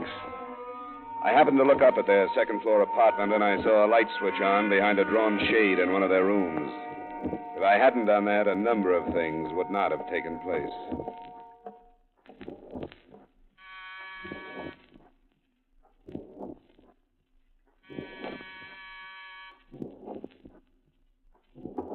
Mrs. Taylor? Mrs. Taylor, it's Johnny Dollar. Come on, I know you're in there. Let me in. All right. Hey, what's this? Come in here, I'll kill you. Yeah, sure. Don't get close to me. Move right across the room. Where's Mrs. Taylor? She's in the bedroom. Maybe she's dead. I don't know. I hit her. She wouldn't be quiet, and I hit her with a gun. And I'll kill you, too, if I have to. I don't care how many anymore. Why'd you kill Taylor? Because he was too filthy to stay alive, too dirty, rotten to live. Don't you try to follow me, or I'll kill you, too, and I mean it. Nothing means anything anymore. What are you fighting? What'd you come after? Don't you try to follow me. Hey, come here. Hey, come here.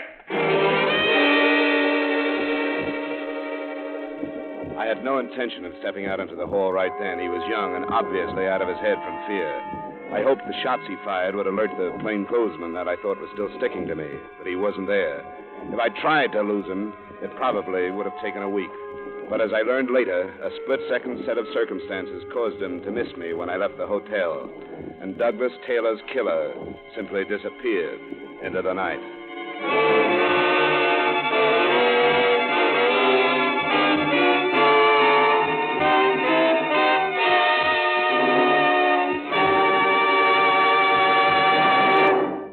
We will return you to yours truly, Johnny Dollar, in just a moment.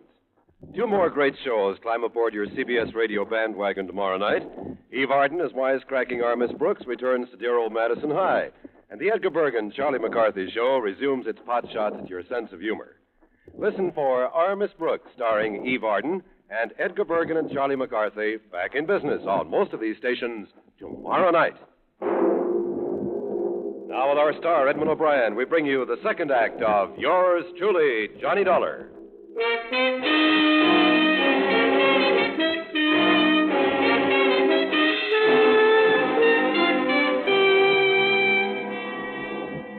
Mrs. Taylor had been knocked unconscious, but hadn't been seriously harmed.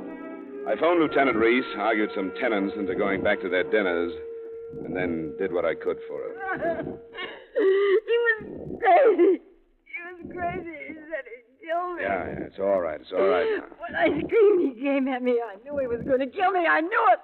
I knew that was the last thing I'd ever see. His face is a gun going. Take it easy, Miss Taylor. Take it easy. He's gone, and you're all right now. Oh, I can't explain. I knew I was dying, and I tried to hang on, and I couldn't. Here. Can you drink some more of this? Yes. I'll try. You saw him, didn't you? Yeah, I saw him. Who was he? Hadn't you ever seen him before? No, never. He was crazy. He told me that he killed Doug, and he killed me, too. What else did he say? I couldn't understand. Something about how Doug had ruined 2 lives, and I wished he could kill him again. Then I screamed, and he came. What he said mean anything to you? No. I didn't understand any of it. I wanted to ask him why he came here. Yeah, he was looking for something. Tore the place to pieces. Must be the same one that broke into Doug's office. I don't understand any of it.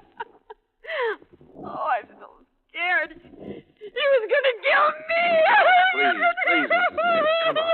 Come on. Try to relax. Get hold of yourself. Police are on their way in. They'll want to talk to you. I'll wait for them in the living room.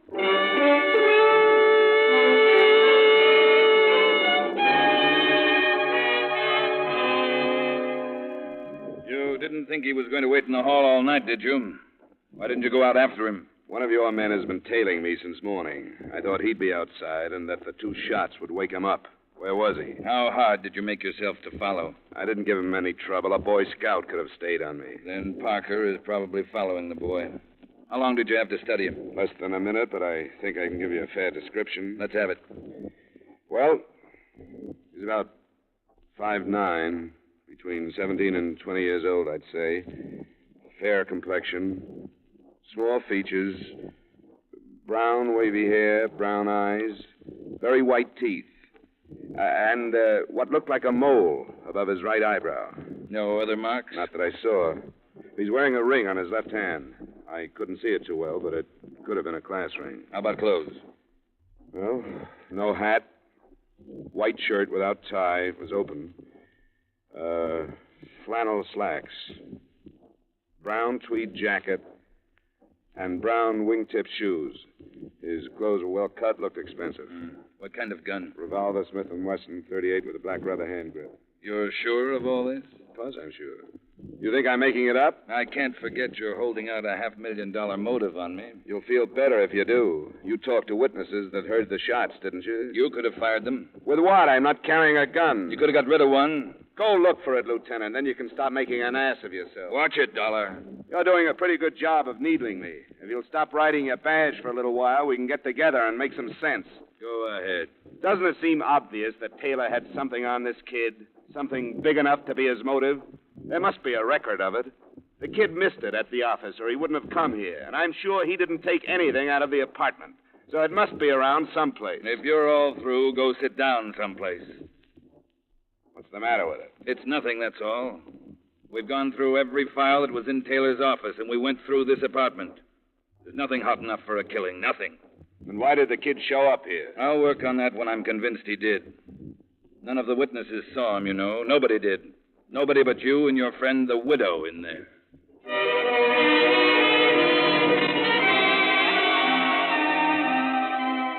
It turned out to be a long night. Looking back at it now, I can see how the lieutenant felt justified in pushing around somebody who wouldn't cooperate.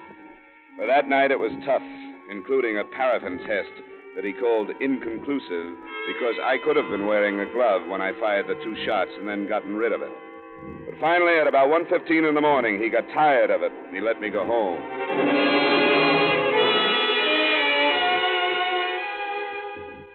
I didn't leave my apartment the next day except to go out after the extra editions that called me the private investigator whose position and importance in regard to the case is not clear at the moment.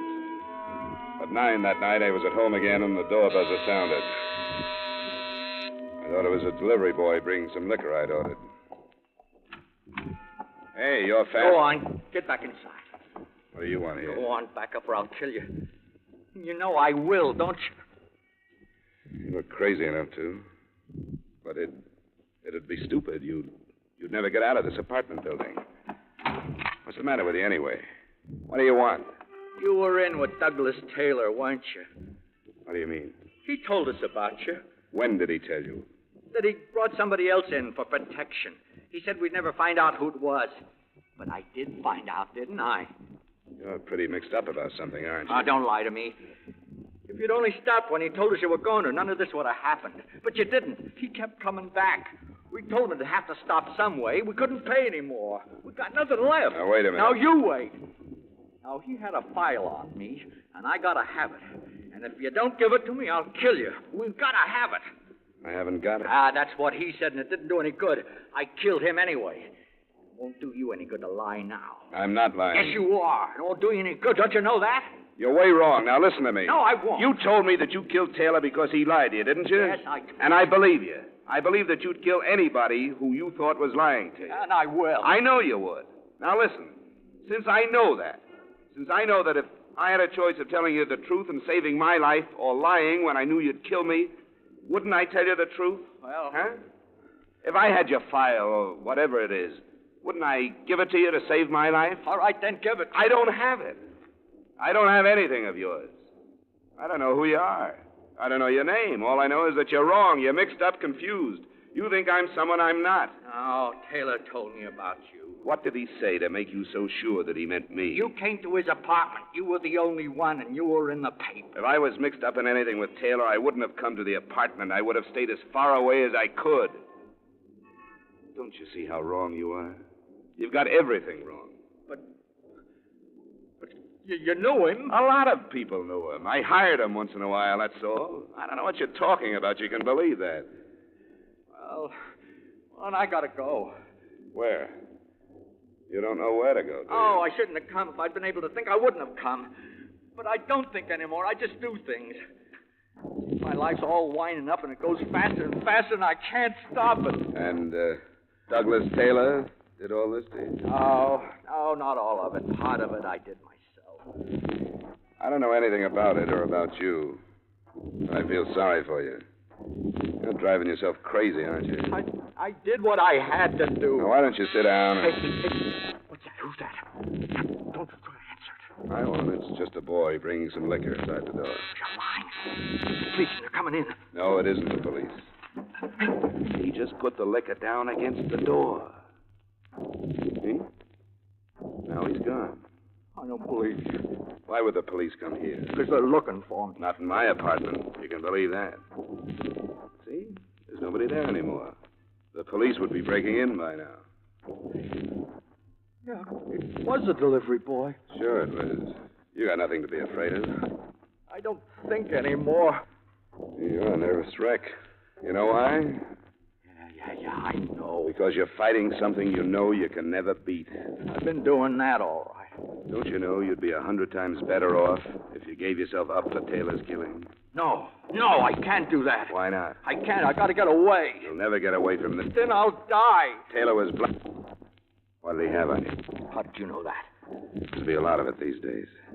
Be as bad off as you think if you... This isn't even important anymore. Go. What is important like this, huh? A family? What makes you think Because it sticks out all over you. A father with a fur collar on his overcoat and a mother who belongs to every civic club in town. All right, and a sister engaged to a lawyer. That's why I can't give myself up and have our name all over the papers. That's why I gotta find that file Taylor had and get rid of it and then get away. I've almost ruined the family now. Dad's been bled dry, keeping Taylor from turning my name in. And now they don't have to pay anymore. What do they think about his being dead? Well, they asked me, and I told them I didn't do it. I think they believe me. It's all right. Anyway, it's better now than it has been for the last 2 years. That long? Yeah, 2 years. It started when Dad got a feeling about what I was doing. He hired Taylor to find out, and when he finished his job, that's what he threw at us. Hey, wait a minute. Where you going now? Wait a minute. I'm going to get a light, if that's okay. I live here, you know. Oh, I gotta go. I don't know why I've talked like this. You wanted someone to talk to. I'm not as sorry for you as I was, because I think you're playing it stupid. Well, I don't care what you think. I did what I had to do, and I know what I gotta do now. You ought to give yourself up, and you know it. Now, I'm through talking sense. If you want to blow it all up your way, go ahead. I know what I have to do. There's nothing you can do. Now, look. I want you to come down to the ground floor with me. All right, we'll use the stairway. And you know that I'll kill you if I have to. I've gathered that, yes. Well, anytime you want to leave.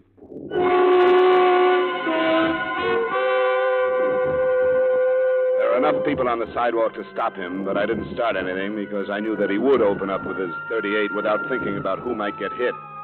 He had the fear-crazed look in his eyes again as he left me just outside the entrance and started across the street. I realized what was going to happen before he did. Either he had been spotted and followed, or my building had been staked out. It didn't make any difference. When the police officers saw us together, it was all they needed. Hey, you! Stay where you are! What do you want? We're police. We want to talk to you. What about? Make it a break! Hold it! Hold it! All right, Parker! Marlin! Stop him!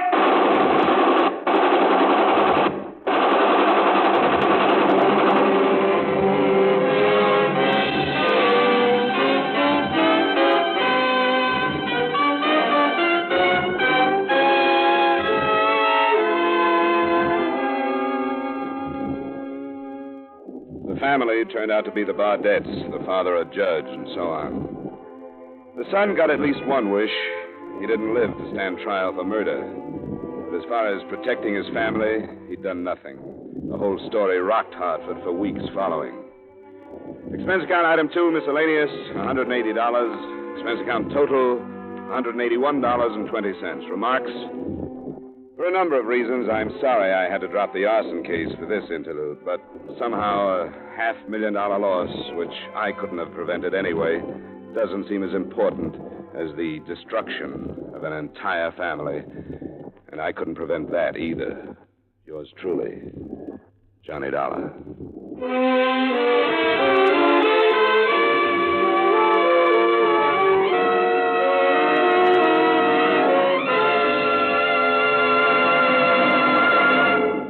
Yours truly, Johnny Dollar, stars Edmund O'Brien in the title role and is written by Gil Dowd with music by Wilbur Hatch. Edmund O'Brien will soon be seen starring in the Paramount picture Silver City. Featured in tonight's cast were Ray Hartman, Joseph Kearns, Edgar Barrier, Jeanette Nolan, and Hy Averback. Yours truly, Johnny Dollar, is produced and directed by Jaime Del Valle.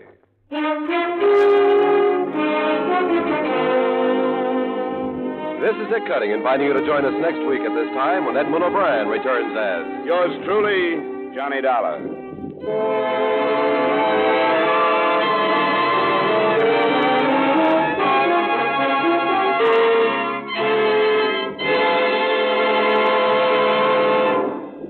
Uncle Sam gave 36 million pounds of U.S. farm surplus eggs and milk to save the Yugoslavs, but somebody had to pay the freight. CARE undertook to raise it from the American people, and at $5.35 per 300-pound package, the people gave. 3 million Yugoslav mothers and children have already received the CARE eggs and milk, but with a month to go before winter closes down the program, 1 million remain to be reached. You can reach 100 with only $5.35. Mail it to your local CARE office, or to CARE Los Angeles, or CARE New York.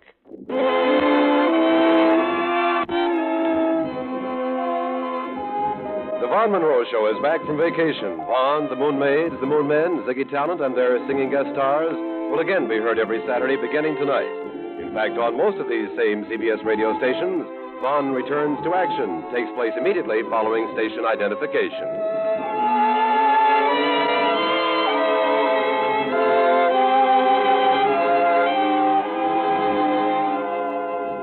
And remember, the Frankie Lane Show is your date with slick syncopation every Sunday afternoon on the CBS Radio Network.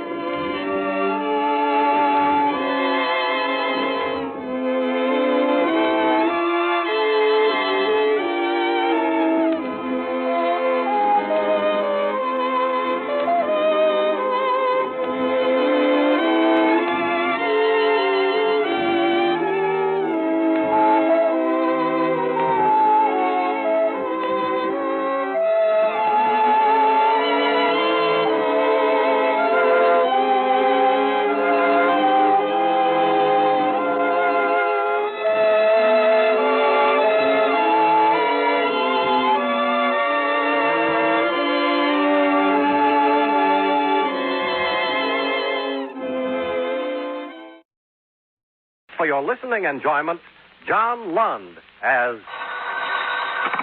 Johnny Dollar. Ralph Wheaton again, Johnny. I'm glad I caught you before you left. Oh, there's almost 2 hours before my plane leaves. What's on your mind? Another cable came in from Manila just now. The amount taken in the burglary is roughly $75,000. That's dollars and not pesos? Dollars. And they mentioned that a clerk has dropped out of sight. Oh, a native? An American. His name is Blake, Daniel Blake. Blake. All right. Well, that's all so far. What's your hotel in Manila? Do you know yet? Yeah, the Hotel Tondo. Tondo. Good. I'll get word to you there if I learn anything you can use. Good luck on the trip.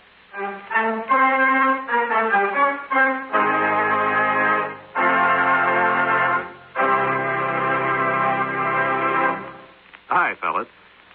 Care to join me in a quick look at the past? Okay, here goes. Back around 1890, Charles Dudley Warner, who was editor of the Hartford Courant, wrote in an editorial, "Everybody talks about the weather, but nobody does anything about it." Well, maybe no one did in 1890, but someone definitely has since then. Our United States weatherman. He's quite a busy gentleman who works for the Department of Commerce. His job is to read thermometers, barometers, anemometers, and other assorted meters which forecast weather conditions so the rest of us will know what to plan or what not to plan, like hanging out the wash or going to a baseball game. Information about weather conditions is also given to aircraft pilots and ship captains so they can plan their flights or cruises accordingly.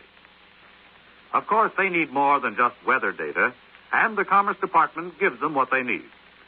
For the pilots, the department issues aviation charts and maps and sees to it that air markers are laid out so that the pilots can find their way easily and safely.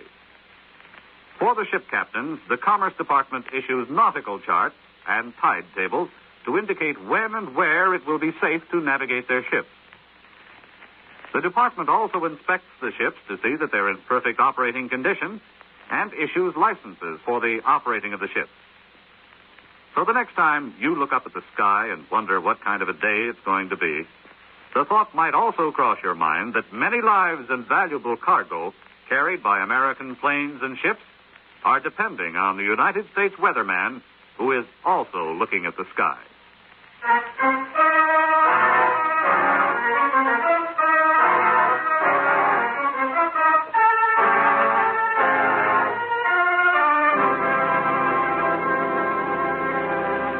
Expense account submitted by Special Investigator Johnny Dollar to Home Office, Columbia All Risk Insurance Company, Hartford, Connecticut. The following is an accounting of expenditures during my investigation of the Woodward Manila matter. Expense account item 1, $1,188.75. Airfare and incidentals between Hartford and Manila.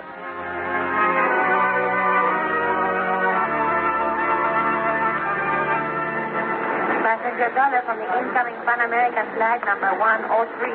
Will you go to the ticket office, please? Passenger Dollar from the incoming Pan American flight number 103, please. Will you go to the ticket office? Yes, sir. My name is Dollar. I was being paid. Oh, yes. These gentlemen are waiting for you. This is Mr. Dollar, sir. Oh, yes. I'm Floyd McDonald, Mr. Dollar, local manager for the Woodward Company. Oh, how are you? And this is Mr. Irving Morgan, my assistant. Mr. Morgan? Glad to meet you. I've made arrangements to have your luggage sent on to your hotel if you'd like to do it that way. And Irving and I can drive you right in. Oh, fine. This is very nice of you. Well, I know how it is. At least I don't want to bother with details after a long flight like that. If you will give me your luggage check, sir. Oh, yeah. I have them right here. Thank you. Well, that's all, I think. The car's right outside. We can give you the details of the burglary on the way in. Flight 113.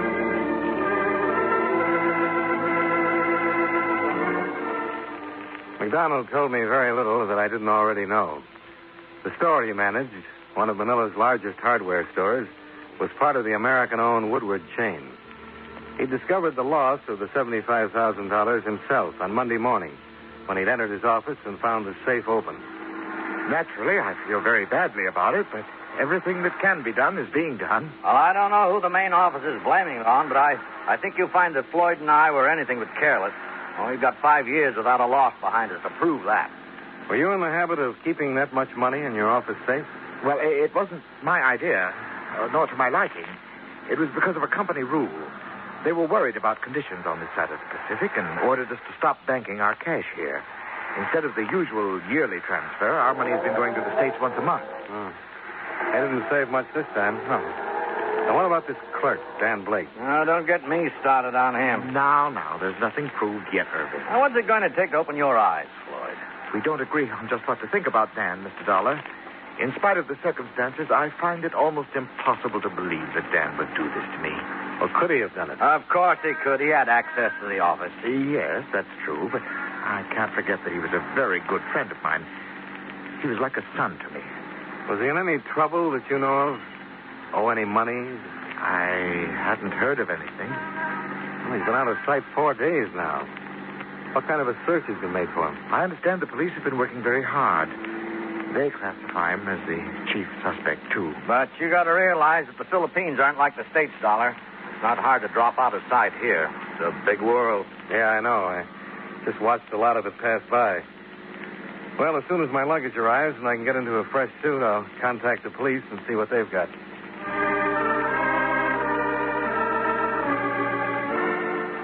Expense account item 2, $350, including tip. A pitcher of gimlets delivered to my room. While I waited for my baggage to arrive, I relaxed in front of a window. My hotel was 2 blocks back from Manila's Great Bay, in a section called El Puerto. And from my room, I could see enough of the Orient and the native craft working the harbor to give even a hardware store burglary an atmosphere of intrigue. Expense account item 3, 80 cents, cab fare to police headquarters, where I was shunted into a side office to wait for the sergeant in charge of the Woodward case. He finally showed up. Sergeant Malvar, you wait for me? Yes, my name is Dollar. I know. You come to talk of my burglary. You're a policeman? No, not quite. I've been hired by an insurance company to learn what I can about it. Have you gotten any place with your search for Dan Blake? Dan Blake? No, I don't look for him now. You don't? No. I have captured the thief. Oh? Well, who is it? Miguel Nazaleda. You've recovered the money? He will not say where it is yet, but he will say tomorrow, maybe. Well, what evidence do you have, Sergeant? He cannot say where he was that night of the burglary. Is that all? He is by profession a thief. He was arrested while he was robbing another store last night. Uh-huh. Does he speak English? Oh, yes. I wonder if I could see him. Maybe I could get him to talk. All right. You come with me.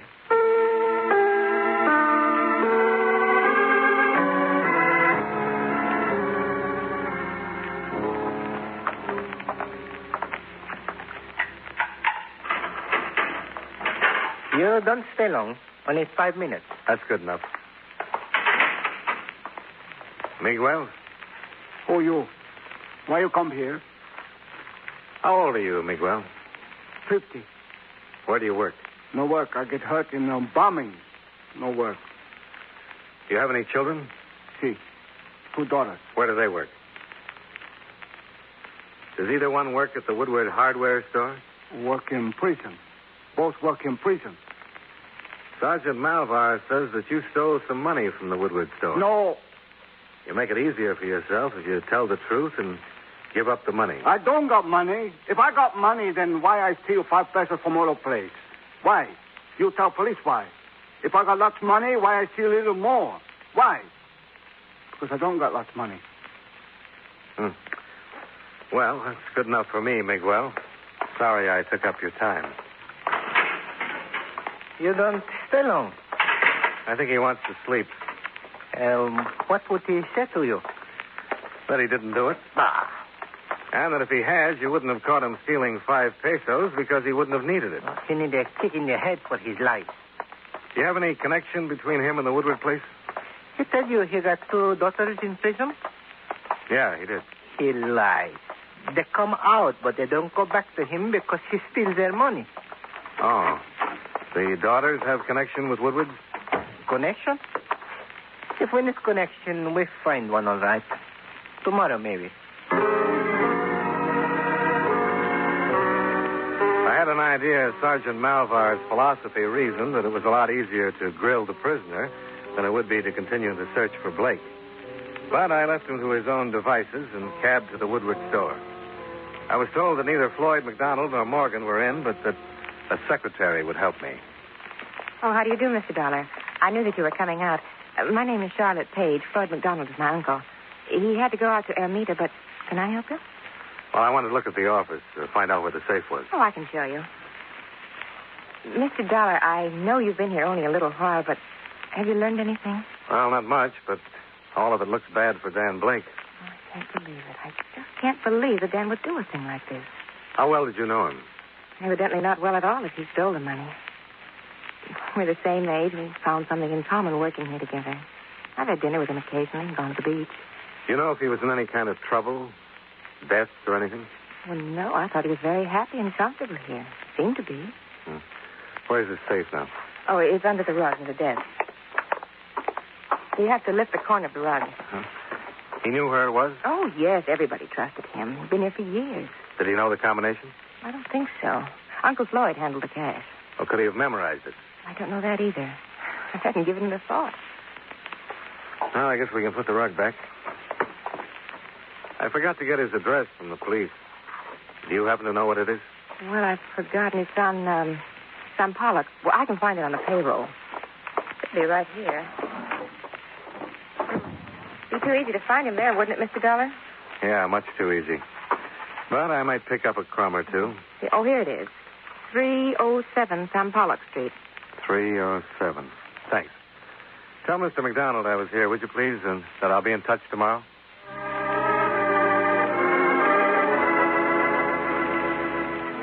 There was a fair biography of Dan Blake in his rooms. I learned that he was born in Duluth, Minnesota, 26 years ago, that his father wrote him occasionally, that he'd sailed with the Merchant Marine during the war and had made a few inter-island trips after that. I made a list of the places he'd visited, but that was all I could do for that day. It wasn't until the next morning that I went to police headquarters and waited again for Sergeant Malvar. Oh, you come back again. We do very good without your help. Well, pardon me, I don't want to butt in. I just wondered if you knew that Dan Blake spent a lot of time learning these islands. Oh? Did you know that he spent some time in San Jose, on Mindoro, and on Marinduque, and in Palo and Leyte? I did not know. Well, I might pay you to check those places. There are more, too. From here, clear down to Mindanao. The search is finished. What do you mean? Dan Blake has been found. He was adrift in a dugout in Tayabas Bay. He was taken aboard the ship, and then he died. What killed him? He was shot many times. Well, what about the money? It has not been found. Not yet. Yeah, sure. But maybe tomorrow.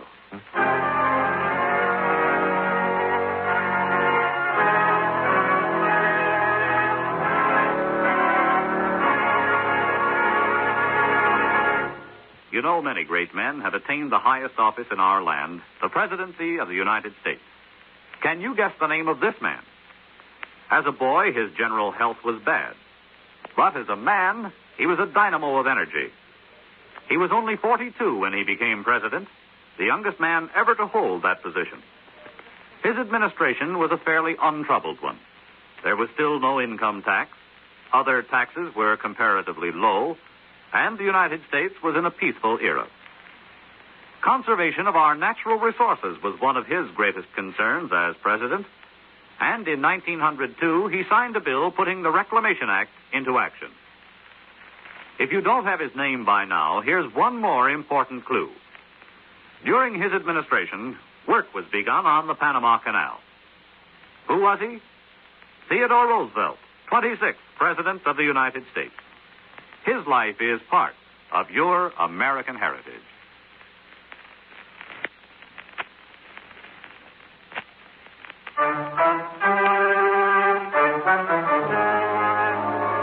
And now, with our star, John Lund, we bring you the second act of Yours Truly, Johnny Dollar.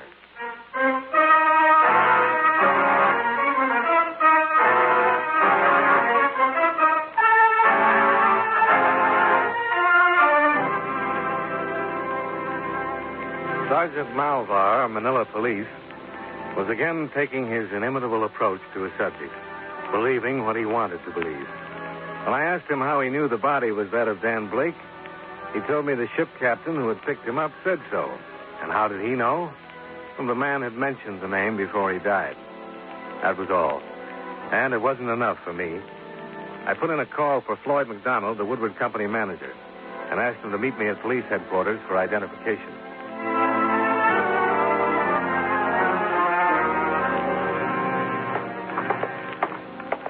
When did this develop, Dollar, and why wasn't I notified? Nobody was notified, Mr. McDonald. Sergeant Malvar was playing it close to his chest. Where is this Sergeant Malvar? He didn't tell me where he was going. He left word that we could look at the body and then left. My name is Dollar, Corporal. See, you go in. Thanks.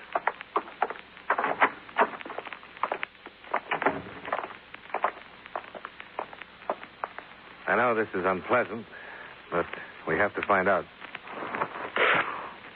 Good Lord. Is this Dan Blake? Yes. Yes, it's Dan. Cover him up, please. Where did they find him? In a dugout canoe. Someplace called Tayabas Bay, I think. Yes, Tayabas Bay, southwest of here. Who found him? A man by the name of Kovar. He's the captain of an inter-island schooner. Could we leave here? Sure.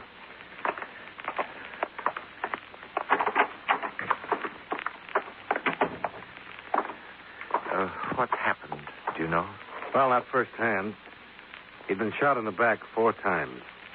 He was alive for a short time after Captain Kovar picked him up. And the money hasn't been found. I see. Then there's no explanation yet. Well, not that I know of. The schooner is anchored offshore just south of the Pasig River. You know where that is? Yes. You're going out to the ship?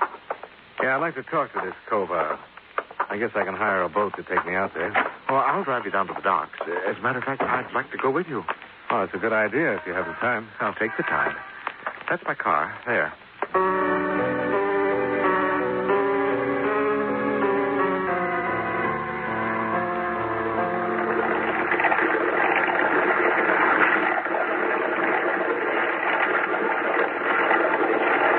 That must be the boat. The Sea Nymph, is that the name? Yeah, that's it. Skipper? Skipper, that's the one there. Sea Nymph. That's a little precious for a wreck like that, isn't it? Some are even worse. I don't know how they stay afloat. There's somebody on deck. What do you want? Are you Captain Kova? That's right. We want to talk to you about that body you brought in. You the police? No, this man is Mr. McDonald. Dan Blake works for him. Hey, Cobra, get a line on the showboat. Okay, come on aboard. I'll put the ladder over you. Watch it. Get quite a pitch today. My name is Dollar, Captain. I'm working on the burglary for an insurance company. Come on in the cabin. I'd like to learn about that burglary. All that police sergeant will tell me is that I got the money and I better give it to him.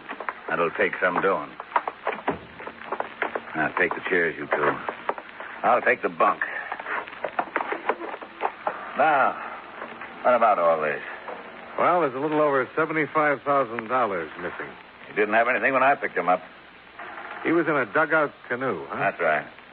Looked like a Moro craft to me. Oh, I see what you mean. It was empty. I looked it over. How long did he live?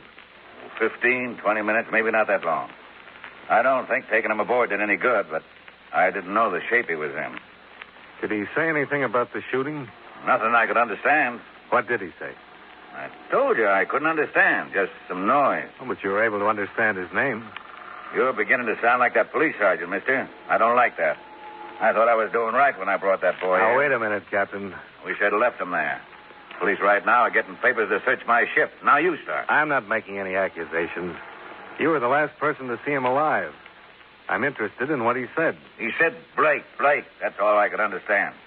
I tell you the truth, I wish I'd left him there. But you know what I think? What? If he went from Manila to someplace on Tayabas Bay where he had his dugout, plenty could happen. That's about 60 miles. There's still a lot of trouble with the Hucks these days.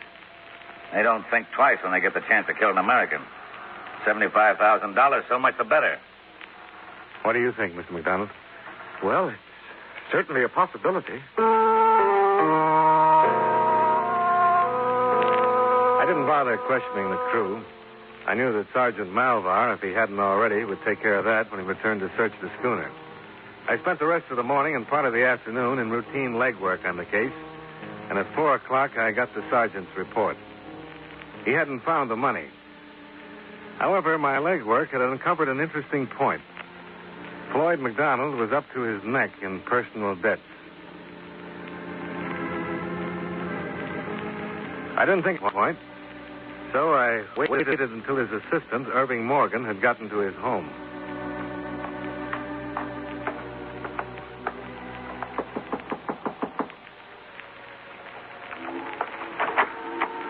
Good evening, Mr. Morgan. Oh, hello. Oh, I've been thinking about you. Come on in. Thanks. How's it going? Well, it's hard to tell. What I hear, that money's gone for good. Did McDonald tell you that? Yeah, isn't that right? Maybe, but it's occurred to me that these Hucks could be pretty handy people to have around. I don't get you. Well, when a killing outside the city can't be explained any other way, it's marked off to the Hucks. Well, you don't think they shot Blake? Well, I'm not as sure of it as everybody else seems to be. Well, just what do you mean, Mr. Dollar? How much did you know about McDonald's personal life? Why, I see him socially, if that's what you mean. We're good friends. Does he owe you any money? Well, it seems to me that's a very personal question. Well, I have to ask that kind once in a while. I've learned that McDonald owes a lot of money to a lot of people. 1,000 here, 1,500 there. Loans, gambling debt. He'd be ruined if this became common knowledge, Mr. Dollar. He'd lose his position, everything. How far do you think McDonald would go to save himself? Are you telling me you think Floyd arranged this theft? Well, it's something to think about. And killed Blake? Oh, no, he didn't. You're sure? Why, he couldn't have. He's not that kind of man. He's desperate, yes, but he'd never do a thing like that. Would he be at home now? No, I don't think so. It's only 7. He usually has dinner at the club. What club? The Merchants Club. Well, Mr. Dollar, don't question him down there. Wait till he gets home. All right. And I can count on you not to tell him I'm waiting for him. You certainly can. I want to stay as far away from this as possible.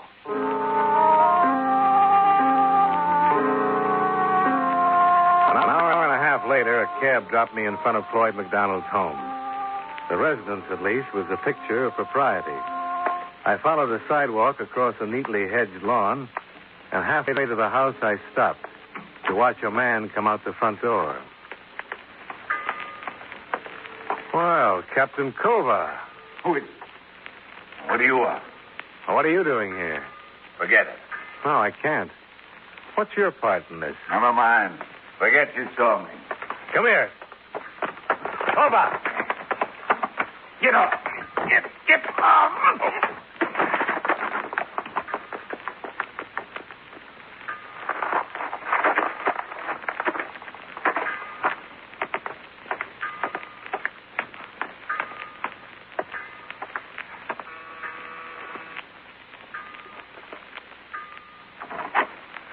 Oh. Now you. Oh, I didn't expect this. You live here? Yes. I came to talk to your uncle. Is he here? No. And Captain Kova was with you? Yes, Captain Kova was with me. You're hurt. What did he do to you? He hit me. Why? Because he's insane. He thought he had to hit me. He wanted the money, and I gave it to him. You gave him the money? All of it, every penny of it. I didn't want it anymore. Well, that's not what I mean. You were holding the money for Dan Blake? For us. We took it together. Kova earned it from Dan before he died. Yes. Dan kept calling for me when he was dying, and Captain Kova thought he was blackmailing me. He thought I gave him the money to keep him quiet. But I didn't. Dan and I tried to get away from this place. Have a life of our own. We tried. Now, I don't care what happens to me. Where's the telephone? Through that door, but you don't have to. I'll go to the police by myself. I just wanted to wait until Uncle Floyd got home. I'm not worried about your personal problems, Charlotte. That's not my job. Kova and that $75,000 is all I want.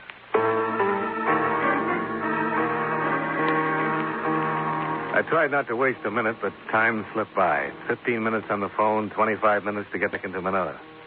But when Sergeant Malvar finally arrived at the harbor police dock, a boat was ready for us. I come as quick as I can. His ship is not at anchor?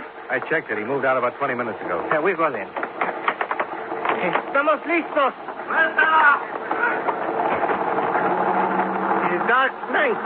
What if we don't find him? Well, he don't get out of bay. Both his corregidor are right now waiting. The girl, she was accomplice? Well, she held the money, so if he was picked up, you couldn't prove possession. She was going to meet him later. The hook shoot him? That's what Kovac told her. Oh, but the hook don't kill them. What's that? The police doctor, he said bullets don't kill Blake. Blake choked to death. The Kovac killed him to learn secret. I think we can prove that, Sergeant. Can we get any more speed out of this thing?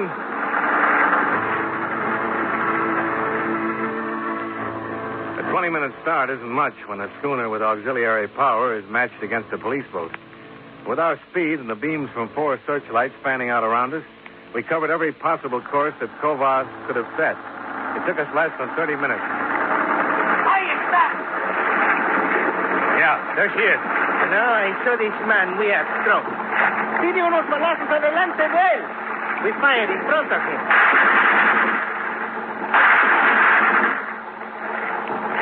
That's slowing him down. He cursed me, that man, when I searched his ship. Now Sergeant Malvar hit cursed back. Fuego!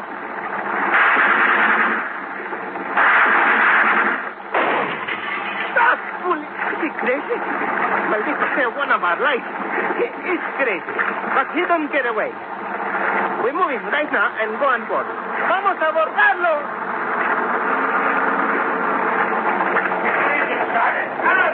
He's shouting something. Capitan Kova! There is no use to fight. We come aboard! Vamos, get the engine started. Get it started. He's got to be stopped, Sergeant. ¡Abran fuego!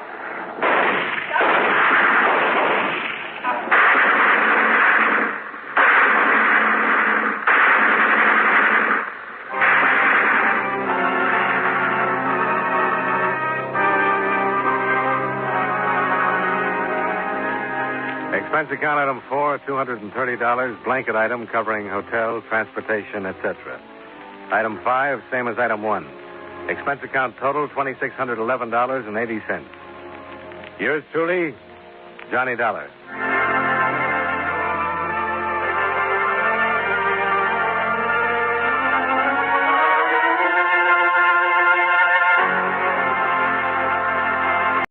From Hollywood, it's time now for... Johnny Dollar. Good. I was hoping you'd be there at Jake Kessler's office. This is Buster Favor at Lake Mojave Resort. Oh, hi. Find out anything? Yeah, Hard Luck Dennis, our one real key to this $3 million case, has just been murdered. Oh. You know who did it? I have an idea. Well, I found something here that might help you. Oh? Tire tracks at the old miner's shack where Hard Luck was shot. But more of the same tire tracks here at the resort. Buster, I'm on my way.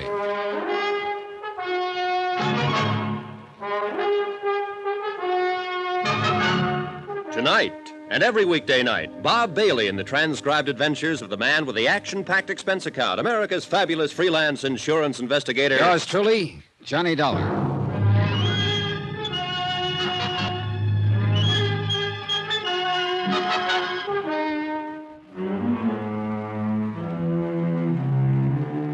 Expense account submitted by Special Investigator Johnny Dollar. Location Lake Mojave Resort on the Colorado River in Arizona to the Greater Southwest Insurance and Liability Company.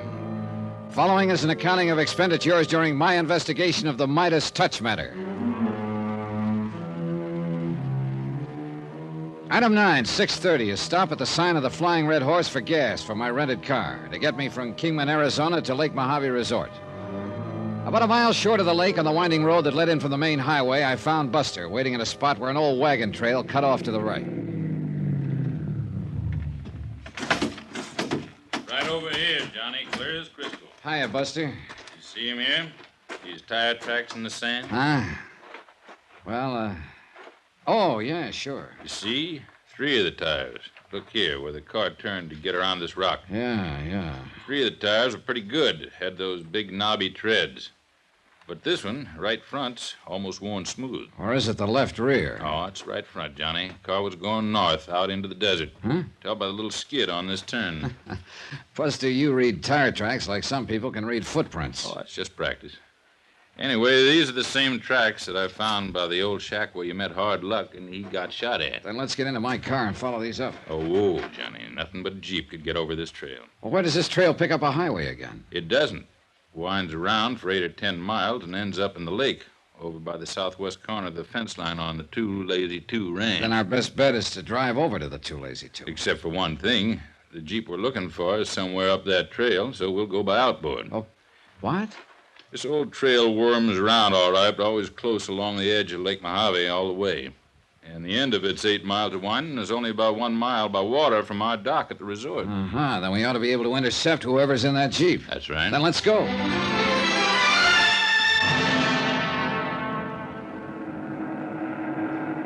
Lake Mojave was clear and calm and beautiful. Perfect for fishing. But we had other things on our minds as the 30-horse outboard pushed our 14-foot aluminum boat along at better than 25 miles an hour. We stayed fairly close to the Arizona side. Look, Johnny. See that streak of dust along the shore? Yeah. Somebody's been driving along there, all right. Still is. Won't be able to see who, though, until he comes out from behind that ridge of hills over there. Hey, that streak of dust hasn't grown any longer. Looks like he's stopped. Could be. I'll head us in toward shore. No, I still don't understand why he'd be driving out on that dead-end trail, though, unless he wants to dump a body or something in the lake. Now, that's a morbid thought. All right, but if it is a killer you're looking for... You said that trail ends at a corner of the... Hey, wait a minute, Buster. Yeah? If it's who I think it is, he overheard me tell Jake Kessler I plan to go fishing out here today. So? What was that? The motor giving you trouble? What was what? There. Hear it? Yeah, I heard it, but it wasn't the motor. Hey. That's funny. Buster, look, we're taking in water, those holes in the bottom. Here, you take this can and start bailing. Right. I would drill a lot of holes. No, wait a minute. Look at them close. They're bullet holes. Holy smoke, you're right. Hey, that was a shot. Came from over on shore. I saw the puff of smoke over in that patch of sagebrush. Come on, let's get out of here. Swerve us around, Buster. We've been a pair of sitting ducks. Man, you are right. Keep on bailing and keep your head down. Swing us around that little point there, and we'll be out of range. Wow. You see that spread of water beside us? That guy can shoot. You aren't kidding. Okay, Buster, you can ease her up now. We're out of his line. Yeah. Well, I guess we pulled a boner, Johnny. Why not having somebody posted on that road while we came out here? Now he can climb back in his Jeep and... There, you see? trail of dust again, going back toward the highway. I see it. If we hadn't taken on so much water, we might be able to get back and intercept him on the highway, but it's too late now. Well, at least we know what to look for. What? The Jeep that made those tracks. Well, isn't that kind of like looking for a needle in a haystack out in this country? Buster, I think I know exactly where to look. I believe I must have bailed a good 5 gallons of water out of that boat by the time we reached the dock. Then Buster insisted on going along as I headed back up the highway toward Kingman. We stopped where the old trail cut in, only long enough to see if the Jeep tracks had come back on the highway. They had. Now that we're on the way, Johnny, where are we going? Any of these ranches out here use Jeeps, Buster? Most all the big ones, but... Including the Too Lazy Two? Yeah, that's right. Now, wait a minute. I didn't ask you who you thought was shooting at us out there on the lake. Who you thought overheard you talking about going fishing. I figured if you wanted to tell me, you would. Oh, the trouble is I still can't prove anything. All right. Now, let me tell you who can shoot like that, and with that kind of a gun. It was a 30-06. You could tell by the sound? 30-06 with a long barrel. That could mean it had a scope sight. Almost have to for that kind of shooting. Alex Bundy, foreman at the Too Lazy Two. That's who Hard Luck Dennis said shot at him. And it ties up, Johnny. Does it? He got a few too many under his belt one night at a dance party in Kingman. Yeah? Started yapping his head off about how a lot of soft-living millionaires from back east could come out here and own the place while he had to do all the work. It wasn't fair. Worm would turn sometime, even if he had to help it turn, and he'd be the one who counted the money. That's about the time everybody started talking about him and Dora. Dora? Wife of one of the Haskell brothers that was killed on the mine. Oh. Kevin Haskell. Go on, Buster. Seems Alex and Dora were seeing a lot of each other on the sly. Everybody kind of stood around waiting to see if Alex was trying to get some control of the ranch that way. That's Union Pass right ahead. Hmm? Just over the tops of road to the left. Shortcut to the Too Lazy Two. Oh. That's where you want to go, isn't it? Yeah, Buster, that's where I want to go. It was only a couple of miles into the ranch's fence line, but a good 3 miles further to the main house and its cluster of outbuildings. Buster's sharp eyes first noticed the Jeep parked by the side of what looked like a big tool shed, and I drove slowly past it. Slowly enough so that he could study its tires and the tracks on the dusty ground. Uh-huh. Well? That's the one, all right. Then keep an eye out for Alex and that gun of his. Yeah, and be ready to duck. Try the main house. Okay. You know, I got a kind of funny feeling now that we're here, we should have brought a posse along. Afraid it's too late for that now. That is a gun bulging under your jacket, isn't it? Oh, yeah. But I'm wondering what chance a little .38 lemon squeezer has against a high-powered rifle. Well, come on. And keep your eyes peeled. Johnny, I'm beginning to feel like I'm right in the middle of an old-time Western movie. Maybe you are, Buster. Maybe you are. Why, Buster. Oh, how are you, Dora? Don't just stand there. Yes, ma'am. The woman standing on the porch of the old house looked strangely out of place on this big western desert ranch. Perhaps it was because of her clothes, two-tone sports shoes, and a crisp, well-tailored white linen dress that served to accent the lines of a trim, athletic figure and go perfectly with her short, boyish-cut hair. Ms. Haskell, this is Mr. Dollar. Johnny Dollar. Hello, Mr. Dollar. Jack Kessler told me you were here. Come in, please. Okay, thank you. I suppose he told you why I'm here. No, leave the door open for the breeze. Oh. He said to investigate the death of my husband, Kevin, and his brothers in that mine accident. Sit down, won't you? Thank you. Do you think it was an accident? According to Mr. Kessler, you don't. Why? Because it means his company would have to pay only $1.5 million to me instead of $3 million? Somebody found pretty concrete evidence there in the mine that one of the rock pillars supporting the roof had been deliberately pulled down. Hard Luck Dennis. If what you say is true, he must have done it. It was Hard Luck who told me about it, who showed me the winch that was used to do it. And that winch, Mrs. Haskell, could have come from only one place around here. This ranch. Oh, no. You mean, no, you can't mean that somebody here at the ranch did it. Kind of looks that way, doesn't it? But who? That's what I hoped you might be able to tell me. Who beside you could profit by the death of your husband and his brothers? Who here at the ranch? Alex Bundy, perhaps? Alex, how? By marrying into the family? What are you talking about? That is, of course, if one of the Haskell brothers were to die. Kevin, perhaps. That's absurd. Oh? I had a notion that you and Alex were somewhat interested in each other. Well, you're wrong. He may have been interested in me. He was, as a matter of fact. He made it very difficult for me. How do you mean that? He kept trying to force his attentions on me. And you didn't reciprocate? Of course not, because... Well, go on. Because I knew what his real motives were. All right, go on. This ranch. This ranch is what he wanted. He knew that Kevin wasn't well. That's why Kevin had come out here with his brothers in the first place. I did hear that he was having a little trouble with his lungs, Johnny. He didn't have long to live. Not many years, that is. Even in this hot, dry air. So Alex did it. Oh, it sure looks that way, doesn't it, Johnny? What led you to look for him here? It was Alex Bundy who shot up Hard Luck Dennis. Then somebody overheard me say I was going fishing down at the lake. That's where I was shot at, by somebody who was not only a crack shot, but more important, was driving the Jeep that's parked outside. The Jeep was gone from here this afternoon. Do you know where Alex Bundy is now? He must be somewhere around the ranch. And you must get him, Mr. Dollar. I'll help you. I'll help you find him. But don't go unarmed. Here, I'll give you one of my rifles. Hey, that collection of high-powered rifles is yours? Yes, at a national rifle team in college. Here. I'll give you ammunition. And, Buster, you take one. This 30-30. Now, I don't know, Mrs. Take it. What Mr. Dollar says about him is true. Alex may try to shoot before you... Mr. Dollar. Dora! Mr. Dollar, be ready when he comes in. Dora, why don't you tell me you were through with the Jeep? You know I wanted to use it this afternoon. Dora?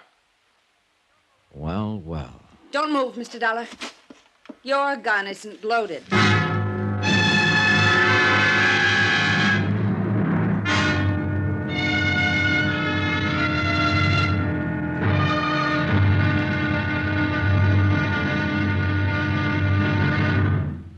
Now, here's our star to tell you about the final intriguing episode of this week's story. Tomorrow, well, sometimes justice is done by strange and devious means. Join us, won't you?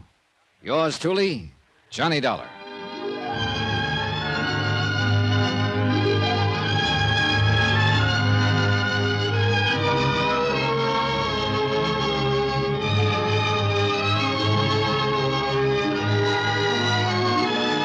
Yours truly, Johnny Dollar, starring Bob Bailey, is transcribed in Hollywood.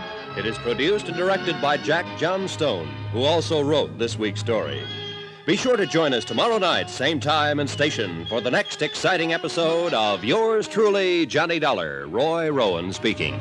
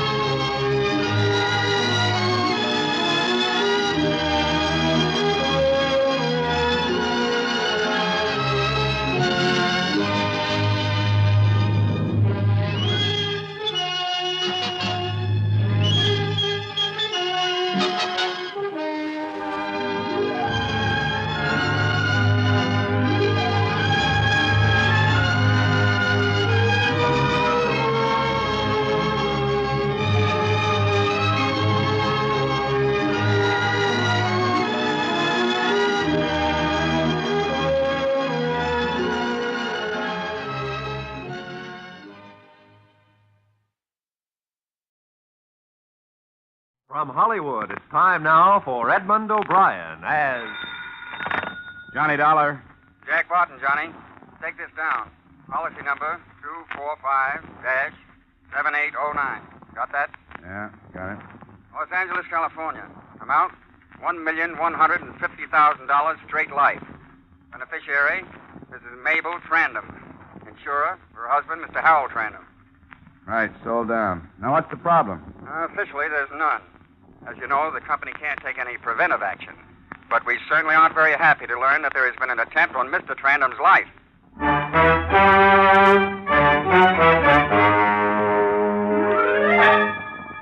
Edmund O'Brien in another transcribed adventure of the man with the action-packed expense account, America's fabulous freelance insurance investigator, yours truly, Johnny Dollar.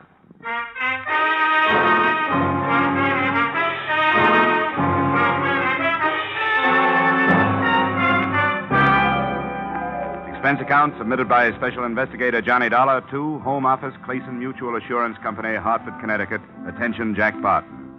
The following is an accounting, unofficial but very payable, of my expenditures during investigation, also unofficial, of the Harold Trandom matter. Expense account item 1, $250.67, transportation incidentals, Hartford to Los Angeles, into the 2-acre Bel Air estate of the prominent coupon clipper, Mr. Harold Trandom. I presented my identification to the pert little maid who answered the door, was ushered through a portrait gallery and 2 living rooms to the terrace. Mr. Trandom was bent over his morning paper, sipping grapefruit juice.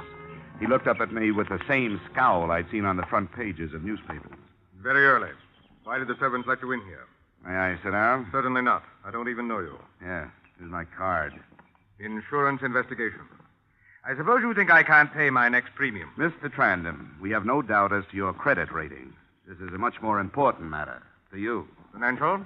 In a way. Now, what is this important matter? Your life. I understand there's been an attempt on it. That's my own affair, strictly my own affair. I made adequate provisions. If your company is worried about my life, I'm very touched. But I assure you... Don't misunderstand, Mr. Trandom. I'm only interested in your welfare unofficially. The company takes no preventive action of any sort. However, as a friend of Jack Barton, who's head of the Hartford office of Clayson Mutual, I'm here to try to see that no further attempts occur. Unofficially or officially, I'm well taken care of, thank you. Oh, that's that then.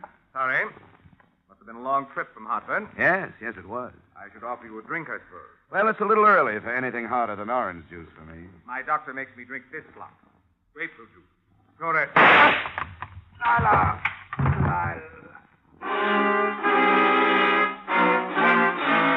Slumped over the table and slid to the floor, still holding his chest. An army of servants rushed out and tried to look like they knew something. I was obviously the major suspect, and they vied with each other in their attempts to blame me. But nobody bothered to call 1 a hospital and 2 a policeman. Finally, one big guy, obviously a bodyguard, scooted everybody but me off the terrace and sat me down. He's dead. You didn't do it, did you? No. I didn't think so. But if I go back to the boss and tell him Trandom was knocked off right in front of my eyes, I'll get the axe, you know what I mean? Yeah, I know what you mean. No, I'm prepared to exchange information with you. Well, that's mighty generous. I'll see you later. No. Please, don't go. Lord. Didn't you see nothing at all? Nothing I can go back and say, Mr. Halmer, I had my eyes open? Well, if it means your job. Yeah, it does. Believe me, it does. I saw a wisp of blue smoke over there, that clump of bushes across the lawn. And a man, he ran away. No man, just smoke. The shadow of a man. Just smoke. The gleam of the gun. A thin wisp of blue smoke. This is all? Look, you can make up the rest as you go along. Now, if you'll excuse me, I got a phone call to make. I think the police ought to know about this.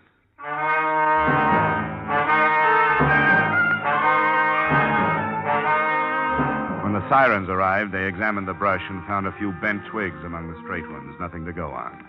They set about examining all the servants, searching the house, but their efficiency got them nowhere. By the time they left, they had collected no information at all. The only thing they had succeeded in doing was to make Mrs. Mabel Trandom lock herself in her room for a good private cry. It was after the police left that I remembered the last word of Mr. Harold Trandom. Lila. Hating unsolved mysteries as I do, I knocked quietly at Mrs. Trandom's bedroom door instead of hopping on the next DC-6 for Hartford. Go away. Please, Mrs. Trandom, I'd like to talk to you. I don't want to talk to anybody. Go away. I'd like to talk to you about Lila. Who did you say? I'm Johnny Dollar. I'm with the What about Lila? May I come in? Thanks. Tell me what about Lila? Well, that's just what I was about to ask you. You're one of the detectives, aren't you? No, I'm an insurance investigator. Oh. Sit down. What did you hear about her? The last word your husband said was Lila. Yes, it would be. That's all he talked about. Breakfast, lunch, and dinner. Oh, I got a steady diet of her, all right. What did he say about her? Nothing. He just said Lila. I suppose his insurance money won't be paid now that he was murdered. The fact that he was killed won't interfere with the payment, Mrs. Trandon. The way it looks now, you'll get your money with very little trouble. Because that's all he left me, mister. Me and the Jessie Frederica rescue mission. Money. I've got a closet full of coats and so many dresses I run out of hangers, and I've got shoes piled to the ceiling. And if I wanted to go out, nobody was nicer than he was about it. He'd see that one of the boys from his office took me wherever I wanted to go. He was real good to me, mister. He picked me up in a cafe where I was working as a waitress. He picked me up and gave me all this. And still I hated him. Maybe I'd better go. No, don't go. I gotta talk to somebody. Insurance, huh? How much was it? $1,150,000. Pretty big tip for just a cup of coffee, wouldn't you say? He didn't have many friends, did he? Nobody, mister. Not a friend in the world. You could comb the city from one end to the other for somebody to say a nice word about him. The closer you lived with him, the more you hated him. It'll be pretty tough, I guess, to find out who did it. It wasn't one person. It was the whole city. The whole world. Everybody got together and said we got to clean the rot out of this territory, and they hired somebody and did it. Take it easy, Mrs. Trandon. Don't call me Mrs. Trandon. Mabel, what? Mabel Harriet McGrandy. You know what I'm going to do? How much did you say it was? $1,150,000. And into a little apartment, have a couple of cats. I always wanted a couple of cats, but he couldn't stand them. I couldn't have any. Siamese I'm going to get. Where can I find Lila? I didn't tell the police about her. Why should I tell you? No reason. I'd just like to know. Lila Winnie. She lives at the Village High Hotel. She's very lovely. Very refined. I suppose maybe she was the only one who liked him. Hey, when you get through there, come back and talk to me some more, will you?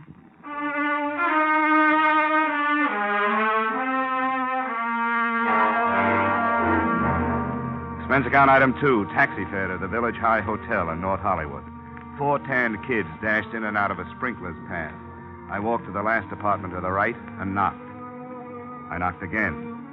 I knocked a third time and tried the door. It was locked. I looked in the window. Through the lace curtains, I could see the body of a girl. Her head lolled crazily to one side, and there was a small red dot on her temple. The police investigated. The bullet hole was the quick work of a .38. There were letters in the bureau drawer, letters to Harold Trandon. The sergeant who found them grabbed the nearest chair, propped his feet up on a stool, and settled down for a long day's reading. Hey, listen to this. How I die to have you put your arms around me again. Darling, you must know how much I miss you. You must know how much I love you. And then she takes it from there. All right, Sergeant. You've had your kicks for today. Dolly, you seem to be just about everywhere these days. Mabel Trandon gave me her address. She tell you anything? I gathered that Lila was the other woman in this mess. Only one left out of the 3. I think maybe we'd better pick Mabel up. She didn't have time to do it, Lieutenant. I was with her right up to 20 minutes ago. Would you swear to that in the courtroom? Yeah, I'd have to. In that case, let's look around. Thorough search, Sergeant. Room by room. Somebody hasn't heard. I'll get it. Hello? No, she isn't right now. Who's calling, please? I see. No, I don't think she will. I'll tell her. Yeah, goodbye. Jessie Frederica Mission calling.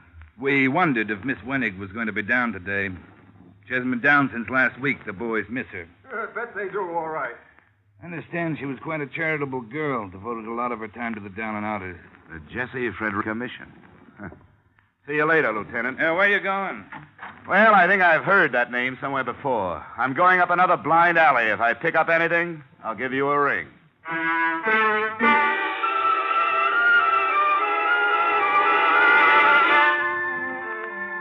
Expense account item 3, $4.90. Transportation Bel Air to the Jessie Frederica Rescue Mission on Main Street. Now that the mystery was doubled, I thought it wise to follow up every enterprise the two late lovers had in common. The driver let me out in front of a store with the Jessie Frederica Mission, everyone welcome, painted on the window in gold. I walked into the place, past little groups of sullen men sipping their coffee from tin cups. There was a room labeled, Wait in Here. An abrupt young man, nattily dressed, motioned me into an inner office and closed the door behind me. I was all alone, except for the smiling old lady at the desk. Your name, please? Johnny Dollar, I'm here on business. Certainly. Since you've had a bath. Well, this morning You do look pretty clean. I think our young men have a tendency to stay clean much more than, say, 30 years ago. Don't you? Oh, definitely. But I'm not here for a bath. Oh, sorry, but it's required. Any dependents? Not as yet. Good. Have you tried to get a job of any kind? The United States Employment Service? A private agency? I've got a job. Oh. Well, then, I'm sorry. I'm an insurance investigator. Oh, you're a graduate. Well, we've had so many come back and thank us. How long since you've been here? A long time.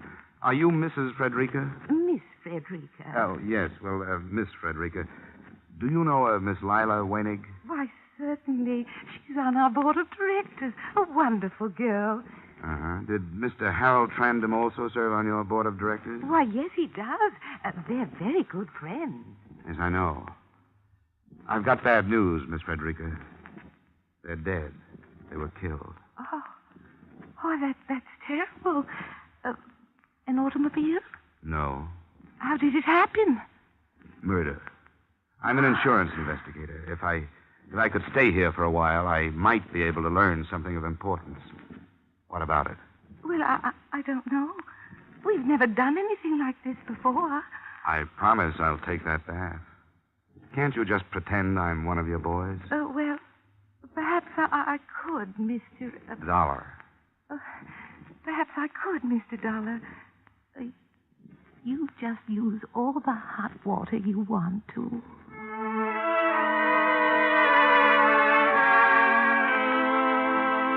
I found myself in the midst of a lot of confused men. Men made even more helpless by belief in their own failure. I hung around the rest of the day listening to their stories.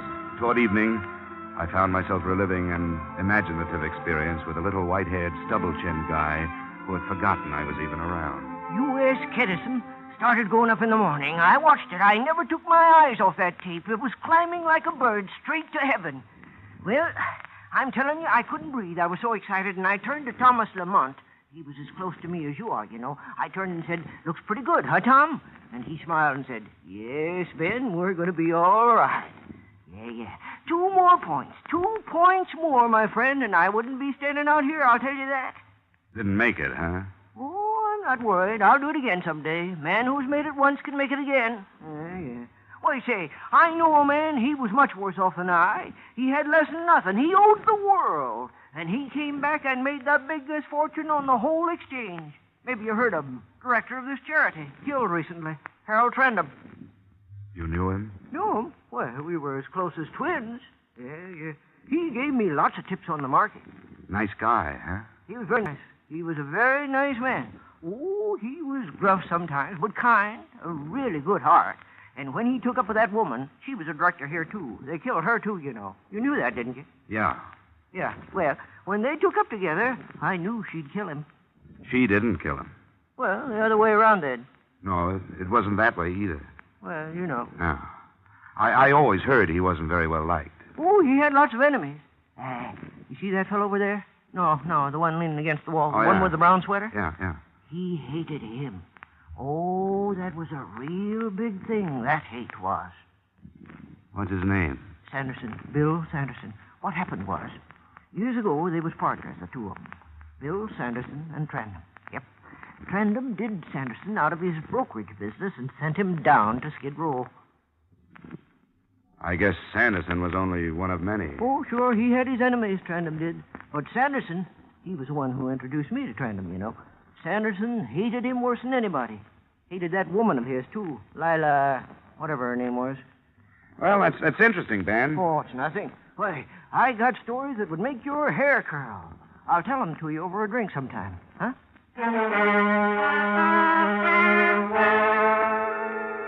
I had noticed Sanderson watching me out of the corner of his eye. He was a big man of indeterminate age, rolling a toothpick around in his mouth. I walked to the cafe down the street, had a bite to eat, and came back to the mission. A crowd was gathered in one corner, talking excitedly. I moved through to the front row and looked down. There was little Ben, lying dead on the floor. I moved back through the crowd and right into Bill Sanderson. Dollar, maybe you better come along with me. The sliver of shining metal in his hand convinced me to come along with him. There didn't seem to be a great deal of choice. He stopped me in front of a door 3 buildings down, opened it, shoved me in, and closed it again. Inside, it was not quite pitch black. I'm glad to meet you, Dollar. Any friend at Trandam's is a friend of mine.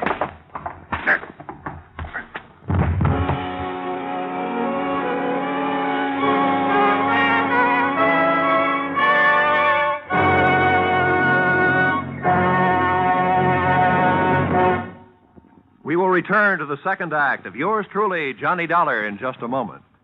The radio audience has the chance to be a part of a quiz show. They can enjoy laughing along with the nation's top comedians, too. But Dr. Christian is the only dramatic show on the air which is actually written by the radio audience. Each Wednesday evening, over many of these same CBS stations, you hear Gene Hersholt as kindly, gentle Dr. Christian tell a story which has been sent in by a CBS listener. Here's your chance not only to enjoy a radio show, but be an actual part of that program by writing it yourself. Be listening each Wednesday evening when CBS presents Dr. Christian. And now, with our star, Edmund O'Brien, we return to the second act of yours truly, Johnny Dollar.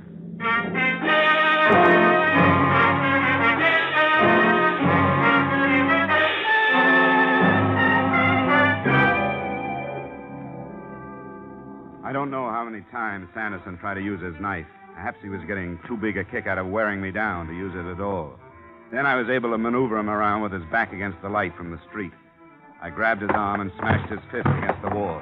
It was the fist with the knife, and when it dropped to the floor, I went about my work with a new zest. You picked on the wrong guy, sir. Come on, get up. Okay. Come on. Take it easy. Get up, Sanderson. Get up. Stand up straight. Hey, come on now. What about it? Lay off, huh? I got a lot of questions. About how you killed Harold Trandam and Lila Weinig and Ben. They found out, didn't they? Out of my way! He pushed me aside and went out the door, melting into the population of Main Street. For me, the mystery was over and the manhunt had begun. Got away, huh? Yeah. He played possum and I fell for it. Yeah, we got all the cars on the lookout. Too late to stake out the neighborhood. We'll get him. You can go on home. No, I'll stick around just for laughs. I've got kind of a personal interest in this case. So I see. Didn't do your face much good. I think I'll drop over to the widow's house. Oh, Mrs. Trandam? Yeah, she asked me to drop back to keep her company. With Sanderson on the loose, she may need more company than she thinks.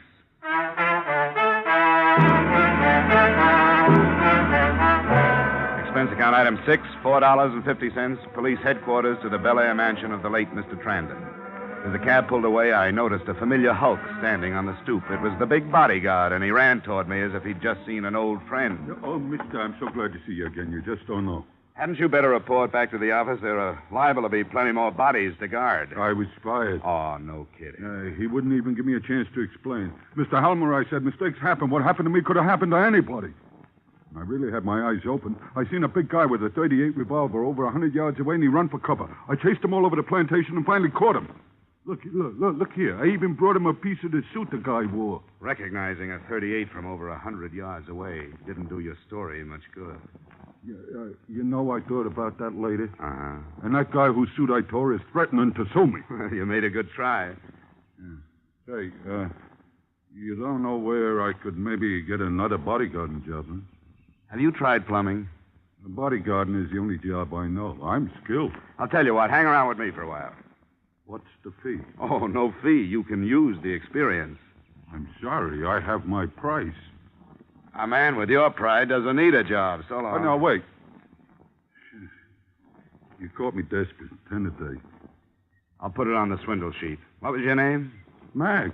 Okay, Max. Get your foot out of that flower bed and come on.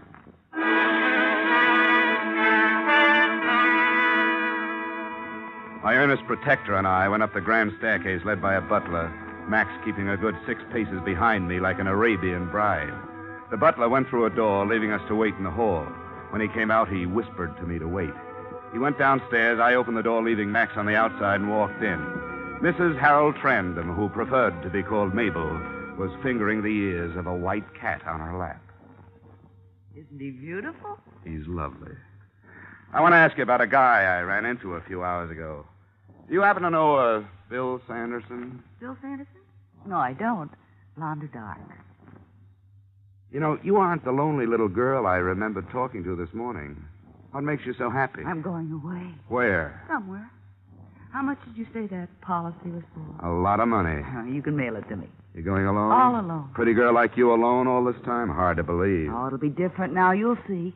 I've got my next guy all picked out. In my mind, I mean. He'll marry me for my looks and my money, but mostly for my money. Then I can be boss for a change. You wouldn't mind if I took a small look around the room, would you? Keep your hands off things that don't concern you. I know all about search warrants. I'll bet you do. But keeping letters like this on your dressing table isn't playing it too smart. You keep your hands off my personal mail. Signed by Bill Sanderson. You shouldn't leave things like this around. I don't know what you're talking about. Mabel, I should have known that a girl with your looks wouldn't just sit around with her crocheting while her husband gallivants about town. You better get packed. Those tickets on the table are for the 6 o'clock plane. It's 4:30 right now. Don't worry, Mr. Dollar. I'll make the plane.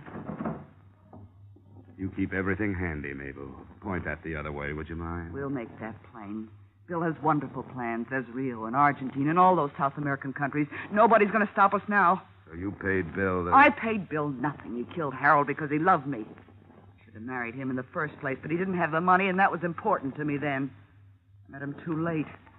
I met him after Harold had torn every penny and every bit of self-respect out of him. He's killed a few more since you last saw him. It's been one after the other. I don't suppose you've heard about Lila Wenig and poor little Ben down at the mission. You're a liar. It'll be in this evening's papers. Or better yet, you call the police department. You're going off with a mad dog. He's tasted blood and he doesn't know when to quit. You've got over $1 million. Take my advice, Mabel. Find yourself another guy. Get out of my way. You're an accomplice to one murder. Don't try for 3. Get out of my way! I always bow to firearms. This is the room with the outside lock. Goodbye, Mr. Dollar. Max! Max! Hey, boss, what happened? Where were you? Oh, I was catching a few winks. Tired? I thought I'd die. That's being on the job, Max. You're fired. Why? What'd I do? A young lady and a killer are about to embark for South America, and you ask what you did. Here's your 10 spot. Try the want ads. I ran down the stairs, brushed aside the butler, and opened the front door just in time to see Mabel's car pull out of the garage and grind over the gravel to the gate. Through the rear window, I saw her suitcases piled high in the back seat. I rushed back into the house and grabbed the phone.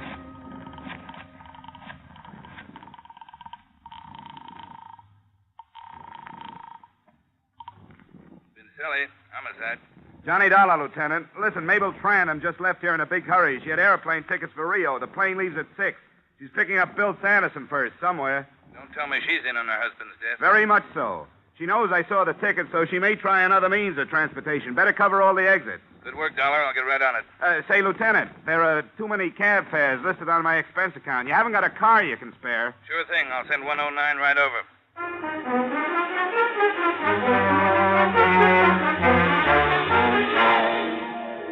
He sent 109 right over.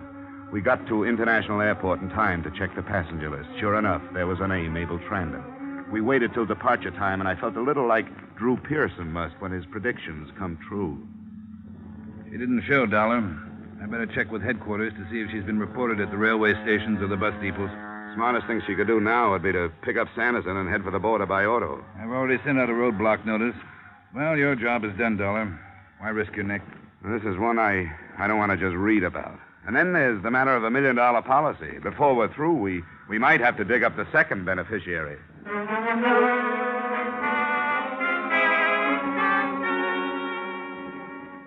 Lieutenant Vincelli checked with headquarters.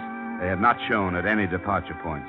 The roadblock had been set up on the coast route just out of Capistrano, where 101 and its alternate meet, the only highway south. Everybody was giving a 3-time killer just the sort of attention he deserved. It was getting dark. The lieutenant and I sat in his car watching the roadblock. Okay, go ahead. This could be for nothing. Maybe they've decided to stay home. No, that's not for Mabel. She's pretty restless, likes to keep moving. I think they'll make a try for the border tonight. Hey, look up there. Somebody's pulling on a line. Yeah, he's turning off onto the shoulder. He's going to try to crash the block. Okay, let's go.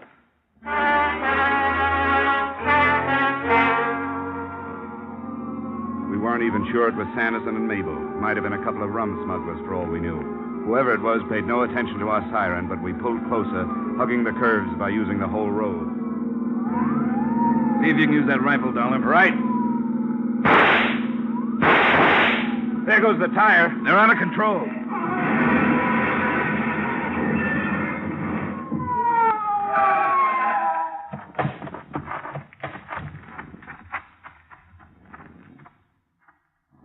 Is that the car? Yeah, that's it. Let's try to get this door open. No use, Lieutenant.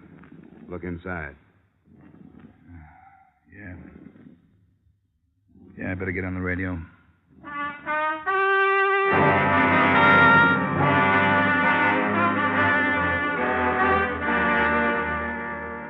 Expense account item 7, another cab fare, $4 from my hotel to the Jesse Frederica mission. It was a week later. The old lady nodded me to a chair, and I sat down. Well, Mr. Dollar, it's good to see you again. Won't you sit here? I think this seat will be more comfortable. Thank you. I've just come to say goodbye, Miss Frederica. I wish you all the luck in the world, and I've got something for you. A contribution? I think you'd better sit down first. Miss Frederica, I wish I could have the pleasure of giving checks like these to people like you more often. And don't try to count the zeros. 1,150,000. Oh, Mr. Dollar. It's from a guy named Harold Trandon. It's his way of giving back about 5% of what he should never have taken. I can't believe it. How did it happen? He named the Jesse Frederica Rescue Mission as a second beneficiary, and the first beneficiary is dead. Please excuse me, Mr. Dollar. I think I'm going to cry.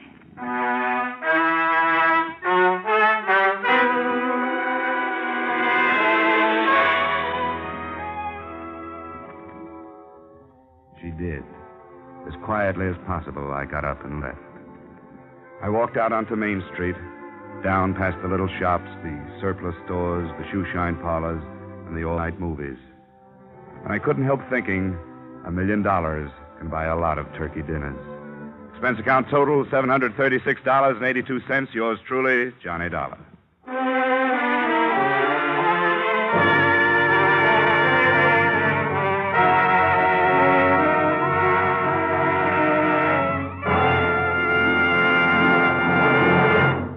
Yours truly, Johnny Dollar, stars Edmund O'Brien in the title role and is written by Gil Dowd and David Ellis with music composed and conducted by Leith Stevens. Edmund O'Brien can soon be seen starring in the Columbia Pictures production, The Los Angeles Story. Featured in tonight's cast were James Eagles, Ted Osborne, Ed Max, Gloria Blondell, Raymond Burr, Ida Reese-Marin, and Junius Matthews. Yours truly, Johnny Dollar, is produced and directed by Jaime Del Valle.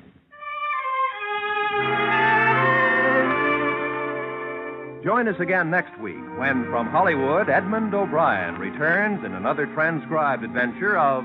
Yours truly, Johnny Dollar.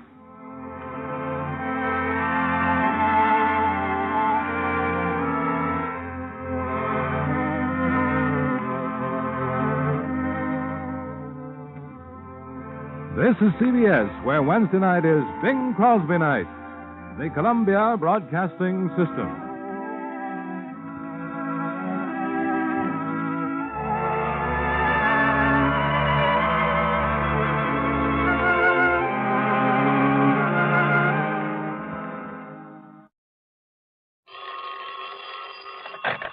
Johnny Dollar. Mr. Dollar, this is Timothy Hanley. Hanley. That's right, Amalgamated Life Association. I see. I need your services. Well, I'm sorry, Mr. Hanley. Will you run down here and see me right away? Well, Mr. Hanley, I was just about to leave here and grab a plane for New York. Fine, fine. From Then there, you I'm stop heading in south to one of my at favorite what? fishing spots in South Carolina where I... What was that? I said fine. I'll expect you in a couple of hours then. Well, no, I'm going fishing. I'm on my way to South Carolina. We're at 500 Fifth Avenue. Mr. Hanley. I'll be here waiting for you, Mr. Dollar. Now listen, will you? Mr. Hanley? Hanley? Hello. Oh, fine.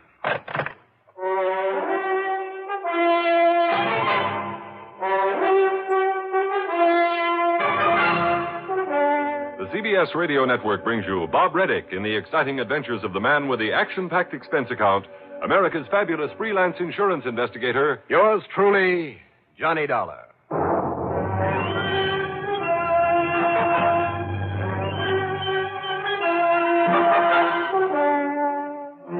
Expense account submitted by Special Investigator Johnny Dollar to Amalgamated Life Association, New York City office. Following is an account of expenses incurred during my investigation of the morning after matter.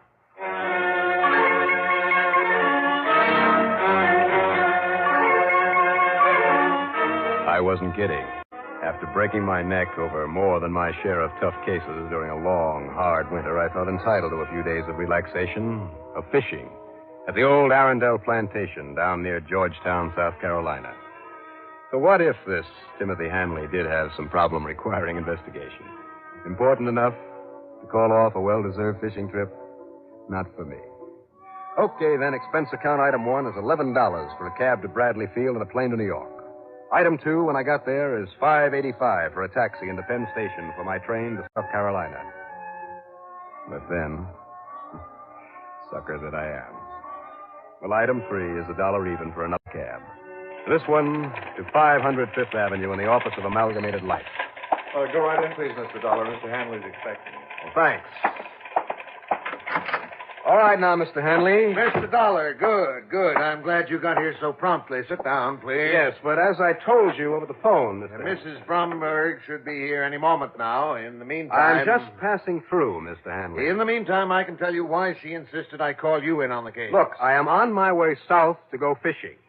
And with all the other insurance investigators available, Brownberg, did you say? That's right. The wife of Thaddeus Brownberg. You remember the case, don't you? Brownberg? He disappeared about 7 years ago. Of course you remember. The flyer, wasn't he? He flew his own private plane, if that's what you mean, and heaven knows he could afford to. He was quite wealthy for a while. Yeah, I remember now. Made a big pile on Wall Street and then suddenly lost it, or most of it, and then took off in his plane and was never seen again. Precisely. You omitted only the fact that he suffered complete amnesia, complete loss of memory just before his sudden departure. No doubt a result of his staggering losses on the market. Yeah. His plane was found some days later on a ridge on the far side of the Alleghenies. But as for Brownberg himself, yeah, as I recall, they never found his body or any sign of it. Exactly. In other words, lacking any definite proof of death, well, payment of the insurance has been held up all these years. How much insurance? Something over $600,000. Wow. And the beneficiary? His wife, Lita Spencer Brownberg, who should be here any minute. Well, Mr. Henley, did you get him? Mrs. Brownberg? Is this man Johnny Dollar? Yes, this is Mr. Johnny Dollar. How do you do, Mrs. Brownberg? Sit down, young man, and let me tell you something. Sit down. Dollar. All right. Now then, you've got to find my husband. And you've got to find him before this coming Wednesday. Oh, why before Wednesday, Mrs. Brownberg? Well, I was just about to tell Mr. Dollar. Never mind, Hanley. I'll tell him. Very well. It's because of that hearing in court this coming Wednesday. If you don't find Thaddeus, or if he doesn't recover his senses and come back here, he'll be pronounced legally dead. In which case, I understand you'll collect some $600,000 insurance. And, well, I can use it. When he went out of his head and didn't even know his own name that night. Do you know there was less than $100,000 in our joint bank account? That I've had to scrape and skimp ever since? Oh, if our lovely home in Upper Montclair hadn't been in my name so I could sell it, I just don't know how I could have got along all this time. I see. Real tough, hmm? Terrible. Just terrible. Well, this may sound a little out of order, Mrs. Brownberg. Well? Well, things won't be nearly so distressing for you if the court says he's legally dead, will they? How can you talk like that? Do you think for 1 minute that money could ever take the place of my beloved Thaddeus? But if you've asked the court to take action... I have not. That's the doings of this cold-blooded insurance company. That's if I not hadn't precise. found out about it, about demanding this court action... You've told us many times you'd like the money, Mrs. Well, Brownberg. of course I would. Yeah, and we don't like to keep these open obligations on our books any longer than necessary. Cold-blooded, that's all. Yeah, and when it's become obvious there's no longer any hope, any chance whatsoever... If the police haven't been able to get anywhere after all these years... Is that any reason why you can't find Thaddeus, Mr. Dollar? Well, it's a pretty good indication. It's an indication of nothing. I know all about you, Johnny Dollar. Mrs. Brownberg. About the almost miraculous way you solve these cases. Mrs. Brown... Here is a picture of Thaddeus. Yeah, as you can see, Mr. Dollar, he was a rather younger man. I beg your pardon? What? Is that a snide implication that Thad was younger than I am? Well, I didn't say that, Mrs. He Brown. was 54 when he disappeared. And now you have to find him, Mr. Dollar, before Wednesday. Oh, now, wait, please. Mr. Hanley can tell you where to bring him to me. Wow. Yes. And yet, Mr. Dollar, if there's anything you can do, that is... You mean to save your company from having to pay out all that money? Well, of course, we'll have to pay it out sometime, but it's our duty as an insurance company to... Huh? What is it? This picture. Yes. I wonder. You mean you might have some idea where to look for him? Dollar? I said I wonder, that's all. Mr. Dollar. Just, let me think about it, huh?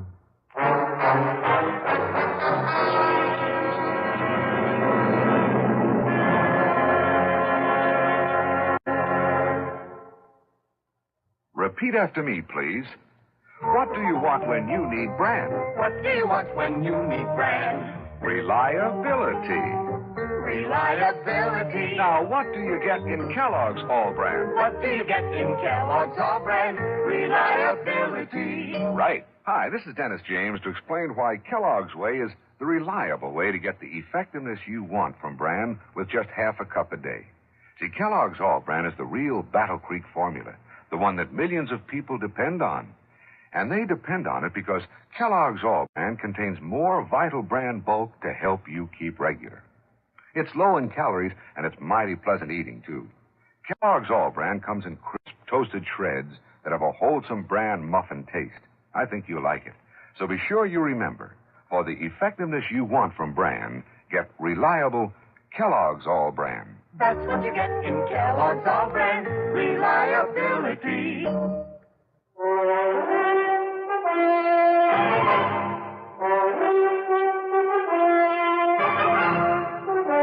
Well, what about that snapshot of Thaddeus Brownberg? Well, sir?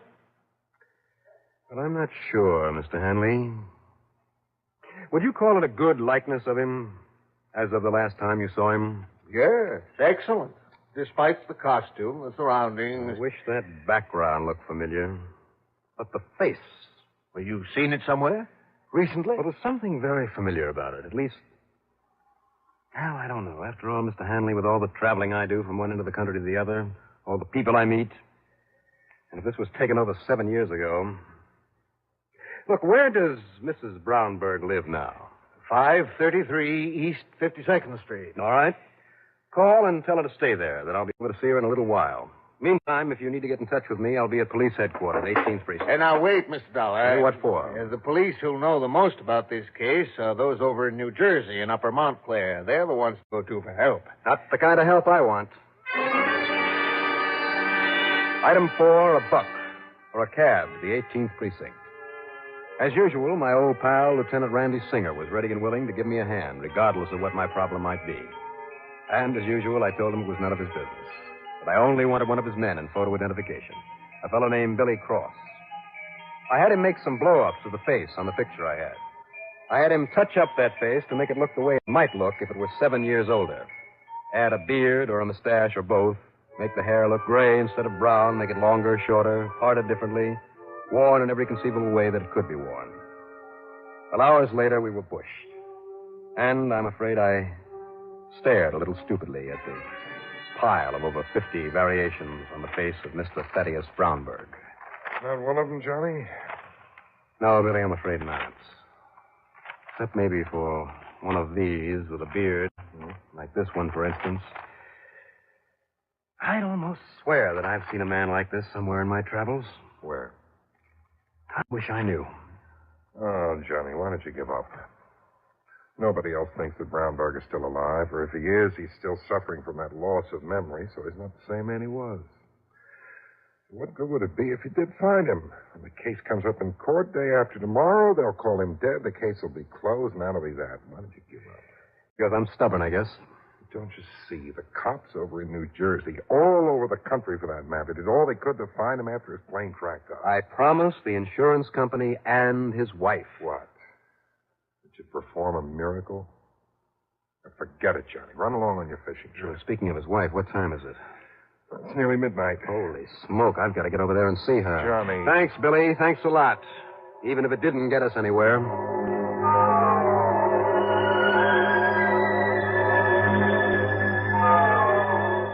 Item 5, another buck for another cab. Well, poor Mrs. Brownberg. That apartment of hers turned out to be a penthouse, full of expensive furniture and draperies and rugs a couple of inches thick. While a sleepy-eyed maid hung my topcoat next to a chinchilla wrap and a full-length mink coat, Mrs. Brownberg poured a much-needed drink. And then we sat down in the luxurious living room, and she yammered away about her poor, dear, sorely missed Thaddeus, and gave me just exactly no helpful information whatsoever about where and how to start looking for him. Oh, yes, Mr. Dollar. I just knew he was going to lose his mind someday, working as hard as he did to make money in the market all the time. The only recreation he ever had was his fishing trips now and then. About the background on that picture you gave me, do you know where he went fishing? No. Thaddeus never told me. He'd just take off in his plane and go. Oh, but in the hope that the dear, dear boy might still be alive, that he'd recover his memory and come back here sometime. Well, look, let me show you the den I've had waiting for him. It's in here, Mr. Dollar. You see, if I had some idea where he liked to go when he was away. All over the country, I suppose. He never told me. But now, here's the den with all his... Wait a minute. Wait a minute. What's the matter? This fish on the wall, the stuffed one. It's from one of his trips. The last one before he disappeared. Well, do you know where he caught it? I told you, Mr. Dollar. I haven't the least idea. Well, I do. You do? Yes, I'm sure of it. And believe me, it's a place he'd surely go back to if he could. Mr. Dollar. Let me use your phone.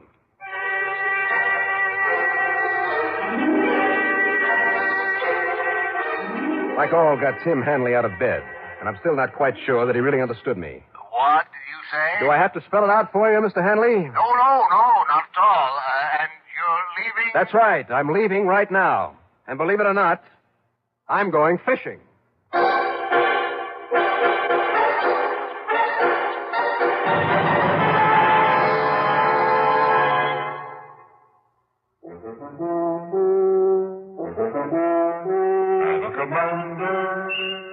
Welcome aboard.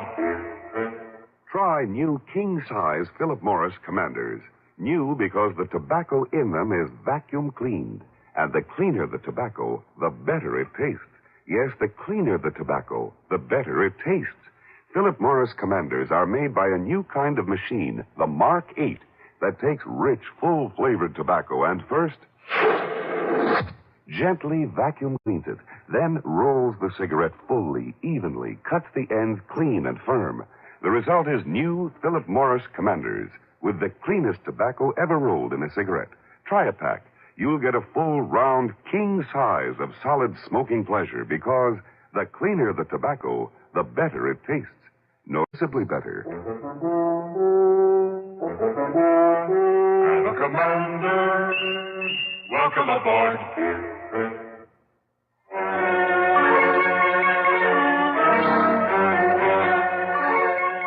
That mounted fish, that nice big lunker bass, could have come from only one place that I know of that I myself had fished. It was certainly a place that Thaddeus Brownberg, if he was still alive, would go back to. Item 6 is $206.50 for a cab to the airport, a jet to Los Angeles, and a plane from there to Las Vegas, Nevada. Item 7 is $50 deposit on a rental car. And shortly after noon, Pacific time, I pulled into Lake Mojave Resort, just above David Dam. I parked and tore on down to the dock just in time to keep Ham Pratt, the manager of the place, from stepping into his powerful outboard and taking off up the lake. Ham! Wait a minute! Ham! Johnny Dollar, glad to see you again. Well, how are you, Ham? I'm glad I caught you. Well, how are you, boy? I'm great. Only where's your fishing tackle? Or, who are you looking for this time? Well, now listen. Look here at this picture. No, this one. The one with the beard painted on it. So? Now, Ham, I've seen this man before. Maybe somewhere on this lake. You know, on one of my fishing trips out here. Well, I wouldn't be surprised if you have. You know his name? I mean, what he calls himself? Calls himself Ted Benham. Benham? Nice old guy. Been fishing around here some 6-7 years. 6 or 7 years, huh? Yeah, I don't know much about his background, where he came from. And I've heard people say that he doesn't know much about it himself. Because of amnesia. What? He's here at the resort? No, he stays at the Cottonwood Cove at Bob Cole's place. Kind of permanent resident, I understand. And he's there now? Well, no, I don't know, but there's one way to find out. Right. Crank her up and let's go. As always, that drive up the lake made me want to be there for only one reason. To fish. For one of those big, beautiful fighting bass. But I had to find Thaddeus Brownberg if he was here. And sure enough, when Ham had dropped me off at Bob Cole's place on Cottonwood Cove, there about to enter one of the modern trailers that served as cabins. Mr. Brownberg! Oh, wait a minute, Mr. Brownberg? Are you speaking to me, young man? You bet I am. My name is Benham. Ted Benham. Oh, it is, huh? I'm a sort of guide hereabouts. Well, let's go into your trailer where we can talk. Oh, wait. Now, I've seen your picture, and your voice is very familiar. Yeah, you've seen me here on the lake. Maybe heard my voice on the radio. Your name is Dollar. Johnny Dollar. That's right. I suppose I was more or less expecting you sooner or later. Let's go inside and talk.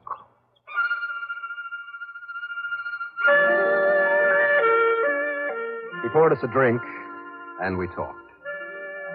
He was a real decent sort, the kind of a man I like. And far too good for that shrew of a wife. But he stubbornly maintained that he was Ted Benham. He also claimed he remembered nothing of his life before he came to Lake Mojave. That is, until I suggested maybe I should take a set of his fingerprints to the police back in New York. All right, Mr. Dollar. Suppose I tell you that I knew this Thaddeus Brownberg. But I knew him very well. Now, that's better. Now, go on. Suppose I tell you that he never suffered from amnesia at all. You mean it was a bluff? And that he lost most of his fortune deliberately. Well, why? Another drink? Thanks. True, he had the knack of making money, and he hoped to build up a measure of security for his later years. But his wife, extravagant, spending everything she could get her hands on, kept demanding and getting because he thought she loved him. Kept demanding more and more and more. She didn't want him. She only wanted his money. I see. Your drink. Thanks. Now, go on, Mr. Go on. Drink is all right? Yes, fine. Please go on. Her only reason for wanting him around, Mr. Dollar, was so that he could build up another fortune for her to go through. He finally realized this. Realized that she didn't love him. And realized that he could be free of her, free of the nerve-wracking fight to make money for her. And at the same time, provide well for her. By a disappearing act. Well, look at it this way. If he were legally dead, as he will be after the court hearing tomorrow, he'd no longer exist. Thaddeus Brownberg would no longer exist as far as she's concerned, as far as he himself is concerned. And nothing would be really lost. She'd be well off. He'd have his freedom. Now, look. And so if he could be let alone. until after that hearing tomorrow? Don't you see, Mr. Dollar? I know. I don't blame you. I'm sorry, old man, but I got a job to do. And before that here, I just wonder, what did you put in this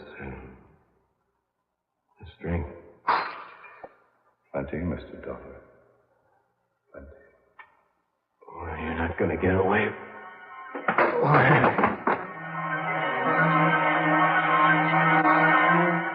I remember waking once, my throat burning with thirst. I remember his giving me another drink and passing out again. And then, years later it seemed, the smell and taste of hot, strong coffee. And I came to slowly, but completely. A little more coffee, Dollar, and how about some food now? After all, it's breakfast time.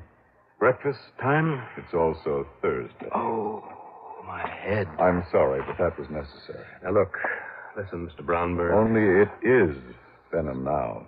Ted Benham. Yes, well, you call yourself whatever you like. And after what you told me about that woman that you're married to, believe me, I don't blame you. I honestly wish that I could legally help you stay away from her. That won't be necessary now. But I know that, well, you're really Thaddeus Brownberg. And my job is to get you back there before. You said Thursday? Today is Thursday? Yes, Thursday. I checked the New York papers last night by long distance, Mr. Dollar. What? And the hearing took place yesterday. And Thaddeus Brownberg is now legally dead. But even so, Oh, yes. And now, if you're feeling better, if you want to talk some more about it, well, let's get out of this stuffy trailer. Let's get out onto the lake. Out onto the lake? To talk? Well, yes. No talking. Let's go fishing, Mr. Benham. And so we fished. And it was great. All 3 days of it. Right? Wrong? I don't know. Who's to judge? As for the expense account, forget it. Yours truly, Johnny Dollar.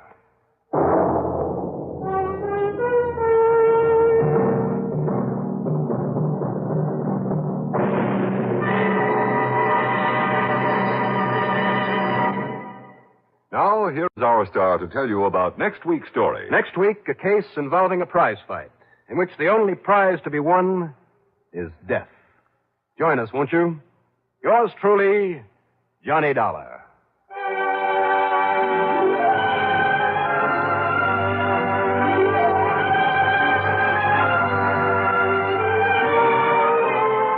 Yours truly, Johnny Dollar, starring Bob Reddick, is written by Jack Johnstone. Produced and directed by Bruno Zerato, Jr. Musical supervision by Ethel Huber. Heard in our cast were Gertrude Warner as Lita Brownberg, Carl Frank as Thaddeus Brownberg, Robert Dryden as Timothy Hanley, Bill Sterling as Billy Cross, and Jim Bowles as Ham Pratt. Be sure to join us next week, same time and station, for another exciting story of Yours truly, Johnny Dollar. This is Art Hanna speaking. Hear expanded CBS News on the hour, bulletins at once, Monday through Friday on the CBS Radio Network.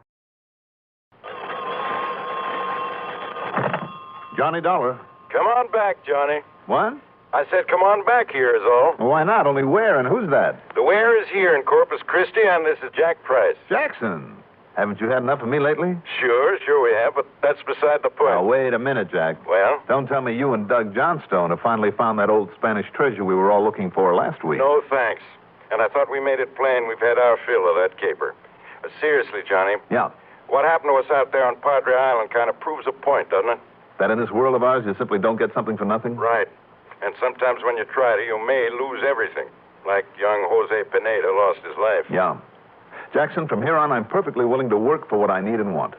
Now that we've got the lecture on philosophy over and done with... How'd you like to take on another case down here? Why not? As long as you're willing to pay the old expense account. Well, of course. Without questions or checking it over too carefully. Oh, hold it. Plus, of course, a nice big fat extra fee. Hello, operator. Operator? Must be a wrong connection. The man I was talking to was that fine, generous, self-sacrificing, do-it-for-nothing gentleman by the name of Johnny Dollar. Do it for nothing? Okay, that do-nothing gentleman. That's more like it.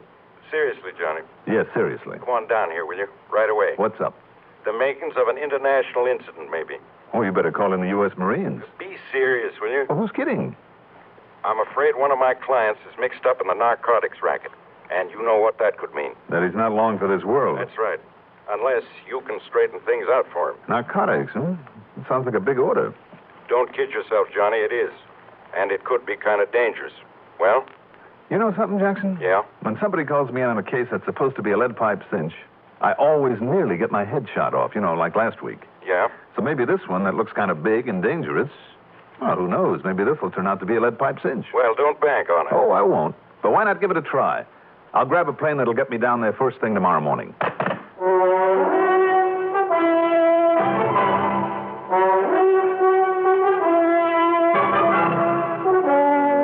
The CBS Radio Network brings you Mandel Kramer in the exciting adventures of the man with the action-packed expense account. America's fabulous freelance insurance investigator. Yours truly, Johnny Dollar.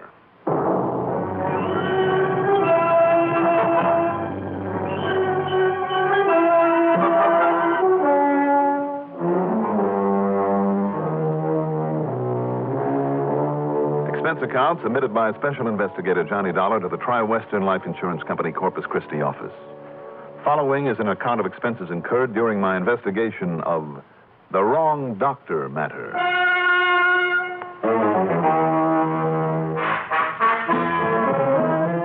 Expense account item 1, shortly after midnight, $132.21.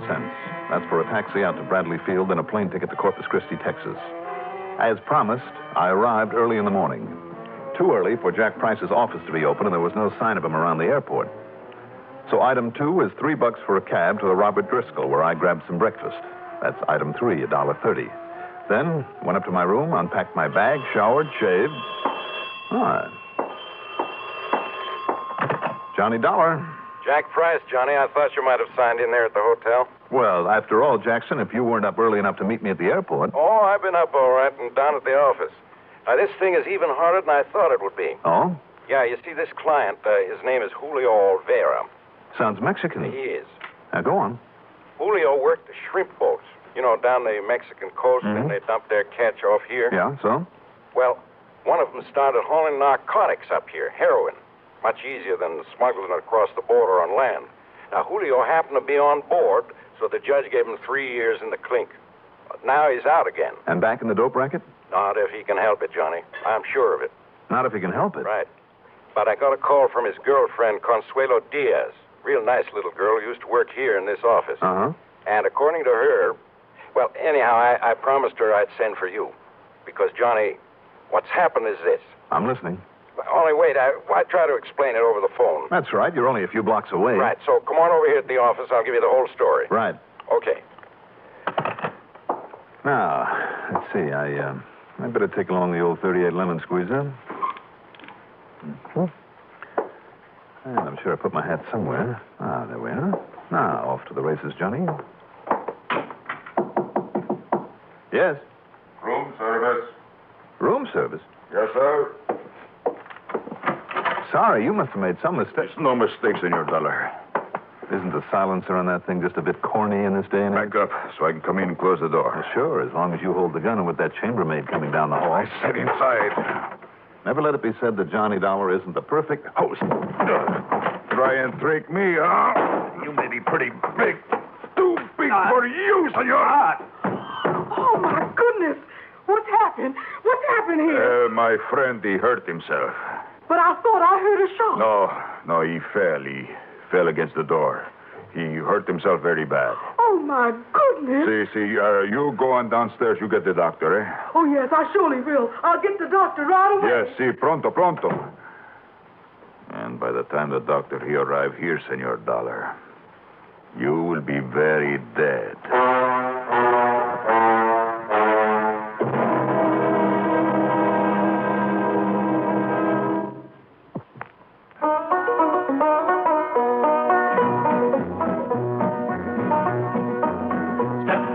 see Louise as she flies through the breeze, hanging by her knees up on the high trapeze.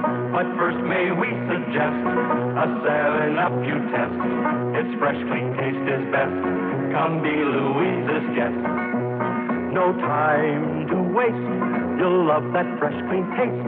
As you fresh up with 7-Up, your thirst is quickly chased. The curtain's going up, so bring your 7-Up, and we will watch Louise swing on the high trapeze. Oh, she knows how to chill you. She really loves to thrill you. But what she likes best when it's time to rest is sparkling 7-Up. What did you say? For the very best when it's time to rest, fresh up with 7-Up.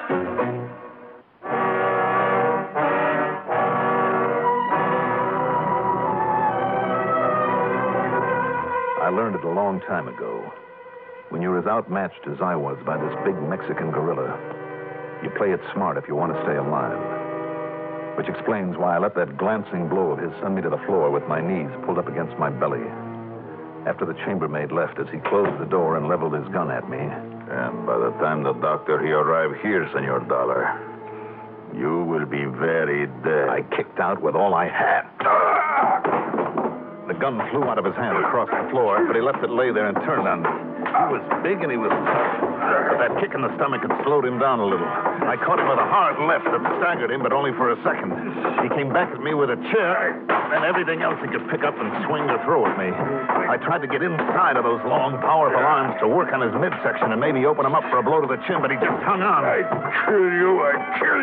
He locked my arms to my sides, and grabbing his hands behind my back with his powerful arms, he started to squeeze. I break you in two. And a terrible pressure against my ribs and against my spine. I wondered how long before my bones would... Hey, what's going on in there? Open up. He's killing him. Open up in there. Break down the door. First I break you. Open up. Here, I got a key. A key? Well, give it to me. What's the matter with you? Here you are. It's too late. Looks like I got here too late. You mean he's dead? Oh, I knew it. I knew something was wrong here. And now, maybe... Let me see. That's why I got you instead of the doctor. You being the house detective and all. I just wait a knew minute. this. Wait a minute. Where's the man who did this to him? You said it was a big fella? Look, hiding there behind the door. That's right, senor. Oh.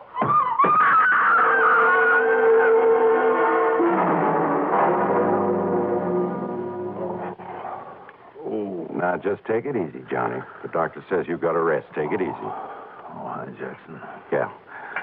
Oh, Jack. That's right. Another little sip of this brandy the doctor ordered. Yeah. Lie still, you bum.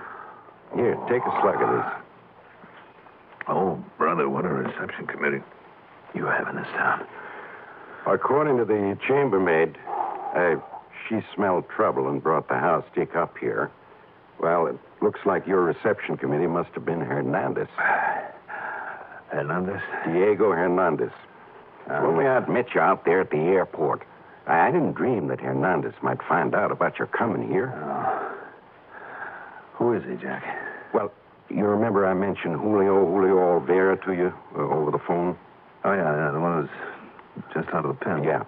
Hernandez was skipper of that shrimp boat. Mm-hmm. He was the one who was running the heroin up here from somewhere in Mexico. As you know, that could mean from somewhere way to the south or from just barely across the border. Yeah, I know. But more important, Hernandez is the one who was never caught. He skipped across the border and disappeared. I see. But then Consuelo, that's young Julio's girl, and Johnny, she's the one who convinced me that Julio is on the up and up, keeping his nose clean. You got it all straight now, Johnny? Yeah, I think so. Go ahead. Okay. Well, she's the one who called me. She'd found out somehow that Diego Hernandez was here in town again. And that's when I called you in Hartford. And you didn't tell the police? Yeah, no, I should have. Well, sure you should have. Probably the Narcotics Bureau, too. Well, they all know it now, of course. You see, when you didn't come to the office and I came over here and found out what had happened to you... What about the girl, Consuelo? Well, she was afraid, and I don't blame her, that Hernandez had come here to get young Julio. Why? Because it was his testimony in court 3 years ago that put the finger on Diego Hernandez and his drug racket. Oh, I see. Anyhow, early this morning, she called me again. Hernandez had been out there to see her to try and make her tell him where he could find Julio. And did she? No. In spite of Diego's claim that he only wanted Julio in on a business deal, which, of course, is exactly what she didn't do. What's the matter? Of course. What? She must have been the one who told Hernandez you were coming here. You know, in the hope it would scare him off. Oh, well, thanks a lot, Consuelo, whatever your name is. Yeah. But the point is this, Johnny. And darn it, I forgot to tell the police, but they'll be coming here any minute now to talk with you about this attack. I'll tell them then. Tell them what, Jack? Consuelo had no way of warning young Julio. He's been out of town coming back this morning. He'll be stopping by to see Consuelo.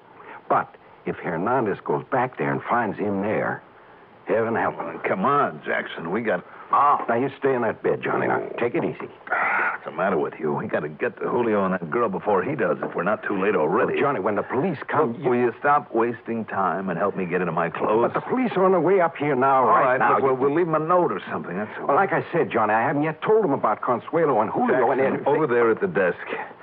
You write him a note while I finish dressing, and don't waste any time about it.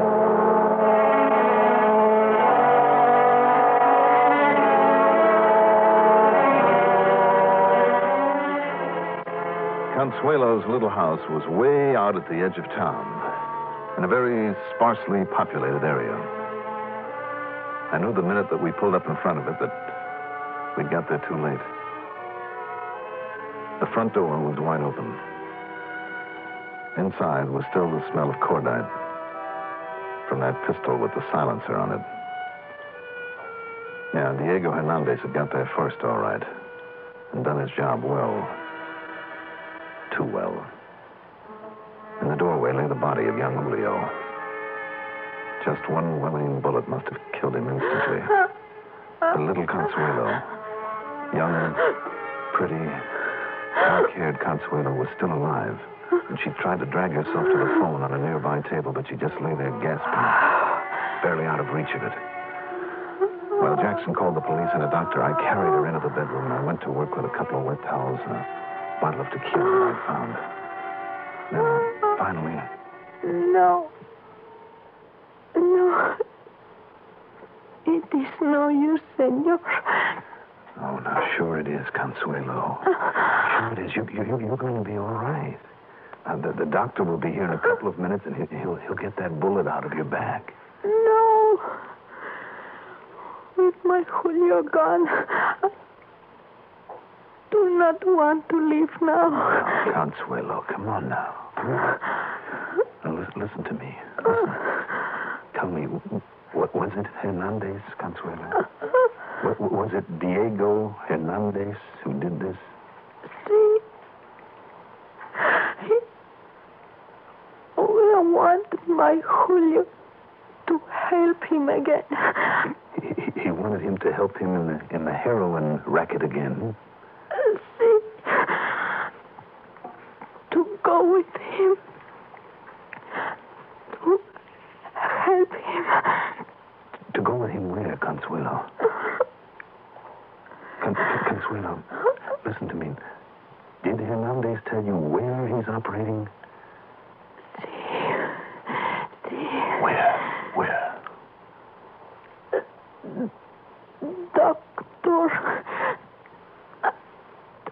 No, you mustn't worry. The doctor will be here. No. Where will we find Hernandez? I tell you. That's right, Consuelo. That's right. Tell me. Doctor. Well, last question. Maybe it'll be Dr. Velasquez, but please, Consuelo. Where will I find Hernandez? Where, Consuelo? I say it. Yes? Dr. Velasquez. Consuelo, I know the doctor is on his way. You must tell me, where has Hernandez gone? Doctor. Consuelo, try.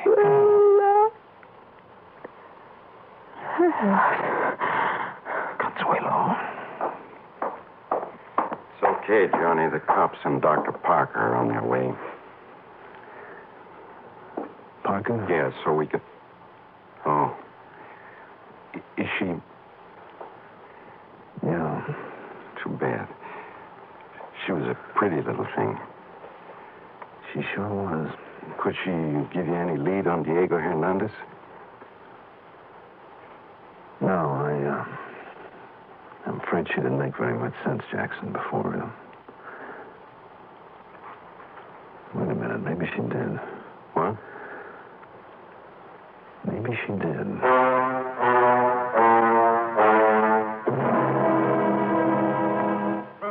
The next 15 hours, I spent down at police headquarters working with a young Sergeant Ortiz, trying to locate a Dr. Velasquez there in Corpus Christi. There in any city on the Gulf Coast, anywhere in Texas even. We must have run up a phone bill of several $100s, but it was no go. Sí, gracias. Muchas gracias. Nothing again, Sergeant? Nothing, sir. Again. Well, unless this map here is lying, we have covered every single town this side of the Mexican border. Look at it. I've circled them all. I know. But if he went to a Dr. Velasquez and the girl was sure of it... Of course, down in Mexico, a name like that is probably as... Wait a minute. What is it, Mr. Dollar? Of course she told us where he is. Here, right in front of our noses on this map. Look, Sergeant, don't you see it? Yes. Only about 50 miles below the border. And others here, other towns also named after people. Here, you see? Here is one called General Bravo. Here's Dr. Gonzalez, Dr. Cross. Little town. The one we care about is this one, Sergeant. The town they call Dr. Velasquez. Yes? And of course, that's where he works his racket. Right there below the border in Dr. Velasquez.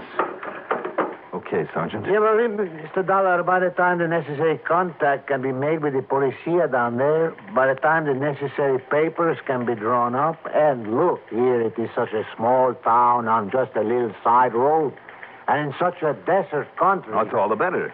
That means if I take things into my own hands, there'll be nobody around to interfere. You would go down there alone, without the authorization? After what Hernandez did? The attack on me, 2 murders, and heaven only knows how many people he's killed with this filthy heroin. You are right. But he has had such a start on you in a fast car. Even now, he could be well across the border. All the better. It's down there in that wasteland that I'm just dying to meet him. And if I'm lucky, maybe I can get down there ahead of him. But how? Yeah, I'll be waiting for him at the town of Dr. Velasquez. But how can you? And the day, it is getting late, Mr. Dollar. Sergeant, whatever I may do from here on out, you know something? It's none of your business. You are right. It's none of my business. Good. I know nothing. Good. If only I knew somebody around here with a light plane I could charter and no questions asked. I mean, if you should just happen to have a friend or a friend of a friend. Of course, you don't know what I'm thinking of, but... Oh, no, of course not. But, why don't we go out to my squad car and take a little ride, huh? It's a beautiful afternoon, huh? Let's go, Sergeant. That little single-engine plane was a beauty.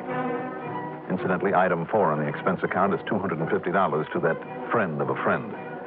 It was getting late, though, and I opened the throttle wide, flying a rather erratic course in the hope I wouldn't be intercepted crossing the border. Luckily, I wasn't. Then, with only a highway map to guide me, and believe me, the sun was getting mighty low now, I finally found the place I was looking for. The so-called town of Dr. Velasquez wasn't even a crossroads. It was just a handful of ramshackle buildings out there in the middle of the desert, some 20 miles north of the nearest decent piece of highway. Along the rough dirt road leading to it was a bare space where, by wrestling the controls a bit, I managed to set down. Then I taxied carefully onto that road, blocking it off. Why? Because in the last rays of the sun, I'd seen a cloud of dust that said there was a car on the road heading my way. Hernandez? I hope so. If not, I'd simply have to stay there and wait for him. Or rather, stay nearby in a clump of mesquite. It was Hernandez, all right. Jackson as the headlights picked up the plane, barring his way.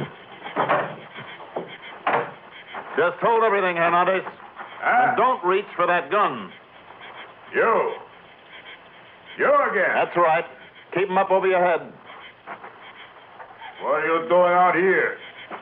What's your guess? I will kill you, Senor Dollar.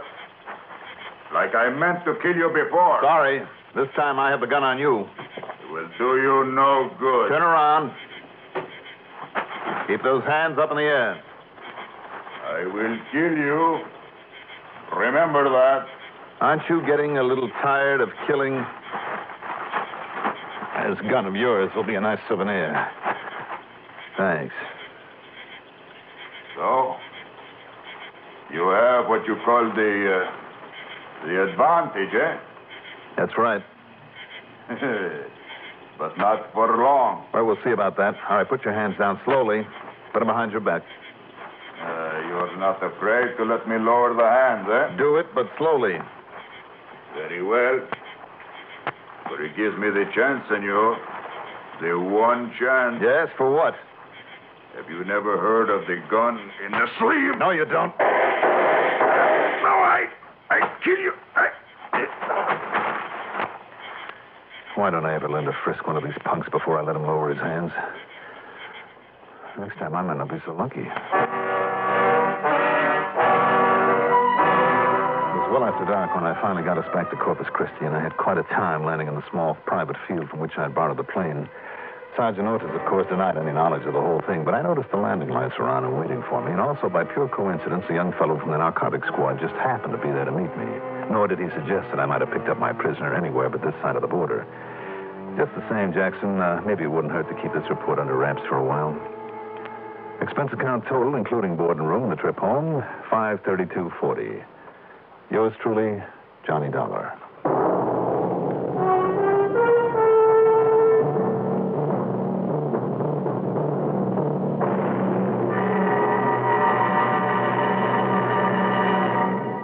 If you ever suffer a touch of arthritis or rheumatism, and you've never tried Mentholatum Deep Heating Rub, you can't know how good its deep heating action can make you feel. As you massage it into painful areas, you feel its deep heating action. You know relief is on its way. Mentholatum Deep Heating Rub is an extra strong combination of active ingredients for safe, temporary relief of minor arthritic rheumatic pain. Use greaseless, stainless Mentholatum Deep Heating Rub often. Now, here's our star to tell you about next week's story. Next week, 1 murder, 3 suspects, and each of them with plenty of reason, plenty of opportunity. Join us, won't you? Yours truly, Johnny Dollar. Yours truly, Johnny Dollar, is written by Jack Johnstone, produced and directed by Bruno Zerato Jr., music supervision by Ethel Huber. Johnny Dollar is played by Mandel Kramer. Also featured in our cast were Ralph Camargo as Diego, Bob Dryden as the sergeant, Deli Sonnenberg as Consuelo, Lawson Zerby as the voice, Maurice Tarplin as Price, and Hilda Haynes as the maid. Be sure to join us next week, same time, same station, for another exciting story of yours truly, Johnny Dollar. This is Stuart Metz speaking. Hey, down here in New York at State Unity Live. Phil, how's my one-time fishing pal? Slowly but surely going nuts with this business. All set to open the trout season? Not a chance. I am. Sunrise on opening day is going to find me out in the middle of a stream, gently dropping flies in front of ravenous rainbows. Yeah, And you know I where know. I plan to do it? Yep. Oh? The point is, do you? Well, of course I do. I On doubt a private stream only half an hour's drive from here is the clearest, coldest... What was that? Yeah, you see, I was right. Right about what? You're not knowing where you're going on opening day. What are you talking about? Didn't you hear me? Oh, I heard all right, but you're wrong. Oh, I am, Sure. Because, Johnny, you're going to do your trout fishing on the Esopus River. Down there in New York State? That's right, near the little town of Mount Tremper. Who says? It's just west of Kingston, the other side of Ashokan Reservoir, and about halfway between... Oh, I know where it is, and I've taken some nice, fat native browns out of the Esopus, and I love it dearly. But what makes you think that's where I'm going to open the season? Well, after all, if we're going to pay your expense account... Oh, you are? Yeah, and for once, you won't have to hold back on it. Well, that's a little different. I kind of thought you'd see it that way. Tell me all. Come on down here to New York, and I will. I'm on my way.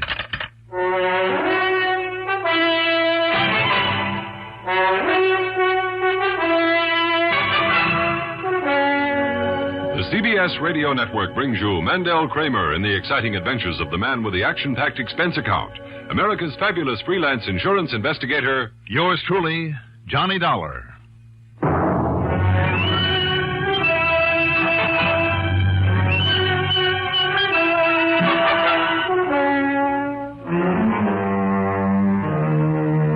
Expense account submitted by Special Investigator Johnny Dollar to State Unity Life Insurance Company, New York City office.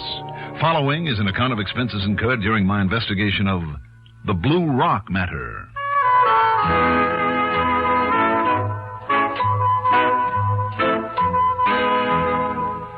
After carefully packing all my trout fishing gear and clothing to go with, including waders and a set of long johns, expense account item 1 is $5.75 taxi fare to Bradley Field. Item 2, $10.12 plane fare to New York. Item 3, $6.20 cab fare into Phil's office at 500 Fifth Avenue. Sure, Johnny. And I know that old saying just as well as you do. The time that a man spends in fishing is not deducted from his lifespan. Right. Right. But I just haven't had the time these last couple of years. Well, why don't you unchain yourself from this desk and join me there on the Esopus? Nope, I'm afraid it's no-go. Why not? I wouldn't dare show my face up there where you're going. Why not? Because the man I want you to keep an eye on knows me. Oh, who might that be? Thomas Gerald Aspinwall. And who's he? A man who would stop at absolutely nothing to get his paws on the Emery Archibald fortune. Archibald? Big stockbroker? The same. I thought he was dead. He will be within a matter of weeks. One of those incurable things. Oh? Well, where does this Tom Aspinwall come in? He was married for a while to Nancy Archibald, Emery's daughter, and last of the line, except for little Barry. Who's Barry? Barry Aspinwall, Nancy's 5-year-old son. By Tom Aspinwall? No. No, in spite of the last name, he's by an earlier husband who died about the time little Barry was born. I see. Go on.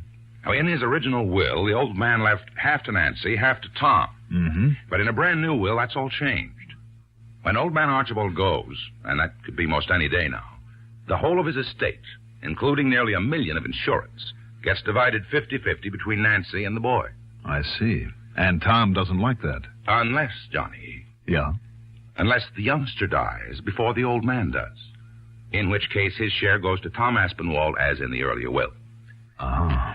Don't ask me why, but that's the way it is. In any event, Tom would like nothing better than to see the youngster out of the way. Right. Before the old man dies. And that's why I suddenly got worried when I learned that Tom's taking the child away for a few days. Do you think he'd try to kill him, his own stepson? I think he would. All right. Now, what's all this have to do with my opening the trout season on the Esopus? Or was that just a gag to get me down here? No, not a bit of it. Now, I've made a reservation for you up there at Mount Tremper at the farmhouse of Mr. and Mrs. Fritz Hornblock. It's only a couple of 100 yards from the big pool below the bridge over the Esopus. Blue Rock Pool? Yes. Where I've wet many a line, Phil. Oh, but not many people fish that spot anymore. Because unless you know every inch of it, and with the high, roily water this time of year especially, it's about as dangerous a place as there is. Right. So, when I tell you that the only other guests the Hornblocks will have for opening day... Tommy Aspinwall and the boy? Yes. Wow. If there's one place on that river to fake an accident and make it look legitimate, that's it. Yes. You, like to run on up there and keep an eye on things? Maybe prevent a murder? What do you think?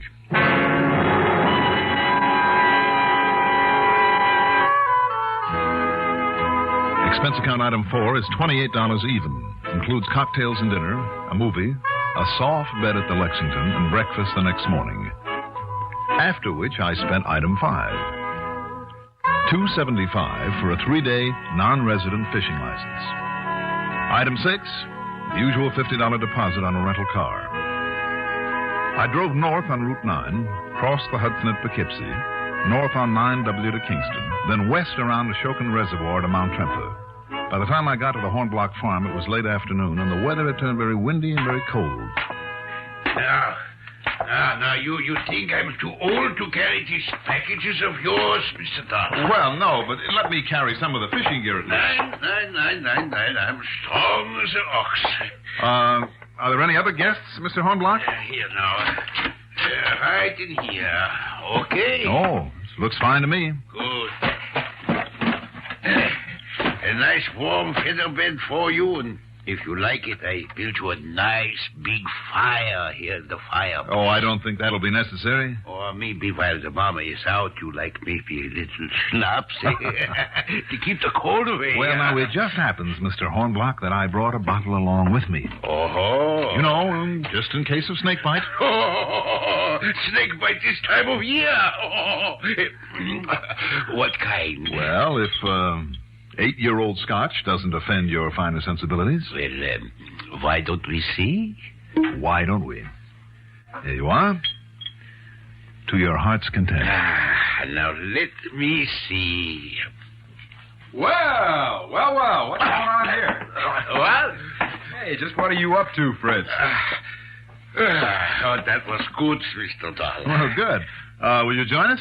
Oh, with that cold wind coming up out there, maybe I'd better. My name is Tom Aspinwall. Ah, yes, Mr. Aspinwall. This is Johnny Dollar. Hi, Tom. Oh, well, hi. Dollar, did you say? Yeah. Yeah, sounds vaguely familiar. I don't know why it should. I'm just a fisherman up here for the opening. Yeah, so is Mr. Aspinwall. Him and his little boy, that cute little Perry. Oh, your son, Tom? Stepson. I figure if a youngster learns to fish at that age, he'll be forever grateful for it. Sure he should. Even I might learn sometime. Yeah. Oh, by the way, where is he, Tom? My wife, she took him in to do the shopping in the village. Yeah. And she promised to buy some more rocks for him. Rocks? Yeah. Well, he's crazy about those little hard candies, sugar candies, red and blue and yellow kind. Yeah, rocks, he calls them. Oh, I see. I hope she doesn't give him too many, though. Make him sick. Oh, so isn't the little boy entitled now and again? Eh? Even if it gives him a terrible stomach ache sometimes? For a little boy, it always passes away. Mm-hmm. Except last time, I thought the poor kid was going to die. Line. You just let him lie still for a while on the bed, and he'll be all okay again. No matter how sick he thinks he is. Well, yeah, I suppose you're right, but... Well, this time I brought him up here to learn to fish, not to lie around with a stomach ache because of the way you and your wife spoil it. Now, Mr. Aspinwall. And, didn't you say there isn't a doctor this side of Kingston? No, we take care of him. Now, don't you worry about it. You going out first thing in the morning, Tom? Yeah, I certainly am. Johnny, did you say? That's right. Yeah, I haven't missed an opening day in years. Where do you plan to fish? Oh, I don't know. Somewhere along the river. You? I'm not sure yet. Well, I will tell you, boss. Yes, Fritz? You know where's the big hole below the bridge? Oh, you mean where the Blue Rock is? Yeah, sure. Oh, of course. It's an ideal spot. And nobody else will be fishing there. Right, that's for me. Only one thing, though, Mr. Aspinwall. Yeah. I won't let you take that little boy there. Oh? Why not? It's too dangerous, all those slippery rocks. Oh, now look. And with all that ice on them in the early mornings, 9. Well, with me along. Maybe later in the day after it gets warm. Okay, Fritz. We'll see. Now, you don't take him there. Okay, Fritz. Hey, now, wait a minute. Yeah? If that's such a hot spot... Sure it is. Well, Tom, why don't you and I hit it at the crack of dawn? Well, now, just wait a minute, Johnny. Sure, that's a good idea. Sure, what difference would it make to a youngster of 5? Well, it's simply that I promised him. I mean, a place where he'd be sure to get some fish. What's more, it'll be a lot warmer later in the day. Of course. And after you've caught your limit, we hope, you'll feel a lot more like taking the time to teach him. Yeah. You leave him with us in the morning. Now, listen. He can play around this place the way he likes to. Does he really care about fishing at that age? Well, he will, once I've shown him how. Well, he'll enjoy learning a lot more if he's warm and comfortable. I suppose you know all about kids. No, not very much, but if he does enjoy playing around the farm the way Fritz says he does... Sure, that's what he really likes. And, you want the truth, Tom? Truth? Well, apparently you're the expert around these parts. I'm not, so I'll use whatever arguments I can to make you help me get a limit tomorrow morning. Johnny, now... And don't you think that would be the sporting thing for him to do, Fritz? Sure it would. All right, then it's all set. You and I open the season with a bang at this hot spot of yours. Then later, when it's warm and the rocks are dry, we can both take Barry out and teach him how. Well, thanks, but I prefer to teach him myself. Okay. Would you care for a little snort out of this jug? Yeah, sure. No, thanks. I've got to run over to Kingston to pick up some dry flies I forgot to bring along. Sure. That's much, much better.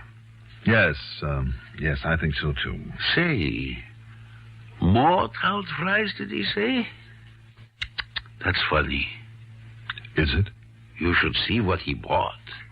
Every fly that was ever made. Well, more to the point, Fritz. Yeah? Purist though he may be, and I like to think I'm one, too, doesn't he know that dry flies would be ridiculous this time of the year? Sure he does. Some wet flies, or nymphs, or streamers maybe, or even when you come to being practical about it. Yeah. Some of the nice fat worms that I have already for you, eh? And he knows that's the way to fish this water at this time of year, as well as you do, if you want to catch the fishes. But there he goes. Yeah. Oh, and look, from the window. Here comes Mama back with the little boy.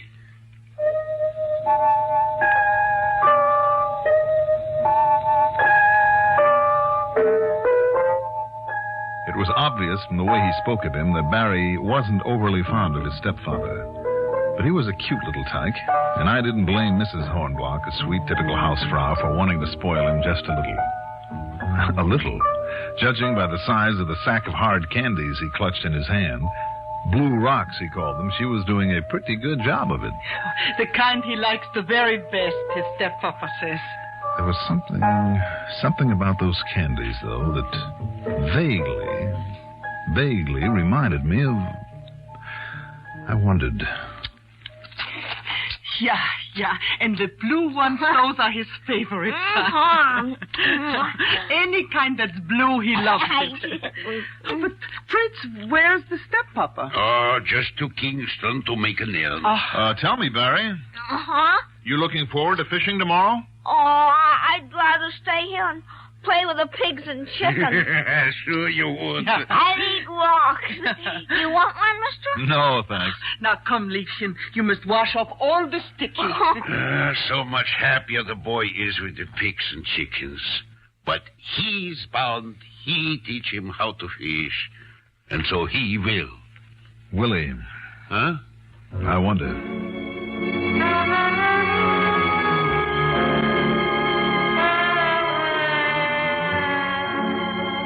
It was only too obvious how Aspinwall planned to get rid of Barry. And I made up my mind to be among those present whenever he headed for the river with the youngster in tow. But you know something? That turned out to be a nearly fatal mistake. For two people.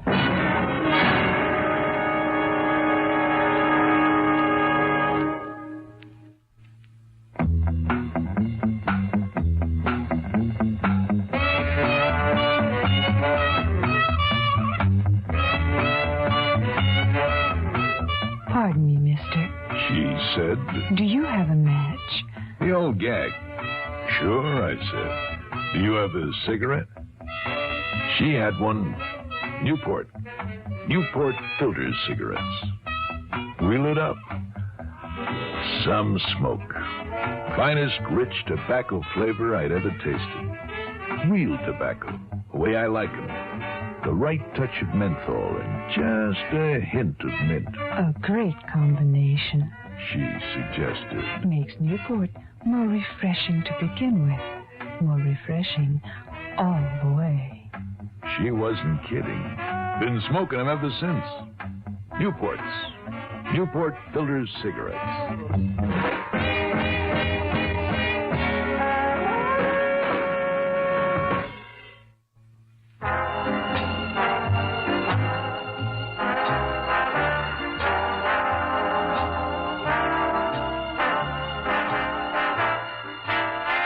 Shortly before dinner, I beg your pardon, I mean supper, Aspinwall returned from Kingston decked out in a new fishing jacket. And judging by the way one of his pockets bulged, he'd added to his collection of flies and lures. During the meal, his annoyance, a couple of hours earlier, seemed to have disappeared. You must really like the new coat, Mr. Ashmelborg, wearing it to the table, huh? Would you like some more pig's knuckles? Oh, no, thanks. No, I just want to make sure it's broken in, Mrs. Hornbach, before Johnny and I hit the river in the morning. Oh. That's a good-looking jacket, Tom. I like those bellows pockets. Yeah, they're nice and roomy. Mm-hmm. Looks like you bought a pocket full of new lures, too. Oh, nothing of any consequence. Mama, please, some more sauerkraut. Yeah, here you are, Papa. And did you buy me some more rocks? Now, Barry, don't you think these folks gave you enough of that hard candy? Oh, no. Well, it seems to me that everywhere I turn, there's some of it lying around, waiting for you to find it. I know, and I look for it. And every time I get a stomach ache, too. You sure do. Well, I don't care. No, of course you don't. And he always gets always. You're still set for the crack of dawn, aren't you, Johnny? I sure am. But just the two of you. Why, sure, Fritz. Just the two of us. Yeah. And, Barry, while we're gone, you can fool around the barnyard. God. Can I have my dessert now? Yeah, in a minute. Papa. Yeah. When you go to the village in the morning, you'll buy my little boy some more blue candy. More blue candy. Yeah. Oh, there isn't enough of it around here. Oh, and I must take some butter over to Mrs. Hilga after breakfast. And I'll stay here and watch your chickens. That's right. You'll leave him alone? Oh, just for a little while. He will be all right. Sure. If you say so. Oh, by the way, Tom, I'm guaranteeing that we'll bring in the limit tomorrow. You mean if we're lucky? Oh, luck won't even enter into it. Oh, no? No. Papa Hornblocks promised me a secret weapon. Haven't you, Papa? Yeah, that's it. A secret weapon. Like what? You just wait. I'll show you tomorrow morning after you're through beating the river to a froth with no results.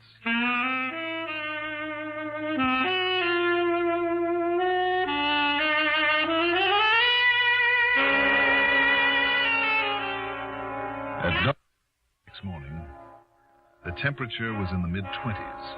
But after fortifying ourselves with pork chops, hotcakes and bacon, 3 fried eggs apiece, and plenty of steaming hot coffee, Tom and I set out for the river, leaving the Hornblocks to their errands and little Barry to play around the farmyard. We crossed the bridge, then worked our way down to the Blue Rock Pool. Fritz had been right. There was a slick coating of ice on all the rocks and ledges. And, incidentally, I noticed the pocket of Tom's jacket wasn't bulging the way it had the night before. And I meant to ask him about it. I wish I had. But having given up on lures, I'd resorted to Papa Hornblock's secret weapon, a can of fat, sassy earthworms. Then, precariously perched on a slippery rock, I tied into the first trout of the season. Yo-ho! Hey, good boy, Johnny. Looks like you've got one. Oh, I sure have. This one's a dilly. Well, and here I come for some of that secret weapon. Just watch your footing, Tom. Oh, don't worry. My hand's free. I can hang on to bushes along the side. There he goes again. Oh, he's a good one. Yeah. Johnny Dollar, huh? What? You think I didn't know why you came up here? Hey, wait a minute. Oh, look at him go. Yeah. Yeah, well, look at you. Go. Hey!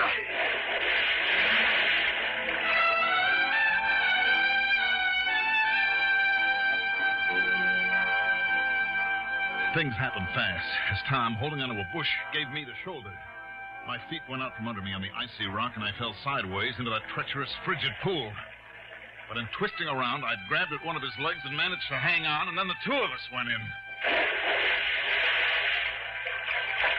From then on, all I can say is that it's a miracle we ever got out of that freezing, rushing torrent alive.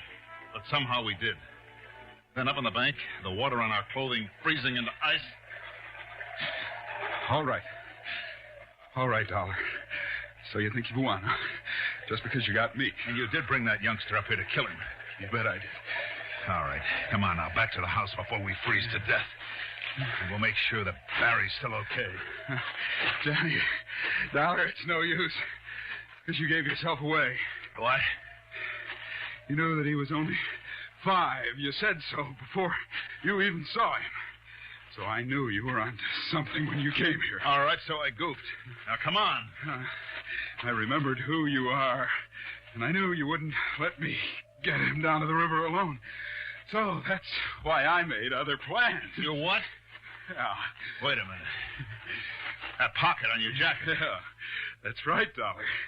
From the wetting, there's a blue-green stain all over it. Huh?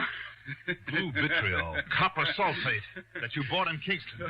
Oh, so you're smart now, huh? And the little chunks of blue vitriol look just like the chunks of the hard candy that kid likes. Yeah, and they both have a kind of sour taste.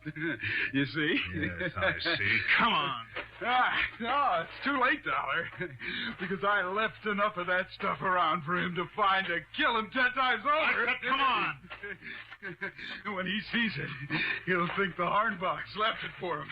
And even if they're there, you think they'll worry over his stomachache before it kills him? Barry! Barry! You're too late, Dollar. You're too late. Barry! So, maybe you caught me, but at least that lousy kid will never get the money. Barry! Barry!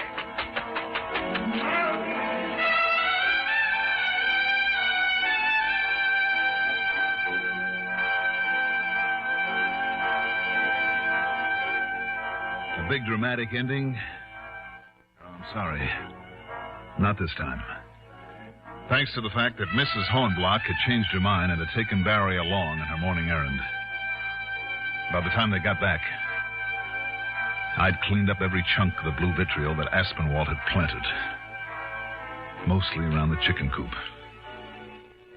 So the only casualty? Aspinwall, who'd nearly frozen to death in his wet clothes on the frozen ground where I'd knocked him out. And he was a very docile prisoner when I handed him in at the Kingston Hooskow. Expense account total, including a bit extra for the Hornblocks? Oh, call it 200 even. Yours truly, Johnny Dollar.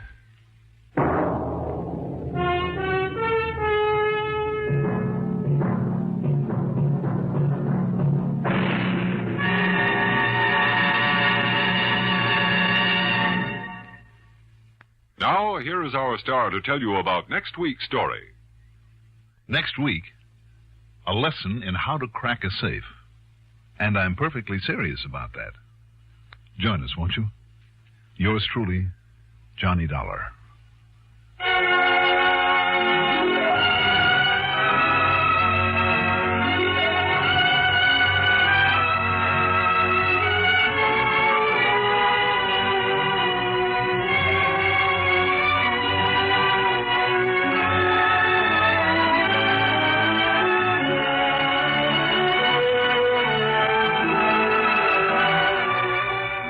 Yours truly, Johnny Dollar, is written by Jack Johnstone, produced and directed by Bruno Zerato Jr., music supervision by Ethel Huber.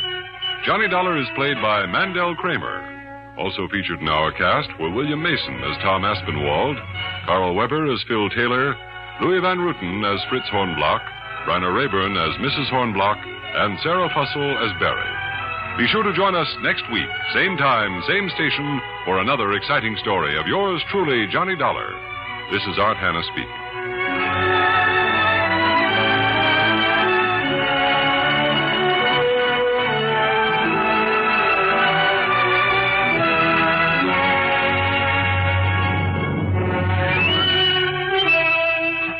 This is the CBS.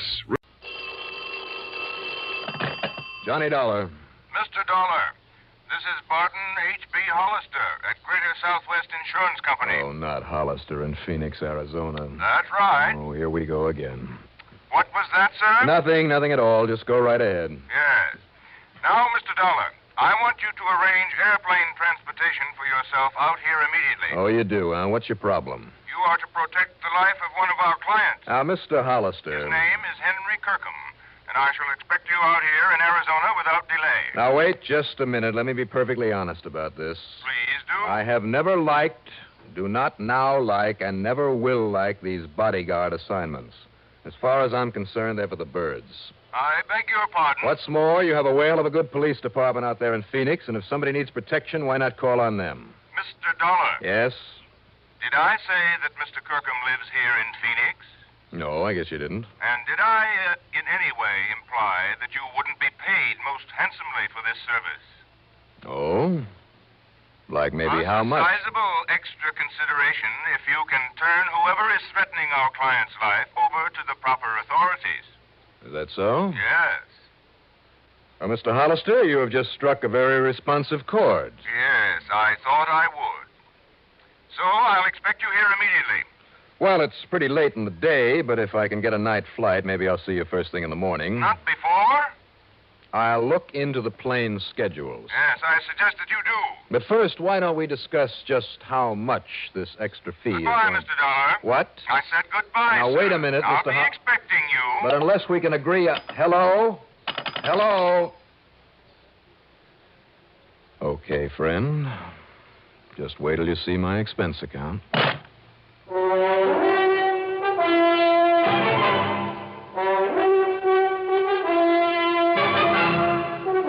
CBS Radio brings you Bob Reddick in the exciting adventures of the man with the action-packed expense account, America's fabulous freelance insurance investigator. Yours truly, Johnny Dollar.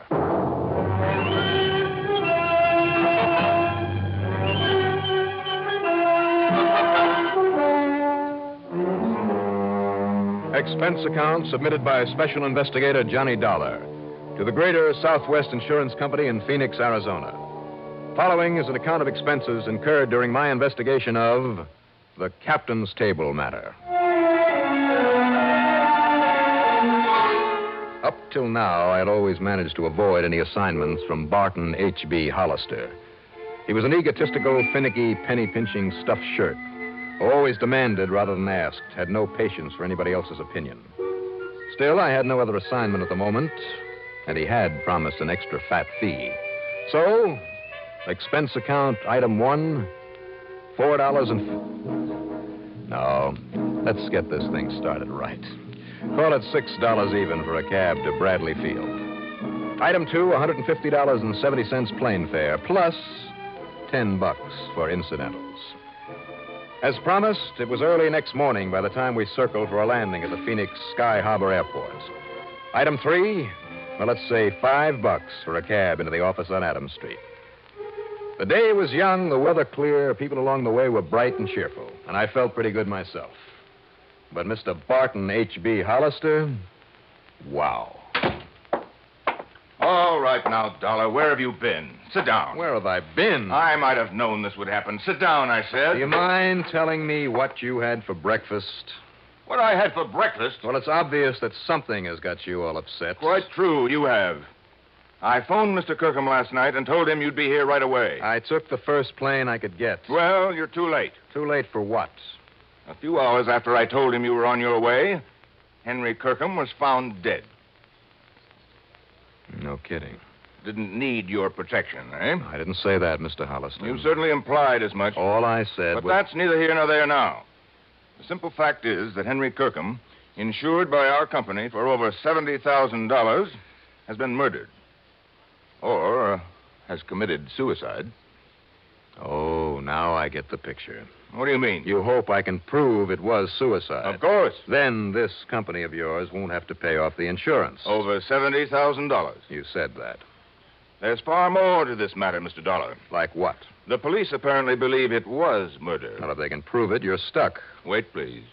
The only suspect they're holding is a man by the name of Walter Pinkley, who happens to be Henry Kirkham's beneficiary. Well, then what's your problem? If he did kill Mr. Kirkham and they can prove it, you certainly don't have to pay him the insurance. You're quite right. The money will go to whatever other person or persons are entitled to it under the laws of succession. But now, bear this in mind. Go on. Walter Pinkley is also one of our policy holders. That's interesting. So if he did commit this murder, as the police suspect, and he goes to the gas chamber... You're stuck with the payment on his policy, too. Exactly. If it was suicide, you pay nobody. Right. But if it was murder, you stand to pay off on both of them. Correct. Well, the police must have some reason for thinking it was murder. Oh, yes, they have. Well, then, if you don't mind, I'll pack up and head on back to Hartford. No, Mr. Dollar, you won't. Well, give me one good reason why I should get into a hassle with the police. I have assigned you to this investigation, and I have agreed to pay your expenses out here. Plus a nice fat bonus, remember? I remember. But that doesn't mean I have to accept the job. You'd rather absorb the cost of your trip out here yourself and the return fare? Oh, now, just a minute. Very well. Now, rent yourself a car at our company's expense and get over to Tuttle immediately. Okay. All right. You win. Who is Tuttle? Tuttle is not a who, it's a where. It's a small town, 30 or 35 miles north and east of here, where this murder, or this suicide, occurred. I suggest you contact the police first. His name is Alfred Appleby. His name? Then see the people at the Yucca Flower Rest Home. That's where both Kirkham and Pinkley lived. Rest home? Yes, it's a small, exclusive place on the outskirts of that little town, mostly for people with lung trouble. Okay. Good. Now, Mr. Hollister. Yes, my boy. Now that you've roped me into this thing... Well, hardly roped. That extra fee that we were talking about. If you can show that Kirkham was a suicide, thus saving us from having to pay out all that insurance, and I understand you're very good at this sort of thing. When it's justified. Well, of course. And I'm sure we understand each other. How much, Mr. Hollister? Prove it was suicide. $1,000. Only $2,000 for saving you all that money. All right. $1,500. And what if I find that Pinkley did it? And we have to pay on both policies? Well, there'll be no extra fee then. Of course not. But as I say, if it was suicide, and you can convince the police of it... $2,000.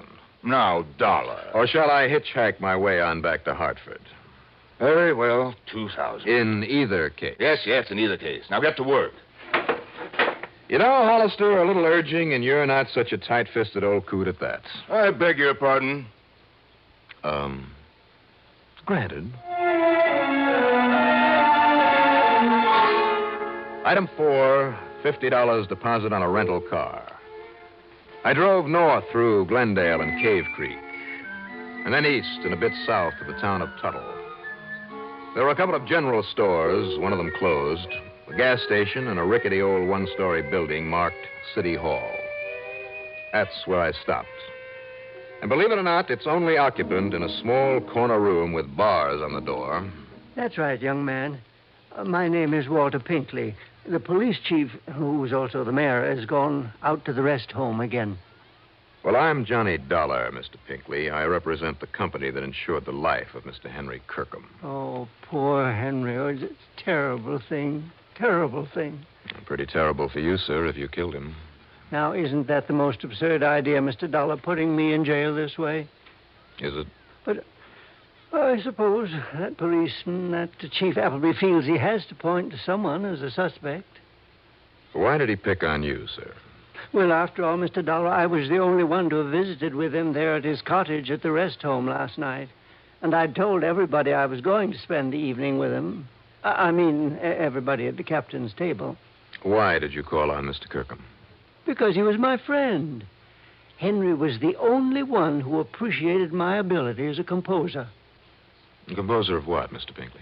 Why, here. Let me show you. Here now. Do you see? This is the new concerto I'm working on. This will be my finest musical composition. Concerto. You understand music, Mr. Dollar? Well, not enough to appreciate this, I'm afraid. Oh, that's too bad. So few people do, and now that Henry is gone. By the way, did you know that he left all of his insurance to me? So I understand. That was wonderfully sweet of him. And now I'll be able to buy a piano for my little cottage and compose and compose and compose. I wonder. Oh, there's no need to wonder about it at all, Mr. Dollar. I shall. Just how much do you know about the circumstances of Mr. Kirkham's death? Well, not very much, I'm afraid. You see, I went round to his cottage after supper last night. Why, sir? Well, Henry'd been worried about something of late. I don't know exactly what. He never told me, in spite of our friendship.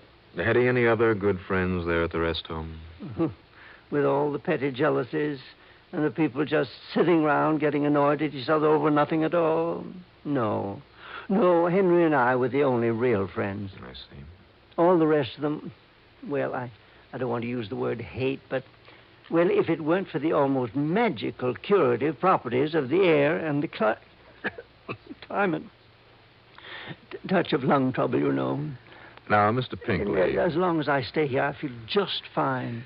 And so do the others. Yeah, well, now... It's added at least 10 years to my life. I'm sure it has. But, as I started to say, it was about 8 o'clock when I dropped in to visit Henry, and we looked over some of my music and talked and had a gay old time. Sounds like a ball.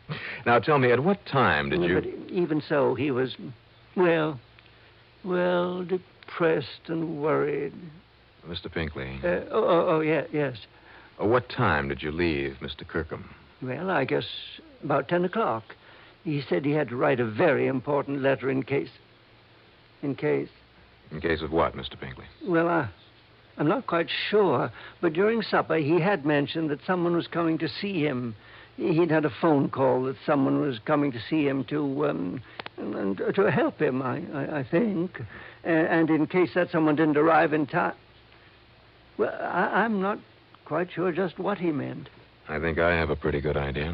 Then this morning, when they found him lying there in his cottage with that horrible pistol beside him, Mr. Dollar, I never dreamed that Henry would commit suicide. Suicide? Surely you don't think that anyone would have killed him? Not even you? Good heavens, no. When he was always so nice to me and changing his insurance to me and all. Well, apparently somebody thinks you did it. Oh, they'll find out. They'll find out, don't you worry. And meantime, it's so nice and peaceful here in this jail, and I can work all undisturbed on my concerto. I've been working 4 years on it, Mr. Dollar, and in another 4 or 5 years, Mr. Pinkley, I sincerely hope you'll be around long enough to finish it. What? What did you say? Nothing. I'll see you later.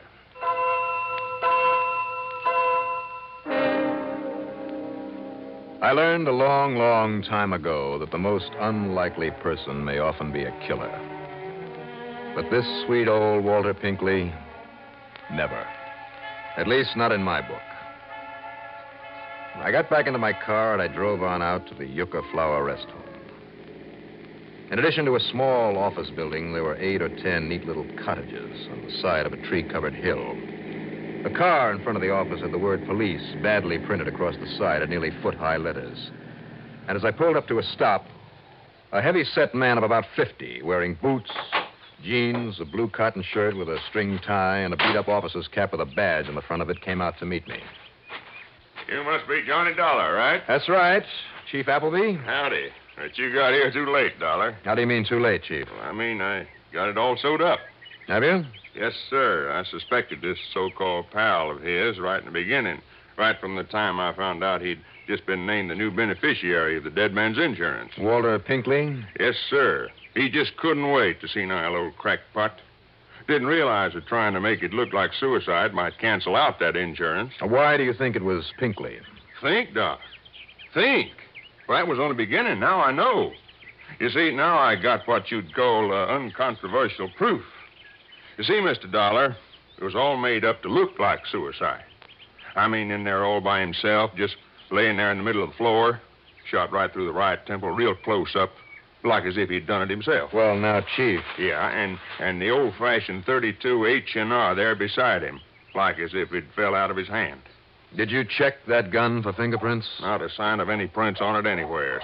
Now, you know he'd have to have his own prints on it if he'd done it himself. Yeah, I guess it would. Only one note to have been in to see him last night was that old Walter Pinkley, right? Well, now, Chief, that still doesn't prove that But what Pinkley didn't figure on was that Kirkham was already scared of him and he'd sent for you. And Pinkley also didn't know that sometime last night Kirkham wrote you a letter just in case. Chief, I have reason to believe he wrote that after Mr. Pinkley... Now, wait now. Just let me finish, huh? Go ahead. This letter was there on his desk, and, well, I got to admit I didn't take a look at it until a few minutes ago, but Here. Look at it for yourself. See? Pins the murder on Pinkley and nobody else. Read it. I mean, if you can, that handwriting's kind of old-fashioned. Mr. Johnny Dollar, honored sir. So is the salutation, Chief. Huh? A bit old-fashioned. Honored sir. Yeah, real formal. There is within this place one who would avenge himself upon my life. How do you like that language? Sounds like an old Shakespearean actor. Well, that's exactly what he was, an old ham actor. Now, let's see now. Nor have I been remiss in my endeavor to assuage the passion that manifestly has provoked his wish for my demise. It means he tried to talk this other one out of it, out of trying to kill him. Yeah, fine. Thanks, Chief. But, alas, I had made it only too clear I could no longer abide his ridiculous Concertos? Concertos, that's what he meant. Well, maybe so, but it's spelled Concetettos. Concertos. Oh, it's that handwriting. He meant concerto. He couldn't stand that concerto anymore. It's all that old Pinkley ever talked about. But go on. And so, because of my resentment over his stupid concertos... Concerto. All right, concerto, whatever it is. He seeks revenge. Yeah. And lest he seek to destroy me ere you come to afford me protection, I tell you now that his name... turn it over. But hark, there sounds a knock upon my door. I shall finish this anon. That's all, huh? Well, it's all I need. He thought the knock on the door was you. He let the other guy in, got himself killed. I wish he'd had a chance to finish this, to actually name the man he suspected. Oh, now, wait a minute, Dollar. You want anything more clear than that? Nobody else had a concerto. Pinkley's guilty, and that's that. Maybe. Well, sure he is. The others at the captain's table, Pinkley said. What's that? They all knew I was coming here, so if one of them wanted to kill him, he knew he'd have to do it right away. Sure, and one of them was Pinkley.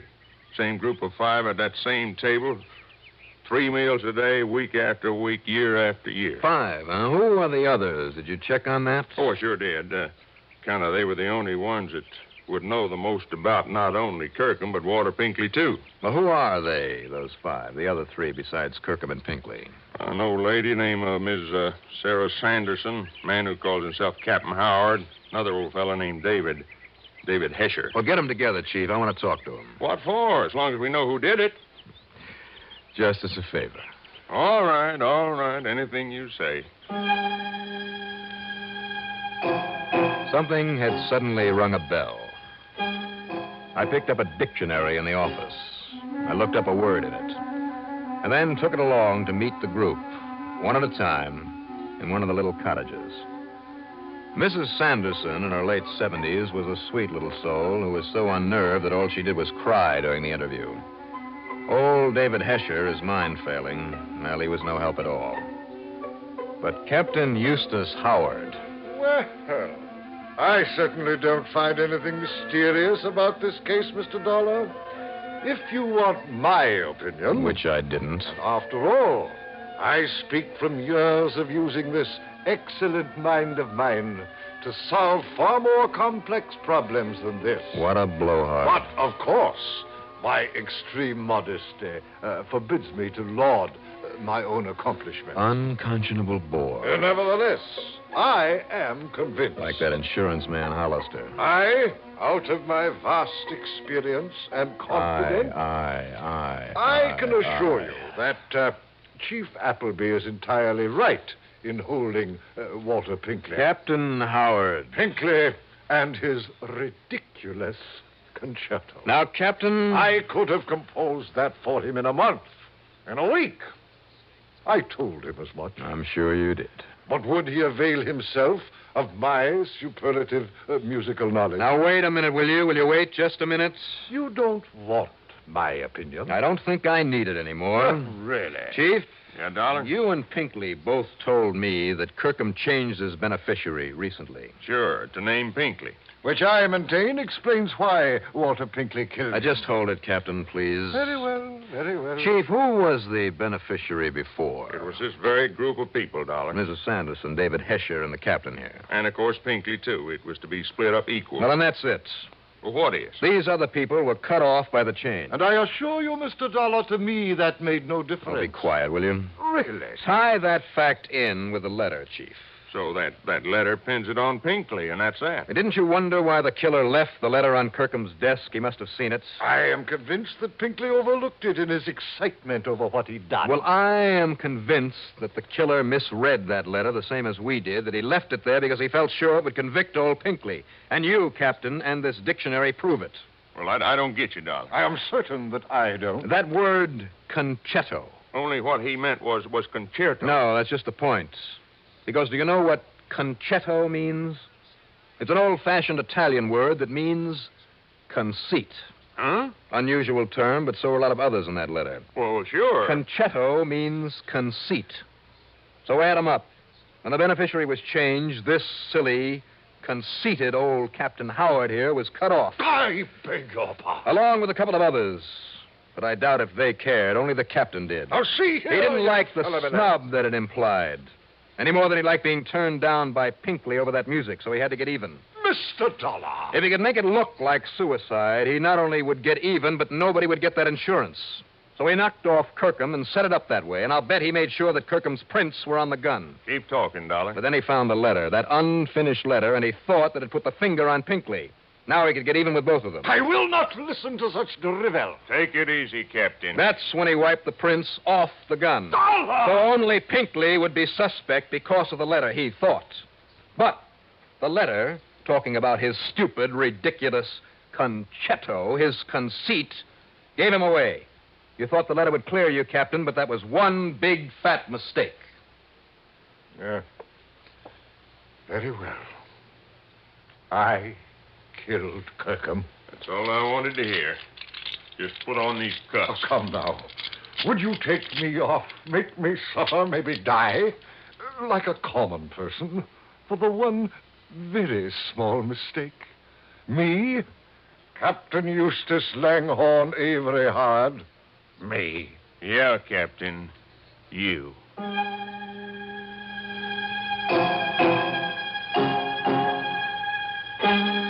Mr. Barton H.B. Hollister, you'd better shed a bit of your conceit and pay me not only that fee you promised, but an expense account total, including the trip back to Hartford, and believe me, all the incidentals I could possibly cook up, a total of $438 even.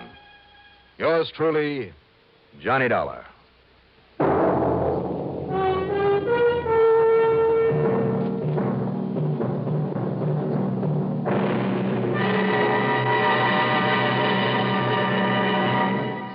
Now, here is our star to tell you about next week's story. Next week, the fog, closing in over a dark, abandoned pier in San Diego.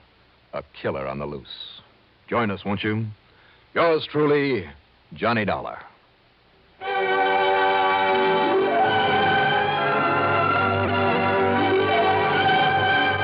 Yours truly, Johnny Dollar, starring Bob Reddick, is written by Jack Johnstone, produced and directed by Bruno Zerato, Jr., musical supervision by Ethel Huber. Heard in our cast were Edgar Staley as Walter Pinkley, Richard Kendrick as Barton Hollister, John Briggs as Captain Eustace Howard, and Jim Bowles as Chief Appleby. Be sure to join us next week, same time, same station, for another exciting story of yours truly, Johnny Dollar. This is our...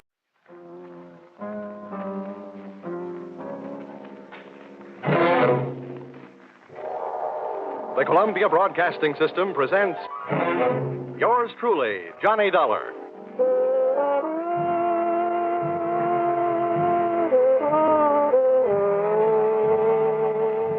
The next half hour has its baggage packed to take a trip with America's fabulous freelance insurance investigator, Johnny Dollar. At insurance investigation, he's just an expert. At making out his expense account, he is an absolute genius.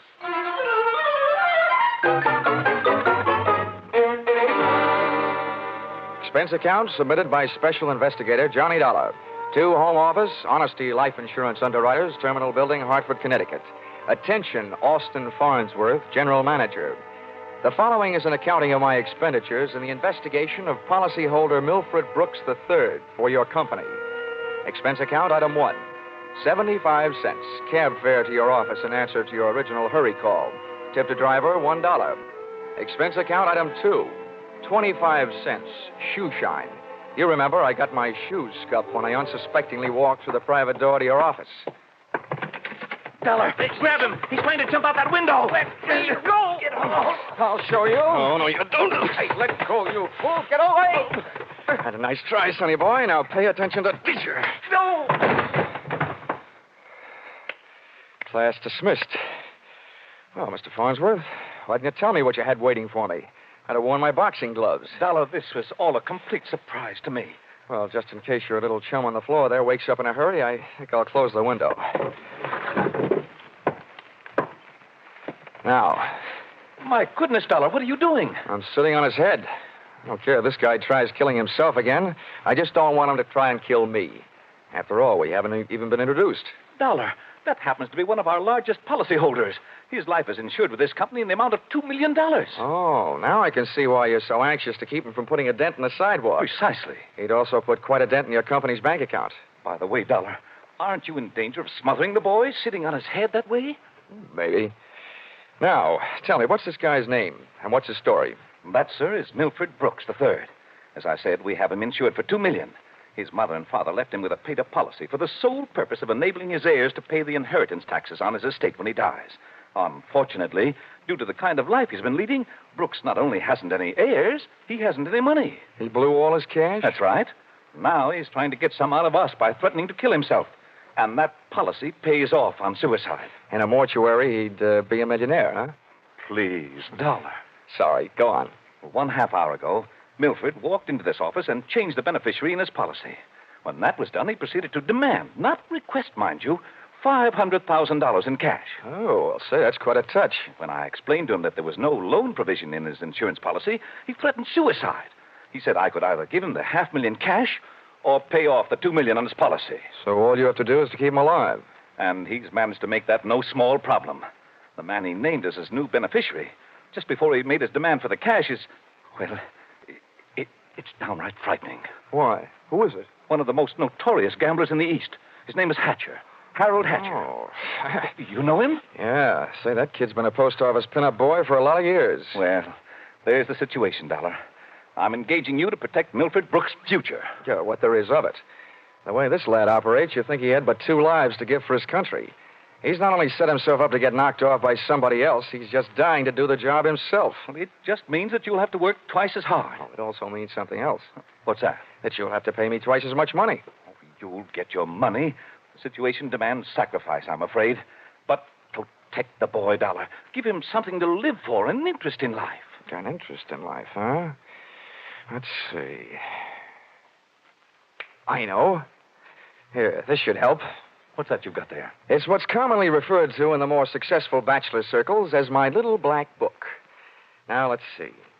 Ruby? No, her favorite expression is drop dead. Bernadine?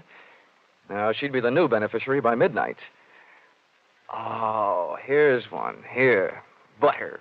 Butter? Hey, Farnsworth, would you mind passing me that phone, the one with the long cord? No, not at all. My little friend here is showing signs of life. Here you are. Maybe you should let him breathe a bit more. Don't worry. He'll be all right. Hello? Hello, I want to call New York. Person to person. Miss Theodora Butts. Yeah, that's right. And you'll get her at Hudson 24292. Dollar, you're not thinking of taking this boy to New York, are you? Well, I'm going there myself, and you want me to keep an eye on him, don't you? Don't fret, Farnsworth. All is not lost. You do worry me sitting on his head that way. Hello? Hello, Butter? Butter, this is Johnny Dollar. I'll be in town tonight. I want to see you. Look, here's what I want you to do.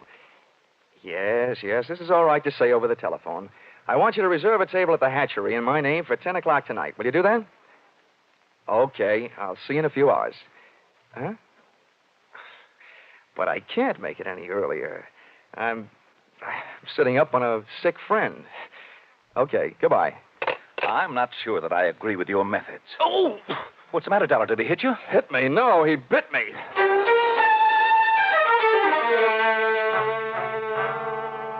Expense account, item 3. Liquor, $18. Keeping Milford Brooks III peaceful seemed to be the immediate problem, and a bottle of rare old brandy seemed to be the immediate answer.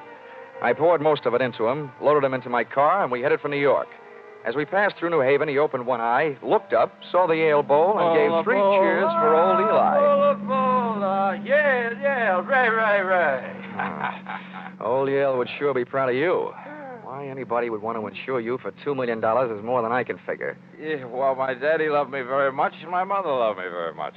Not only that, but I love somebody very much. And not only that, but I hate somebody very much. Hey, you want to know something?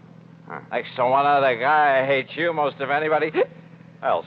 Here, lover boy, it's cocktail hour again. Time for your bottle.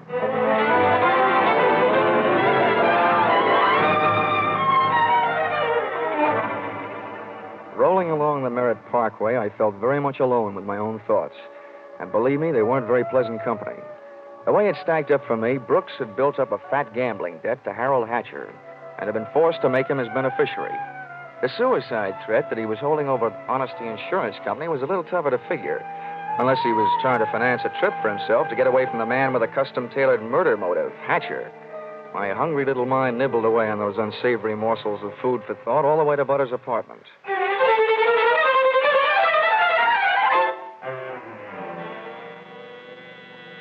Hey, where are you taking me? I want to go to New York. If you don't behave, Buster, I'll punch your ticket. Johnny, darling, welcome to New York. Fastest trip I ever made. Quiet. Well, where did you find this? In a box of Cracker Jacks. Come on, let me in. Oh, I don't know about you, Johnny. Some men bring me flowers and some bring me candy. What do you bring me? A boiled owl in a Brooks Brothers suit. Oh, I'm pleased to meet you. My name is Brooks, but I haven't got any brothers. Lucky them. Fix the pillows on the couch, will you? They look more at home in the bathtub. Oh, come on, Buster.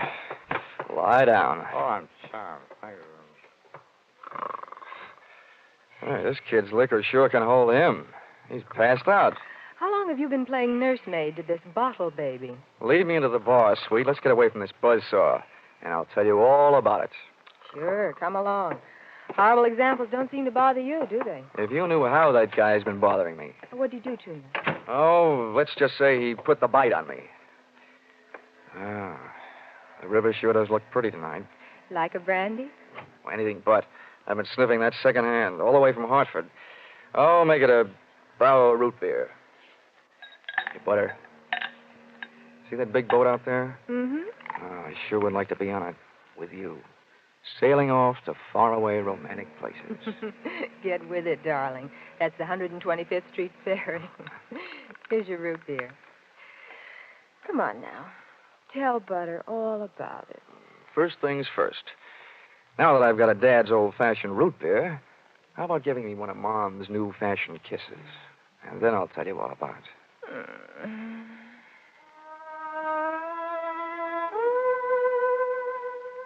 A few seconds later, I proceeded to tell her all about it, and it wasn't easy.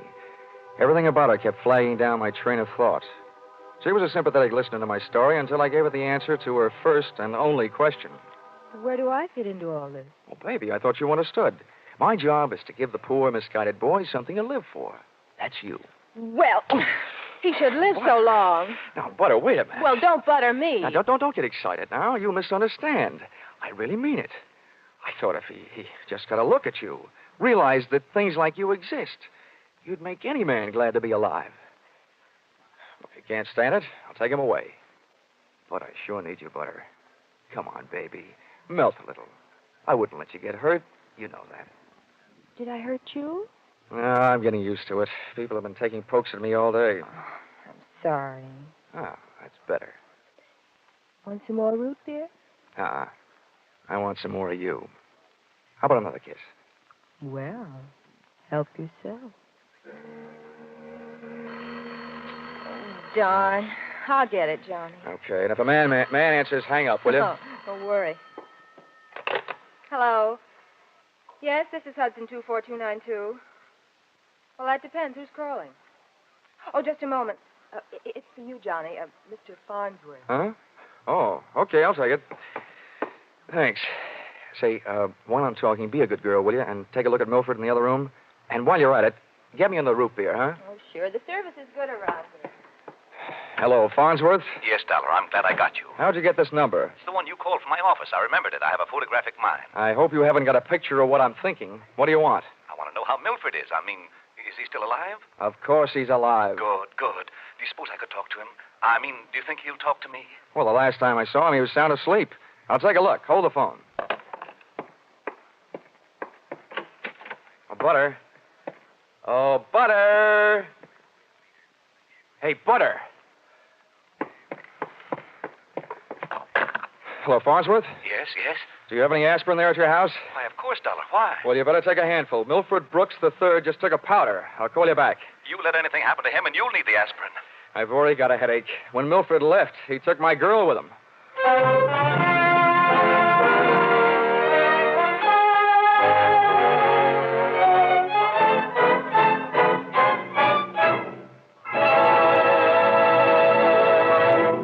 In just a moment, we'll return to the second act of Yours Truly, Johnny Dollar. But first, we want to remind you that it was 437 years ago, next Sunday, the famed Spanish explorer Ponce de Leon began his search for the Fountain of Youth. By sheer coincidence, the man who's still looking for it, Jack Benny, will be heard on CBS next Sunday at 7 o'clock Eastern Time. And now, back to Yours Truly, Johnny Dollar.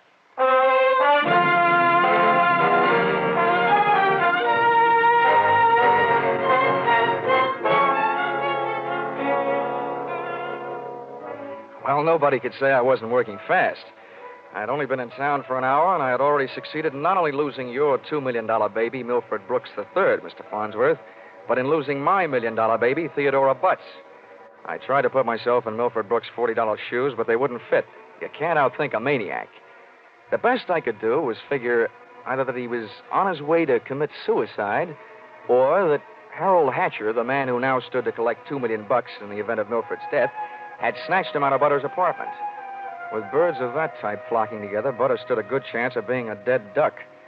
I spent an hour unsuccessfully shaking down the neighborhood for them. I questioned cab drivers, harness bulls, bartenders. Then I decided to ask for help from higher up. And I don't mean that I said a prayer. Expense account, item 4, 5 cents, phone call.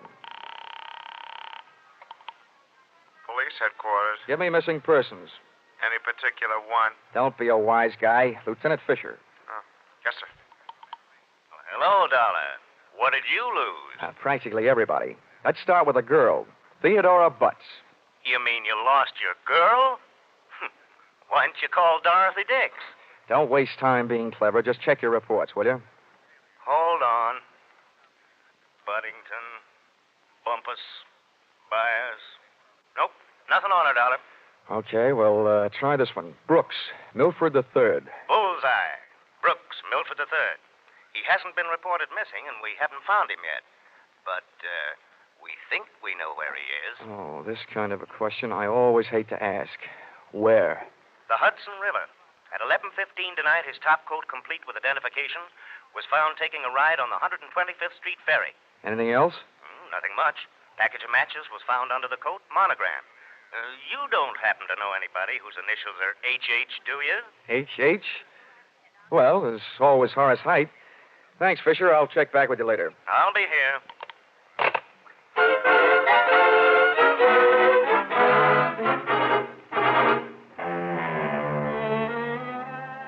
Expense account, item 5. Nightclubs, $28. Harold Hatcher's hatchery was in a cellar under a hotel, but the prices were high enough to rate a penthouse. The club was draped in too much satin, its lady customers in too little. The decor was French provincial, music Brazilian, and the food was nowhere. The drinks looked weak and the waiters looked strong. All in all, the joint was a sight for sore eyes, for making them sore. The only pretty thing in the place was a blonde.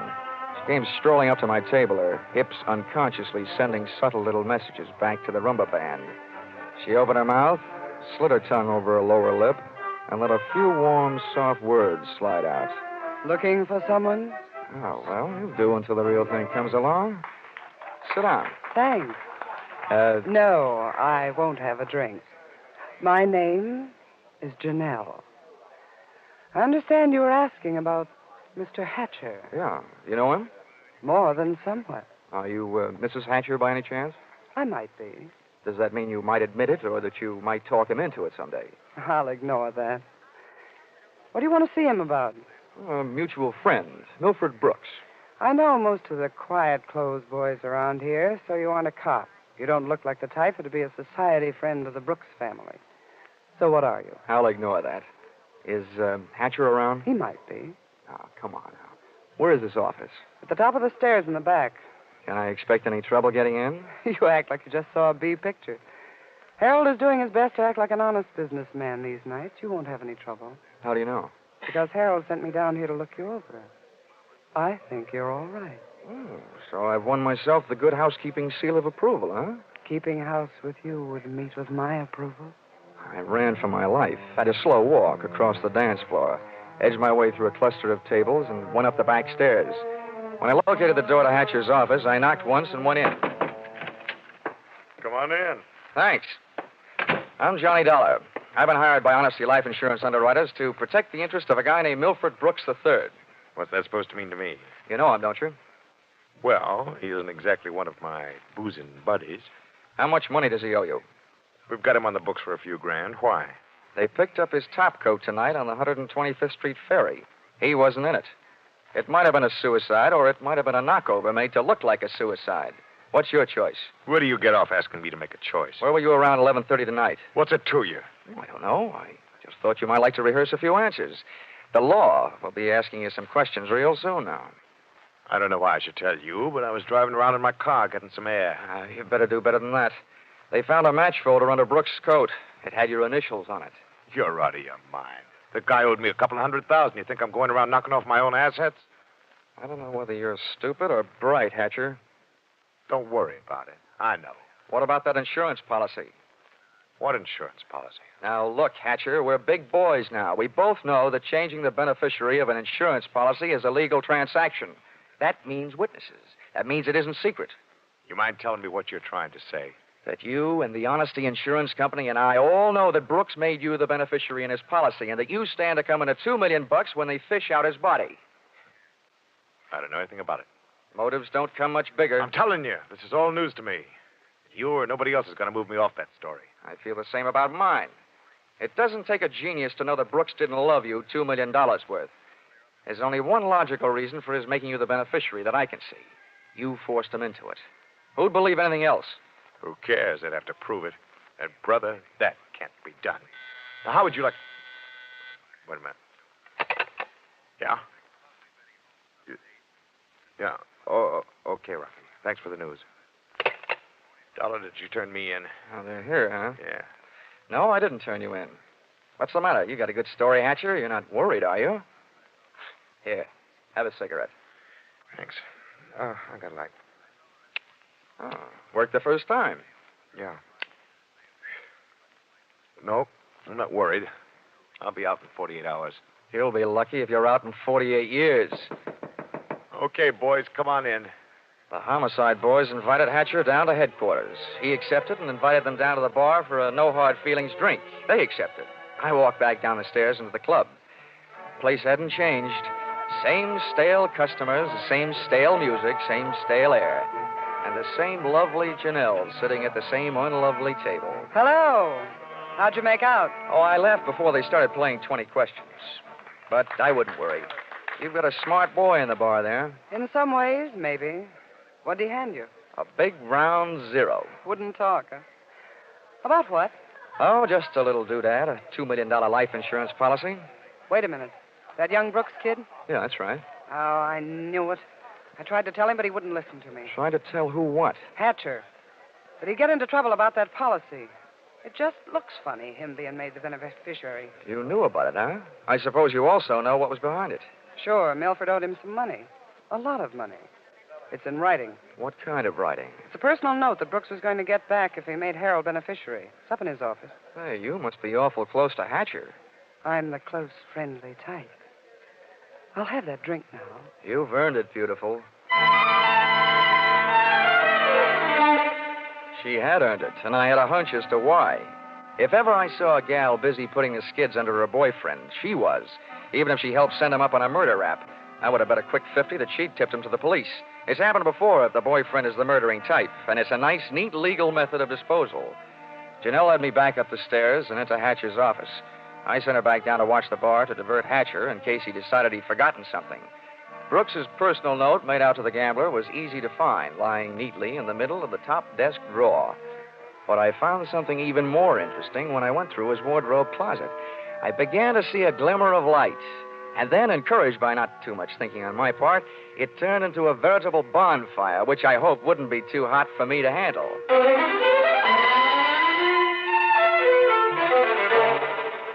Did you find everything? Honey, if I were a judge, I'd be ready to sentence the guilty party. Good. Oh, waiter, the check. Where are you going? To the police? Bright girl. I'll see you later.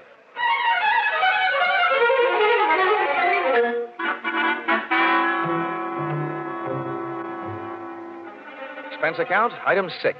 Cab fare, $1. Tip to driver, $1. Once out of the hatchery, I walked to the corner, got into a taxi, and waited. In just a few minutes, my favorite suspect came out of the club, jumped into a taxi, and the chase was on. We nuzzled our way through the traffic over to 2nd Avenue and headed downtown. Then he took a right turn on 45th Street over to Lexington and headed uptown. But they didn't lose us. At 72nd, the cab ahead turned right and pulled to a stop. My driver was on his toes, and his toes were on his brake. We stopped, too, half a block behind. You want I should wait? Oh, here you are. Keep the change.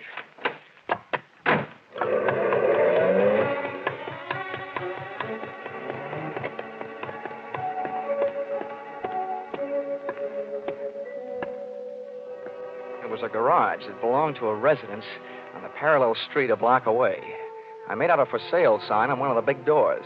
The living quarters upstairs were dark enough to look interesting, so I indulged in a bit of genteel breaking and entering.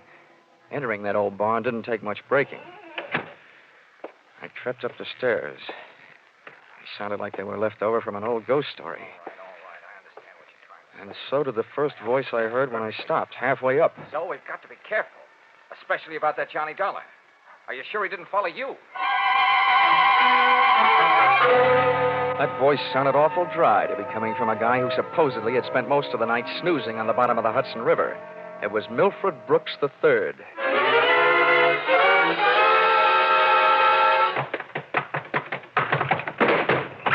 Get up on your feet, Brooks. Now, wait a minute. No! I started this thing slugging you. I might as well finish it the same way. Leave him alone. He's mine. Pull in the claws, Angel, and sit on his lap. Oh, you Connecticut hick. I'll kill you. Look, I'm the last guy in the world who enjoys physical violence, give or take. But believe me, you two are coming mighty close to changing my whole character. Now settle down before I really lose my head. Get off of me. I should have known better than to get mixed up with a low-class nobody like you. Cut. We've pushed the lady around enough, Brooks. Tell me to be careful. Why didn't you think of that before you led him here? Wipe your nose, big boy. Now, don't you go getting fat-headed, gorgeous. Neither one of you is exactly what I'd call a mastermind. When you planted that match folder underneath the topcoat on the ferry boat, you both should have been more careful. Huh. You think so? You bet I think so.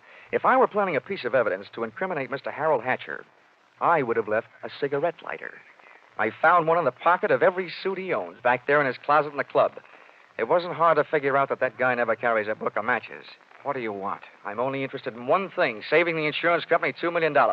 And, Buster, I think you've done it for me. Wait, look, Dollar. This is insurance fraud. It has been ever since you put on that fake suicide attempt, trying to extort $500,000 out of the company for you and Janelle. Wait a minute, Dollar. So much for the company. Now, something a little more personal and a little more serious. Where is my girl? Well, she's all right, Dollar. I couldn't help it. I had to get out of that apartment. She caught me leaving. I had to take her with me. Where is she? Well, I didn't mean to hurt her. I was afraid she'd yell. Oh, you miserable... I'll tell you where she is, Dollar. I put her in a cab and sent her to the emergency hospital. Get up. Oh, no, Dollar, please, I'm let me give you the beating Wait a yell. minute, Harold. Hatcher. You had your fun, Dollar. Now I want mine. How did you get here? New York City, world's most efficient police force, remember? When they think maybe a guy's jumped off a ferry boat and nobody's seen him do it, they check the turnstile counters at each end. In the case of Brooks here, as many people got off that boat as got on. Yeah, that makes sense. They'd hardly hold a guy for murder just because somebody else lost a topcoat. How'd you know we were here? You know me, Janelle. You never go any place that I don't know about. Okay, Brooks, you felt like explaining. Now I feel like listening. Get it up. I don't know what you mean. I know what you mean, Hatcher. One, he gave you a big, fat $2 million motive for murder. And two, he did his best to make it look like you did murder him with that broken-down match cover plan on the ferry boat. Why? Well, they wanted to get rid of you and live happily ever after. The big mistake they made was in trying to shake the insurance company down for some ready cash. And you, baby. Harold, please. You put him up to it, didn't you, you cheap little muscler? No, Harold! Calm down, Hatcher. You don't need a gun around here. They're tame. You don't know me very well, Dollar. I'm going to teach all of you amateurs a lesson. How these things are really done. Come on, Brooks. No, Hatcher. You can have everything I've got. For a second, it looked like Hatcher was going to take everything. But I hadn't gone that far to see Brooks knocked off with me as a witness. Hey, maybe I wasn't going to be a witness. Maybe I was going to be a victim, too. When that thought hit me, that's when I flew across the room and hit Hatcher in a do-or-die flying tackle from behind. Oh. Hatcher went down shooting. I went down kicking, and a lucky boot knocked the gun out of his hand. I beat him to it and swung it straight into his skull. Oh. Half the people in the room were lying there bleeding. Brooks from a gunshot, Hatcher from the gun butt. Janelle and I both stood there panting. But believe me, not for each other. We stood that way until the police arrived.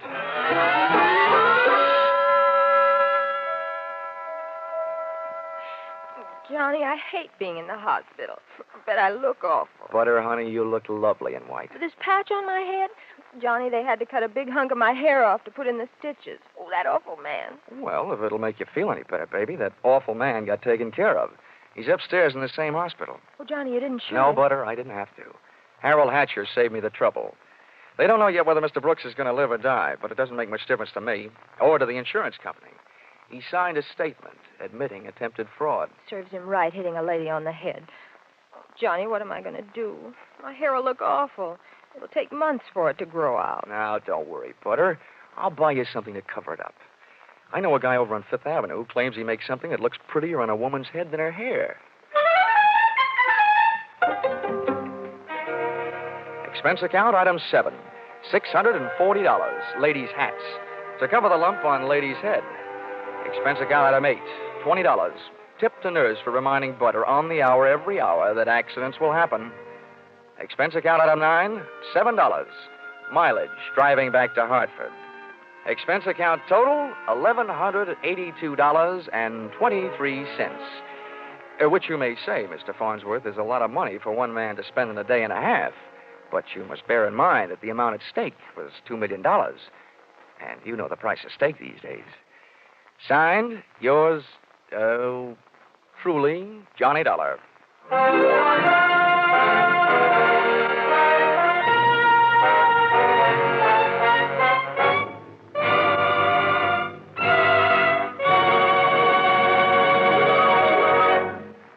Listen in again next week when CBS brings you Yours Truly, Johnny Dollar, with Charles Russell as Johnny.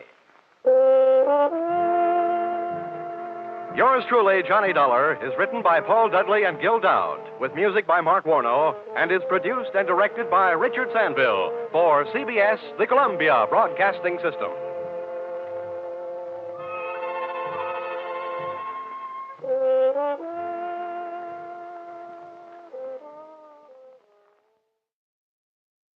From Hollywood, it's time now for...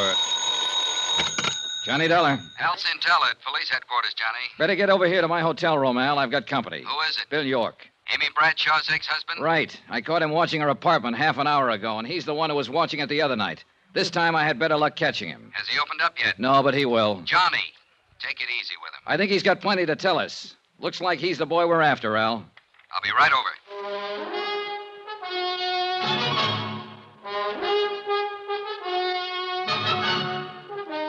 Tonight and every weekday night, Bob Bailey in the transcribed adventures of the man with the action-packed expense account, America's fabulous freelance insurance investigator. Yours truly, Johnny Dollar.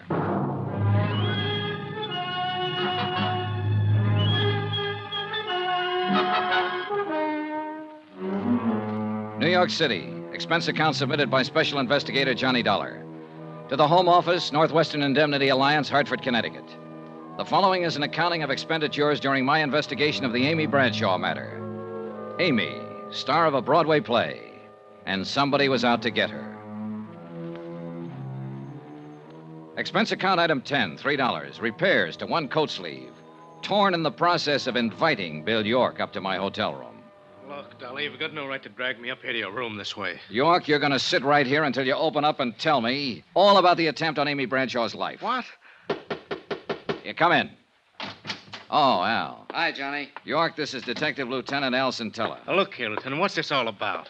Well, I kind of thought that's what you'd tell us, Mr. York. But this is crazy. Why would I want to kill Amy? You're aware that you're still the beneficiary on Amy's insurance policy? What? Even if I am... Also, you need money, and you need it bad. You're several $1,000s in debt to Mike Pomeroy, Amy's agent. He's been pressing you for it lately. Look, Dollar. And you know you can't get the manuscript of your novel out of hock from him until you pay off. You've got 2 strikes against you, York. Motive and opportunity. Opportunity? Sure, but motive? No, Dollar. I've never had any reason to kill Amy. It's true she and I couldn't make it together, but I guess that was more my fault than hers. Go on. You see, Amy's never let anything stand in the way of what she wanted. What she wanted, I didn't. I guess we just lived in 2 different worlds. What do you mean? She's always been a success, and I've always been a failure. You still haven't explained why you lied to me, York. Lied? When I talked to you this morning, you told me you hadn't been near Amy for a long time. But when I caught up with you in front of her apartment tonight, I realized you were the same one who was watching it night before last. How about that, York? You fellas don't believe me much. What do you mean? Sure, once in a while I go stand outside her apartment house, look up at the light on the window, maybe think a little about how things might have been. That's all. Maybe you better come downtown with me, York. We'll check your story further. If you're clean, you got nothing to worry about. All right, Lieutenant. Sergeant, take Mr. York down to the car and wait for me there. Johnny? Who else have you talked to? Oh, everybody close to her. But the one who interests me most is her agent, Mike Pomeroy. He can be a pretty rough customer when he wants to. And he thinks Amy's standing in the way of a career for an actress he's currently interested in. Let's talk about somebody else for a moment. Who? You, Johnny. I think you're getting a little bit out of line. What do you mean? Down at police headquarters, we got a little black book. It tells us what to do and what not to do. It doesn't say anything about insurance investigators dragging possible suspects to their hotel room to question them. Listen, Al, when I'm assigned to a case, I usually try to break it any way I can. I know. It's just that I think you're taking this case pretty big. Meaning? Yesterday I told you that if I didn't know you better, I'd think you were falling for Amy a little yourself.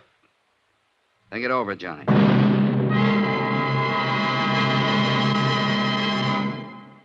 We will continue with the Bradshaw matter in a moment.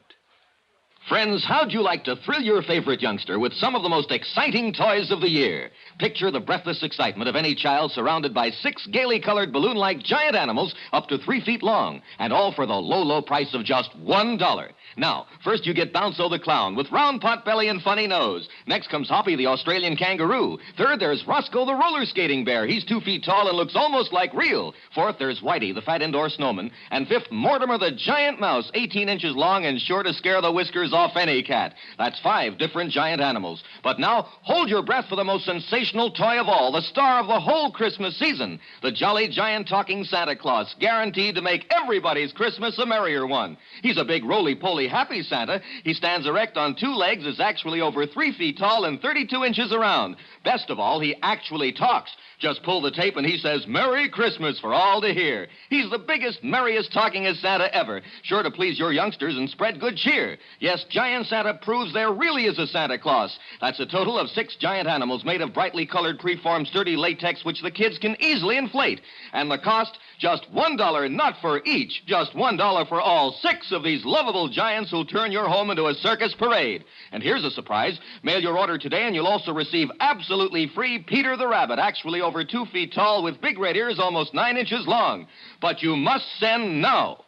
Rush $1 plus 10 cents for packing and mailing for each set you want to Giant Animals, Box 1907, Grand Central Station, New York City. If not delighted with every one of your 7 giant animals, return them to the Super Animals Company for a full refund, but keep the giant talking Santa as our gift. Order now. Supplies are limited. Rush $1.10 for packing and mailing for each set in cash, check, or money order to Giant Animals, Box 1907, Grand Central Station, New York City. That's $1 plus 10 cents with your name and address. Mail to Giant Animals, Box 1907. That's Box 1907, Grand Central Station, New York City. Giant Animals, Box 1907, Grand Central Station, New York City.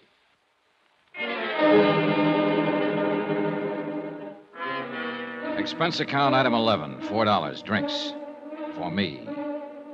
I thought about what Al Centella had said. The possibility I was falling for Amy Bradshaw. Thought about it for 2 hours. Finally, I decided I had to find out if he was right. I went over to Amy's apartment. It was good of you to come over, Johnny. I just can't seem to sleep lately. Yeah. I noticed there's a policeman on duty down in the lobby. Lieutenant Centella arranged for that. It's funny. It should make me feel better, but it doesn't. It just keeps reminding me of it. A threat on my life. I'm glad you're here, Johnny. So am I. Awfully glad. Maybe I shouldn't say that, but... Do you hear any objections? Oh, well, who could... Excuse me. Yeah, sure. Hello? Yes? Oh, Porter. What? No, I'm sorry. No, really, Porter, it's out of the question. No, Good night, Porter. Kane, huh? Yes, I suppose he means well. But he can be rather annoying. Do you have a cigarette, Johnny? Here. Thanks.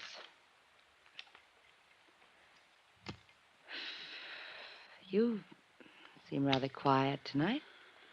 Oh, just thinking, I guess. It's funny. A meeting like this.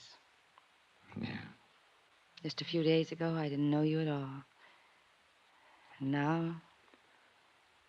And now what? I don't know, Johnny. I don't know. Amy. It was a mistake, Johnny. I'm sorry. Was it? Yes. Johnny, I'm afraid I've hurt a couple of people in the past. I don't want to hurt you. Don't worry, you won't. And that's the wonderful thing about being an actress. You play so many parts. The kiss, that was playing a part, huh? Even if it weren't, Johnny, it'd be no good. There'd always be something between us. It's right over there on the mantel. The clock? Yes. We can't turn it back. If I'd met you a long time ago before Mike, but I didn't. No. So? Is the clock so bad, Amy? It is to an actress.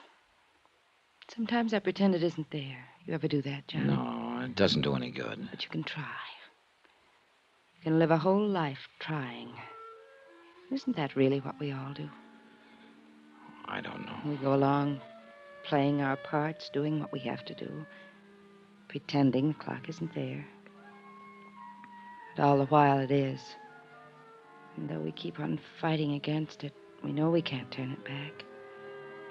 We can't even stop it. One thing I'd accomplished, I guess. I'd decided I wouldn't be seeing Amy anymore after this case was wound up. Winding it up, though, was another question, and I was still as far from home as ever on it.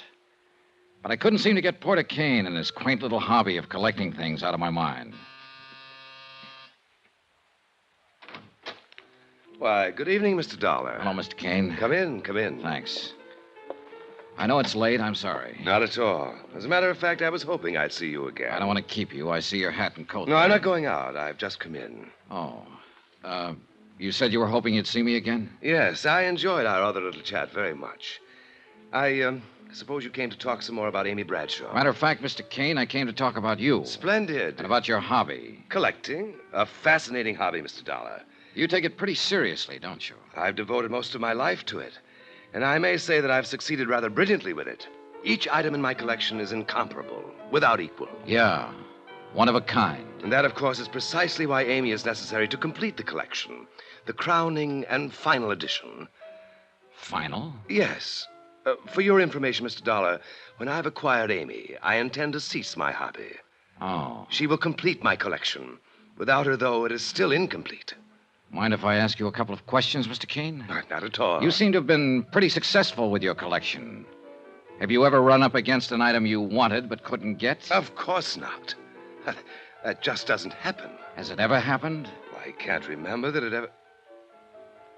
Yes. Yes, it did happen once. When? When I was 9 years old. A playmate of mine had a lollipop that I admired greatly. He wouldn't give it to me, and he wouldn't sell it to me. What did you do? I did the only logical thing there was to do. I smashed the lollipop, Mr. Dollar.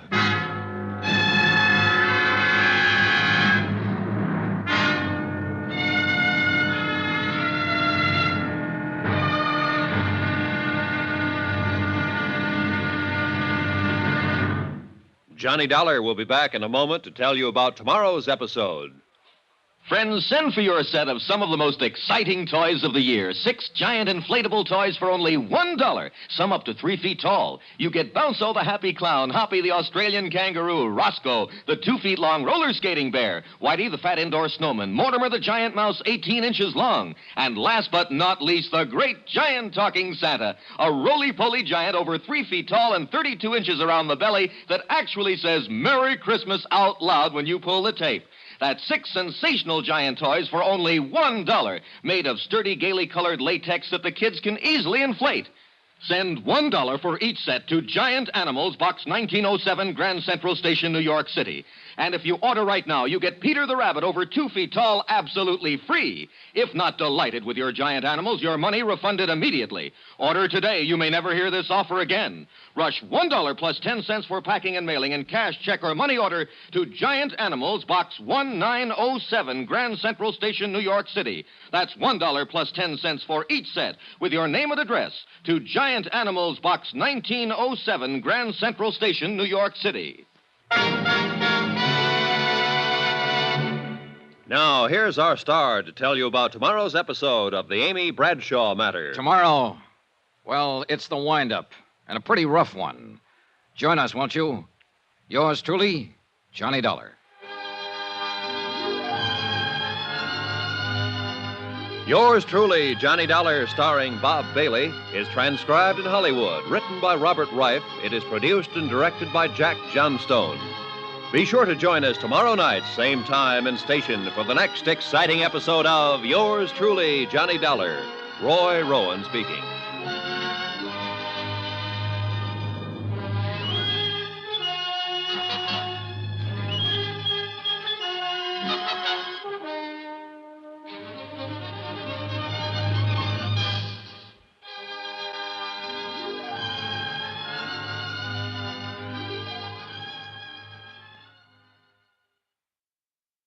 From Hollywood, it's time now for Bob Bailey as...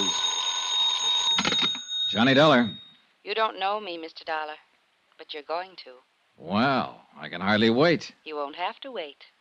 I want you to meet me tonight. Where? On the waterfront. 9 o'clock. Yes? It's dark down there at 9. It might be dangerous. Are you scared? Strange women always scare me. Where on the waterfront? Pier 29. That's where the Molly Kay was birthed before she sank. Molly Kay was my mother. Meet me at 9? I don't know. Blind dates never work out for me. I'm always sorry afterwards. You won't be sorry this time. Is that a promise? That's a promise.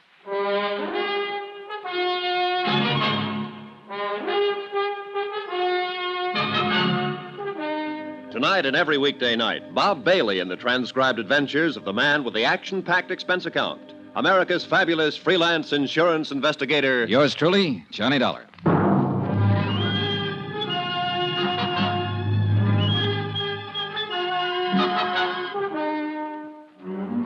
From Special Investigator Johnny Dollar, present location San Francisco, to the Home Office, Marine and Maritime Casualty Limited, Hartford, Connecticut. Assignment, the Molly Kay matter. Expense account continued.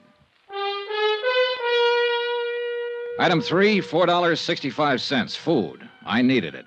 It had been a rough day, rough from the standpoint of legwork. I'd covered most of the usual sources and usual angles, and for all I learned, I might as well have stayed in bed. The freighter Molly K had sailed out of San Francisco Harbor and gone down in the Pacific, and nobody wanted to talk about it. They were all too busy shaking in their boots and looking over their shoulders, scared to death. I was even beginning to look over my shoulder. Item 4, 70 cents, taxi to the Embarcadero. Sure, I kept that blind date. I wouldn't have missed it for the world. Here, keep the change.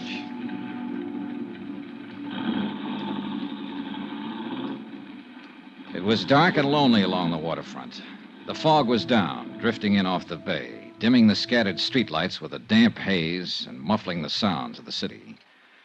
Alcatraz, lost and hidden somewhere behind the murky, wet blanket, kept sounding its mournful warning across the water.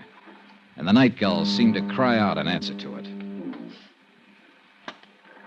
I crossed the siding tracks and headed toward Pier 29 and toward whatever was waiting for me there.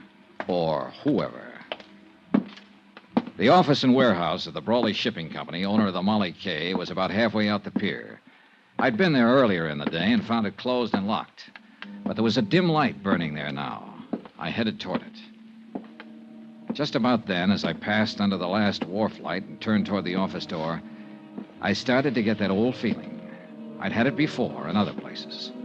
Once in the heart of an Orinoco jungle, in an alleyway in the Casbah of Algiers, one time in London Soho, and again in Suez. Somewhere, close by, hidden by the fog and shadows, there was somebody watching me. I stood listening, straining to hear some telltale sound in the darkness. Nothing. But there were a dozen hiding places within a radius of 50 feet, and I wasn't fool enough to start searching them, not knowing what I'd find. I turned to open the door to the Brawley office. Get your hands up, Mac. He'd been standing behind a post right beside the door. Okay. Now, what are you prowling around here for? I was restless, couldn't sleep, and I loved that foghorn. Wanted to get close to it. Knock it off, wise guy. This is a gun in your back, not a peppermint stick. Oh, don't say things like that. I faint easy. One more smart crack at... Wait a minute. Turn around toward the light. Sure. I'm always glad to oblige. Just sucker up. All right, come on, let go of it. Stop it. You... Let go of that gun. You're going to break my... All right. Come on, get up, get up. Come on your feet.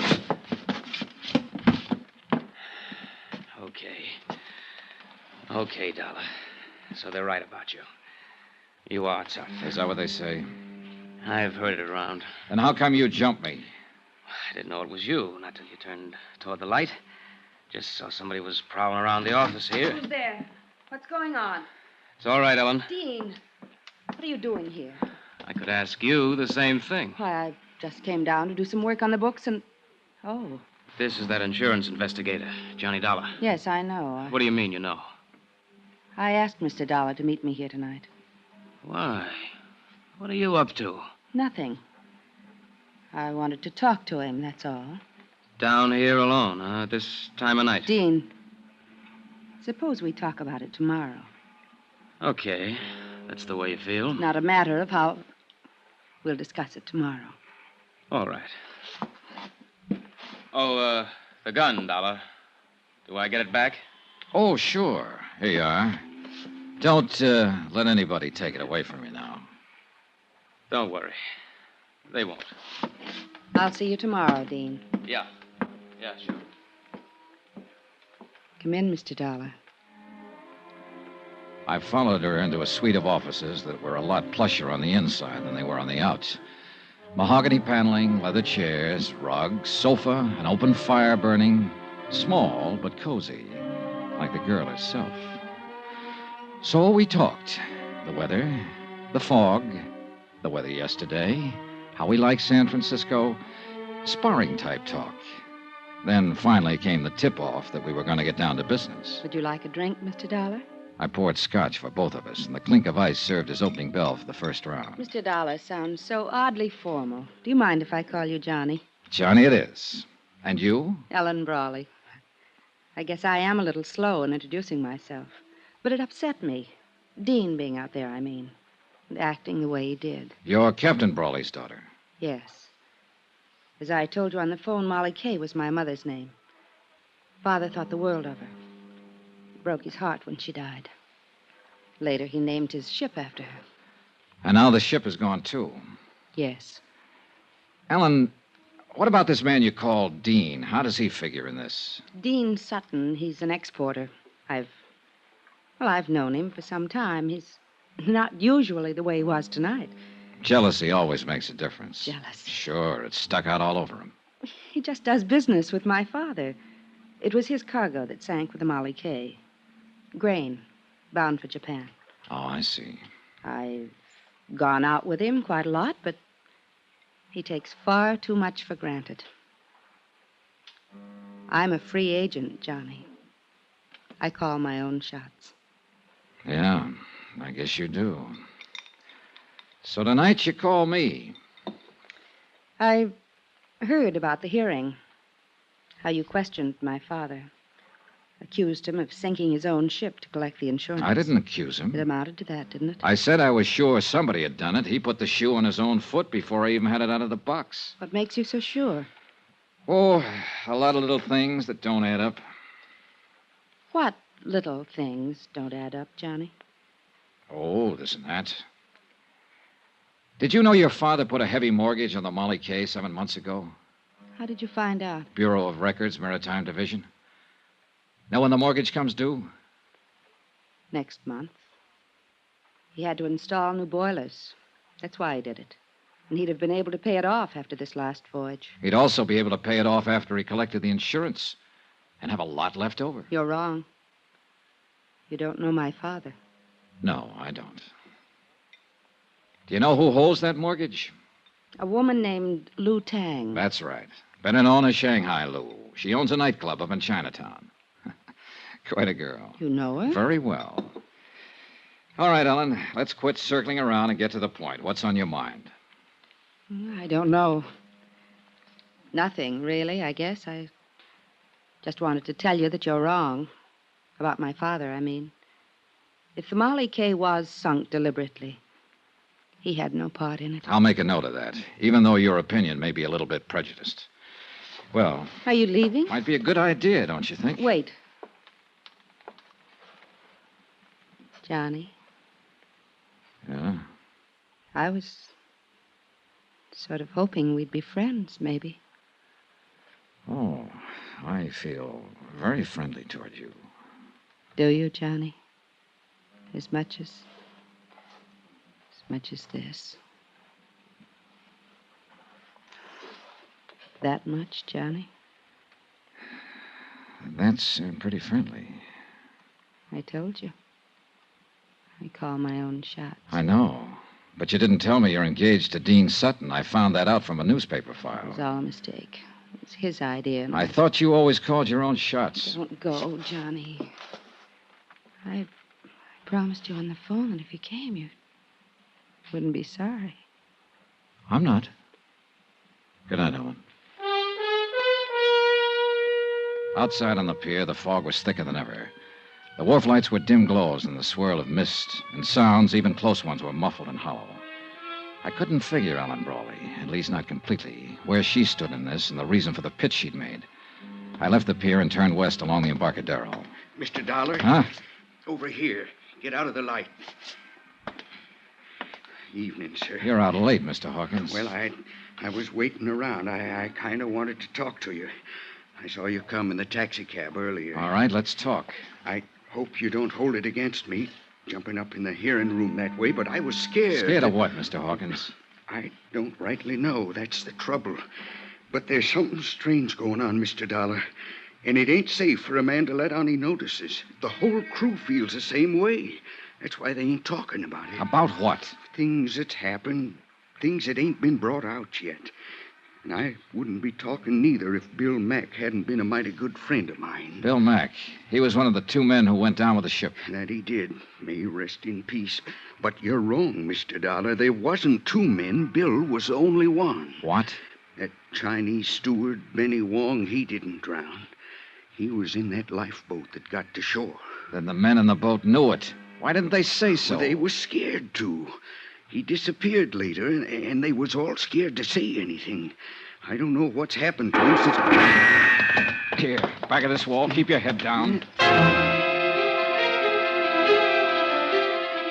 I crouched behind the concrete tide wall, my gun drawn, and peered into the darkness, trying to catch some sign of movement behind the blanket of fog, listening for some faint sound that might be the giveaway. Nothing. And to go hunting in those shadows against somebody who knew the waterfront would be about as healthy as stepping out in front of a truck. I gotta get out of here, Mr. Dollar. I gotta get away from here. Hawkins, wait. I ain't doing any more talking. And it won't do you no good to ask. They know every move a man makes. I got nothing more to say. All I want is to stay alive. So that was that. Fear again. He was scared to death. And I couldn't very well blame him. That shot had come close. But there was one thing Hawkins hadn't thought of. I had. And I didn't like the thought. That bullet might not have been meant for him. It could have been aimed at me.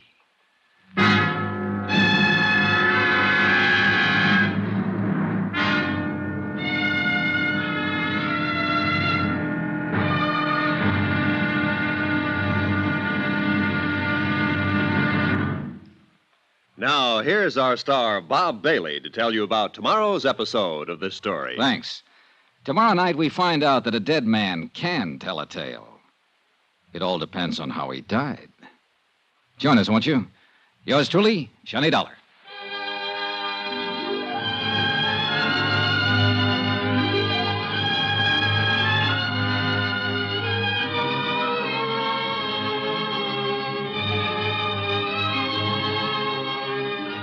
Yours truly, Johnny Dollar, is transcribed in Hollywood. Written by Les Crutchfield, the entire production is under the direction of Jack Johnstone. Be sure to join us tomorrow night, same time and station, for the next exciting episode of Yours truly, Johnny Dollar. Roy Rowan speaking.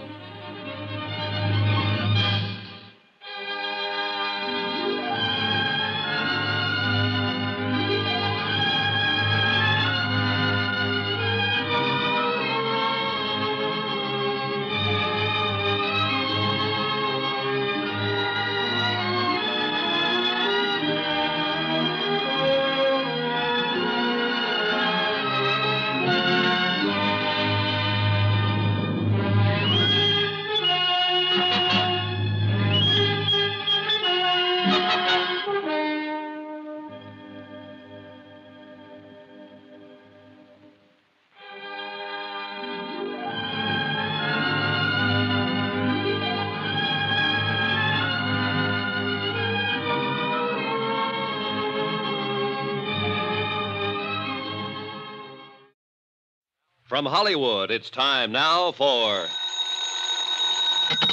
Johnny Dollar. George Atkins at Northwest Indemnity. Oh, hiya, Georgie. How'd you like to go to New York, Johnny, and get into the game-mad world of the theater? Thanks a lot, Georgie, but no thanks. I'm not the grease paint type. I know, but Amy Bradshaw is. Amy Bradshaw? Yeah, we wrote a policy on her a couple years ago. Look, if it's her autograph you want, why send me? It's not that simple. Anyhow, she's got all the fans she wants. I know. I'm one of them. I think she's great. Johnny, looks like somebody's trying to kill her. Georgie, I'll be right over.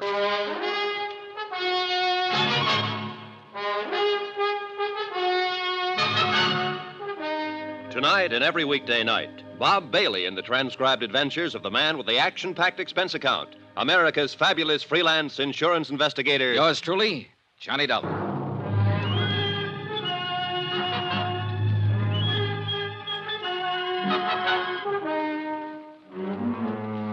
Expense account submitted by Special Investigator Johnny Dollar to the Northwestern Indemnity Alliance, Hartford, Connecticut. The following is an accounting of expenditures during my investigation of the Amy Bradshaw matter. Expense account item 1, $16.50. Transportation and incidentals to New York City. I checked in at a hotel and then went over to the Criterion Theater on West 44th, where Amy was starring in a play called The Unguarded Hour. David Coleman, the director, was standing in the wings watching the third act on stage. David Coleman?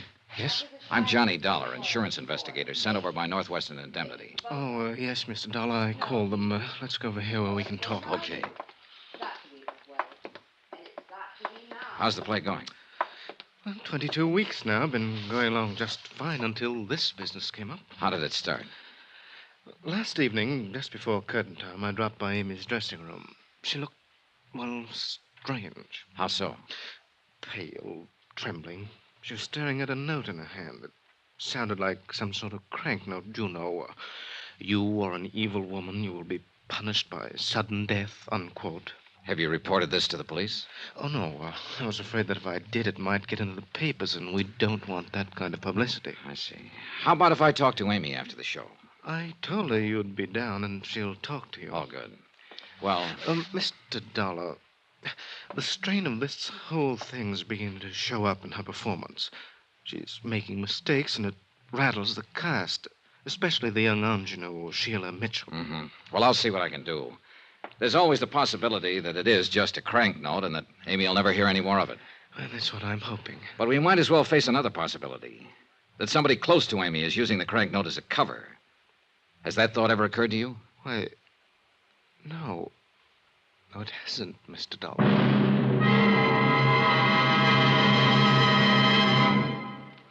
We will continue with the Bradshaw matter in a moment. Friends, how'd you like to thrill your favorite youngster with some of the most exciting toys of the year? Picture the breathless excitement of any child surrounded by 6 gaily colored balloon-like giant animals up to 3 feet long, and all for the low, low price of just $1. Now, third, there's Roscoe the roller skating bear. He's 2 feet tall and looks almost like real. Fourth, there's Whitey, the fat indoor snowman. And fifth, Mortimer the giant mouse, 18 inches long and sure to scare the whiskers off any cat. That's 5 different giant animals. But now, hold your breath for the most sensational toy of all, the star of the whole Christmas season, the jolly giant talking Santa Claus, guaranteed to make everybody's Christmas a merrier one. He's a big roly-poly happy Santa. He stands erect on 2 legs, is actually over 3 feet tall and 32 inches around. Best of all, he actually talks. Just pull the tape and he says, "Merry Christmas" for all to hear. He's the biggest, merriest, talkingest Santa ever, sure to please your youngsters and spread good cheer. Yes, Giant Santa proves there really is a Santa Claus. That's a total of 6 giant animals made of brightly colored, preformed, sturdy latex, which the kids can easily inflate. And the cost, just $1, not for each, just $1 for all 6 of these lovable giants who'll turn your home into a circus parade. And here's a surprise. Mail your order today and you'll also receive absolutely free Peter the Rabbit, actually over 2 feet tall with big red ears almost 9 inches long. But you must send now. Rush $1 plus 10 cents for packing and mailing for each set you want to Giant Animals Box 1580, Grand Central Station, New York City. If not delighted with every one of your 7 giant animals, return them to the Super Animals Company for a full refund, but keep the giant talking Santa as our gift. Order now. Supplies are limited. Rush $1.10 for packing and mailing for each set in cash, check, or money order to Giant Animals, Box 1580, Grand Central Station, New York City. That's $1 plus 10 cents with your name and address. Mail to Giant Animals, Box 1580, Grand Central Station, New York City. That's Giant Animals, Box 1580, Grand Central Station, New York City.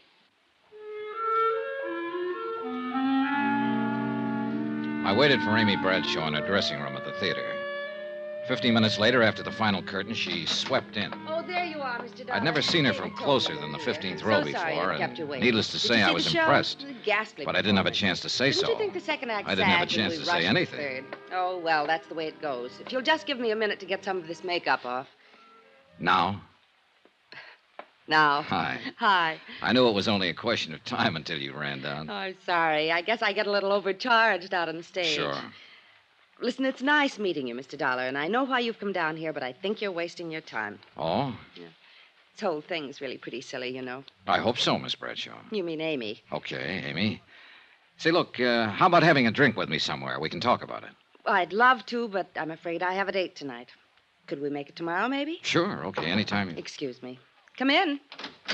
Oh, Mike. Oh, hello, Amy. I'm sorry. I didn't know you had company. That's all right. This is Johnny Dollar. Johnny, Mike Pomeroy, my agent. Mr. Pomeroy? How are you? What'd you think of it tonight, Mike?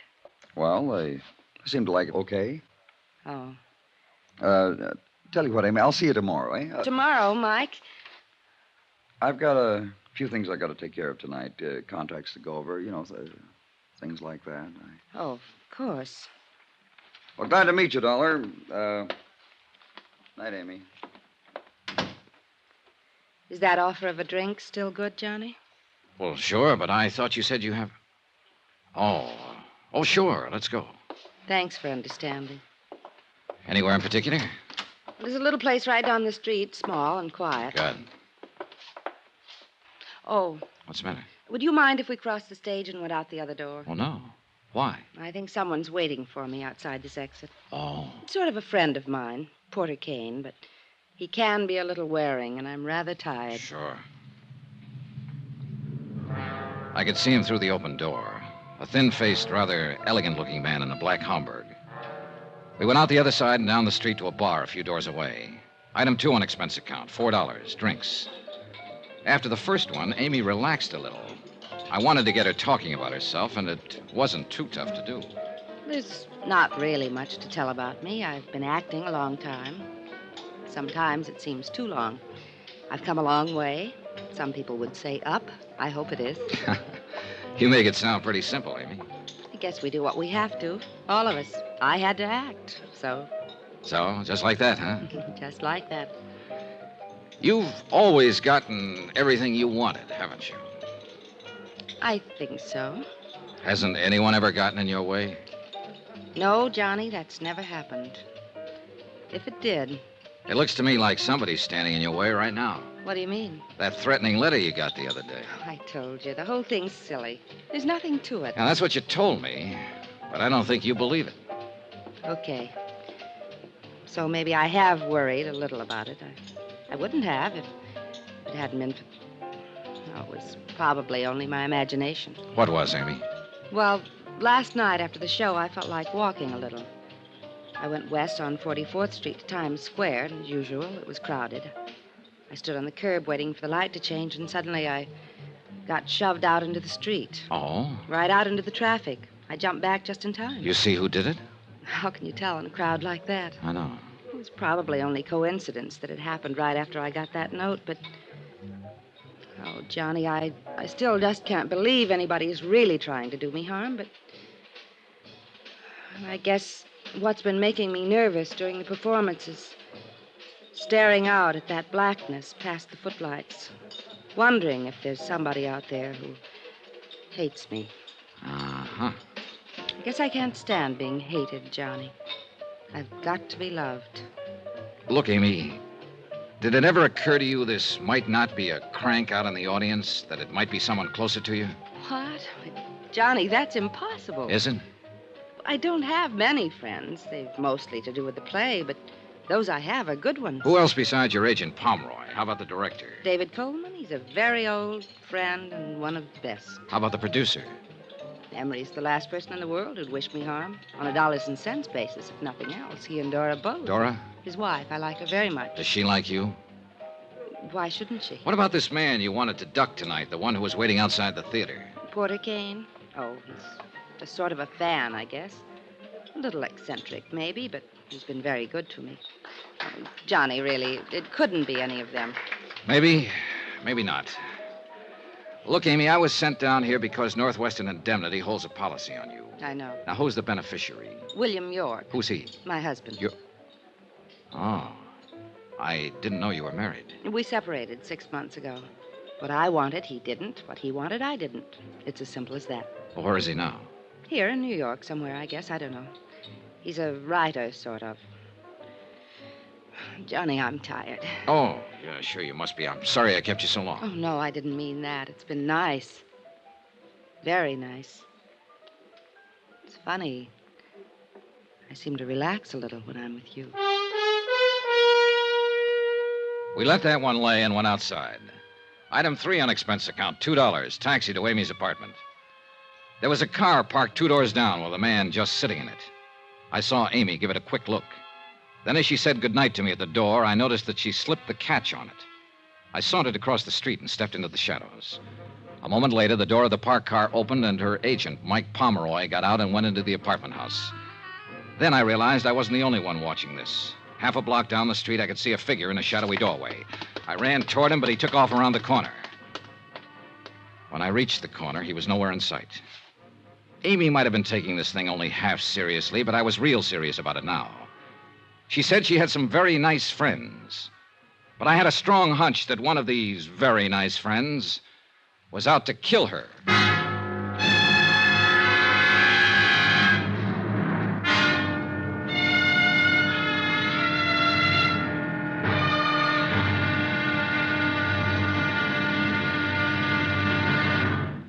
Johnny Dollar will be back in a moment to tell you about tomorrow's episode.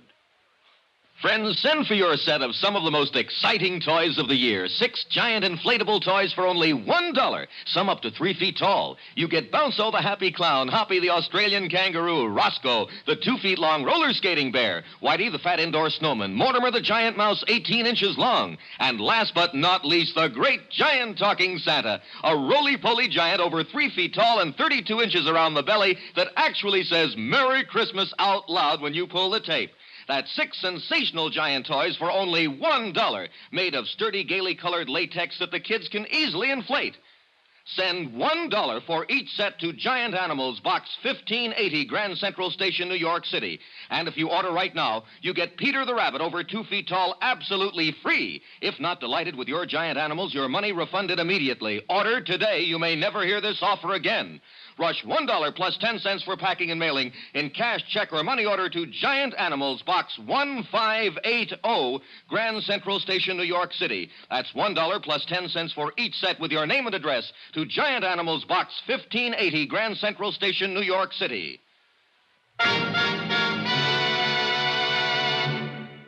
Now, here's our star to tell you about tomorrow's episode of the Amy Bradshaw matter. Tomorrow, the Criterion Theater again, and a third-act curtain that wasn't in the script. Join us, won't you? Yours truly, Johnny Dollar. Yours truly, Johnny Dollar, starring Bob Bailey, is transcribed in Hollywood. Written by Robert Reif, it is produced and directed by Jack Johnstone. Be sure to join us tomorrow night, same time and station, for the next exciting episode of Yours truly, Johnny Dollar. Roy Rowan speaking.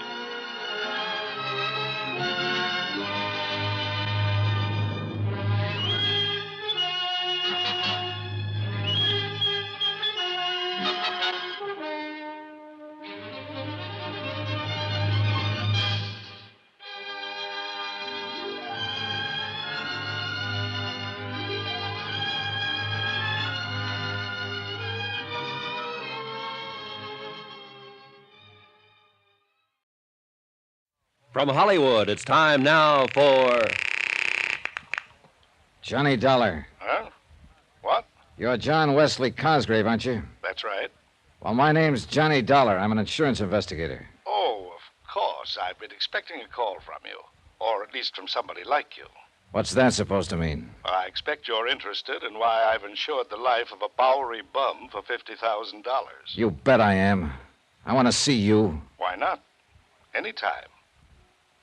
Only it won't do you any good.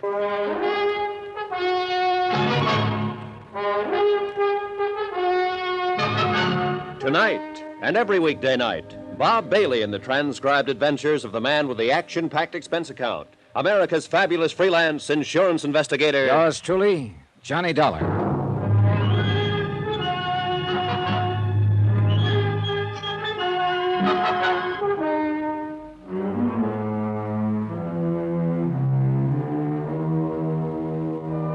Expense account submitted by Special Investigator Johnny Dollar, location New York, New York, to the Lakeside Life and Casualty Company. Following is an accounting of expenditures incurred during my investigation of the Indestructible Mike matter. Expense account item 9, 10 cents, the phone call to John Wesley Cosgrave from my dingy little hotel on the Lower East Side. Item 10, 270, taxi uptown to see Sergeant Randy Singer, Detective Division, 18th Precinct. You get back to that Glad Hand rescue mission in time? After all, when the lab boys discovered that so-called whiskey was almost pure wood By the time I got there, Randy, the poor old coot had drunk nearly half the bottle. Oh, that's too bad. Well, I better arrange for him to be hauled down to the morgue. Old Mike's still alive? And happy. Oh, that's impossible. You don't know the half of it. A week or so ago, somebody stabbed him with an ice pick just below the heart. Result? He said the scar itched a little bit. 2 days ago, somebody drove a couple of .38 slugs through him. He said it gave him a slight twitch in his side for a few hours. Johnny, come on now. Now he goes and drinks nearly half a bottle of wood alcohol. Poison. Result? A bit of a headache. Indestructible Mike. Indestructible Mike. Where is he now? Locked up in my room at the Brakely Hotel, with orders to eat the groceries I picked up for him and to let nobody in. Good, good. But whoever's trying to get him isn't going to give up. Hey, did you dig up anything on the beneficiary of his $50,000 life policy? Cosgrave? Only enough to scare you to death. Listen to this. John Wesley Cosgrave, formerly known as John W. Gordon, John Dutchy Gordon. What? Alias Skippy Grant, alias Dutchy Smith. Wait a minute. 18 arrests, but only one conviction. Back in 1938 for possession of narcotics. Randy. Ever hear of Murder Incorporated? Oh, sure, but this... Apparently they had a subsidiary. Apparently your friend Gordon or Cosgrave or whatever you like to call him was one of the big shots in it. But outside of the narcotics bit, the department was never able to really pin anything on him. But this guy's address is... Here, let me see. 621 East 49th Street. Yeah. That's not only a respectable neighborhood, but pretty plush. That's right. Well, how recent is his record? What's he doing now? Last pickup was in 1944. Numbers game and bookmaking. Charges dropped for lack of evidence. Then, apart from the record, is he still in the rackets? He is. Nobody can prove it. Like in the old days, he masterminded and let somebody else do the dirty work. It's listed here as a, quote, retired, unquote. Well, my money says he's still in business. Well, if you can prove it, the department and the DA's office will love you dearly, but I don't think you will. Every time we dragged in a stoolie who could give us what we wanted, something happened to him. Like what? Jump bail. Well, you should have known better than to let him have bail. One of them poisoned in his cell in the Tombs, one breakout, his body was found in the East River, even one suicide. Like to bet I can't tie him in with these attempts on Mike Flynn's life? Well, now, that's something else again. Maybe it's something we should handle. No, hands off, and I mean it. All right, don't get testy about it, John. I like the old guy, and anybody who tries to hurt him has to answer to me. And somebody's tried. Expense account item 11, 165. Cab fare to the Smart Modern apartment building at 621 East 49th, where the doorman announced that Mr. J. Wesley Cosgrave was expecting me and to take the elevator to apartment 11B. Come in, Mr. Dollar. The apartment was expensively but tastefully furnished with overall carpeting that felt 1.5 inches thick. Several original oils by famous contemporary artists hung on the walls. But it was the man himself who really seemed out of character with the rundown Randy had given me. He was 6'1" or 2, built like a man who spends his odd hours in the gym. Quick, gray eyes, his hair slightly gray at the temples. And his tailor was a master. Do you like it, Mr. Dollar? Huh? What? That is a genuine Picasso you're looking at. And I consider myself very fortunate to possess this original by Salvatore Dali. Mm-hmm. Oh, and I'm sure you'll appreciate the excellent view of the city from these corner windows. Yeah. I must have the best, Mr. Dollar. Only the best. Oh, sit down, please. May I pour you a drink? No. No, thanks. I suppose you're wondering why I decided to buy old Michael Flynn the life insurance policy of which he's so proud. I am. Well, it's really very easy to explain. You see, I was born and brought up on the Lower East Side, Mr. Dollar, in deplorably poor circumstances. My early life was a never-ending struggle for survival and for whatever questionable sort of education I could glean from those about me, many of them criminals, who were my only companions. That's all very touching, Mr. Cosgrave. And I'm afraid I did little to lift myself out of the gutter until one winter night, hungry and broke, I wandered into the Helping Hand Rescue Mission. Yeah, I understand you still go around there now and then. Oh, yes, I do, in the hope that somehow I can help the poor unfortunates there the way the mission and Daddy Bill helped me. Repay some of the debt I feel I owe. Is that the only reason? What do you mean, is that the only reason? You've given jobs to some of those poor unfortunates from time to time, haven't you? Oh, yes, I have. What kind of jobs? What business? That's hardly a concern of yours, Mr. Dollar. I've contributed much to the mission. I've tried to make life easier for some of the deserving habituaries of the mission. What? It's the least I can do after so much was done for me. In the case of Mike, why, his greatest desire in life was to be the proud owner of life insurance. Why, I don't know. I do. Because you sold him on it. That's a lie. It's a dirty... Is it? Then why make him name you as beneficiary instead of the mission or some other deserving cause? And that, Mr. Dollar, was his own idea. And since it made him happy, I didn't protest. I suppose the real reason for this particular desire was his feeling that it might give him dignity. Yeah. Now tell me something. Where does all your money come from, Dutchy? Who told you that? Nobody calls me Dutchy no more, not you or nobody else. Them days are over. I'm respectable, even educated. I wonder. Look at my record. I haven't been on the blotter since 44, and that was a bum. Mr. Dollar, I make no pretensions about not having a past. During Prohibition and later, I made millions. Yes, millions in rum running and the policy racket as a betting commissioner. How about narcotics? Sure. There was hardly a caper in this town I didn't have a finger into, and I was smart. I pocketed the profits, not my boys. That's why I can afford to be retired and live decent. And I'm going to keep on living this way. You were lucky some of those boys, that mob of yours, didn't rat on you. Yeah, but thanks to a couple of convenient rub-outs that I had nothing to do with, you understand, I managed to stay clean with the law. And now you're as pure as the driven snow. Dollar, if this was the old days, you wouldn't even live long enough to regret what you're implicating, you think. Which makes me dead sure I'm thinking right. I don't know how much money you've got socked away from those old days. I don't care. But from what you've just admitted... To you, Dollar, not to any judge or DA. Right. And I'll never believe that a clever mind like yours, smart enough to keep you out of the pen all those years... flattery won't get you nowhere. I refuse to believe you could turn down a chance to make a crooked buck.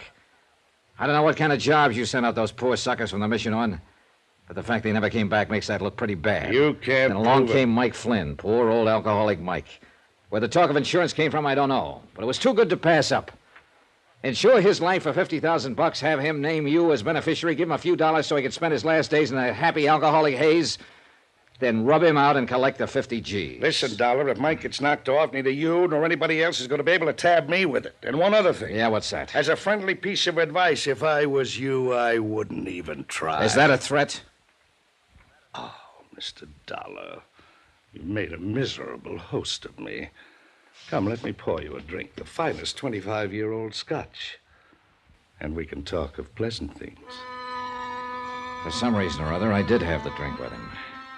But he knew what was in the back of my mind, and I'm afraid I knew what was in the back of his. Something along the same line as a couple of convenient rub-outs. Once or twice his veneer of education slipped, but all in all, he made a fair conversationalist. Finally, I left. And all the way down to the street, I kept wanting to look back to see if I was being followed. Somehow, somewhere, there was a way to get this Cosgrave. But I could see it would have to be through someone else, someone working for him. And whoever that might be could very well be out to get me first, or Mike. Item 12295, taxi back to the Brakely Hotel, where I hoped the old boy was still locked up in my room. He was. Oh, well, Johnny. My, I was beginning to wonder what had happened to you. Oh, hey. What was the matter with that food I left with you? You hardly touched it. I had enough. It was kind of dry, though. Kind of dry. There's a container of coffee there. Yes, but coffee just doesn't seem to quench my thirst. Oh. You should let me bring the rest of that bottle along. That wood alcohol? Any more of that would have killed you. Oh, yeah, it did have a kick, though, didn't it? Oh, I don't know how you lived through it. Well, look, now I want some lunch. And, Mike, I'm going to take you along with me. Oh, that'll be fine. Could I have maybe a little drink, too? Oh, sure, you can have one. Oh, that's nice. Good. Of course, the size of the drinks they serve nowadays. Oh, just one now. Come on. Oh, that's fine. One will be... See, there's a lovely saloon just around the corner, you know. Come on. Even sandwiches for those that want them, I understand. Oh, these stairs. Maybe we could just bring a bottle back with us to your room if we are going to come back. Sweet, funny old soul. I loved him. And I knew that without me, he'd be a dead one so fast. So far, the attempts on his life had been made by persons unknown. Unless the mission. Daddy Bill. Could Daddy Bill be somehow tied in with Cosgrave's operations? I wondered. I paid the check. That's item 13285, and we started walking to the Glad Hand Rescue Mission along some of the back streets. I wanted time to think it out, if I could think, over the incessant, pleasant chatter of I'm Mike. really enjoying life now that I have money now and then. Why, sometimes I get on the subway and I just ride all over town all day long. Yeah, you told me. See, why don't you try that sometime, Johnny? It's really one. Say, there's a bar there on the corner. Why don't we just pop in? No, let's pass that one. John, why do you feel that you have to look after me this way? You know darn well why I... Hey, watch the curve. Why I'm looking after you. It's because somebody's on... Mike, look out! Mike, listen to me. Hey, can you hear me, what's Mike? happened to the... Hey, mister, Oh. get a cop, an ambulance. You mean for him or what's left of him? Yes, hurry. Well, what's the matter with you? Use your eyes, buddy. It's too late.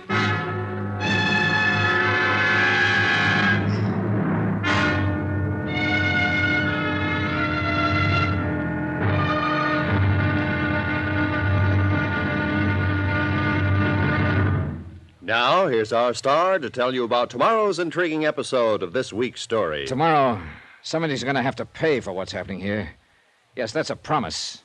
From yours truly, Johnny Dollar.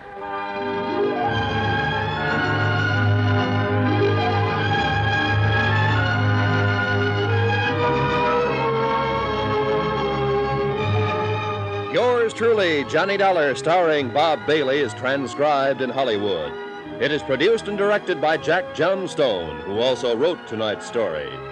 Be sure to join us tomorrow night, same time and station, for the next exciting episode of Yours truly, Johnny Dollar. Roy Rowan speaking.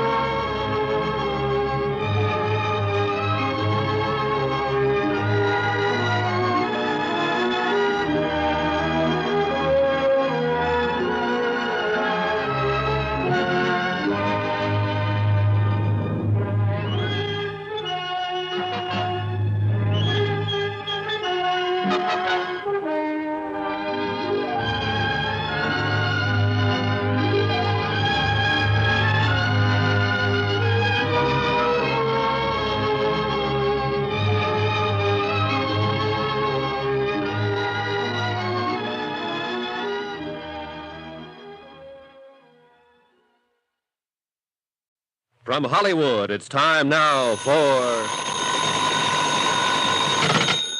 Johnny Dollar. This is Dave Sherman, Mr. Dollar, city attorney. Oh, yes. I've been trying to reach you, Mr. Sherman. Yes, so my office tells me. It's the Ed Blake case, I suppose. That's right. Well, I've already told my secretary to make all the records available. It's not the records I'm mainly interested in, Mr. Sherman. I want to talk to you personally. Oh, why? Because I've been informed that you're able to furnish an alibi for my number one suspect. Marty Blake, huh? That's right. Who informed you, Mr. Dollar? Marty Blake. The lovely widow herself. Right. Well, I guess we'd better have a talk. That's exactly what I was thinking. Yes, if you're dead set on lighting a fuse in this town, I may as well give you some matches. Come on over to the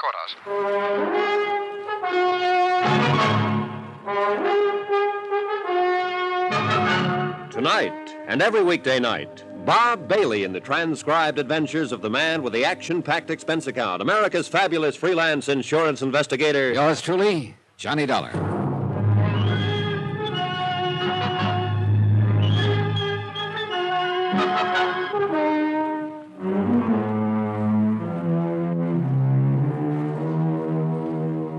From Special Investigator Johnny Dollar, location Greensport, Missouri, to the Home Office, Great Plains Guarantee Company, Hartford, Connecticut.